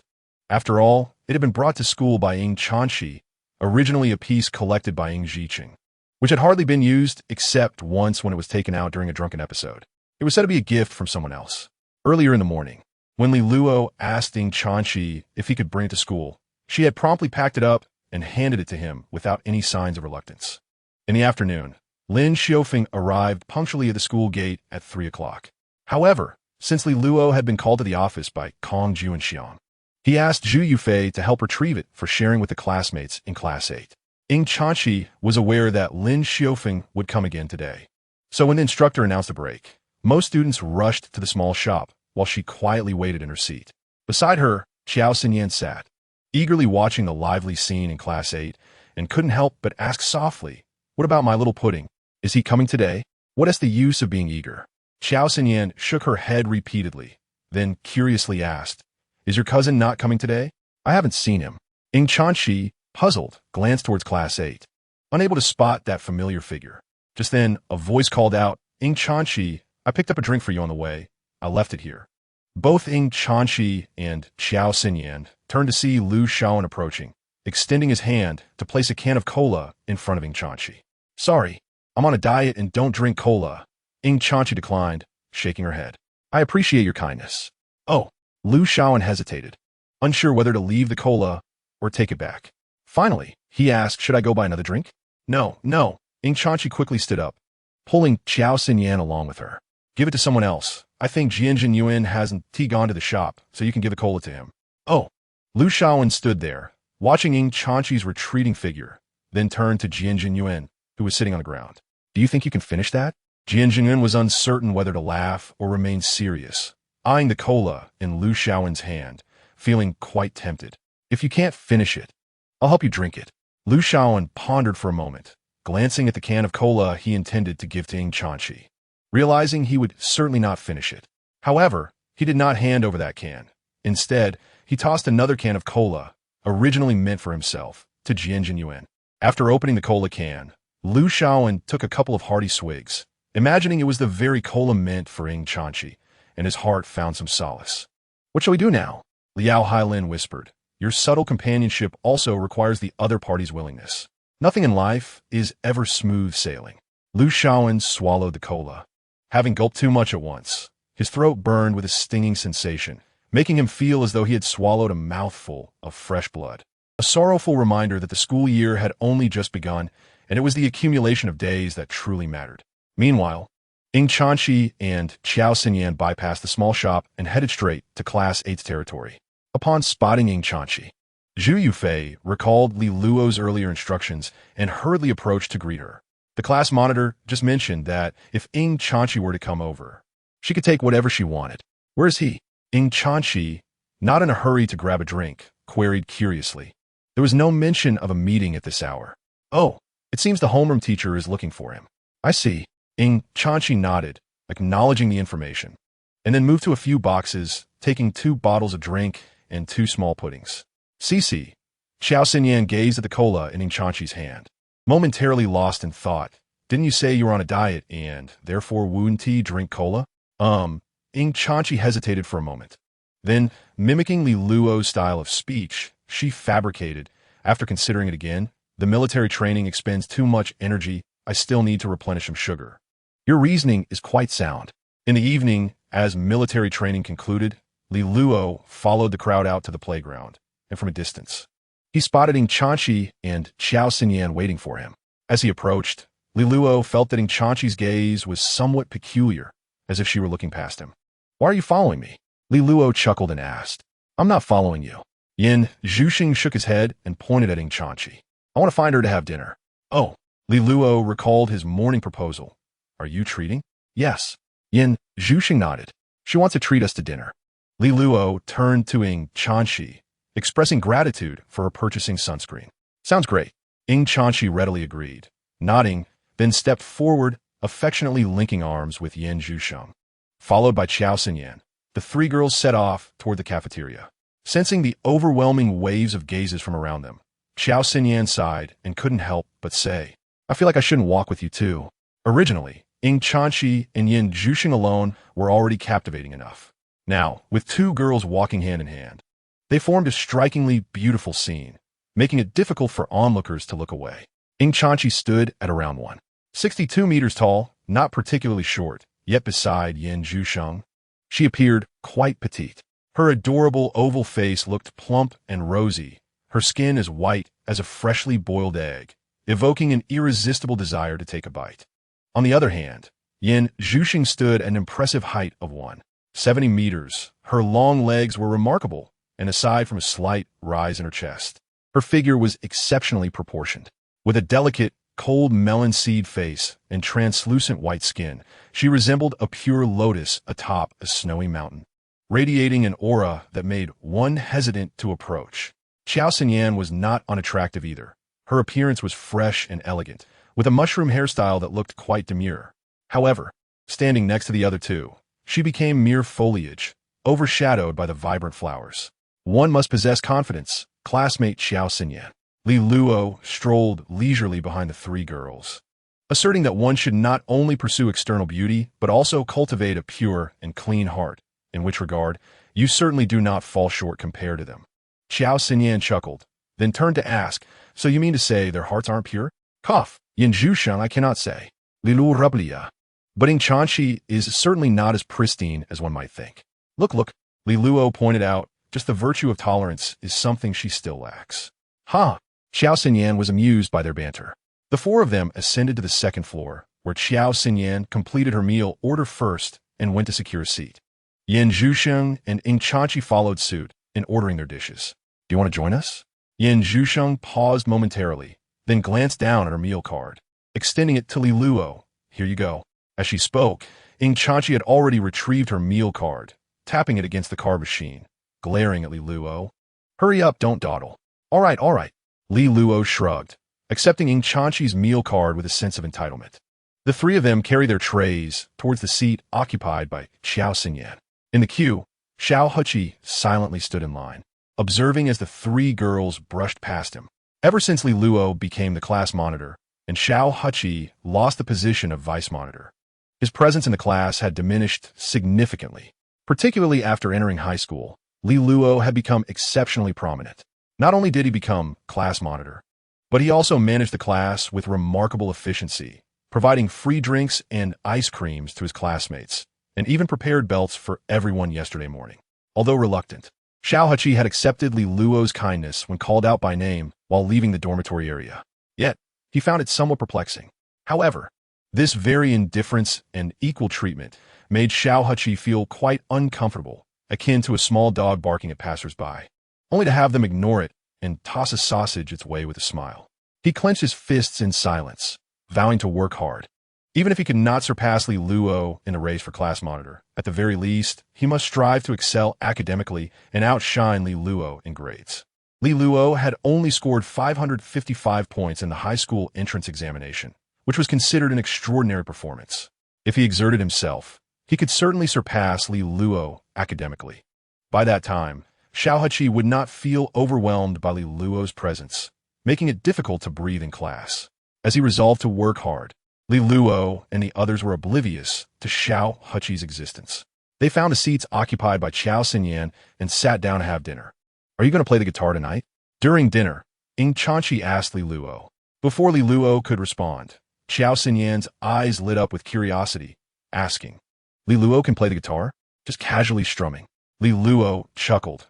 Mindful of Yin Zhuxing's presence, he dared not show off with the guitar, opting for modesty instead. "What a pity," Qiao Xinyan exclaimed, shaking her head in disappointment. "If only Li Luo were in our class. Your request is somewhat unreasonable. Li Luo Smirka.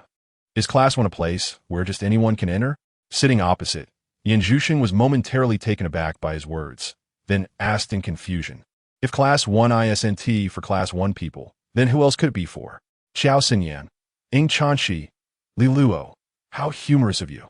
After dinner, the time for evening military training arrived. As they prepared to leave the classroom, Lin Yuan eagerly approached Li Luo, eyeing the guitar case. "Here, you carry it." Li Luo handed the guitar case to him. "You can play with a bit tonight." "Excellent."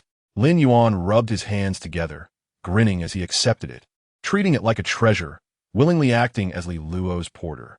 The group descended the stairs and gathered on the playground. The guitar case placed beneath the shade of a tree against its trunk. When the military training commenced, Li Luo was once again summoned to a meeting, where he received reminders from the head of the department regarding the arrangements for the following afternoon's bus ride to the military camp. "Should be fine. What is the matter?" "I would like to hear too. You wish to transfer to Class 8? I fear I would meet with Sun Laosher's wrath." Li Luo chuckled as he replied. "However, if you truly wish to listen, do remember to perk up your ears shortly." "What do you mean?" Ying Chanqi, somewhat curious, looked towards Li Luo, but upon seeing his silent smile, she huffed, unsure of what riddle he was concocting, and thus kicked the grass as she walked towards Class 1. Xie Shuchun was among the top 10 boys in Class 1, having studied piano and obtained a level 10 certificate, and he also had a modest understanding of the guitar. His handsome appearance and well-groomed hairstyle garnered attention from several girls in the first year. However, like many boys, as the semester began, Xie Shuchun's gaze was entirely captivated by Ying Chanqi. Unlike Lu Shaowen, who exhibited his feelings overtly, Xie Shuchun, with his illustrious past achievements and experience from middle school, understood that a girl like Ying Chanqi could not be pursued through overt means. It was essential to first display one's own charm to attract her attention, then subtly reveal her uniqueness in his heart, allowing her to gradually immerse herself in this special treatment. He contemplated the importance of skillfully tugging at the sensitivities, vanity, and competitive spirit of young girls, knowing she would soon be completely enraptured by his admiration. With these thoughts, Xie Shuchun approached the front, guitar in hand, strumming the strings with a certain flair.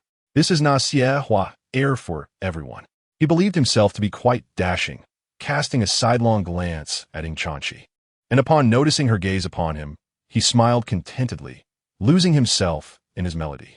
Yet, as Ying Chanqi watched Xie Shuchun, she imagined it was Li Luo standing there. And upon finally seeing Xie Shuchun's face, she sighed in resignation and turned her attention back towards Class 8. Being told to listen closely, what could she possibly hear from such a distance? At that moment, in Class 8, Lin Yuan had borrowed Li Luo's guitar and was preparing to sing. However, he noticed Li Luo gesturing with his palm, pointing towards the entrance of the playground. Lin Yuan turned with a puzzled expression, only to see Teacher Kong approaching, which instantly made him feel a bit embarrassed about singing. "Why is Teacher Kong here?" Lin Yuan inquired awkwardly. "Oh, he brought the speakers," Li Luo chuckled, waving to Kong Juanxiang in the distance. "You should sing once the speakers are set up. It will be much more enjoyable." "What? Speakers?" Lin Yuan looked bewildered. When Kong Juanxiang drew nearer, Lin Yuan noticed that he was carrying a dark speaker and 2 microphones. All right, thank you, Teacher Kong. After expressing his gratitude, Li Luo knelt down to fiddle with the equipment, confirming everything was in order. He placed 1 microphone in front of the guitar and handed the other to Lin Yuan. Later that afternoon, Li Luo was summoned to the office by Kong Juanxiang, who assigned him some tasks. He took the opportunity to inquire about the availability of speakers for use on the playground. Ordinarily, Kong Juanxiang would not have gone out of his way to procure a speaker for a student to sing. However, he was pleased with Li Luo's recent performance and readily agreed to provide one by evening. Ultimately, he fulfilled his promise and brought a speaker for Li Luo to enjoy. Sing, why are you just standing there? After adjusting the sound system, Li Luo noticed Lin Yuan standing frozen, his expression filled with apprehension. Class leader, are you serious about singing? Lin Yuan hesitated. Singing in front of the entire class was already stretching his limits. Now, with the speaker, every student in the playground would hear him, and the thought of it made his legs feel weak and made him want to retreat. Everyone has their first time. Practice makes perfect, Li Luo encouraged as he approached Lin Yuan, taking the microphone. He spoke into it, "Good evening, everyone. This is Li Luo from Class 8. Next, our classmate Lin Yuan will present a song." What was it again?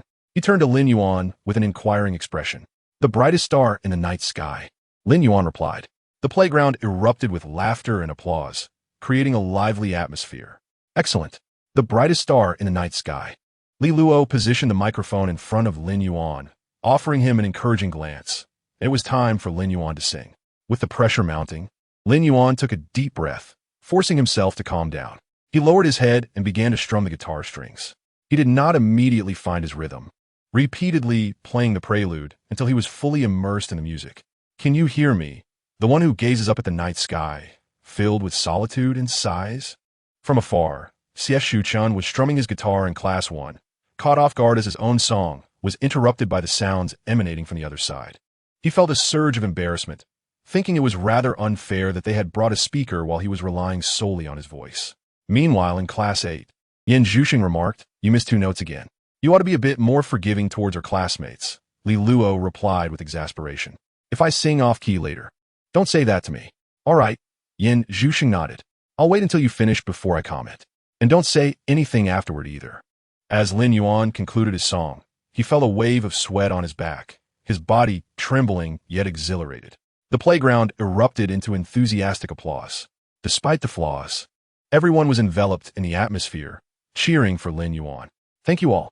Seeing the reactions of his classmates, Lin Yuan's face flushed with excitement.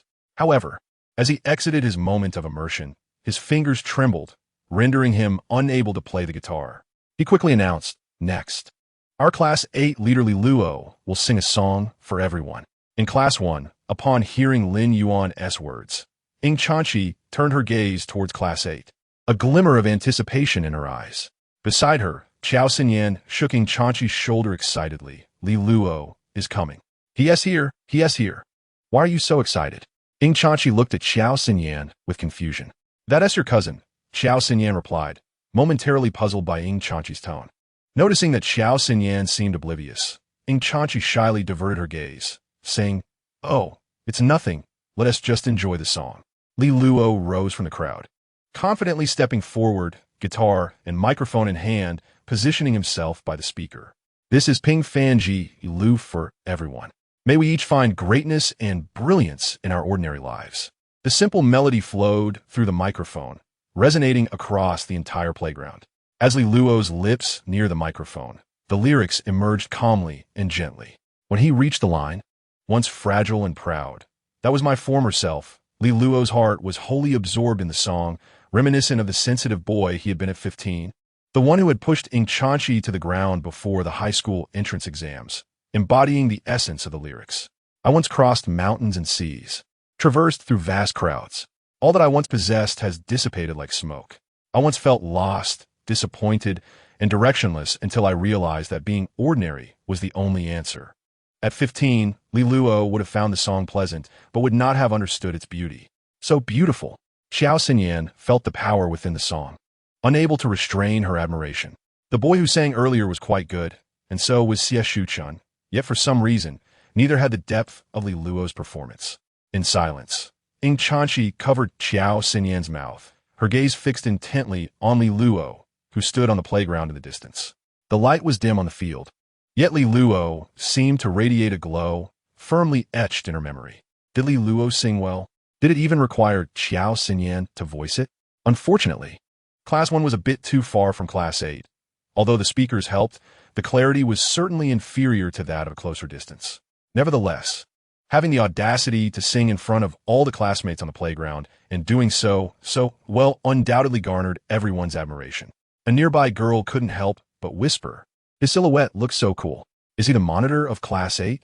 I haven't heard of him before." Another girl replied, "I've heard of him. Someone from his class is an acquaintance of mine from middle school. Recently, they bragged about how their class monitor provides free cold drinks and ice cream every afternoon. I'm so envious. Wow, that's amazing. I think he might be our monitor's cousin. I recall someone mentioning it. Why don't you ask the monitor for an introduction?" Absolutely not. You go ask." Upon hearing the surrounding girls' chatter, Ing Chanxi, who had been enjoying Li Luo's singing, suddenly frowned, casting a glance at her classmates nearby, feeling somewhat discontent. At that moment, Li Luo concluded his song. However, he did not cease strumming his guitar, but seamlessly transitioned into the next song. This time, he did not monopolize the microphone. Instead, he waved towards Yan Zhusheng, inviting her to take the stage. Listening to the melody, Yan Zhusheng naturally rose to join Li Luo. When she opened her eyes again, she was no longer the plain girl everyone knew. It was as if she had been imbued with life. "My world is beautiful because of you. My sky will not darken because of you." Her voice was more stable, clearer, and resonated with an ethereal quality, spreading like waves from the speakers. "Give me wings so I can soar. Give me strength. It is you who makes me strong." At that moment, Yan Zhusheng seemed transformed. Class 8 stared in awe at her. As she let down her ponytail and tossed her hair, a surge of high notes soared into the air. If Li Luo's earlier performance was calm and steady, Yan Zhusheng now resembled a queen, exuberantly unleashing her energy on stage. The classmates of Class 8 could hardly fathom that the usually serene and composed Yan Zhusheng could transform into such a confident spectacle upon grasping the microphone. Her eyes sparkling with light. Students from other classes on the playground were equally taken aback, almost mistaking the scene for a concert. Yan Zhusheng's voice was as clear as a pristine lake and as swift as a flying arrow, her high notes resonating with power, void of any superficiality. "What does this mean? Li Lu blinka, sumawat puzlat. Holding on to dreams, I fly forward. I do not evade, nor do I retreat. You are the fortress on my path to success." Yan Zhusheng's fingers danced across the guitar strings, producing tones that mirrored Li Luo's earlier performance, but felt far richer and more profound. The dazzling techniques she employed were things Li Luo had never mastered. "Give me wings. Let me soar. Give me strength. It is you who makes me strong." As the second climax approached, Yan Zhusheng soared even higher, completely immersed in her performance. Li Luo was very familiar with this state of hers, having once shared a roof with her, where she would sing while he recorded. If the usual Yan Zhusheng was a reserved beauty, then wielding the microphone and instrument, she became the queen of music, wholly absorbed in her art. In that moment, she was pure. As she finished the last line of the song, Yan Zhusheng closed her eyes again, her chest gently rising and falling. Let us all thank our classmate Yan Zhusheng for her rendition of the most beautiful Sunday. Did everyone enjoy it? It was wonderful. One more song. Don't stop. At this point, Li Luo had noticed the instructor's signals and cheerfully remarked, "Let's wrap it up for today. There will be plenty of opportunities in the future. Enjoy your military training, everyone." As his words faded, the whistle of the instructor echoed, signaling the end of the day's training. Perhaps due to the stunning nature of Yan Zhusheng's performance, many were left yearning for more, wishing the training could last a little longer. Yan Zhusheng blinked, stating earnestly, "Your playing was not up to par. It affected my singing." "Such hurtful words are best left unsaid," Li Luo replied. "But you asked," she countered. "I didn't mention that you missed 2 notes." "You just did," he retorted. "I truly thank you for that." At that moment, Yan Zhusheng glanced at the guitar and said, "You should practice more often to maintain your touch. Your hand seemed a bit rusty today." "You're right, Teacher Yan," Li Luo acknowledged. "I'm not a teacher," she corrected, "but if you need help, I can teach you." "Will you charge me?" "I won't accept payment." Gazing into Yan Zhusheng's innocent eyes, Li Luo swallowed the numerous playful retorts that surged within him.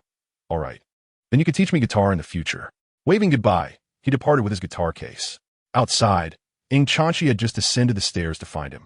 "Let's go to the playground," Li Luo said, patting her shoulder. "What for?" she queried, puzzled. "My guitar teacher told me to practice more regularly." As Li Luo made his way to the playground, he needed an audience. Would she oblige? "Of course, I would love to," she replied. In the campus of Yizhong-yi, 3 teaching buildings and a cafeteria dominated the center, with the administrative building and library to the east. To the west lay the playground and an outdoor basketball court. Ing Chanchi followed Li Luo down the stairs from the west side of the teaching building, crossing the asphalt road until they arrived at the now deserted playground. The white lights that had been on during military training were now extinguished. As Ing Chanchi walked beside Li Luo, she felt no fear in the dimly lit playground.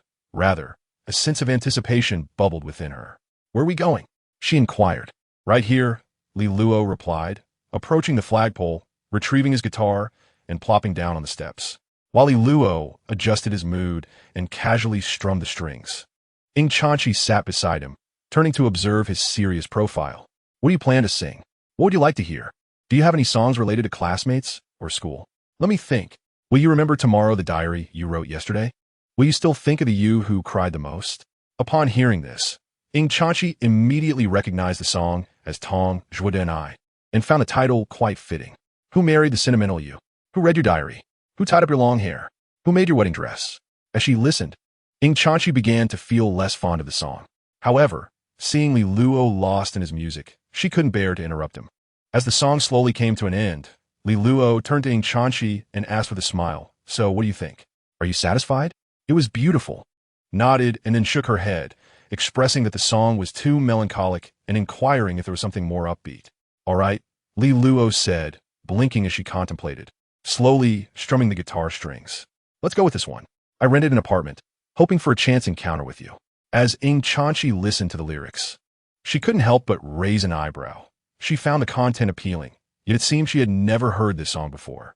Watching the starry sky lying on your school's playground, the lights in the classroom still shining, you haven't left. "Do you remember the love letter I wrote you?" For some reason, Ing Chanchi felt her heart racing. When Li Luo finished singing, she tucked a loose strand of hair behind her ear and quietly asked, "What song is this?" "Waiting for You After Class." "Is that the title?" Ing Chanchi asked, a mix of curiosity and confusion evident on her face. "I feel like I've never heard it before." While Li Luo smiled shyly, "I had a dream where I heard this song." "Huh?" Ing Chanchi paused for a moment before realizing, "Then you must have written it yourself?" "It was given to me in a dream by Zhou Jieluan." "You're just talking nonsense." Ing Chanchi playfully hit him. "Why don't you ask him for another song in your dreams?" "I'll ask him next time in my dreams." Upon returning home, Li Luo changed into slippers and heard a commotion coming from the kitchen. Curiously, he peeked inside and saw Su Yuyu wielding a knife, seemingly engrossed in some culinary endeavor. "Senior, are you cooking?" Li Luo asked in surprise. In his mind, Su Yuyu was a culinary black hole. Expecting her to cook well was akin to hoping for her to write thousands of words a day. "Junior, you two are headed to the military camp tomorrow for training. I think it's essential to have a good meal before you leave," Su Yuyu said earnestly. "You can just say you want to eat. There's no need for beating around the bush. I'm not refusing to cook for you. I want to as well." Ing Chanchi chimed in, peeking in with her hand raised. "Just a little will do." "Got it," Li Luo replied, picking up the knife and tapping the cutting board. "Just wait outside." Half an hour later, after a satisfying meal, Su Yuyu, with a contented sigh, lay on the sofa, patting her belly. However, the thought of Li Luo leaving the next day made her sigh wistfully. As the saying goes, to win a woman's heart, one must first capture her stomach. Su Yuyu felt her own stomach had been firmly grasped. At that moment, Ing Chanchi, freshly showered, sat at the dining table enjoying her fried rice. Looking at Li Luo, she said, "Could you sing that new song you performed on the playground today? Waiting for You After Class?" "Yes, that one." "Sure," Li Luo replied, retrieving his guitar and settling onto the sofa. Su Yuyu, who had been lying there, curled her toes to make space and with curiosity inquired, "What new song?" "Zhou Jieluan's new song," Li Luo fabricated. "What?" Su Yuyu blinked in surprise. How come I didn't know he released a new song? As an author of entertainment literature, she kept a close eye on a superstar like Zhou Jieluan. Su Yuyu enjoyed teasing young stars before they became famous, finding it amusing to bring them out occasionally. She recalled hearing rumors about Zhou Jieluan releasing a new album this year, but there hadn't been any recent news. Where could this new song have come from? At that moment, Li Luo began to sing. Ying Chanqi savored her fried rice while listening to the melody, her delicate feet swaying beneath the table. Su Yiyu soon became immersed in the song, momentarily forgetting her thoughts. He said he dreamed it. Ying Chanqi chuckled softly. Dream my foot. Su Yiyu rolled her eyes, then reminded him, if you wrote it yourself, remember to register for copyright. Li Luo, prompted by Su Yoyu's words, suddenly realized something. If he could just borrow some lyrics, could he not earn some money? Writing countless words for online literature was exhausting.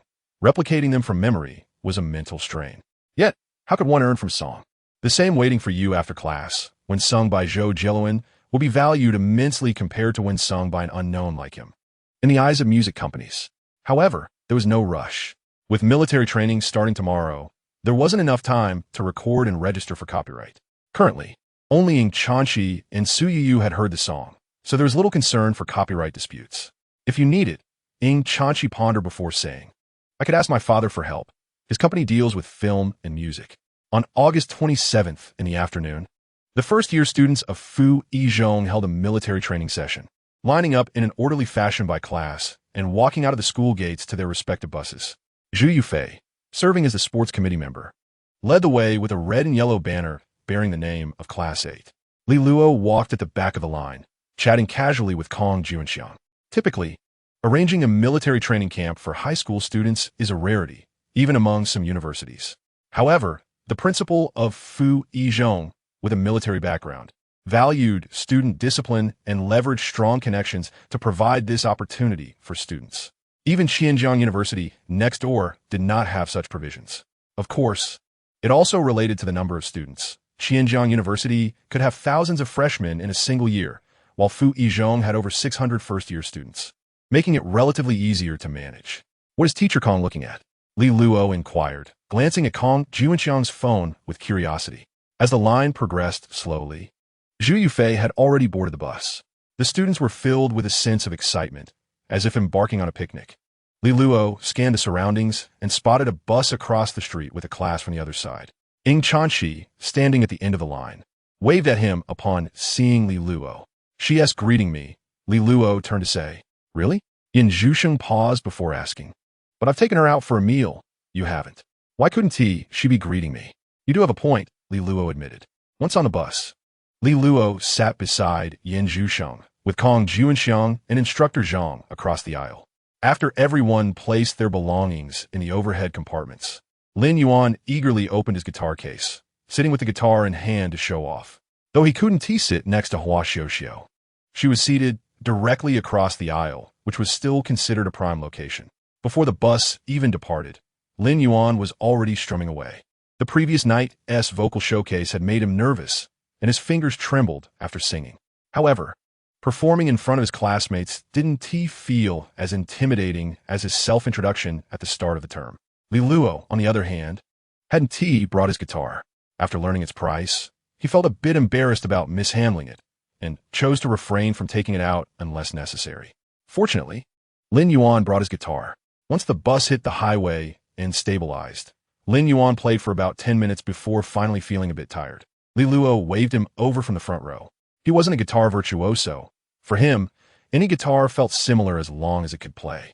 The only noticeable differences lay in the feel and sound quality. All right, let us take song requests, Li Luo said, standing up and leaning against the aisle railing with a smile for his classmates. Let us all sing together. Let us paddle our oars as the small boat glides over the waves. This song is one that nearly everyone can hum a few lines of. As Li Luo began to sing, several bold classmates joined in, and gradually, the entire bus was swept up in the infectious spirit, singing together. The sea reflects the beautiful white tower, surrounded by lush trees and red walls. Nearby, instructor Zhang, hearing the cheerful chorus from the bus, couldn't help but chuckle, remarking that the military training made it feel as though they were going on a spring outing.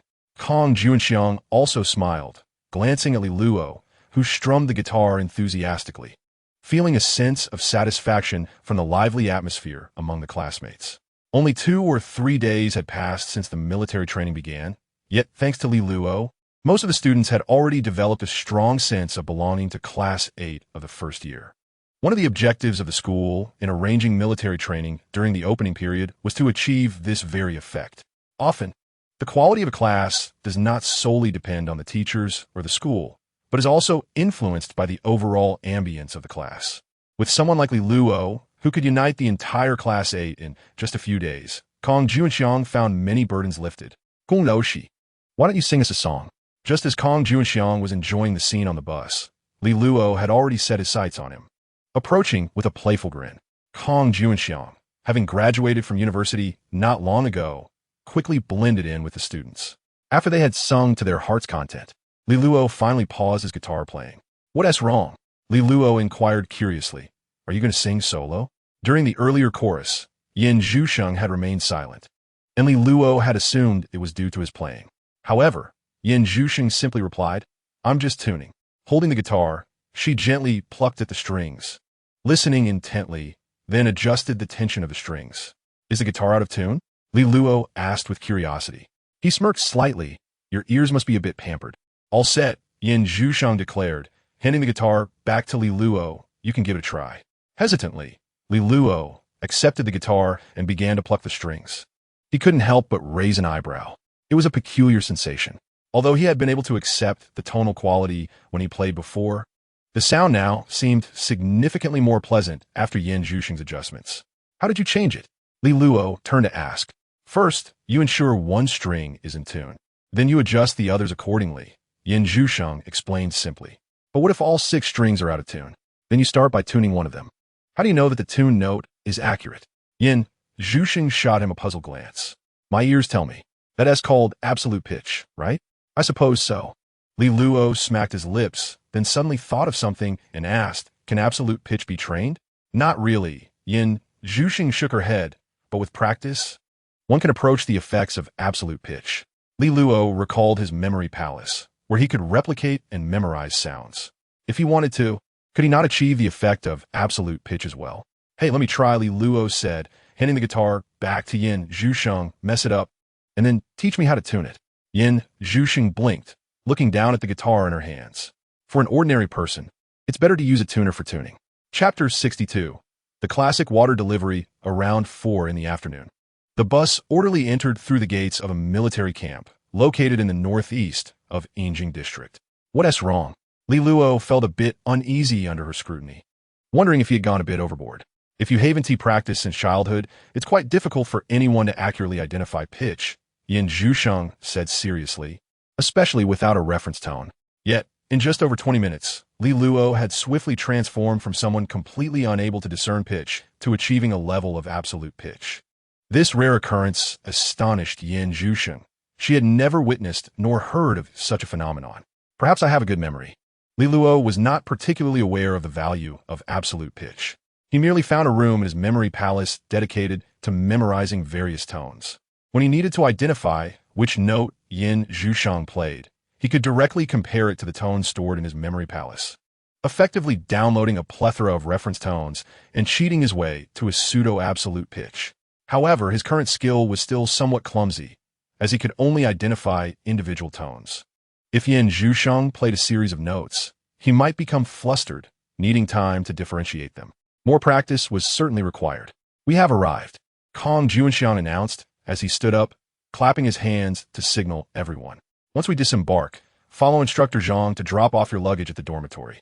Instructor Zhang exited the bus and led the students of Class 8 towards the dormitory. The military camp had arranged 2 buildings, one for the boys and one for the girls.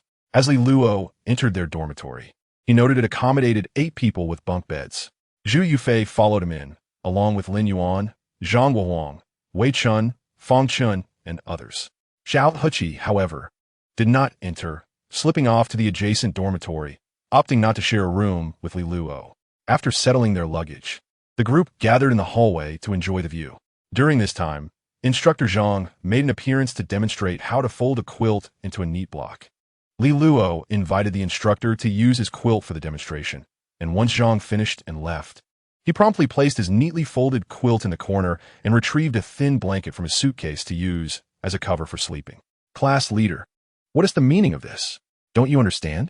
Li Luo raised an eyebrow. This neat block has to be folded every morning after getting up for inspection, so I might as well let the instructor do it for me.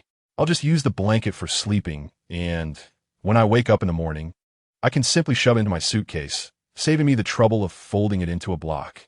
Upon hearing Li Luo's reasoning, the others were taken aback, thinking their class leader was quite the genius.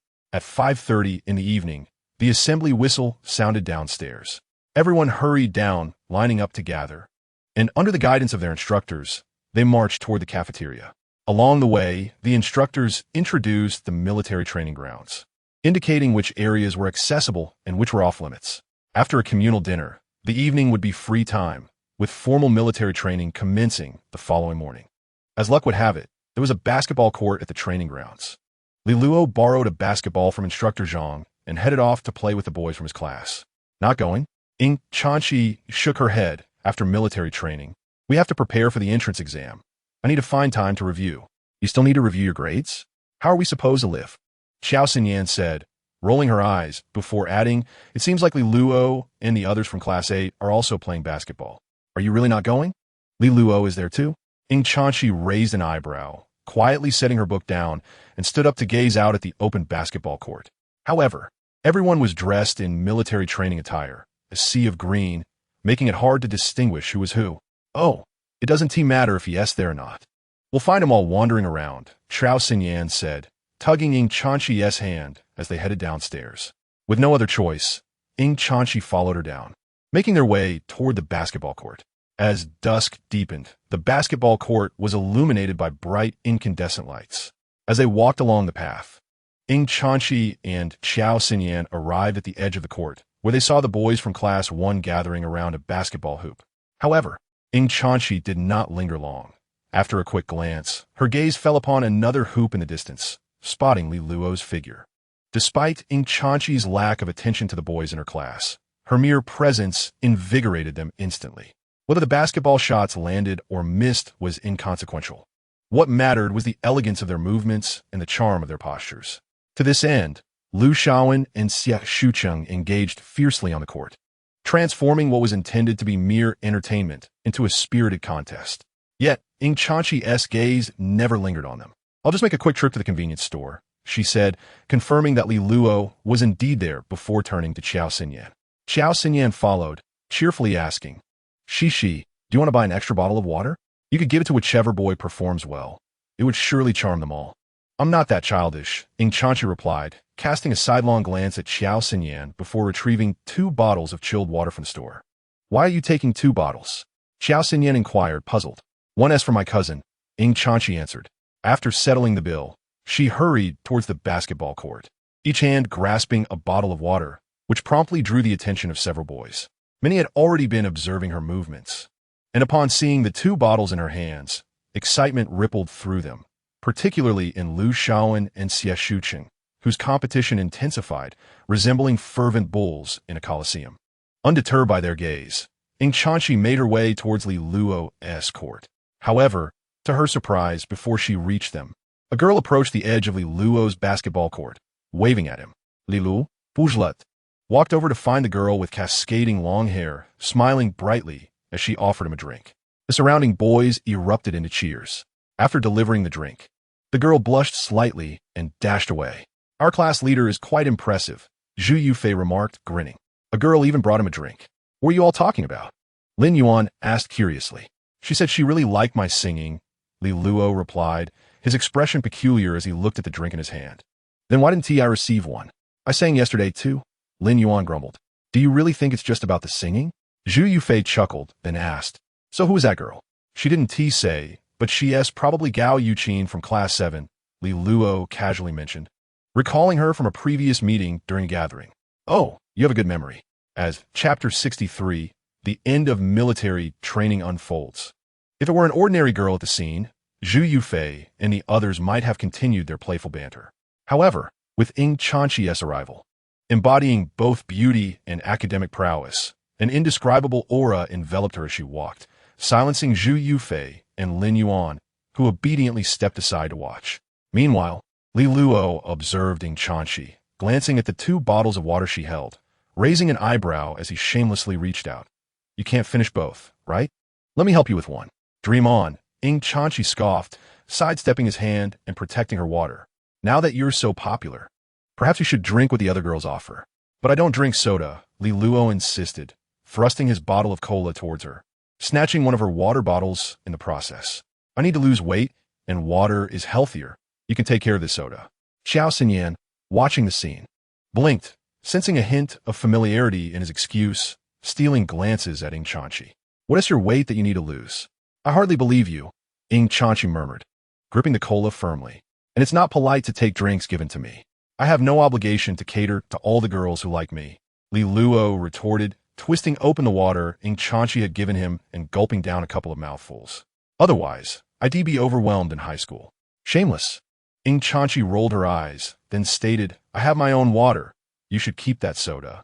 I have my own too, Li Luo replied, shaking his bottle. He then pointed towards Yan Zhusheng, who was sitting under a tree. If you can't finish it, go offer it to her. Huh?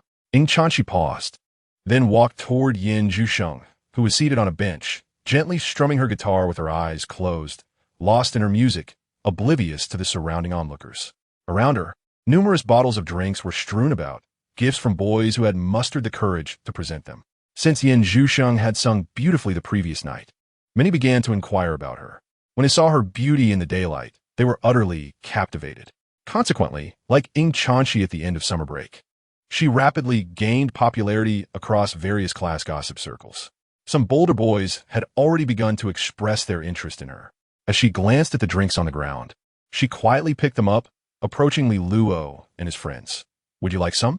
I can't finish them. Look, Li Luo gestured towards Ing Chanchi. They're all drinks given by others. Why not let them enjoy them? Remember in middle school when boys offered you drinks and they ended up in my stomach? Zhu Yufei and Lin Yuan rushed over, jubilantly selecting drinks from Yan Zhusheng's hands, cheering with delight. Ing Chanchi shot Li Luo a glare, silently stowing her cola away, unwilling to engage further with him. She then turned to Yan Zhusheng and asked, Shall we go for a stroll together? After distributing the drinks, Yan Zhusheng considered for a moment before nodding. Sure. At 10 o'clock that night, the dormitory lights went out. The next morning, before 6, the sound of the commandant's whistle echoed downstairs, marking the official commencement of military training. Initially, Li Luo anticipated a more rigorous training regimen at the military camp. However, he was surprised to find that they focused primarily on standing at attention and marching in the morning, while the afternoon was reserved for various engaging activities. Thursday featured obstacle training, with classes competing in speed races. Watching the instructors demonstrate, they appeared to run effortlessly, scaling walls as if they were climbing onto beds. Yet, when they actually tried it themselves, it turned into a comical spectacle. Friday involved weapon handling, but unfortunately, each person was allotted only 3 bullets, merely scratching the surface before being dismissed. Nonetheless, to hold a real firearm in one's lifetime was a privilege, Li Luo thought, as expected of Fu Yizhong. The treatment during military training is exceptional.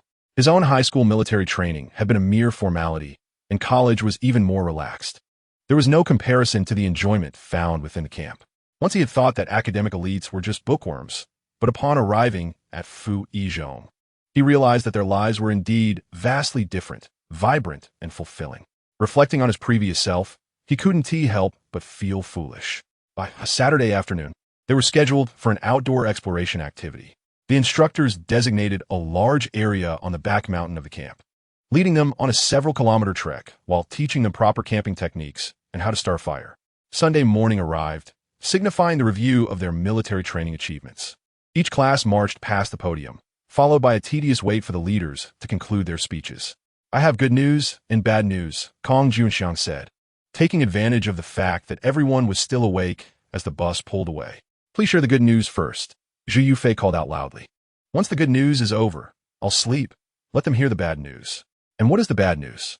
Gong Zhengxiang smiled. The bad news is that the next 2 days will feature a placement exam for the new school year. But don't worry, just relax. It's merely to gauge your current level. Upon hearing this, a wave of dismay swept through the bus. Li Luo sighed as well.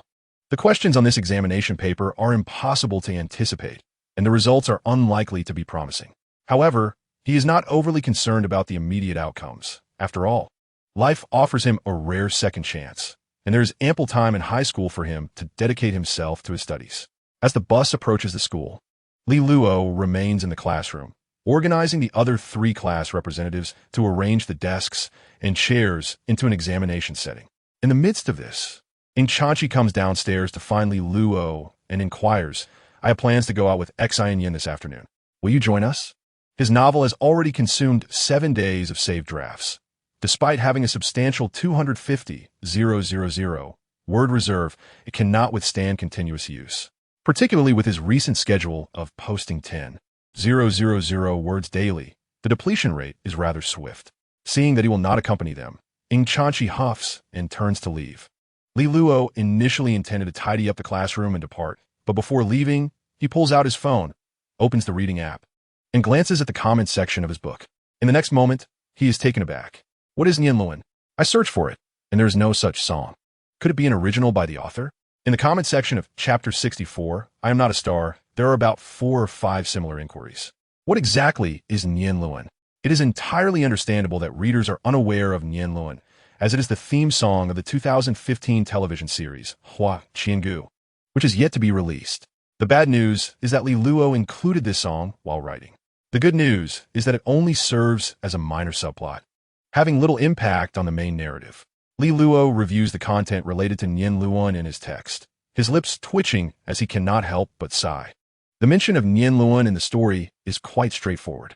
The protagonist meets a well-known figure with whom he has previously collaborated.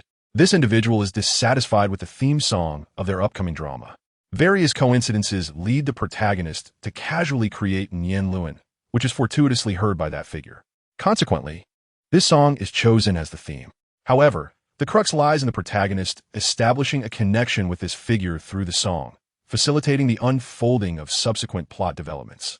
To maintain logical coherence, Li Luo even crafted the content of the so-called new drama, which revolves around a love story between a tree demon that has existed for millions of years and a budding flower that has just completed its cultivation. After all, the lyrics of Nianluan include terms like tree roots and fingerprints, which, in their attempt to rhyme, render the meaning obscure. As a diligent online author, Li Luo felt compelled to invent a tree demon to align with the vocabulary in the lyrics. Naturally, since this is not part of the main storyline, it matters little how he spins this narrative, as long as it successfully connects the protagonist and the esteemed figure. However, because he casually wrote about Nianluan as a minor subplot, the description is only a few hundred words long, and he did not take the time to verify whether the song had been released. Immersed in the flow of writing, those few hundred words could have passed in mere minutes, resulting in a small mix-up. Consequently, readers flock to the comments section to inquire. Just as he contemplates this, he suddenly turns to the departing Yin Zhusheng and is struck by an unexpected thought. Yin Zhusheng, do you have any plans this afternoon? Might I consult you about something? Sure, she replies. I have composed a song, but I only have a guitar melody. How can I record it according to standard specifications? Huh? Yin Zhusheng is momentarily taken aback. You wrote a song? Well, sort of.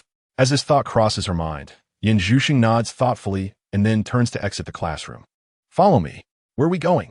Li Luo closes the classroom door and hastily follows her. To my house, Yin Zhusheng replies. Oh, 3 o'clock this afternoon. Li Luo accompanies Yin Zhusheng, taking a taxi to a place he knows well, an upscale community near Yijiang District Metro South Station, which is Yin Zhusheng's home. Upon entering, she hands him a pair of slippers and changes her shoes before stepping into the living room. Li Luo enters the familiar yet strange room, feeling slightly disoriented. 10 years later, Yin Zhusheng still resides here, albeit with a likely renovation that renders the current decor somewhat outdated. Nevertheless, the layout remains consistent with what it was a decade ago. Follow me, Yin Zhusheng says, leading him straight upstairs without lingering in the living room. Li Luo follows her to the second floor and enters a room. In the center stands a piano, surrounded by various instruments and equipment, resembling a small recording studio. Yin Zhusheng approaches the wall, picks up a guitar, and hands it to Li Luo. Then, she sits at the piano and says, "Sing it for me, the song you wrote." All right. Li Luo feels completely at ease in this room, devoid of any tension. In his previous life, he practiced guitar here, having been corrected by Yin Zhusheng countless times.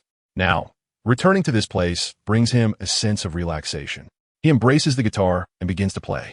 The circles outline fingerprints pressed against my lips. They are roots.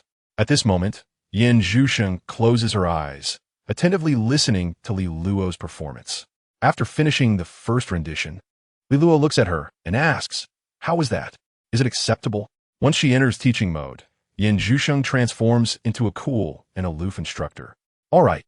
Li Luo sighs and starts playing and singing again. They repeat this process 4 or 5 times until Yin Zhusheng finally allows him to stop and walks over to the various pieces of equipment. Li Luo leans in to observe, though he does not fully comprehend what she is doing. The basic melody is nearly clear. Yin Zhusheng states, "Please write down the lyrics again for me later, and then I will consider the arrangement." Yin Zhusheng ponders, likely needing to consult a few arrangement teachers for their opinions. "Oh, am I imposing on you too much?" "Not at all." She shakes her head. "It's quite interesting." Noticing her enjoyment, Li Luo understands a bit better. Anything related to music seems to captivate Yin Zhusheng, making it far from tedious. "Is there nothing I need to do? How long will it take?" "At least until next week," Yin Zhusheng estimates. "Come to my house next weekend. The arrangement should be almost complete by then." "I have another song." Li Luo contemplates and, gathering his courage, asks, "Would it be possible for us to work on it together?" Such a wonderful opportunity to benefit from her expertise should not be wasted. "That would be a favor," he continues. After finalizing Ding and I Xia Ku, Li Luo writes down the lyrics for both songs and stands to leave. "It's no trouble," Yin Zhusheng replies, shaking her head. "It's already past 5. Li Luo glances at the time and suggests, "Shall we have dinner at my place?" "No need," she replies, casting a glance at the lyrics in her hands. "An aunt will come over to cook soon."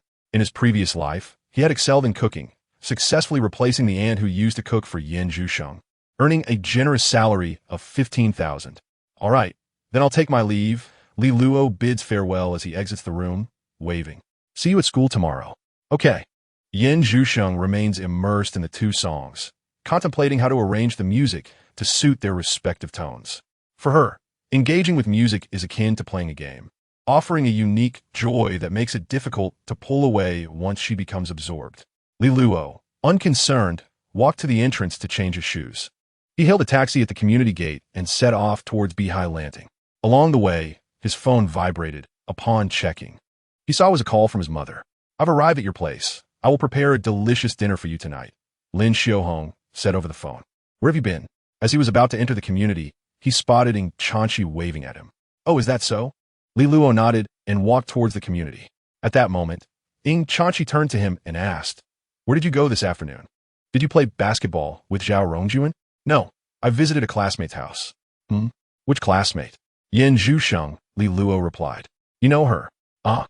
Ing Chanchi paused, her face filled with skepticism as she probed. "What were you doing at a girl's house?" "Oh, remember that song from before? Li Luo de min de ter."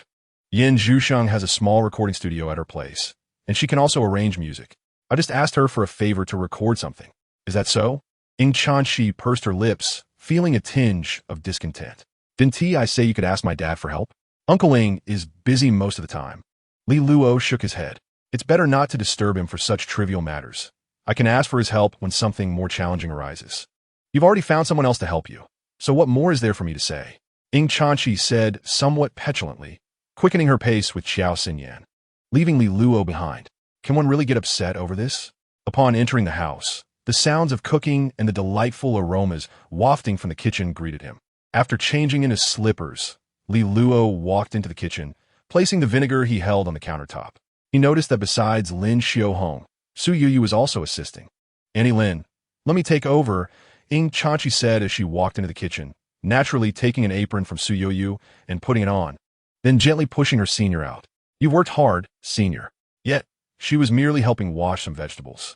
Turning to Ing Chanchi, Li Luo realized that her cooperation with Aunt Lin was indeed more seamless than his own. "Does she often help Annie cook?" Su Yuyu asked curiously, glancing at Li Luo, who had also been ushered out. "I suppose so," Li Luo shrugged helplessly. At that moment, the door opened again, and the voices of Li Guohong and Lin Xiaofeng echoed from outside. Li Luo walked to the door and took a look, finding the 2 of them struggling to carry a large, long table inside. "What you guys up to?" Li Luo stepped forward to help them bring the table into the living room, then asked in confusion, "What is this for?" "Your mom asked us to bring it in." Li Guohong said, patting the surface of the 2-meter-long table. You guys can use it for doing homework together in the living room. I have a desk in my bedroom. She doesn't. Li Guohong shot him a glance. Besides, sitting at your bedroom desk, facing the computer, who knows if you'll actually do your homework? Can't you trust your own son just a little more? Why are you talking so much? Li Guohong patted the table. Everything's arranged for you. So just keep quiet. Did you behave well at school? You didn't cause any trouble during military training, did you? Dad, I think you should update your perception of your son, Li Luo said, shaking his index finger and tapping his chest. The person standing before you is the class monitor of Class 8 in the first year, you know? Huh? Li Guohong was taken aback. Is that true? You can be a class monitor? Ask Uncle, he knows. Indeed, Lin Xiufeng chuckled. During military training, he even had me deliver drinks to his classmates. Why didn't you tell us? Li Guohong looked at Lin Xiufeng in disbelief. I thought you already knew. Lin Xiufeng replied innocently. Hasn't Li Luo told you about becoming the class monitor? Oh, it's such a trivial matter. There's no need for a special announcement. Li Luo waved his hand dismissively. One should remain humble. Humble my foot. Lin Xiufeng called from the kitchen. If you have nothing to do, come in and help serve the dishes. By 6 in the evening, a table for 7 was set for dinner. Upon hearing that Li Luo had been elected class monitor, Lin Xiufeng looked at her son in surprise, unable to hold back her scrutiny. You're suited to be a class monitor? Could you all have a little more faith in your son? Li Luo shook his head helplessly. Otherwise, just asking Chanchi. I might even be a better class monitor than her. That's fair. Chanchi glanced at Li Luo and quietly resumed eating, merely responding to deflect the awkwardness regarding Li Luo's visit to Yan Zhuxing's house. Meanwhile, Chao Xinyan spoke softly. Li Luo is quite popular at school now. There are even girls who actively bring him drinks. Oh, Lin Xiufeng glanced at Li Luo. After all, she was more inclined to believe a student like Chao Xinyan. But let us prioritize studying. Don't get into any nonsense. Don't worry, your son has no interest in early romance. Chapter 66. The significance of the opening exam. Parents seem to possess a unique ability. If it's after college graduation, the conversation inevitably shifts to matchmaking or marriage. Once married, it tends to veer towards having children. In short, topics at the dinner table seldom stray from these subjects. She mentioned that your school has an opening exam tomorrow. Lin Xiufeng suddenly inquired midway through dinner. Have you been studying well lately? Not really. Li Luo responded with utmost honesty. How can you say that so straightforwardly? Isn't this military training? And what about Shi? She studied. See? Lin Xiufeng pointed out. Why is it that she studied but you didn't? Oh dear, here we go again with Mom's old habits, Li Luo thought. Lin Xiufeng was generally great, but her tendency to compare him with other children always struck a nerve. Were it not for Li Luo having been reborn at the age of 35, becoming immune to his mother's tactics, the 15-year-old Li Luo would have likely scoffed and sulked by now. Mom, you don't understand, Li Luo said earnestly. What is the purpose of the opening exam? Do you know? Lin Xiufeng was momentarily taken aback by his question and replied, Isn't it to see whether you studied during the summer? Li Luo extended a finger and gently shook it, saying seriously, the opening exam is meant to expose problems, to identify gaps in knowledge. What do you mean? Think about it, Mom. Li Luo coaxed. It's similar to a final exam or a midterm exam. Before we take the test, we all study frantically, cramming at the last minute. Perhaps we get lucky, and during the exam, we encounter a question we've seen before, allowing us to answer it correctly. But in reality, the principles and knowledge encompassed in that question are not thoroughly mastered. If you were to take it again after a week or two, you might not be able to answer it correctly. This indicates that although you achieved a score, you haven't truly grasped the knowledge. It's a false accomplishment. Lin Xiufeng was momentarily speechless, pondering if this might indeed be the case. Then what? Then comes the opening exam, Li Luo said, his tone serious. If you study as hard for the opening exam as you do for the final exam and achieve a good score, then the knowledge you memorized in the heat of the moment isn't genuinely mastered. Because you got it right this time, you realize this problem exists. This could lead to misfortune next time, where you might not achieve that score because you haven't truly mastered it. The purpose of the opening exam is to ensure that you've truly absorbed the knowledge, allowing you to apply it effortlessly without prior review. Those questions you got wrong indicate the gaps that need to be addressed and further explored. Lin Xiufeng was left somewhat bewildered, contemplating whether there could be some truth to his reasoning. After all, She herself never attended high school. Perhaps Li Luo's assertion holds some truth. Lin Xiaohong turned her head to glance at a few girls, seeking answers from them. Su Yuyu stifled her laughter and nodded repeatedly, finding Li Luo's words quite reasonable. To date, she had already amassed 20,000 words of manuscript. Where'd she find the time to revise? You must still perform well on the exam. Do you understand? Lin Xiaohong sighed, feeling somewhat outmatched by her grown son. You ranked 86th in the district on the high school entrance exam, which should place you quite favorably in your class, right? That was an extraordinary performance for me. Li Luo preemptively warned, I can't guarantee such results every time. I don't have high expectations of you, Lin Xiaohong replied, feeling helpless. Just don't come in last in your class. After all, you're the class leader, right? You can't afford to lose face academically. Got it, Li Luo said, picking up his chopsticks to serve Lin Xiaohong some meat. Mom, you should eat more vegetables. Lin Xiaofeng also stood up to take his leave. At that moment, Li Guohong entered the bedroom, glanced at his computer, and asked, I've read your novel. Huh? Li Luo was taken aback, trembling slightly. What did you say, Dad? I said I've read your novel, Li Guohong replied, sitting on the edge of the bed, pulling out his phone. He smiled. It's quite interesting. I wonder how your mind works to come up with such ideas. The portrayal of university life, how singers release songs, compete for charts, and the subtle rivalries between companies. Li Luo felt goosebumps from his words. I got all of that from the internet. Your mother even recommended it to your uncle, Li Guohong reminded him. But your uncle isn't very tech-savvy with smartphones or computers, so I don't know if he managed to read it. I hope he didn't. Li Luo gritted his teeth, feeling an overwhelming sense of embarrassment. Your mother and I are in agreement on this, Li Guohong stated. Consider this as a hobby. We have no objections, but it must not interfere with your studies. Understood? Rest assured, I know my limits. Then that's fine, Li Guohong chuckled softly, then sighed. You are now a high school student. Your mother never attended high school, and I only went to a vocational school back then, which was quite prestigious, you know? However, now that you're in high school, there's little we can assist you with regarding college entrance examinations. We're not familiar with it. If you have any questions, be sure to ask your teachers. Don't be shy. Hearing his father's heartfelt words, Li Luo fell silent for a moment. Dad, is running a breakfast shop tiring? He suddenly asked. Why do you ask that? In the future, when I earn a lot of money, you and Mom can just relax. I'll take care of you. You little rascal. Li Guohong chuckled, his eyes filled with pride. He stood up, walked over to Li Luo, and patted him on the shoulder. I'm still fit. Your current task is to study diligently, and there will be opportunities for you to earn money later. Li Luo pursed his lips, wanted to say something more, but ultimately just nodded and replied affirmatively. After more than half an hour, Lin Xiaohong and Li Guohong washed the dishes and tidied up the house before taking their leave. Are you going to review today? Ying Chanxi, just finished showering, pushed open Li Luo's bedroom door and peeked in. Yes, Li Luo nodded, shutting down his computer. He rose and walked into the living room to the study desk. I'm going to trouble you again today. Should I join? Su Yu popped her head out from the study, smiling brightly. You don't mind, do you? Of course not. Senior, please take a seat here, Ying Chanxi replied, positioning herself in the center of the desk, allowing Li Luo to sit on her left while giving Su Yu the right side. They're here. Chapter 67. For in motion on September 1st, the opening day at Fu Yizhong. Xiao Heqi awoke, washed up, shouldered his backpack, and headed out for school. Instead of going directly downstairs, he walked to the door opposite and knocked.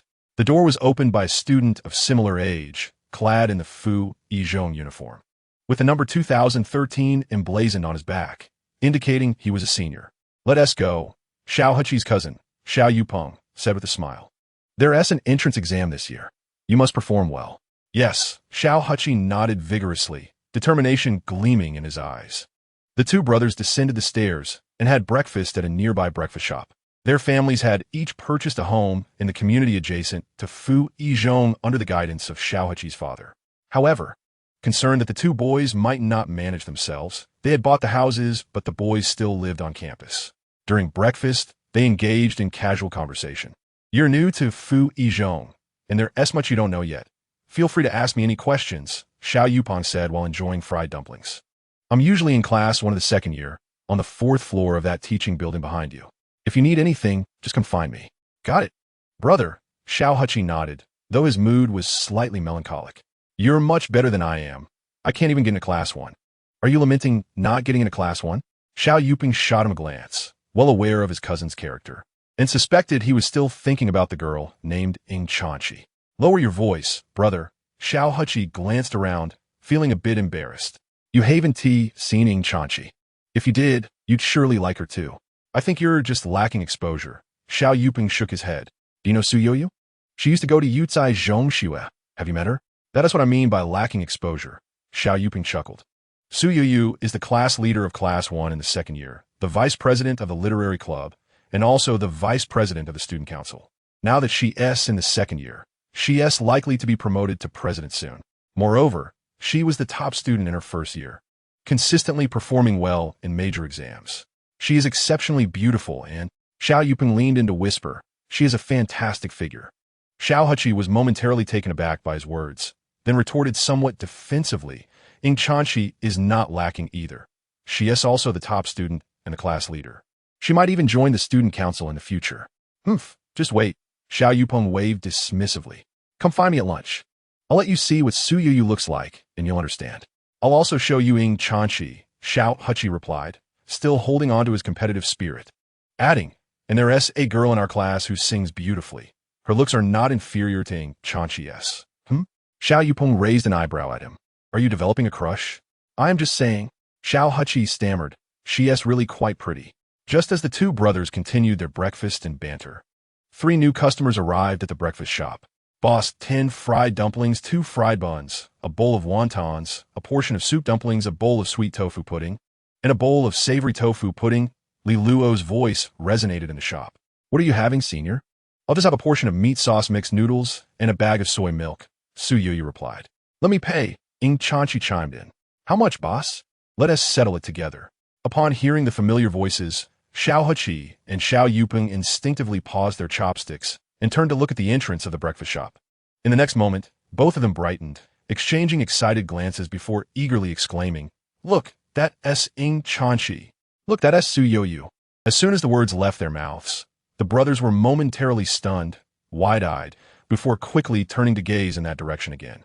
At this moment, Ing Chanchi had already paid and entered the shop with Su Yoyu to find a table, while Li Luo remained by the counter waiting for their order. Watching the two ethereal girls walk into the shop, Xiao Huchi and Xiao Yuping found themselves almost breathless. S gaze fell upon Su Yoyu's chest, suddenly illuminating the specific meaning behind his cousin's earlier remark regarding her excellent physique. Meanwhile, Xiao Yuping turned his attention to Ing Chanchi, instantly captivated by her pure and sweet visage, momentarily rendered speechless. Brother, Su Yoyu is indeed quite beautiful. Xiao Qi, Ing Chanchi is not lacking either. I suddenly understand you a bit more. As the two conversed, Li Luo approached the table with a tray, taking a seat beside Ing Chanchi.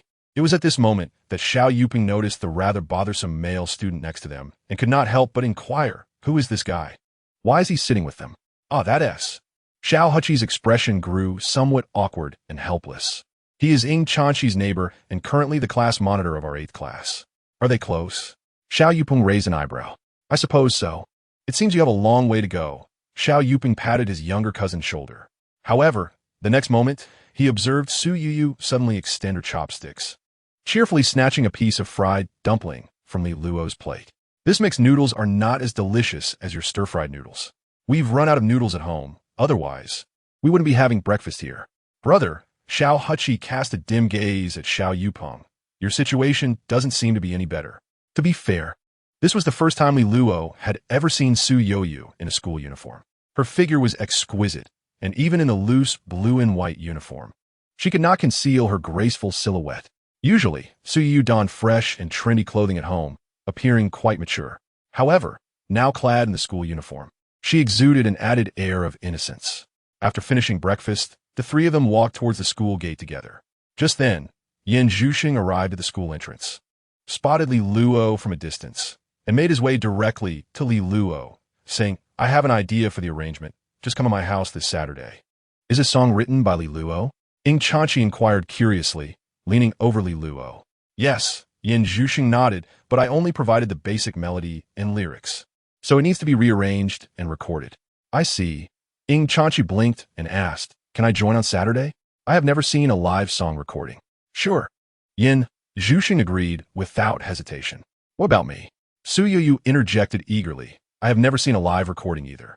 As she was a writer of entertainment novels, she certainly did not want to miss such an enlightening opportunity. However, Yin Zhuxing looked at her in confusion, then turned to Li Luo and asked, "Who is she?" "A senior from the second year, a friend of mine and Ing Chanchi's." "Oh," Yin Zhuxing nodded. "If she's your friend, then she can come." With their weekend plans settled, the four of them entered the school gate, attracting the gaze of countless classmates. Although Kong Juanxiang mentioned yesterday that it sufficed to arrive at the classroom before 8 this morning, most students still trickled into the classroom before 7. When Li Luo and Yin Zhuxiang entered through the back door, the classroom was already occupied by more than half of the students. "Zhu Yufei, call a few people over," Li Luo said as he passed by Zhu Yufei, giving his shoulder a light pat, which startled him. "You scare me to death," class monitor Zhu Yufei exclaimed. Turning around to see it was Li Luo, his expression shifting to one of exasperation, "I thought it was Teacher Kong. What are you up to?" Li Luo inquired with curiosity, leaning closer to discover that Zhu Yufei was secretly playing on his phone. "What book is this?" "I'm really not a star," Zhu Yufei replied with a grin. "It's quite interesting. The protagonist is dating 3 female stars." "Interesting?" "Not at all. The protagonist is a eunuch," remarked Zhang Guohuang nearby. "Where did you guys find this?" "In some pavilion," Zhu Yufei replied. "Don't worry. I'm quite familiar with outsmarting teachers." He winked at Li Luo before standing up to call over a few boys. "Are we going to get our uniforms?" "Yes," Li Luo nodded, suppressing his thoughts of ambushing the two of them as he led the way outside towards the storage room on the playground. In the morning, Li Luo took the group to collect the uniforms for Class 8, distributing 2 sets to each person. At 8:30, the opening exam officially commenced, with the first subject being Chinese. Math was scheduled for 1 in the afternoon, followed by English at 3, concluding the day. Due to the political history and science subjects in middle school being divided into 6 elective courses in high school, they were not included in this opening exam, which focused solely on the 3 main subjects. For Li Luo, this was neither a small nor large piece of good news.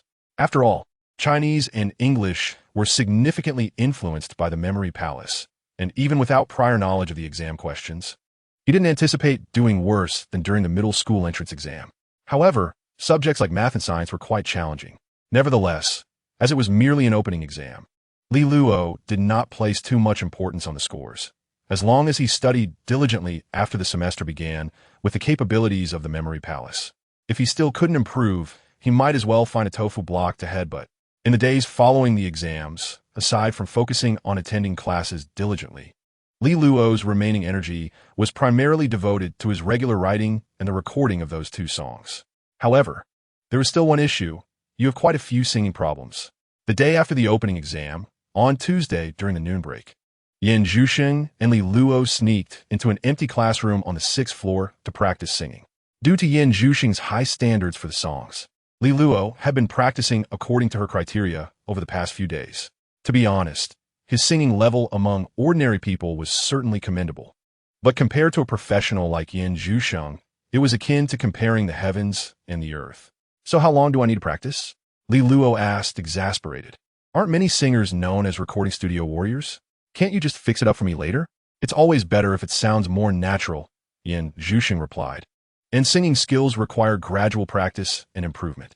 If you start practicing now, there won't be much progress by this weekend, but over time, the improvement will be significant." "Fine," Li Luo sighed, then said, "But for the song Yanluan, just record your version. I will only record Deng and I Xiaku." Yin Zhuxing did not ask why, but simply nodded and said, "Okay, but I have another question." "What? What does your song Yanluan signify?" Yin Zhuxing tilted her head and inquired, "Is it sadness, regret, or sorrow?" Just consider it a sad song. It's roughly the same meaning." "But I'm not good at sad songs," Yin Zhuxing frowned. With Yin Zhuxing's reminder, Li Luo became aware.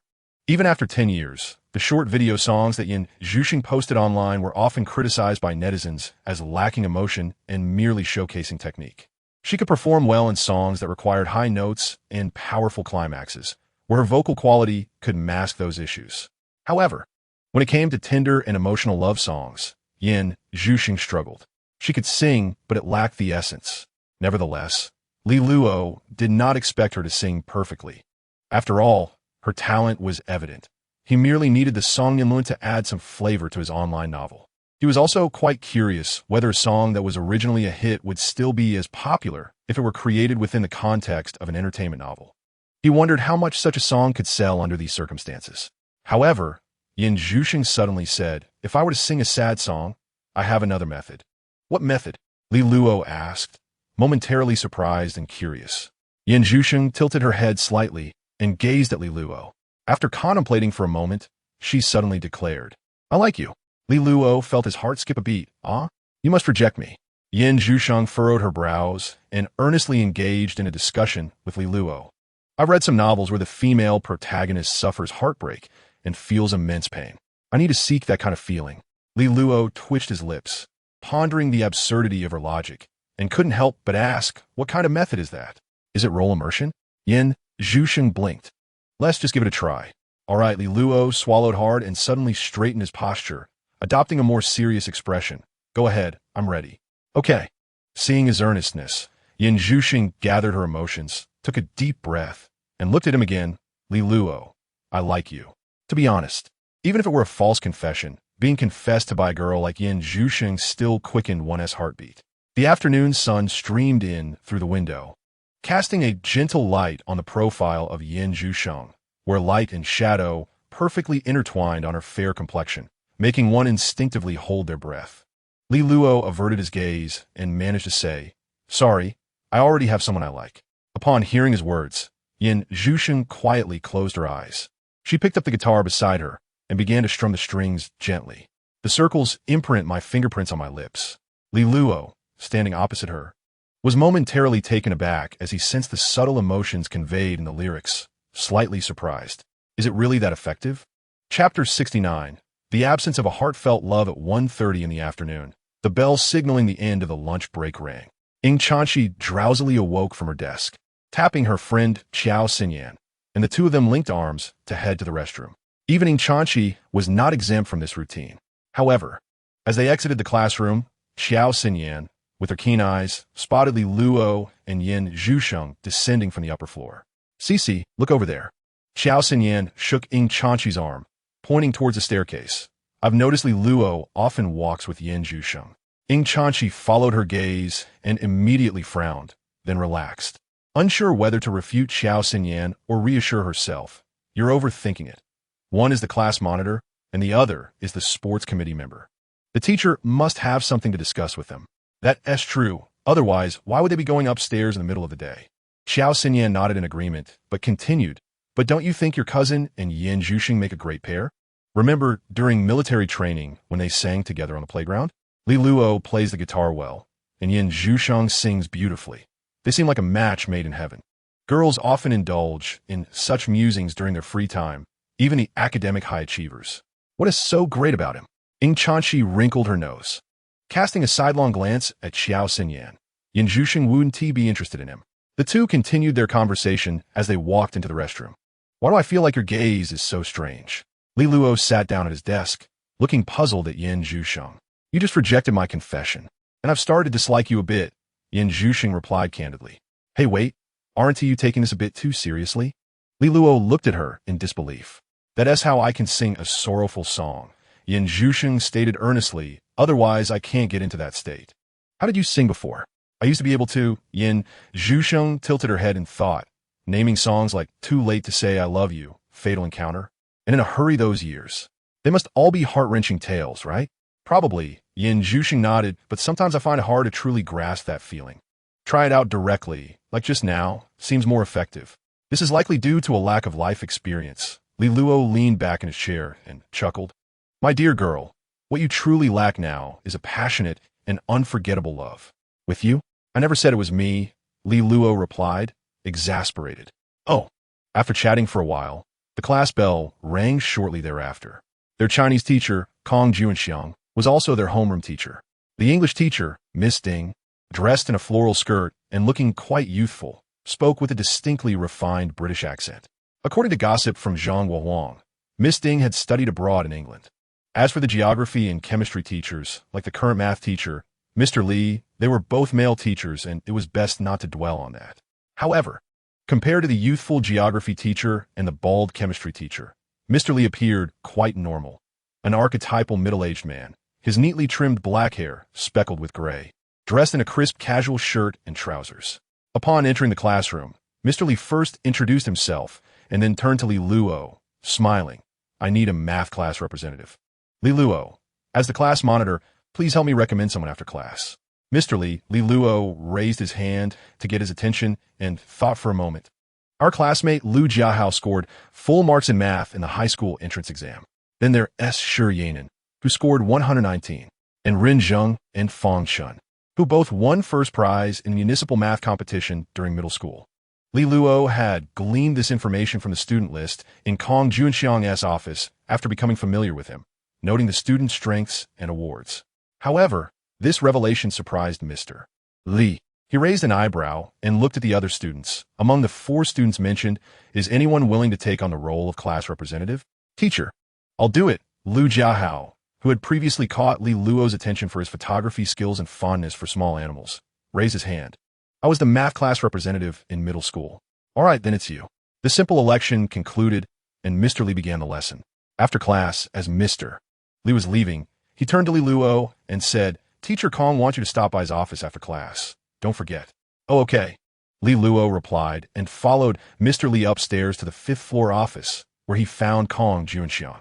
Upon seeing him, Kong Junxiang pulled out a poster and handed it to him, saying, the first week of school is the club recruitment week. Each evening, various clubs will set up booths on Howard Road to recruit new members. This is the promotional poster. Please post it on our class's blackboard and inform your classmates. In the next few days after dinner, if anyone is interested in the clubs, they can check it out on Howard Road. There are 4 main roads within Fu Yizhong, all paved for easy access for teachers' vehicles. Among them, Howard Road, which runs between the teaching building and the playground, is the most frequented by students, making it a logical choice for club recruitment. Essentially, after dinner, students at Fu Yizhong have around 2 hours of free time each evening. Additionally, the school has a policy of only taking 1 day off on weekends. Students who join clubs generally remain at school on Saturday afternoons for club activities. These comprise the primary activity times for clubs at Fu Yizhong. Li Luo glanced down at the poster, which listed the names of the clubs. In addition to the astronomy club, basketball club, and rock band club that Ing Chanchi had mentioned earlier, there were also subject-specific clubs like the math club, English club, and physics club. According to Kong Junxiang, these subject-related clubs are specifically designed to prepare students for competitions. Students wishing to participate in competitions during high school typically join these clubs. During the Saturday afternoon club activity time, competition teachers also arrange weekly quizzes to enhance their skills. Those who perform exceptionally well may be selected by the competition teachers to join the competition class. The familiar scent of competition. In this atmosphere described in Appendix 1, students who genuinely aspire to improve themselves often enroll in a subject club that piques their interest. However, Li Luo certainly would not subject himself to such torment. Teacher Kong, he inquired, didn't you mention that we would re-elect class leaders after military training? Holding a poster in his hand, Li Luo thought this task would be better suited for Hua Xiuxiu, so he asked, when do you plan to arrange this? Well, Kong Junxiang pondered for a moment before replying, let's schedule it for Saturday morning. This gives you another week to become more familiar with each other. I'll read Li Lu Siga. It seemed he would have to busy himself for a few more days before he could find relief. After all, he would not be taking the stage for the re-election of class leader. Chapter 70. A beautiful thought in the evening, within the dedicated classroom of the literature club. Su Yoyu strolled in while yawning, casually choosing a chair to sit down, glancing at the other 2 individuals in the room. One of them was Qin Yaowei, who served as the vice president alongside her. Haven't we already finalized the details for the club recruitment stall at noon? Is there something else? She had other commitments with the student council to attend to. The teacher suggested that we actively recruit, Qin Yaowei explained. With the rest of the club members busy with the stall, she proposed, what if we divide these 37 individuals among ourselves? Sounds good, Su Yi nodded. There's no need to rush. The recruitment will take several days. After today's session concludes, if there are still names on the list of those who haven't signed up, we can reach out to them. Without further examining the list, Su Yu hastily tucked it away and departed, stating, I have a student council meeting to attend. Watching Su Yoyu's retreating figure, Qin Yaowei scoffed. If she knew the student council would be so busy, she shouldn't have run for vice president in the first place. Her father is a professor in the literature department at Xianjiang University. Winning awards should be a piece of cake for her. With disdain, she remarked, Besides, during the election, most of the votes cast for her came for boys. I know what their intentions were. It was merely because of her ample bosom. Let's speak frankly. Qin Yaowei huffed. You can't deny you were sneaking glances at her. At least 3 times. With a dissatisfied huff, Qin Yaowei turned her attention to the names marked on the list. Du Junsong, Tan Na, Zhou Shui, Li Luo. After the mathematics class, in the afternoon, it was time for history. As some students lingered in the hallway, while others went to the restroom, the classroom was not yet full. So Li Luo did not rush to address the matter. In summary, he informed the class that any students interested in competitions could explore the various subject competition clubs. For those not inclined towards competitions, there were also various interest-based clubs available for participation. Is there no Chinese club? Hua Xiuxiu asked, having previously checked the poster and found only the literature club, which she assumed was the competition club for Chinese. Chinese is somewhat unique, Li Luo clarified. Generally, only essay competitions hold significant value. Other types of Chinese knowledge competitions are rather mundane, hence there's only the literature club. Oh, Hua Xiuxiu nodded, clearly intrigued by the literature club as a literature enthusiast. Were the requirements for joining the literature club class leader? Lin Yuan raised his hand to pose the question for Hua Xiuxiu. You'll have to inquire yourselves. Li Luo gestured towards the direction of Howard Road outside the window. Each club will have its own stall, where the membership criteria will be explained. If you find any clubs that interest you, just ask them directly. I want to check out the rock club. I'm not too interested in the others, Yin Zhuxing stated without hesitation, then turned to him. Are you going? I haven't decided yet, Li Luo replied, shaking his head. I'll just take a look first. Class leader, make sure to visit the basketball club. Zhu Yufei chimed in with a grin. That way, you can join the club members for basketball in the evenings and on Saturdays. That is not a bad idea. Li Luo agreed with a nod. Are you not interested in the anime club? Zhang Guowang whispered suggestively. I've heard they host small exhibitions from time to time. Don't you want to see that? Come play basketball with me, Zhu Yufei interjected, wrapping an arm around Zhang Guowang. What is so fun about the anime club? Are you not joining the literature club? Hua Xiuxiu approached, asking Li Luo, you scored full marks on your entrance exam essay. Joining the literature club should be effortless for you. Not for me, Li Luo shook his head.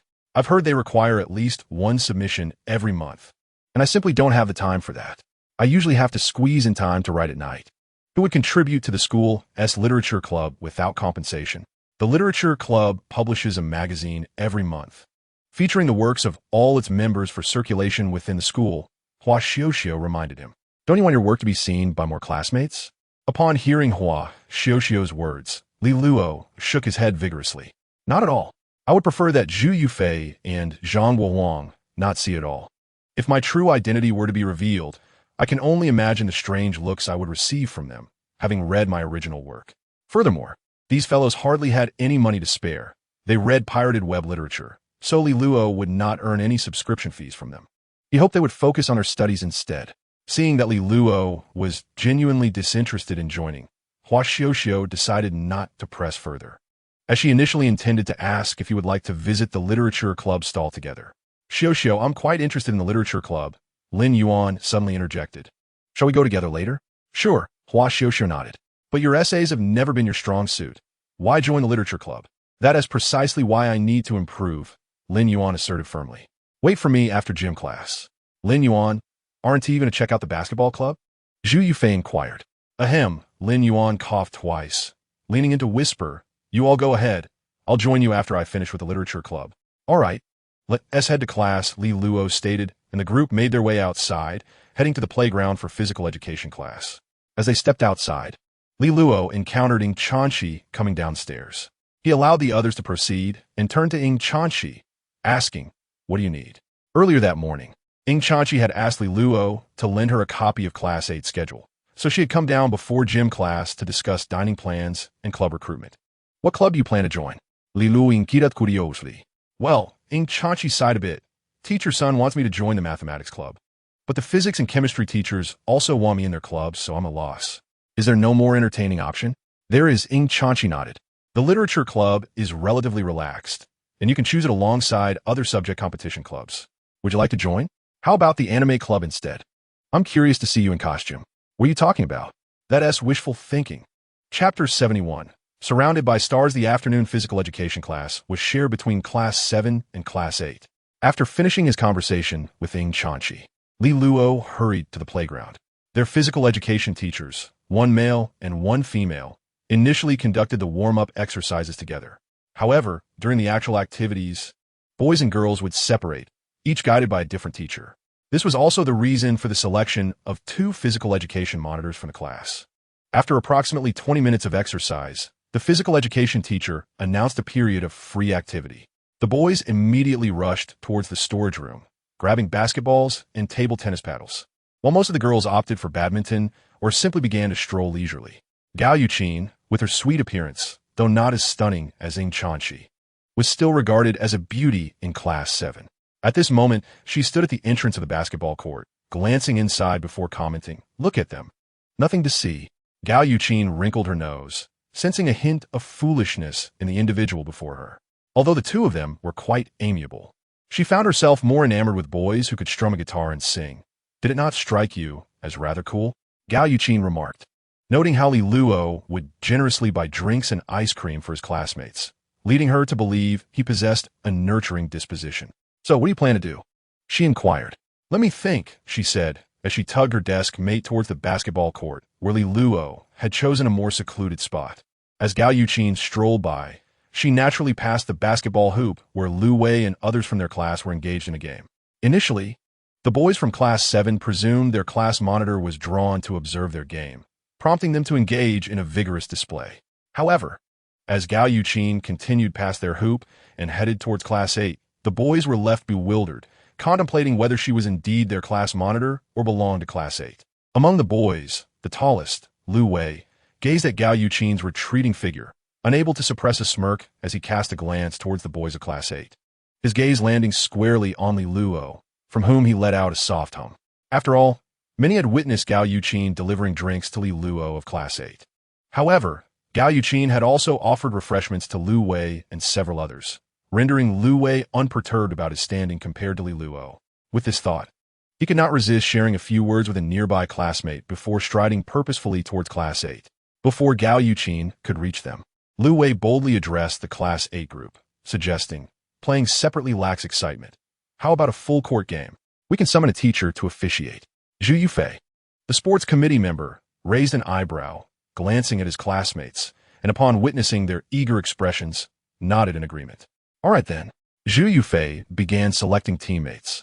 Zhang Guohuang, Lin Yuan, Li Luo, Fang Chun. "Shall we foretake the court?"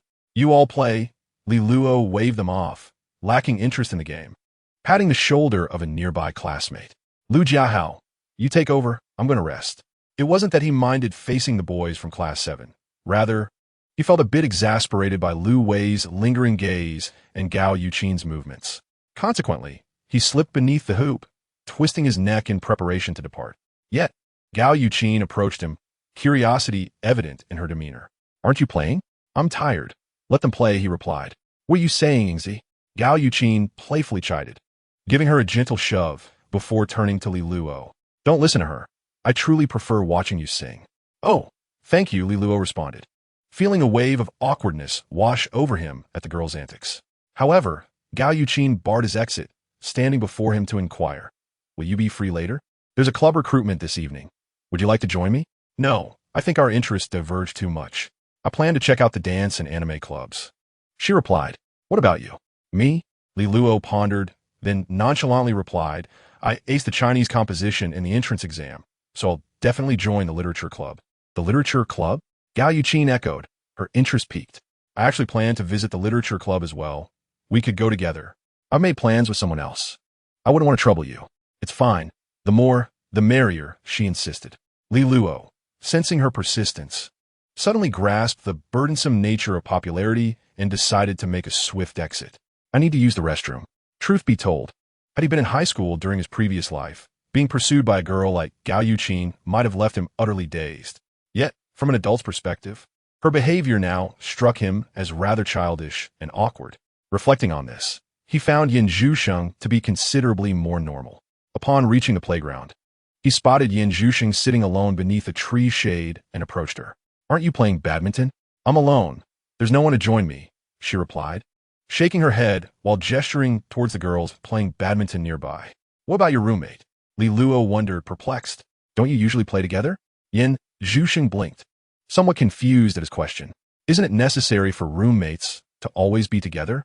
Not necessarily, Li Luo responded with a light snort, suddenly realizing that Yin Zhuxing seemed to lack friends in class. For the boys, her striking beauty was slightly intimidating, and she certainly did not come across as easy to approach. Aside from Li Luo, only Zhu Yufei, the sports committee member, exchanged a few words with her. The other girls hardly seemed to engage with her, and he had never observed her dining or going to the restroom with any other girl. She was undoubtedly a lone wolf. Since I have nothing to do, would you accompany me for a little badminton?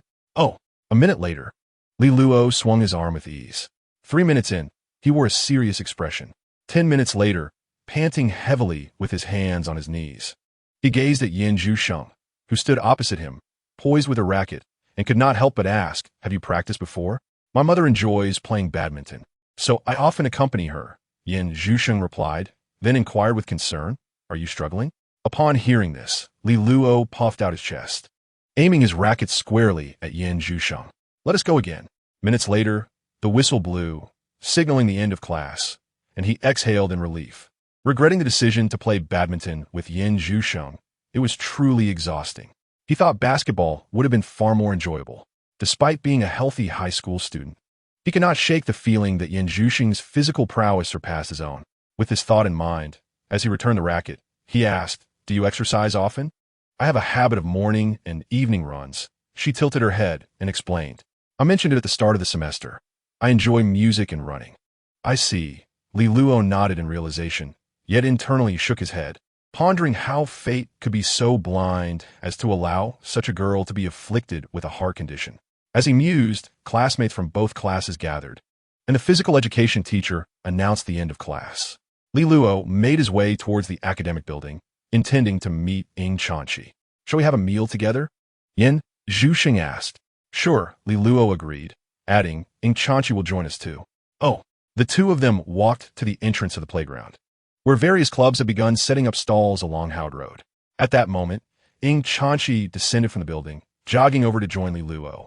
Sister and Zhuxing are here too? Let us all go eat together. At that moment, she felt overwhelmed by the formidable presence of the opposing team, but she was not one to shy away from the challenge. Chapter 72, The Abnormality. In September in Yuhang City, despite the calendar indicating autumn, the weather remained as warm as summer. Most students heading towards the cafeteria on Howard Road were still clad in short-sleeved uniforms. The vibrant faces of youth reflected in Li Luo's eyes, evoking a sense of vigor he had not felt in a long time. Walking alongside 3 unfamiliar yet stunning girls, even with the soul of a 35-year-old, Li Luo would likely feel a touch of unease. However, being with Ying Chanqi, Yin Zhuxing, and Su Youyu, whom he had known from a previous life, brought him a sense of comfort. For Li Luo, the affiliated First High School was entirely uncharted territory. He had never set foot here in his previous life and knew nothing about this esteemed institution. Occasionally, during conversations with Zhao Rongjuan, he had caught glimpses of its essence. But now, immersed in it, he encountered a reality starkly different from his prior imagination, particularly regarding club activities. In his recollection, his high school experience had certainly lacked such endeavors. In the context of the prestigious Fuzhong, although the primary focus remains on competitive clubs, many students skilled in certain subjects often venture to join subject-specific clubs to explore the competitive route. Yet, aside from those few competition-oriented clubs, there exist numerous organizations primarily driven by personal interests. This notion was entirely unfathomable to Li Luo in the past. He recalled his high school days, where academic pressure was overwhelming, with teachers constantly motivating students with reminders of the dire consequences of failing to secure admission into esteemed universities, insinuating that they would end up working in factories. As the top contender in Yinjiang district, the academic strain at Fuzhong was likely to be astronomical. Thus, Li Luo found solace in the thought that failing to gain admission to Fuzhong might not be a misfortune after all, as it would mean a respite from immense pressure during high school. However, after experiencing life at Fuzhong firsthand, he suddenly realized a profound truth. Truly exceptional educational institutions need not perpetuate a high-pressure environment. Senior Li Luo inquired curiously while heading toward the cafeteria. I feel that our school is not overly strict. There are many clubs, and the curriculum is not overly intense. This affect our academic performance? Su Yu was taken aback by Li Luo's unexpected question, momentarily stunned before replying, perhaps it's about the atmosphere. The students at Fuzhong are the most outstanding in Yinjiang district. Everyone inherently understands the importance of studying. When you see your peers diligently studying, a sense of urgency naturally arises, compelling you to immerse yourself in that environment. Moreover, what harm is there in a rich array of club activities? According to our principle, participating in sports and exploring hobbies enriches both body and spirit, thus enhancing the efficacy of our studies.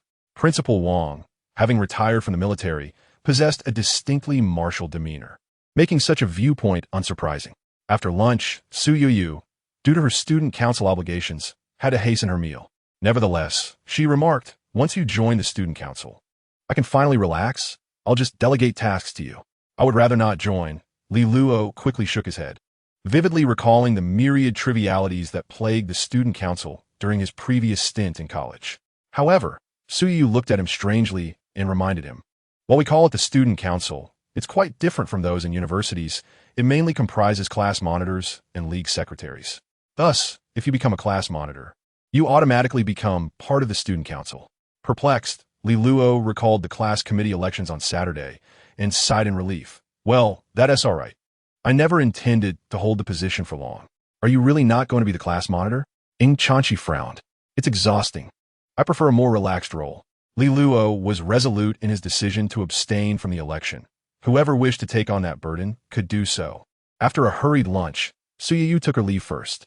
Li Luo, waiting for Ing Chanchi and the others to finish their meal leisurely, eventually accompanied them to explore around Howd Road. Yin Zhuxing joined the rock band, showcasing his skills and easily passing the audition. With some free time, Li Luo strummed the guitar, but undecided about joining, politely declined the rock band's invitation. He then accompanied Ing Chanchi to the literature club, where they encountered Hua Xiuxiu and Lin Yuan, who were also there for the club. Didn't you say you weren't coming? Hua Xiuxiu inquired, puzzled. She's here, so I'm just tagging along. Li Luo gestured towards Ing Chanchi and glanced at the literature club's membership requirements. Besides having won awards or achieving full marks in the middle school entrance exam, other students were required to pass a simple test to officially join. The test was indeed straightforward, consisting of multiple choice questions about classic literature, such as whether Zhao Huaxi Shi is a prose or something else. As Ing Chanchi had not participated in the Chinese composition competition in middle school, nor taken the entrance exam, she needed to complete the test. However, it posed no challenge for her. After perusing the literature club, Li Luo accompanied her to check out a few other competition clubs. Eventually, he found himself at the basketball club, joining Zhu Yufei and others, intending to heed Principal Wang's advice to engage in more sports and improve his physical fitness. Li Luo, someone is looking for you, called Hua Xiuxiu from near the entrance. It was the vice president of the literature club. Standing in a corner by the window, Li Luo rose and approached the classroom door, meeting the self-identified vice president, Qin Yaowei. Alu, Li Lu. I'm Qin Yaowei, the vice president of the literature club. It's a pleasure to meet you. Qin Yaowei was taken aback. She hadn't even said much yet, and he had already decisively refused, causing her expression to shift. Why won't you join? Apart from you, all the students who achieved full marks in the middle school entrance exam have joined the literature club. Wait a minute. Qin Yaowei quickly grasped his arm. The literature club is quite lenient. You only need to submit one piece each month, with no other significant requirements. Our weekly pen pal meetings are voluntary. Joining another club won't hinder you from joining the literature club as well. Under normal circumstances, even a student with full marks in the exam wouldn't be so persistent. Officially, third-year students are expected to withdraw from all clubs to focus on their final year's preparations for the college entrance examination. Qin Yaowei's current rival is Su Yu. Although this was merely a small recruitment endeavor, it was still considered a task. Believing she lacked the looks of Su Yu, she felt compelled to exert extra effort in these minor matters to gain a competitive edge. Little did she expect that Li Luo would be so unyielding. Will joining really be so burdensome? Li Luo thought to himself. Bemused, is not joining the literature club truly a matter of life or death? He withdrew his arm from Qin Yaowei's grasp and sighed. Senior Qin, I genuinely lack interest in the literature club. Please don't waste your time on me. You two really don't fear gaining weight, do you? I'm quite thin. Thank you very much. You'd be better off addressing your concerns to your senior. Indeed. Were your eyes wandering? Pervert. Chapter 73. Su Yoyu's personal invitation. In an empty classroom on the 6th floor of the sophomore teaching building, few students, unless they were particularly literary-minded, enjoyed reading and writing, would typically consider joining the literature club. Thus, the literature club did not operate like the math or physics clubs, which had daily classes conducted by competition teachers, nor did it resemble larger clubs like basketball or anime, which boasted substantial membership. Last year, around 50 students joined the literature club, with more than half being previous award winners or students who achieved perfect scores in the composition portion of the entrance exam. This year's numbers were similar, though one exception stood out. A student with a perfect score in the entrance exam not only declined to participate in recruitment, but also rejected the vice president's invitation. This student, named Li Luo, exhibited a rather poor attitude. As Qin Yaowei entered the classroom, she couldn't help but vent her frustration. I hadn't even said anything, and he outright rejected me. I clearly stated that only one submission per month is required, and nothing else. What was the name of that student who refused to join the club? Su Yoyu inquired with curiosity. Li Luo, why? Is he the class monitor of Class 8? I'm not sure if he is the monitor, but he is indeed from Class 8. Oh, I see. Chuckled lightly, finding the situation rather amusing. However, she did not expect that Li Luo would outright refuse. It could be considered a form of acquaintance. As long as Su Yoyu was willing to make the move and the other party was a male, the outcome was almost inevitable. Upon hearing this, Qin Yan raised her eyebrows, eager to say something. Yet, she caught sight of Su Yoyu's ample bosom and exquisite profile, which caused her to huff and fall silent. It was preferable for Li Luo to hold out.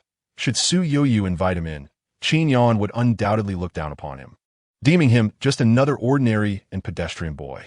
All right, I shall give it a try. Su Yoyu nodded, adding, though I make no guarantees. Su Yoyu stood up and stretched lazily, her thoughts already lingering on Li Luo's fried noodles. I shall take my leave now, goodbye. Yet, compared to the comfort of home, she yearned more for the taste of freedom. Her family represented a quintessential scholarly lineage, with strict upbringing and long-term exposure to traditional literature. In her youth, she was the epitome of a well-behaved girl. However, a chance encounter with online literature revealed an entirely different facet of literature, and her personality gradually transformed. Su Yoyu realized that while traditional classics possess their merits, the characters and their tribulations often prompted deep reflection and wistfulness. In contrast, online literature offered a form of unadulterated joy. If traditional literature was a sword piercing through the hazy veil of reality, then online literature was the wings that fulfilled whimsical dreams. Unfortunately, in her father's eyes, online literature was merely a form of literary refuse unworthy of consideration. The thought of her father discovering that his daughter was writing such material was almost too daunting to contemplate. In her pursuit of a publishing contract, Su Yoyu had surreptitiously borrowed the household registration book to make copies, skillfully playing dual roles to deceive the editor, and secured her contract with the photocopy. To avoid detection while writing, she had laid the groundwork as early as her first year of high school, claiming that she needed to learn independence, and thus applied to rent a place to live. The rental was conveniently located opposite Qianjiang University, which her parents readily approved. As for her involvement in the school's literary society, it was merely to satisfy her parents' expectations, and Su Yoyu participated earnestly. Reflecting on this, Su Yoyu found it amusing. She understood well why Li Luo was reluctant to join the literary society. She peeked into the kitchen and saw Li Luo busy stir-frying. Where is she? She inquired. At that moment, Li Luo's noodles were ready. He served himself and Su Yoyu a bowl, leaving the portion for Ying Chanchi in the pot, covering it to keep it warm in case she took too long in the shower. As Su Yoyu placed the juice on the dining table, she smiled and asked Li Luo, which club did you ultimately choose during the recruitment today? The basketball club, Li Luo replied, sitting down and sliding Su Yoyu's noodles towards her, adhering to Principal Wang's advice to engage in physical exercise. Did you not consider the competitive clubs? Su Yoyu asked curiously. I believe she joined the mathematics club. Did you not accompany her? She joined the mathematics club to explore knowledge. Li Luo shook his head. If I joined, it would simply be a form of punishment. Why would I wish to seek out hardship? Your scores from the high school entrance examination were quite good. Is it really that exaggerated? I scored 110. That is merely my level. Others scored 120 because they had better paper scores. I am quite self-aware. Then, if that is the case, Su Yu chuckled, savoring her noodles as she suggested, why not join the literary society? Oh, so this is where you were waiting? Li Luo raised an eyebrow, finally grasping Su Yu's earlier hints. You're also in the literary society? I'm the vice president. I had thought you were the president. If you can get in. Su Yu replied with a smile. I might soon become the president myself. Huh? Li Lu Baoza. Are you and the other vice president engaging in a scheme where whoever can pull me in becomes the president? You wish, Su Yu shot him a glance. I was merely being polite. In that case, never mind. The literary society seems too troublesome. The basketball club is casual. One can join without any stringent requirements. The literary society has no rigid requirements either. Did you not mention that we must submit an article every month? Do you know who collects the submissions? Su Yu Lauget. If I bring you into the society, you'll be under my purview. If you do not wish to write, then you need not. Is it truly that simple? Liluing Kirat Astunisha. What difference does it make whether I join or not? What if you decide to write something later? Suiu etlai modiva. The literary society is not solely about writing. There are also various club activities, depending on your desire to participate. Such as? Su Yu momentarily fell silent as she pondered. It seemed that the literary society indeed lacked engaging activities. In contrast, clubs like the basketball club, table tennis club, and anime club were more relaxed, allowing members to enjoy each other's company while playing sports or watching shows. The pen pal meeting on Saturday afternoons would involve critiquing each other's recent works. Aside from that, there was something quite interesting. Although the literary society lacked stimulating activities, there was one aspect that Su Yu deemed enjoyable. In a literary society, you can choose one or two pen pals. The two individuals agree to correspond through letters, reminiscent of the literati of yore.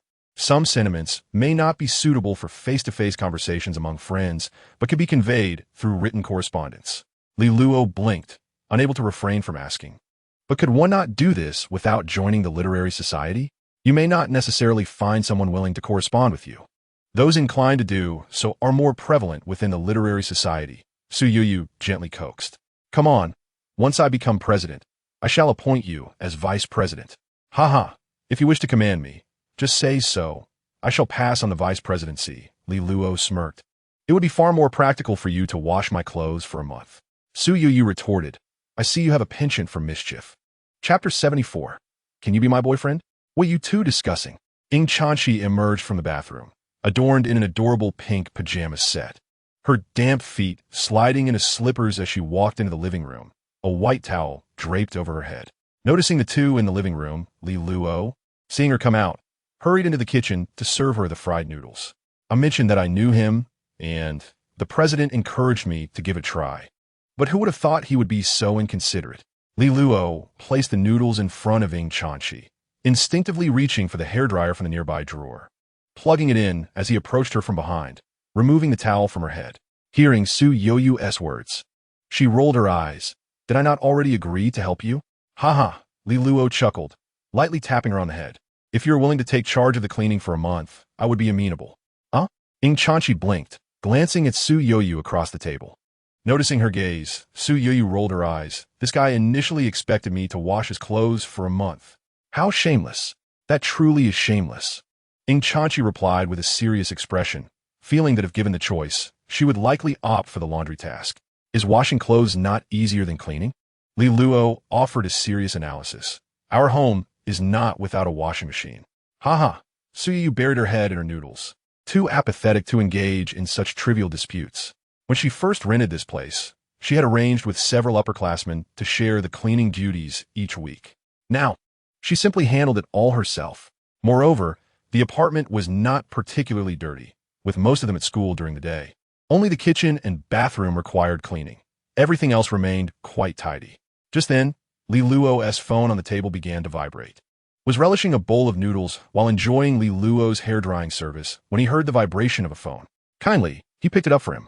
It's your call. Oh, Li Luo turned off the hairdryer and answered the call, realizing it was Yin Zhusheng. He was momentarily perplexed, not expecting her to call at this hour. As soon as he picked up, he heard Yin Zhusheng's voice on the other end. Li Luo, I really like you. Will you go out with me? What are you doing? Recording a song. Yin Zhuxing replied candidly. Please reject me quickly. Upon entering his bedroom and closing the door, Li Luo heard Yin Zhuxing say, I asked the teacher for leave. I'm at home now. So, I asked the teacher to arrange a traditional style composition, so I can record Yin Luo now, Yin Zhuxing explained. I need to find the right feeling. Li Luo rubbed his forehead, a pained expression on his face, then took a deep breath. All right, I'm ready. Good. Yin Zhuxing nodded and reiterated, Li Luo, I really like you. Can you be my boyfriend? Just as she finished speaking, the call was abruptly disconnected. Li Luo looked down at his phone in astonishment, internally exclaiming, wow, that was quick. Tossed aside after use. Nonetheless, despite his complaints, Li Luo acknowledged Yin Zhuxing's professional skills. He visited her home on Sunday, and now it was only Tuesday. The basic arrangement was completed, and they could begin recording the vocal parts. However, the timing was indeed quite explosive. He was grateful he hadn't put the call on speaker in the living room. Otherwise, with Ing Chuanqi and Su Yuyu present, hearing Yin Zhuxing's confession would have been unimaginably explosive. Putting the phone in his pocket, Li Luo stepped out of the bedroom and picked up the hairdryer again. While enjoying his fried noodles, Ing Chuanqi curiously inquired, Who just called? Yin Zhuxing. Huh? Su Yuyu, equally curious, added, She called you at this hour? Li Luo refrained from mentioning the song Yin Luan. He had previously told Yin Zhuxing to come record this song because he didn't want anyone else to know he had written it. After all, Su Yuyu had seen his work. If Yin Luan were to be released and connected back to him, she would undoubtedly guess he was the one who reignited it. That was absolutely unacceptable. As for Ing Chuanqi, Li Luo was mainly concerned about his mother accidentally letting it slip and discovering the truth. Given Ing Chuanqi's personality, if she learned that a certain online piece was penned by him, even if she usually didn't read web literature, she would likely take a peek. Therefore, Li Luo aimed to keep things under wraps as much as possible. Once the truth was inevitably revealed, he would drag Su Yuyu down with him. If he was doomed, then so should she. Holding on to this thought, Li Luo felt a wave of relief wash over him. While enjoying his fried noodles, Ing Chuanqi remarked, You should treat her well. When we go to her house on Saturday, let us buy some groceries. All right, I'll let her know. In the heart of Yuhang City, at Huaiyue Film and Television, outside a high-end recording studio, Ing Zhiqing finished his work, and it was already past 9 in the evening. As he passed by the recording studio, noticing the lights were still on inside, he paused. Oh, was the invitation for the song successful? Ing Zhiqing casually asked as he approached the studio door. Yes, we have confirmed 10 songs for this album, came the response. That's good. Ing Zhiqing nodded, then walked to the door of the studio and knocked. The door swung open shortly. Wanqing, still recording so late? Ing Zhiqing greeted the 30-something singer inside with a smile.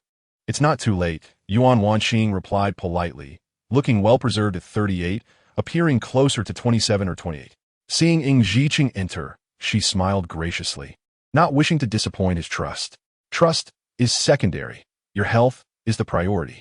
It's not easy to recover from heart disease, so take care of your routine. Ing Zhiqing advised as he settled onto the sofa in the studio. Yuan Wanqing was the star of Huaiyue Film and Television in the early 2000s, having sung many popular songs. While they chatted casually, the sound engineer, Luo Fei, who was assisting Yuan Wanqing, became bored and hummed a tune. Yuan Wanqing, with her sharp ears, turned to her friend and asked, What song are you humming? It doesn't seem to be from my album. Huh? Luo Fei paused, then replied, Oh, it's a song that your daughter Zhuxing asked me to arrange.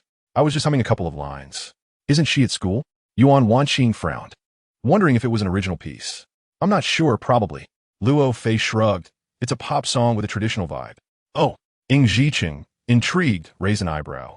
Your daughter can write songs? Can we listen to it? Sure, Yuan Wanqing nodded. Fei, play it. Just a moment. Luo Fei gestured, smiling. She sent a version today. Let us take a listen. Before long, the studio was filled with Yin Zhuxing's melodious voice, tinged with a hint of sorrow. Within a few minutes, everyone was captivated by her singing. After listening, Ing Zhiqing silently savored the song and suddenly remarked, There's a fantasy romance drama in the company currently seeking a theme song. Would you like to submit your daughter's song for consideration? Huh? Yuan Wanqing was taken aback. Is that possible? It's just a submission.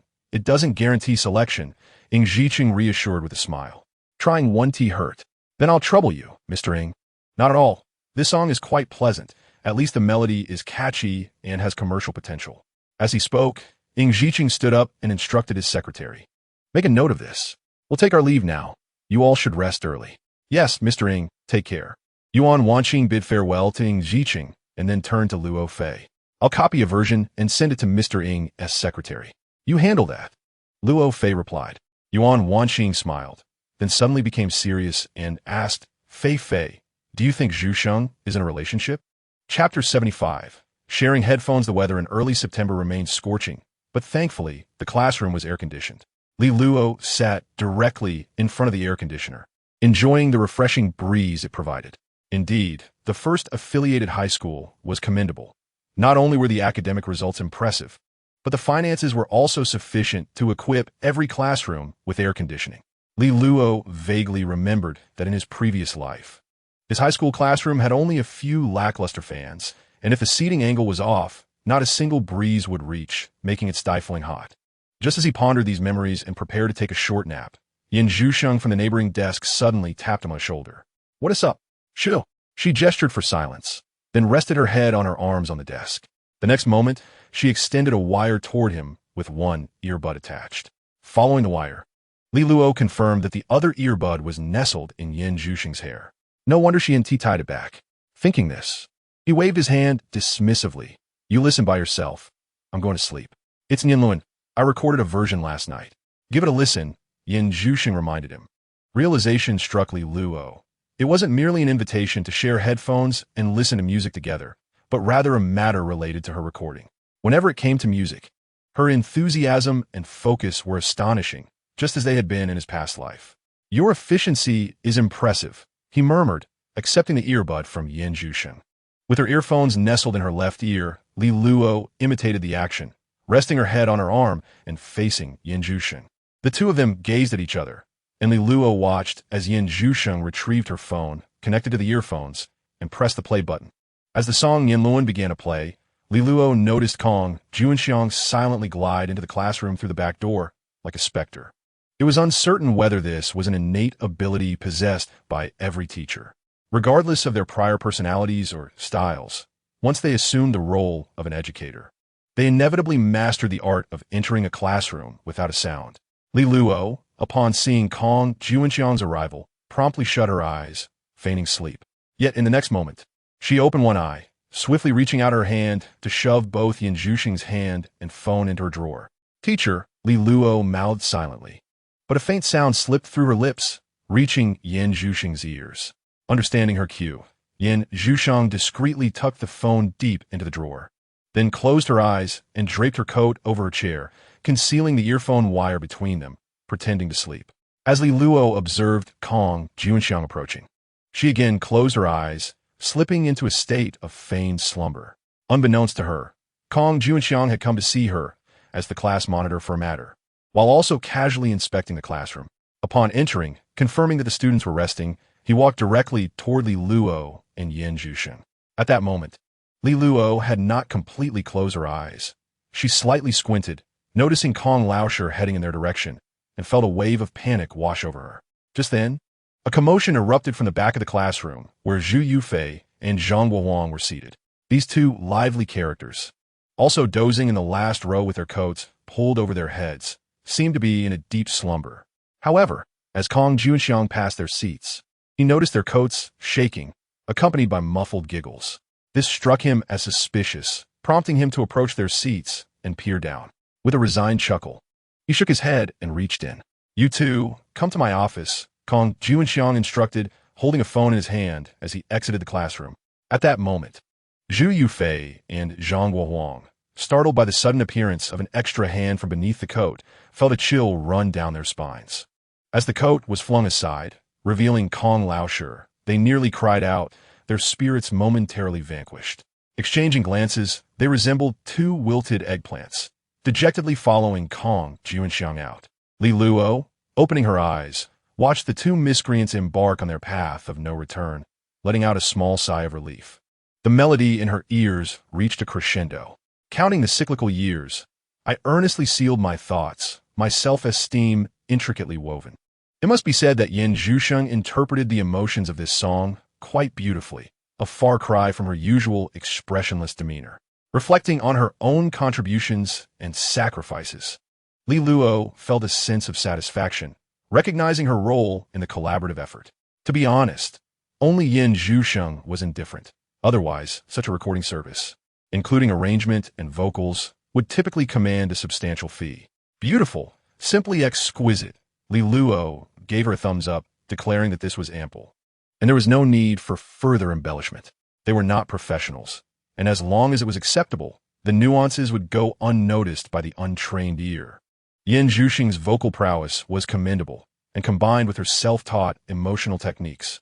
Even if Nian Luan did not surpass the original singer Li Luo had heard in her previous life, it was certainly not subpar.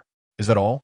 Yin Zhusheng blinked in surprise, not expecting Li Luo to conclude so swiftly. Indeed, Li Luo nodded. Let's record another song at your place this Saturday. Oh, I'll bring some groceries and prepare a nice meal for you, she added. Is anyone else at home? No. Yin Zhusheng shook her head. I live alone. Then it's settled? All right, she confirmed. I will post this song online.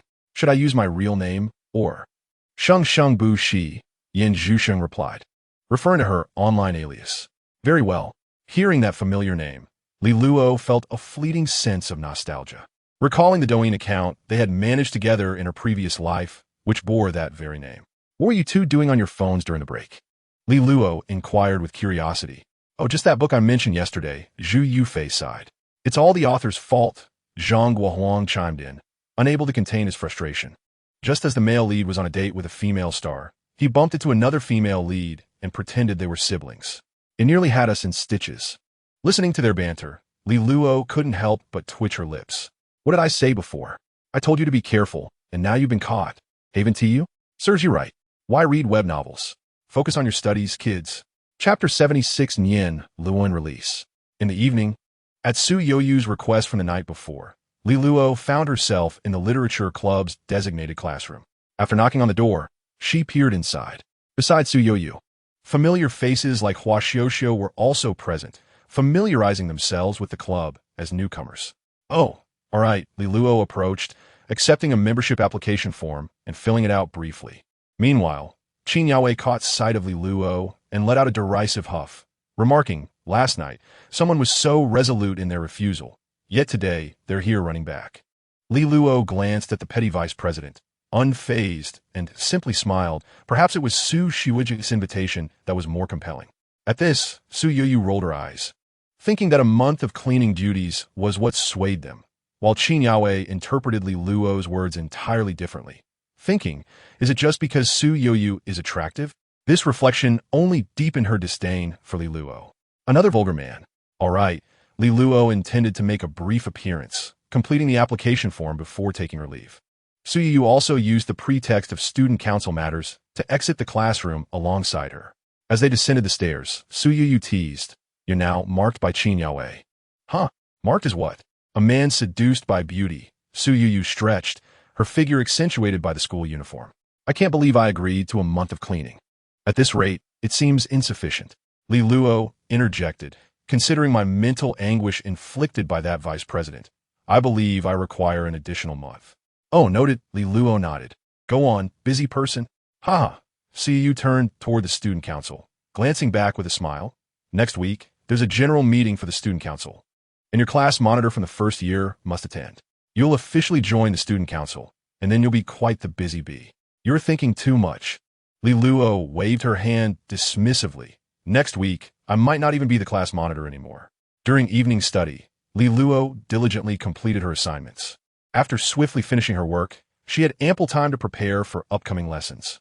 She perused various textbooks, subsequently employing a memory palace technique to reinforce her understanding. Li Luo had dedicated a specific room in her memory palace solely for storing knowledge pertinent to high school subjects, categorizing each discipline accordingly. With the assistance of her memory palace and the academic prowess of Ing Chanxi and Su Youyu at home, Li Luo found it difficult to justify any descent into academic mediocrity. However, she was left wondering about Yin Zhusheng's academic performance. After completing her homework, Li Luo was engrossed in her textbook when an intriguing thought crossed her mind, prompting her to glance over at Yin Zhusheng. Curiosity piqued, she observed Yin Zhusheng's desk, where, owing to a light workload, Yin had also finished her assignments and was now secretly listening to music through her earbuds. Noticing Li Luo's gaze, Yin Zhusheng assumed Li Luo wished to listen to music as well and promptly removed one earbud, extending it towards her. Li Luo quickly waved her hand in refusal, then pondered for a moment before retrieving a draft notebook and scribbling down a question. Li Luo, what score did you achieve in your high school entrance examination? Yin Zhusheng, 547. Oh, really? Li Luo raised her eyebrows upon seeing the score, thinking that at least Yin was not on the same level as Ying Chanqi, the academic prodigy. It was clear, if Yin Zhusheng were exceptionally talented, she wouldn't be in a parallel class. Li Luo, do you have any subjects you excel in? Yin Zhusheng, English. Li Luo, how proficient are you?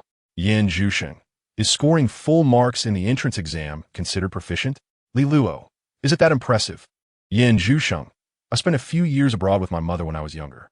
The conversation continued, with Li Luo diligently studying while Yin Zhusheng immersed herself in music, occasionally closing her eyes and swaying her head. Despite her aloof demeanor, her actions bore an endearing quality. Like Ying Chanqi, she came from a single-parent household.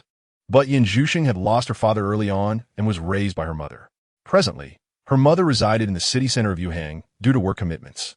Yin Zhusheng opted for boarding school, partly out of personal preference and partly due to her mother's situation. As their pleasant conversation unfolded, the bell signaling the end of evening study rang. You two really aren't worried about gaining weight from all those late-night snacks? Suiyoyu Zima? I barely weigh 100 pounds, okay? Susha glanced at him. The cafeteria food is unappetizing, so I usually eat very little. Under 100 pounds?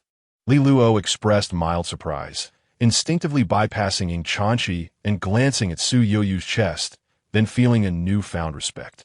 During adolescence, with proper management, it is indeed quite easy for girls to remain slender. After all, youth brings a swift metabolism. Ying Chanqi has consistently weighed around 90 pounds.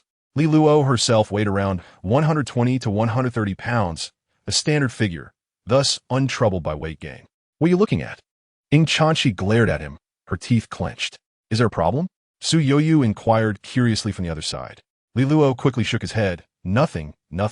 He approached the computer, rubbing his hands together, his face bright with anticipation. On one hand, Yin Zhusheng had already uploaded the audio of Nian Luan to his email, ready for distribution across major platforms. On the other hand, today was September 3rd, the date when Qi Chinese network announced royalty payments each month. Li Luo sat down at the computer and adeptly navigated to the royalty section of the author's backend. A luminous figure appeared on the screen, 706183. Over 7,000. Li Luo clenched his fist in satisfaction, inwardly exclaiming nice. He had launched his work on the 22nd of the previous month, updating for roughly 10 days, with daily updates reaching 10,000 words. The subscriber count had surged from an initial 2,000 to around 2,500, and the royalties had climbed accordingly, reaching a substantial sum of 7,000. Thus, if the growth in subscriptions slowed down in the future, his monthly royalties would likely stabilize around 7,000 or 8,000. However, for him at this moment, that amount was entirely sufficient. With a joyful heart, Li Luo began contemplating how to explain the situation to his mother. This money could significantly alleviate his parents' burden regarding the monthly mortgage, sparing them from undue hardship. Of course, the third was merely the announcement of royalties. The actual funds would not be deposited until around the 12th. With these thoughts in mind, Li Luo opened various music platforms and social media sites, taking some time to upload Nianlin. Chapter 77. The true meaning of the lyrics around 9 o'clock in the evening, after a quick shower. Su Yuyu settled at her computer. Before resuming her writing, she opened the official group chat for contracted authors at Qidian Urban, lurking to peruse the ongoing discussions. Then it dawned on her that today was, in fact, the day for last month's royalty announcement. She hurriedly accessed her author backend to check her earnings. 140,897. Given her modest average of 1,200 subscribers, this income over the span of 10 days was considered standard. After all, she was not like Chongran, who updated over 10,000 words daily until the end of the month. She was wary of depleting her hard-earned 20,000 words of store drafts. With the school year commencing, she would soon become busy, so it was wise to manage her stored drafts carefully. Based on her current income, if she maintained a daily output of 4,000 words, earning 3 to 4,000 in a month was entirely feasible. For a high school student dabbling in writing, earning 3 to 4,000 a month was quite remarkable. While this figure might be seen as a typical wage for an average worker for someone like Su Yo-yu, it was extraordinary. In a context where most high school students only receive allowances for meals and may not even have pocket money, Su Yo-yu enjoyed an additional 3 to 4,000 to manage as discretionary funds. While ordinary individuals might find delight in such an income, Su Yo-yu, who grew up in a relatively well-off family, felt less impact but was nonetheless pleased to receive her royalties. Unfortunately, in reality, there was no one to share this joy with, prompting Su Yo-yu to seek out online peers to share her excitement. Get more sleep to grow taller. Hey look, my royalties from last month. How much did you earn? Li Luo, who was busy writing in his main room, received this message. Chong ran, over 7,000. Su Yo-yu felt a twinge of envy. The realization that the person on the other end was Li Luo left her perplexed. Earning 7,000 a month was no small feat. They were all high school students. Couldn't he express a bit more happiness? In this day and age, it was exceptionally rare for an average person to find a job that paid 7,000 a month. Get more sleep to grow taller. What do you plan to do with that money? Buy a new computer? Get a new phone? Chong ran. Pay the mortgage, of course. What else? Upon reading this, Su Yo-yu paused. She roughly understood that Li Luo's parents likely purchased their home through a mortgage, thus incurring a debt. However, she instinctively felt that paying the mortgage was an obligation for his parents, never considering it might be Li Luo's responsibility. Yet, Li Luo mentioned it so casually, appearing unfazed. It was hard for Su Yo-yu to reconcile the carefree person she knew with the one discussing mortgage payments. She shook her head, intending to share her excitement about receiving royalties with a few more authors. Upon reopening the group for contracted authors, she discovered that many were discussing the book, I Am Not a Celebrity. Isn't that the new song? Someone in my reader group is sharing it. What? What new song? That book I Am Not a Celebrity, written by Chong Ran. He mentioned a song in his previous work called Nian Lin, which many assumed was just a few original lyrics. But it turns out he actually composed a new song. It's available on music platforms. It's on there. Wow, it's pretty good. It's just average. One can only say that originality is quite impressive, yet this song is merely passable. It is remarkable enough to be original. But have the standards for writing in the entertainment industry risen so high? Observing the chat content in the group, Su Yo-yu displayed a curious expression. Previously, while Li Luo and others were engaged in military training, she was at home fervently typing up drafts, and even after the commencement of a new semester, she scarcely had time to keep up with Li Luo's writing. Thus, she searched for the song Nianluan and clicked play. Artist, Shengsheng Bushi lyrics, Chongran composition, Chongran arrangement. Luo Fei, could Shengsheng Bushi possibly be Yan Zhusheng? Suiu Spekut. As the melody of the song began to fill her ears, the circular patterns sketched like fingerprints upon my lips. As she attentively read the lyrics and listened to the song, Su Yo-yu was soon captivated. After a brief span of 10 minutes, Su Yo-yu let out a long breath, her expression growing more intricate. She glanced towards the master bedroom, pondering what else Li Luo might be concealing from her. Are there truly such remarkable boys in the world? Why does it seem that everything Li Luo does is exceptional? Zhao Shui Hui Chong Gao. I just listened to your original song. I think you are quite impressive. It sounds wonderful. Chongran. Thank you. I'm glad you like it. Zhao Shui Hui Chong Gao. Speaking of which, I have a friend who also writes songs, although his style differs from yours. Chongran. Really? That is quite impressive in its own right. Most of the time, Li Luo appeared quite mature on the internet, aligning with Su Yo-yu's previous conjecture that Chongran was an older gentleman. His humorous and often nonsensical demeanor in real life seemed like a different person altogether. Zhao Shui Hui Chong Gao. By the way, who is Shengsheng Bushi? Their voice is quite pleasant, and I feel like I recognize it. Chongran. Oh, that is a friend of mine. I asked them to record this song. Having uncovered the truth, Su Yo-yu felt a sense of self-satisfaction while in the master bedroom. Li Luo was beginning to sweat profusely. With Su Yo-yu bombarding him with inquiries, he feared she might deduce his true identity. However, Li Luo reasoned that under normal circumstances, without concrete evidence, no one would likely suspect that the author of Wuzhenbu Shimingxing, a book of such caliber, could possibly be a mere 15 or 16-year-old high school student. Once he grasped this notion, he felt slightly more reassured. Nevertheless, Su Yo-yu's interruption had disrupted his writing state. prompting him to open his own book and glance at the comment section. What? Is this for real? 666, it really is an original song? The one who said if the author could write original songs, why are they still writing this? Come forward. I just want to ask, what is this Nianluan? It's quite pleasant, remarkable indeed. In my lifetime, I've actually encountered an original song by the author in the realm of entertainment. Why does it feel like the song was written first, then forced in a rhyme with words like tree roots, and only then was a story about a tree demon and a flower bud romance concocted? No, no, no. The imagery of tree roots, annual rings, and fingerprints is quite well employed, each interconnected in their depiction. I sense there is something profound here. The tree root evokes a bitter taste, particularly when severed, revealing the annual rings above, which closely resemble the fingerprints on a human hand. It's indeed quite intriguing. Regarding the severing mentioned, I suddenly recall that in the tree demon drama referenced, the ending involved the tree demons self-sacrificing to extract their essence to save the female lead, only to perish themselves. As Li Luo observed the increasingly fervent discussions in the comment section, he found himself lost in thought. So, this is the meaning behind the lyrics of Nianluan? He was only now coming to realize it. Chapter 78.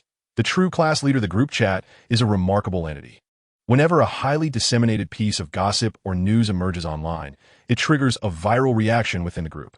One transmission leads to 10, and 10 to 100. Initially, it was merely an author group and a reader group, but it gradually expanded to include various gaming and anime groups, with more and more individuals drawn to listen to Nianluan. The previously modest collection count of Wezhenbu, Shi Mingxing surged from 20,000 to 30,000 within just a few days. Regrettably, many who expressed interest, even upon learning the title of Wezhenbu, Shi Mingxing, would likely only seek out pirated versions. Many web novel readers might not even comprehend what Qidian Chinese network is, nor do they grasp the concepts of pirated versus legitimate content.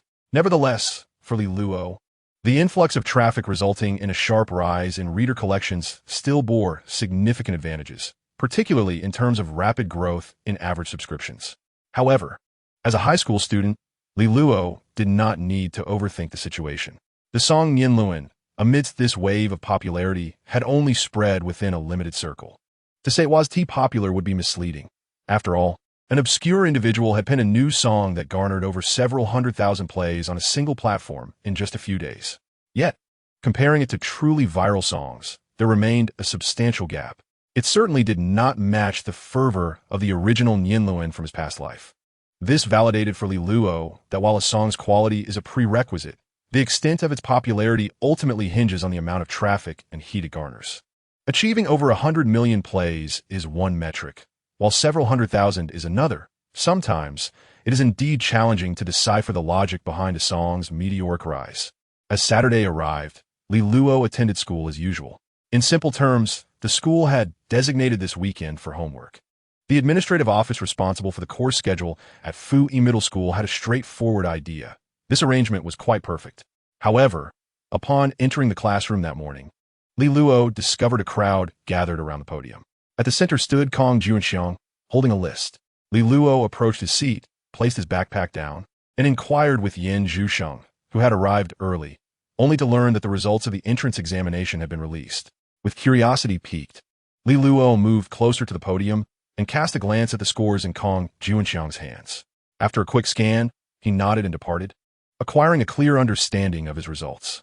Chinese, 107, Mathematics, 99, English, 110, total score, 316, ranking 14th in the class and 328th overall in the school. On one hand, this was due to the inclusion of 160 top-tier students into the fray.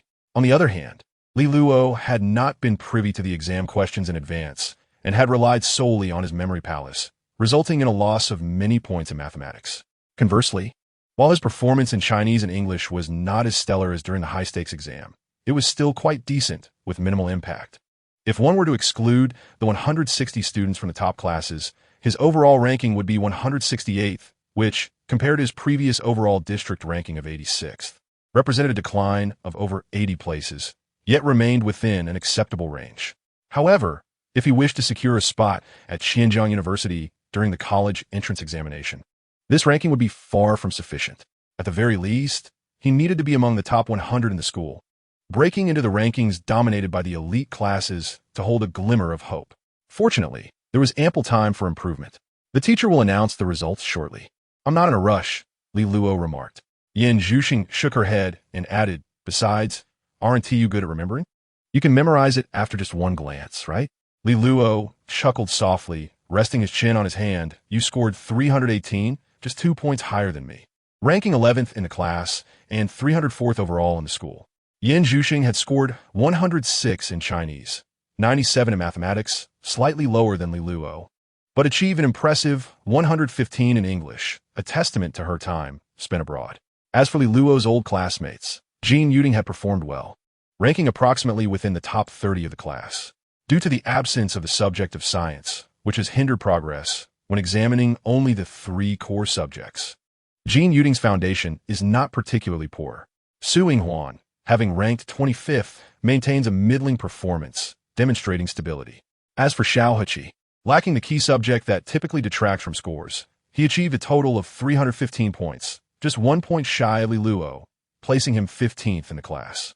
Occasionally casting a glance at Li Luo, his mood appears slightly dejected, as the vision of a splendid comeback in his mind ultimately remains unrealized. Nevertheless, Xiao Heqi is presently brimming with confidence and ambition, eagerly anticipating the midterm examinations to orchestrate a significant turnaround.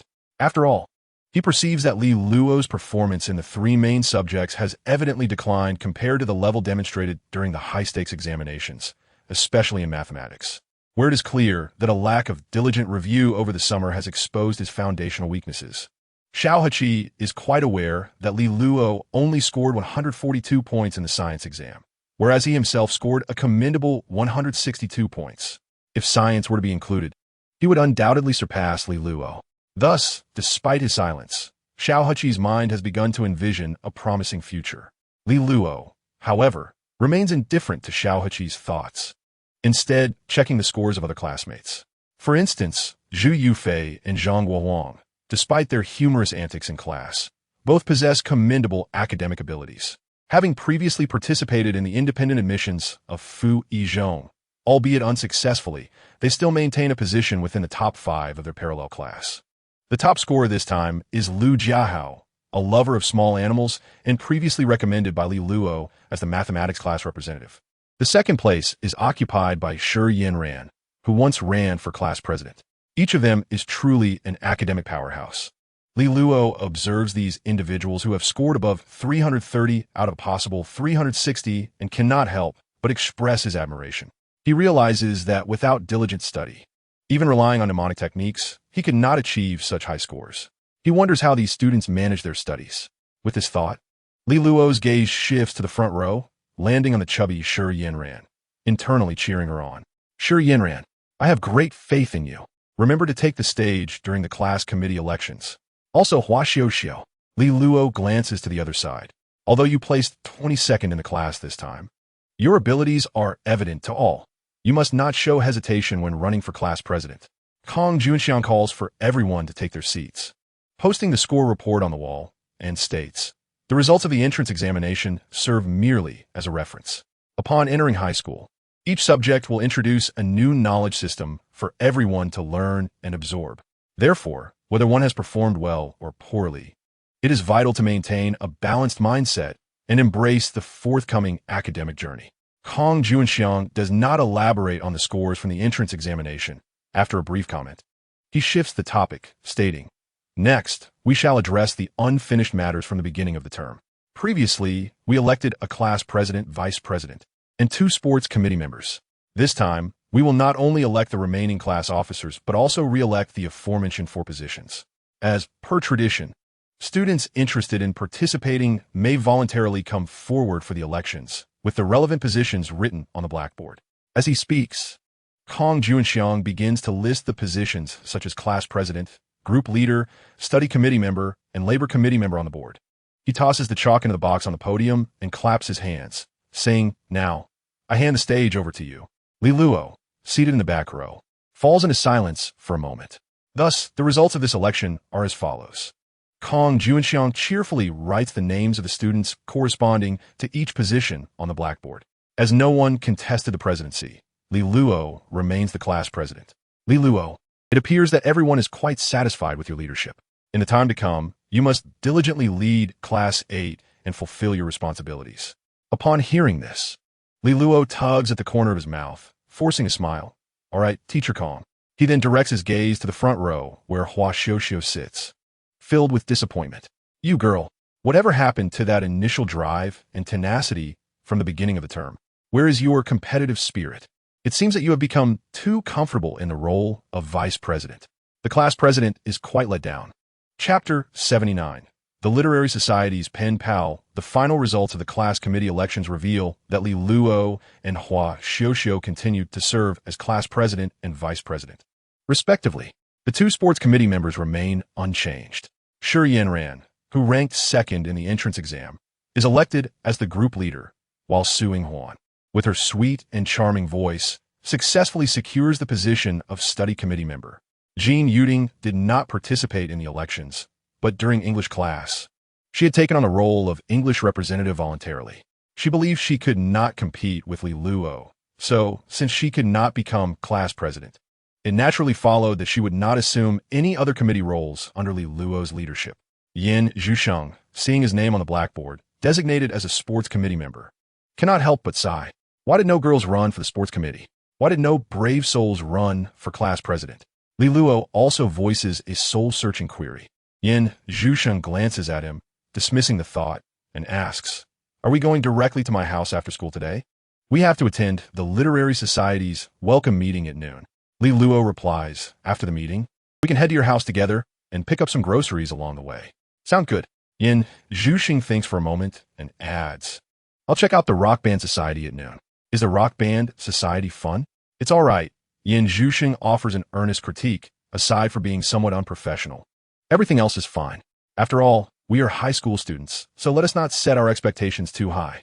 At this point, Li Luo suddenly becomes curious and asks, If you join the Rock Band Society, what position will you take in a band?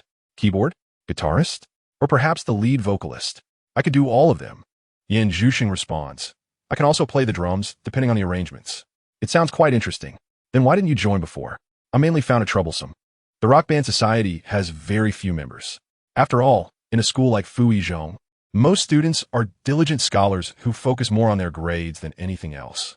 Activities like being in a band have a high threshold, and just getting in can deter many. Moreover, most students learn instruments like the piano, with few choosing guitar or drums. Additionally, every year, many seniors leave the society, meaning the actual band consists primarily of first and second-year students.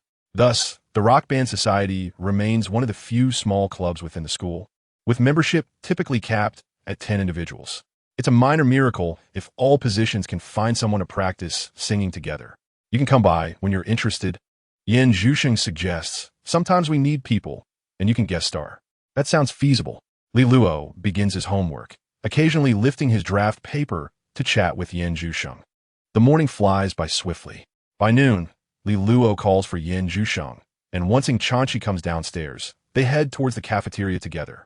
Along the way, they meet Su Youyu, and the four of them enjoy lunch before agreeing to regroup at the school gate later. Subsequently, Yin Zhusheng heads to the Rock Band Society, while Li Luo and the other two make their way to the Literary Society classroom. By around noon, most of the members have arrived. Li Luo sits with Chanchi in a corner, idly twirling a ballpoint pen in his hands. It is as Su Youyu had mentioned earlier. Members of the Literary Society can correspond with each other in the form of letters, provided both parties consent. Duan Qin Tian took a stack of envelopes from Qin Yaowei and placed them on the podium, smiling as he announced, Now, everyone can attempt to write a letter and place it in an envelope to be given to the pen pal you wish to get to know. He encouraged everyone to express in their letters whether they were willing to become pen pals and maintain correspondence. We have prepared an abundance of envelopes today, so feel free to write several letters. Chanchi was hearing about this for the first time. Previously, while Su Yu mentioned pen pals to Li Luo, she had been in the bathroom. At this moment, her eyes sparkled as she turned to Li Luo and remarked, This seems rather interesting, doesn't it? Chanchi shot him a glance and replied, I'll write to the senior. Oh, Li Luo nodded, beginning to write as well. I'll also write to the senior. Chanchi raised an eyebrow, feeling a surge of indignation as she discreetly stepped on Li Luo's foot under the table. Li Luo looked at her in exasperation. How childish. Why are you stepping on me? I'll step on you if I want, Ing Chanchi retorted, pursing her lips and lowering her head to continue her writing, ignoring him. Soon, the classroom was filled only with the sound of paper and pen scratching. Li Luo wrote 2 letters, retrieved 2 envelopes from the podium, and leaned back in his chair, surveying the classroom. In one corner, Hua Xiuxiu and Lin Yuan appeared to be writing diligently. The other club members were mostly unfamiliar to him, aside from Su Yoyu and the 2 club leaders. It seemed that fewer students from the advanced class had joined the literary club, as most had opted for competitive clubs instead. Typically, students selecting competitive clubs would likely choose another interest-based club, unlike Ing Chanchi, who joined the literary club for the sake of excitement. Li Luo sighed as he placed the 2 envelopes on the desk, reflecting, if it weren't for promising the senior, I should be on the basketball court right now. Accompanying me is quite the burden for you, isn't it? Ing Chanchi had just finished 1 letter and was starting on another when she caught his remark. Turning to glare at him, You wrote 2 letters? Li Luo asked, glancing over. One for the senior, and who is the other for? Definitely not for you. Ing Chanchi huffed, then inquired, Didn't you write 2 as well? Who is your second letter for? For you, he replied directly, which caught Ing Chanchi off guard, leaving her momentarily speechless and her heart racing. You're perceptive, she muttered under her breath, returning to her writing with her head lowered even further. Chapter 80. The envelope wore with those words. Many students had already begun to rise. Some classmates who had joined the club together exchanged letters among themselves. A bolder boy approached Ing Chanchi's desk, shyly handing her a letter before quickly turning to leave. Still writing her second letter, Ing Chanchi glanced up to see the letter in front of her, blinking in surprise as she politely thanked him before returning to her writing. Soon, another letter appeared before her. Lu Shaowen stood at her desk, smiling as he handed her a letter, saying, Class monitor, this is for you. After speaking, he seemed concerned that his intentions were too obvious, so he added, We're the only 2 from our class, and I don't have any other acquaintances. As he spoke, Lu Shaowen pulled out another envelope and handed it to Li Luo, saying, Since your cousin is here too, please help me collect this. With that, he waved and departed. Appearing nonchalant, Li Luo, amused and bewildered, looked at the letter from Lu Shaowen on the desk. Although he had fantasized about receiving letters from others aside from Ing Chanchi, he had expected them to be from girls, not boys. Lu Shaowen was indeed quite amusing, trying to mask his intentions that were evident to anyone. Sighing, Li Luo accepted Lu Shaowen's letter out of courtesy. Following that, perhaps bolstered by the courage from the previous boys, several more approached Ing Chanchi, handing her letters. To prove they were not simply attracted to her looks, many boys wrote a letter or 2 to other girls or boys as well. But the one addressed to Ing Chanchi was undoubtedly the one they invested the most time and effort into. Among them, even a senior from the second year approached Ing Chanchi, delivering his letter and casually engaging her in conversation. You're in class 1, right? I'm in class 1 as well, a year above you. I heard you mention you joined the Math Society. If you ever have questions about competitions, feel free to reach out. Thank you, Ing Chanchi replied politely, accepting the envelope without further comment. The senior did not linger, smiling as he left, casting a curious glance at Li Luo before departing, intrigued by the relationship between him and Ing Chanchi. Quite the bounty, Li Luo remarked as he observed the envelopes in front of Ing Chanchi. I only received 1 letter from your classmates. Are you envious? Jealous? Ing Chanchi huffed, then extended her hand toward Li Luo, demanding, What about my letter? Hurry up and give it to me. You have so many already. Do you really need mine? You talk too much, she shot back, casting a glance at his 2 letters, scrutinizing which was for her. Before you ask for mine, shouldn't you bring me the letter meant for me? It was unfortunate that those interruptions had prevented her from finishing her letter. Meanwhile, on the other side of the classroom, after finishing her letter, Hua Xiuxiu handed one to Lin Yuan, who beamed with delight. Subsequently, Hua Xiuxiu approached Li Luo and presented him with a letter, saying, Class monitor, this is for you. Oh, thank you, Li Luo replied, somewhat surprised as he accepted the letter. I'm sorry I didn't prepare anything for you. It's fine. I'm not intending to become pen pals. Hua Xiuxiu replied with a smile. I just wanted to express some thoughts that are difficult to say face to face, and writing them down makes it easier. Then I shall accept it. Thank you. Li Luo nodded, expressing his gratitude once more.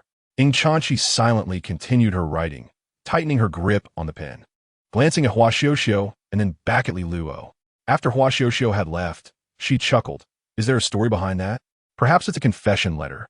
Li Luo casually remarked as he tucked away Hua Xiuxiu's envelope. What confession letter? Ying Chanqi asked, momentarily bewildered. Li Luo scoffed, of course. It's her confession for not running for class monitor. You're still hung up on that. Ying Chanqi responded incredulously, recalling how he had complained about it during lunch, not realizing he would still hold a grudge. After taking a bit more time, Ying Chanqi finally placed her completed letter into the envelope, glanced at Li Luo beside her, then picked up the two prepared envelopes and stood up. She ignored Li Luo and walked forward, instantly attracting the attention of many. Numerous boys curiously looked up, eager to see to whom Ying Chanqi would deliver her letters. Even though he would soon resign from the club after the National Day holiday, it did not preclude the possibility of becoming pen pals with someone. The club did not have strict regulations mandating that pen pals must be fellow club members. However, if they were not part of the literary club, they might lack the enthusiasm for such correspondence. The boys who had previously given letters to Ying Chanqi were now on edge, their hearts racing with anticipation, imagining various outcomes. She held 2 letters. However, in the next moment, disappointment washed over him. This was because Ying Chanqi extended her hand, her face beaming with a smile as she presented a letter to Su Yoyu, who was seated in the front row. Senior, this is for you. All right, thank you. Su Yoyu replied with a beaming smile as she accepted the envelope. She then retrieved a letter she had personally penned from her drawer and handed it to Ying Chanqi, saying, This is mine, for you. The 2 young ladies appeared to be familiar with one another, leading those around them to display expressions of realization, their gazes drawn to the remaining letter in Ying Chanqi's hand, while some boys looked on with a hint of fervor. At that moment, Su Yoyu, who had been seated, suddenly stood up and rummaged through her drawer to extract another letter. In his memory, aside from exchanging letters with her female classmates during her first year, Su Yoyu had never written to anyone else. Yet this time, in addition to the seemingly well-acquainted Ying Chanqi, she had another letter to give away. The freshers in their first year were oblivious to the significance of this, but the second-year members were acutely aware. Su Yoyu was not only the singular gem of their literature club, but also held the esteemed position of vice president in the student council, likely to become president this year. Furthermore, she consistently maintained the top academic ranking in her grade, rarely surpassed by anyone. Achieving high scores in her Chinese composition was a frequent occurrence, and each time after an examination, her essays could be seen prominently displayed on the bulletin board. Such a girl had never before taken the initiative to write a letter to a boy. With this in mind, Su Yoyu and Ying Chanqi began to walk towards the direction for which Ying Chanqi had come. Nearly all eyes were fixed on the 2 graceful figures, intently observing the envelopes in their hands. When they reached Li Luo's desk and simultaneously presented their envelopes, this action shattered the expectations of countless onlookers. Here, take it, Ying Chanqi casually remarked, tilting her head. If there is nothing for me in these 2 letters, you're in big trouble. Su Yoyu smiled as she looked at Li Luo and, after placing her letter on the desk, directed her gaze towards the 2 letters Li Luo held, playfully uttering a veiled threat. The classroom fell into an eerie silence. Li Luo merely rolled her eyes at the 2 and casually picked up the letters from her desk, handing them to Ying Chanqi and Su Yoyu. Su Yoyu, seated in the front row, received her letters separately while the others from boys were carelessly stuffed into her backpack. At that moment, Qin Yaowei suddenly stood up and approached Li Luo, handing her a letter. Here, take this. She glanced at Su Yoyu before continuing. Li Luo blinked and accepted the letter from the vice president, somewhat puzzled by the situation, and could only politely say, Thank you, Senior Qin. In the presence of Ying Chanqi, Su Yoyu, and many other classmates, Ying Chanqi silently observed Qin Yaowei for a few moments without uttering a word, then turned and exited the classroom. Following this, Li Luo departed alongside Ying Chanqi, under the envious and jealous gazes of numerous boys. Chapter 81. The duration of a song wasn't that the other vice president? Ying Chanqi inquired suddenly as they made their way to find Yen Zhusheng. Indeed, Li Luo nodded. I was puzzled because when I declined to join the literature club during the evening study session a few days ago, she seemed quite upset. I didn't expect her to write me a letter. It probably wouldn't contain anything pleasant. Su Yoyu rolled her eyes. One of her few merits was her sharp writing style, her personality being assertive and caustic, often tinged with sarcasm. Senior, it's not very nice to gossip about others behind their backs. Li Luo chuckled and responded, "Now that you mention it, I'm curious about what she wrote. At least I'll acknowledge her merits." Su Yuyu scoffed. "As for what she wrote in her letter, just don't mention it to me after you read it. It's likely filled with disparaging remarks, so prepare yourself." "Ah, it's rare to receive a letter from a girl, but it might end up being a mockery of me." Li Luo sighed. "Unlike the two of you, I'm surprisingly unpopular. I don't understand why boys often harbor unrealistic fantasies," Su Yuyu remarked, despite hardly interacting with beautiful girls. They imagine that these girls might be interested in them. "Better to be safe than sorry," Li Luo stated. Before adulthood, many subconsciously believe they are the protagonists of their own stories. As if that changes after adulthood, Su Yuyu lamented, "Letters of affection inexplicably appear in my drawer. And occasionally someone adds me as a friend, sending strange messages. It sounds like you're boasting." Ing Chanchi shot a glance at her. "Earlier, when Hua Xiuxiu delivered your letter, she mentioned being too shy to say certain things in person. I wonder what that could be." "Oh." Su Yuyu became intrigued. "Is that so? You're not as simple as you seem." As they conversed, the trio approached the school gate. At that moment, Yin Zhusheng was quietly squatting by the stone steps beside the school entrance, listening to music through her headphones, gazing absently at the scenery of the school grounds. When Li Luo and the others appeared at the gate, Yin Zhusheng finally focused her gaze on Li Luo and stood up. "Have you been waiting long?" Li Luo Kidat. Yin Zhusheng shook her head. "Just the duration of a song." "Can you give me the time of a song?" Li Luo raised an eyebrow, playfully humming a tune. Yin Zhusheng tilted her head and instinctively sang along, tightly embracing that hug, turning it into eternity. "Are you two sharing a secret code?" Su Yuyu laughed. "Let us go. We should pick up some groceries on the way." Ing Chanchi tugged at Li Luo's arm. "Your mom called me last night. I told her we'd be eating at a classmate's house, so she doesn't need to cook tonight." "Oh," Li Luo replied, then suddenly realized. "Why didn't my mom call me?" Ing Chanchi shot him a look. "Perhaps she thinks you're unreliable. You're practically becoming my parents' daughter," he retorted with a huff. The four exited the school gate and hailed a taxi. Li Luo occupied the front passenger seat while the three girls settled in a row in the back. They first arrived at Yin Zhusheng's home to drop off their backpacks before heading to a nearby market to buy groceries. Li Luo had no inclination to pamper the girls. He walked ahead, haggling with the stall owners and passing the purchased vegetables back to the girls behind him. Soon, Ing Chanchi and the others found their hands filled with plastic bags, while Li Luo strolled through the market empty-handed. "Do you often buy groceries?" Yin Zhusheng asked, observing his adeptness with curiosity. "His family runs a breakfast shop," Ing Chanchi interjected, blinking, uncertain. "He probably often comes to the market with his uncle and aunt." Li Luo seems quite independent, Su Yuyu noted, watching him meander through the market with admiration. "When I came to buy groceries before, I didn't even dare to bargain with the vendors, and he had the audacity to ask for extra scallions. Generally, if you ask the vendor for something, they'll give it to you for free," Ing Chanchi reminded her, glancing at her. "Really? Is that so?" Su Yuyu exclaimed, surprised by the lack of life experience. As they navigated through the market, Su Yuyu observed Li Luo's various tactics with keen interest, mentally noting them all down. She thought to herself that the new book about the daily lives of the main characters would have some fresh material to include. "Next time, I'll write about them going to the market together to buy groceries. The protagonist should also ask the vendor for extra scallions." Upon reflecting on this, Su Yuyu nodded with satisfaction, unaware that her character was increasingly resembling a replica of Li Luo. After several individuals transported the ingredients to the kitchen, Yin Zhusheng made a phone call to the cook, instructing her to take the evening off. "I will handle the ingredients first," Li Luo announced, noting that several dishes required marination for optimal flavor. Yin Zhusheng nodded and exited the kitchen, stating, "I will go upstairs to adjust the equipment. Once you're ready, come up for the recording."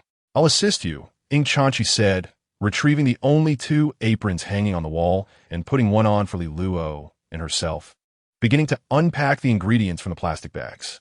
Observing this, Su Yuyu decided not to impose further and, with a sense of understanding, followed Yin Zhusheng upstairs, saying, "I will go explore the recording studio first." The four of them split into two groups. Li Luo and Ing Chanchi remained in the kitchen, while Su Yuyu, driven by curiosity, trailed after Yin Zhusheng to her recording studio. Upon seeing a plethora of musical instruments lining the walls, Su Yuyu's eyes sparkled, and she couldn't help but inquire, "With so many instruments, do you collect them?" "Not all," Yin Zhusheng replied, shaking her head. "I play a bit of everything. When I tire of the piano, I switch to a different instrument. Is it a pipa? Su Yoyu asked, pointing to a string instrument. No, that's a one. Quite similar to the pipa. And what about this one? Is it also an instrument? This is a sun. Oh, I thought it was merely a decorative piece.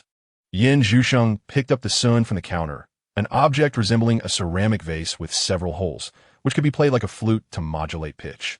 In front of Su Yoyu, Yin Zhusheng played a tune on the sun, waiting for you to finish class. Su Yoyu's eyes lit up with admiration. The more she observed Yin Zhusheng, the more she felt compelled to incorporate her into her writing. She envisioned crafting a female supporting character, fervently passionate about music to the point of obsession, yet indifferent to romance, forming a profound friendship with the protagonist as musical confidants. The mere thought invigorated Su Yoyu, filling her with excitement. Yin Zhusheng cast a glance at Su Yoyu, sensing an odd intensity in her gaze. Chapter 82. Recording songs. Are you still living on campus? In the recording studio, Su Yoyu was surprised to learn that Yin Zhusheng lived alone in such proximity to school. Though it's a bit far, it must be more comfortable than a dormitory, she remarked. I have never lived on campus, so I am quite curious. Yin Zhusheng tilted her head in contemplation. Nevertheless, I still find it more comfortable to be alone at home. Su Yoyu cheerfully interjected. Ah, I see. You feel like others may not appreciate your company. Yes. Yin Zhusheng furrowed her brow. I might struggle to connect with people. Why would they not like you? Su Yoyu queried, puzzled. You don't seem to possess a disagreeable nature. Perhaps I have been disliked. Yin Zhusheng pondered. During the 2 days of military training at school, 2 girls in my dormitory approached me, saying they were on their periods and asked for a leave of absence. And then? Su Yoyu nodded, intrigued. You didn't refuse them, did you? Indeed, Yin Zhusheng admitted. Li Luo mentioned that the class appointed a female sports committee member to alleviate some girls' embarrassment in voicing their needs. So, I suggested they accompany me to the restroom. I would verify their claims. If they were indeed unwell, I would grant them leave. However, they didn't even have sanitary pads. Su Yoyu chuckled softly, shaking her head. I believe I understand the issue now. While it reflects emotional intelligence, it cannot entirely be deemed your fault. But what about the other roommates? Middle school? Yes. Su Yoyu smiled nostalgically. I also lived on campus during middle school. There was a boy in my class who liked me and would persistently pursue me. Yet I generally ignored him. However, a girl from my dormitory was infatuated with him to an obsessive degree. One day she approached me, asking if I could indulge her by accepting his advances, leaving me utterly bewildered. And what happened next? Yin Zhusheng asked, curiosity piqued. Naturally, I declined. Consequently, she began to speak ill of me behind my back, isolating me along with the other roommates. I was quite young then, and initially felt angered and helpless. However, my father imparted some wisdom that I can share with you. Su Yoyu flashed a smile, turning her gaze towards Yin Zhusheng.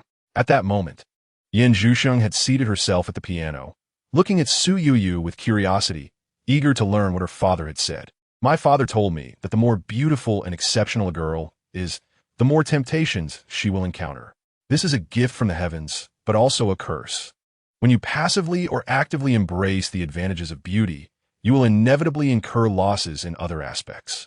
My father said he could intervene by speaking with teachers, the other child's parents, or even the principal, to ensure that the other child would apologize. However, as long as I remained beautiful and exceptional, such incidents would persist. When I was younger, my father was able to protect me this way, but he hoped I would learn to face these challenges head-on. And where is that senior living now? Currently? She resides with Li Luo, Su Yoyu replied, smiling. Originally, she rented a place, but unexpectedly, they purchased that apartment. And now Li Luo and Ying Chanchi have moved there as well, right next to Fu Yizhong. So the 3 of you live together now? Yin Zhusheng's expression shifted to one of slight envy. Indeed. That being said, Yin Zhusheng mused, Li Luo seems to have fewer quirks. Although he sometimes steals glances at my face.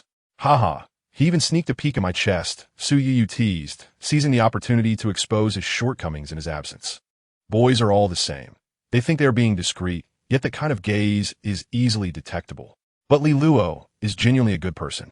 That is certainly true, Su Yoyu nodded, finding their interactions quite engaging. Even though he sneaked glances, she hardly felt angered. Who is peeking at you? Just then, Li Luo entered, a curious expression on his face. What are you discussing? As he stepped in, Yin Zhusheng discreetly assessed his gaze before turning to Su Yoyu, her expression revealing sudden realization. You really do notice when seniors look at your chest? Hey, Su Yoyu interjected, flustered. You should mention things like that so openly. What nonsense are you two talking about? Lilu raplia, exasperata. Where's she? Su Yoyu cleared her throat, awkwardly shifting topics. Why hasn't she come upstairs? She's in the restroom. I came up first. Li Luo shot her a glance before approaching Yin Zhusheng, momentarily setting aside the previous conversation. How do we begin recording? You just need to use that microphone. Yin Zhusheng pointed to the nearby device. Put on the headphones, sing along with the music, and once your vocals are recorded, we will integrate them into the composed track. Ah, so it's not recorded together?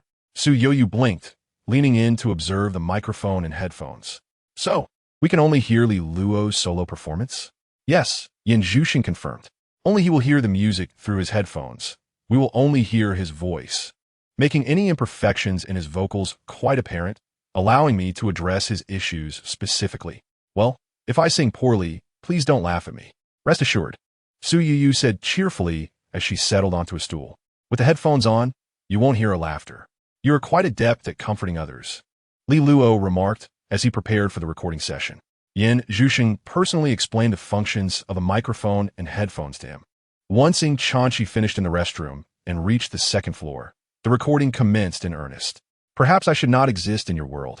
For receiving a love letter signifies that I have already distanced myself. By around 5 o'clock in the evening, Li Luo had lost count of how many times he had sung the same piece. Let us stick with the fifth version, Yin Zhusheng said candidly, believing it to be the most effective rendition. But I've already sung it at least a dozen times. Li Luo gazed vacantly at Yin Zhusheng, inexplicably reminded of the peculiar clients encountered in her previous life. Recording music is precisely like this. Yin Zhusheng remarked that as long as the singer immerses themselves in the music, everything would be fine. However, the recording engineer bears the burden of sifting through the myriad subtle variations of the songs to select the finest rendition. All right. Li Luo rolled her eyes and, stretching languidly in the recording studio, declared that today would conclude here as she was heading downstairs to prepare dinner.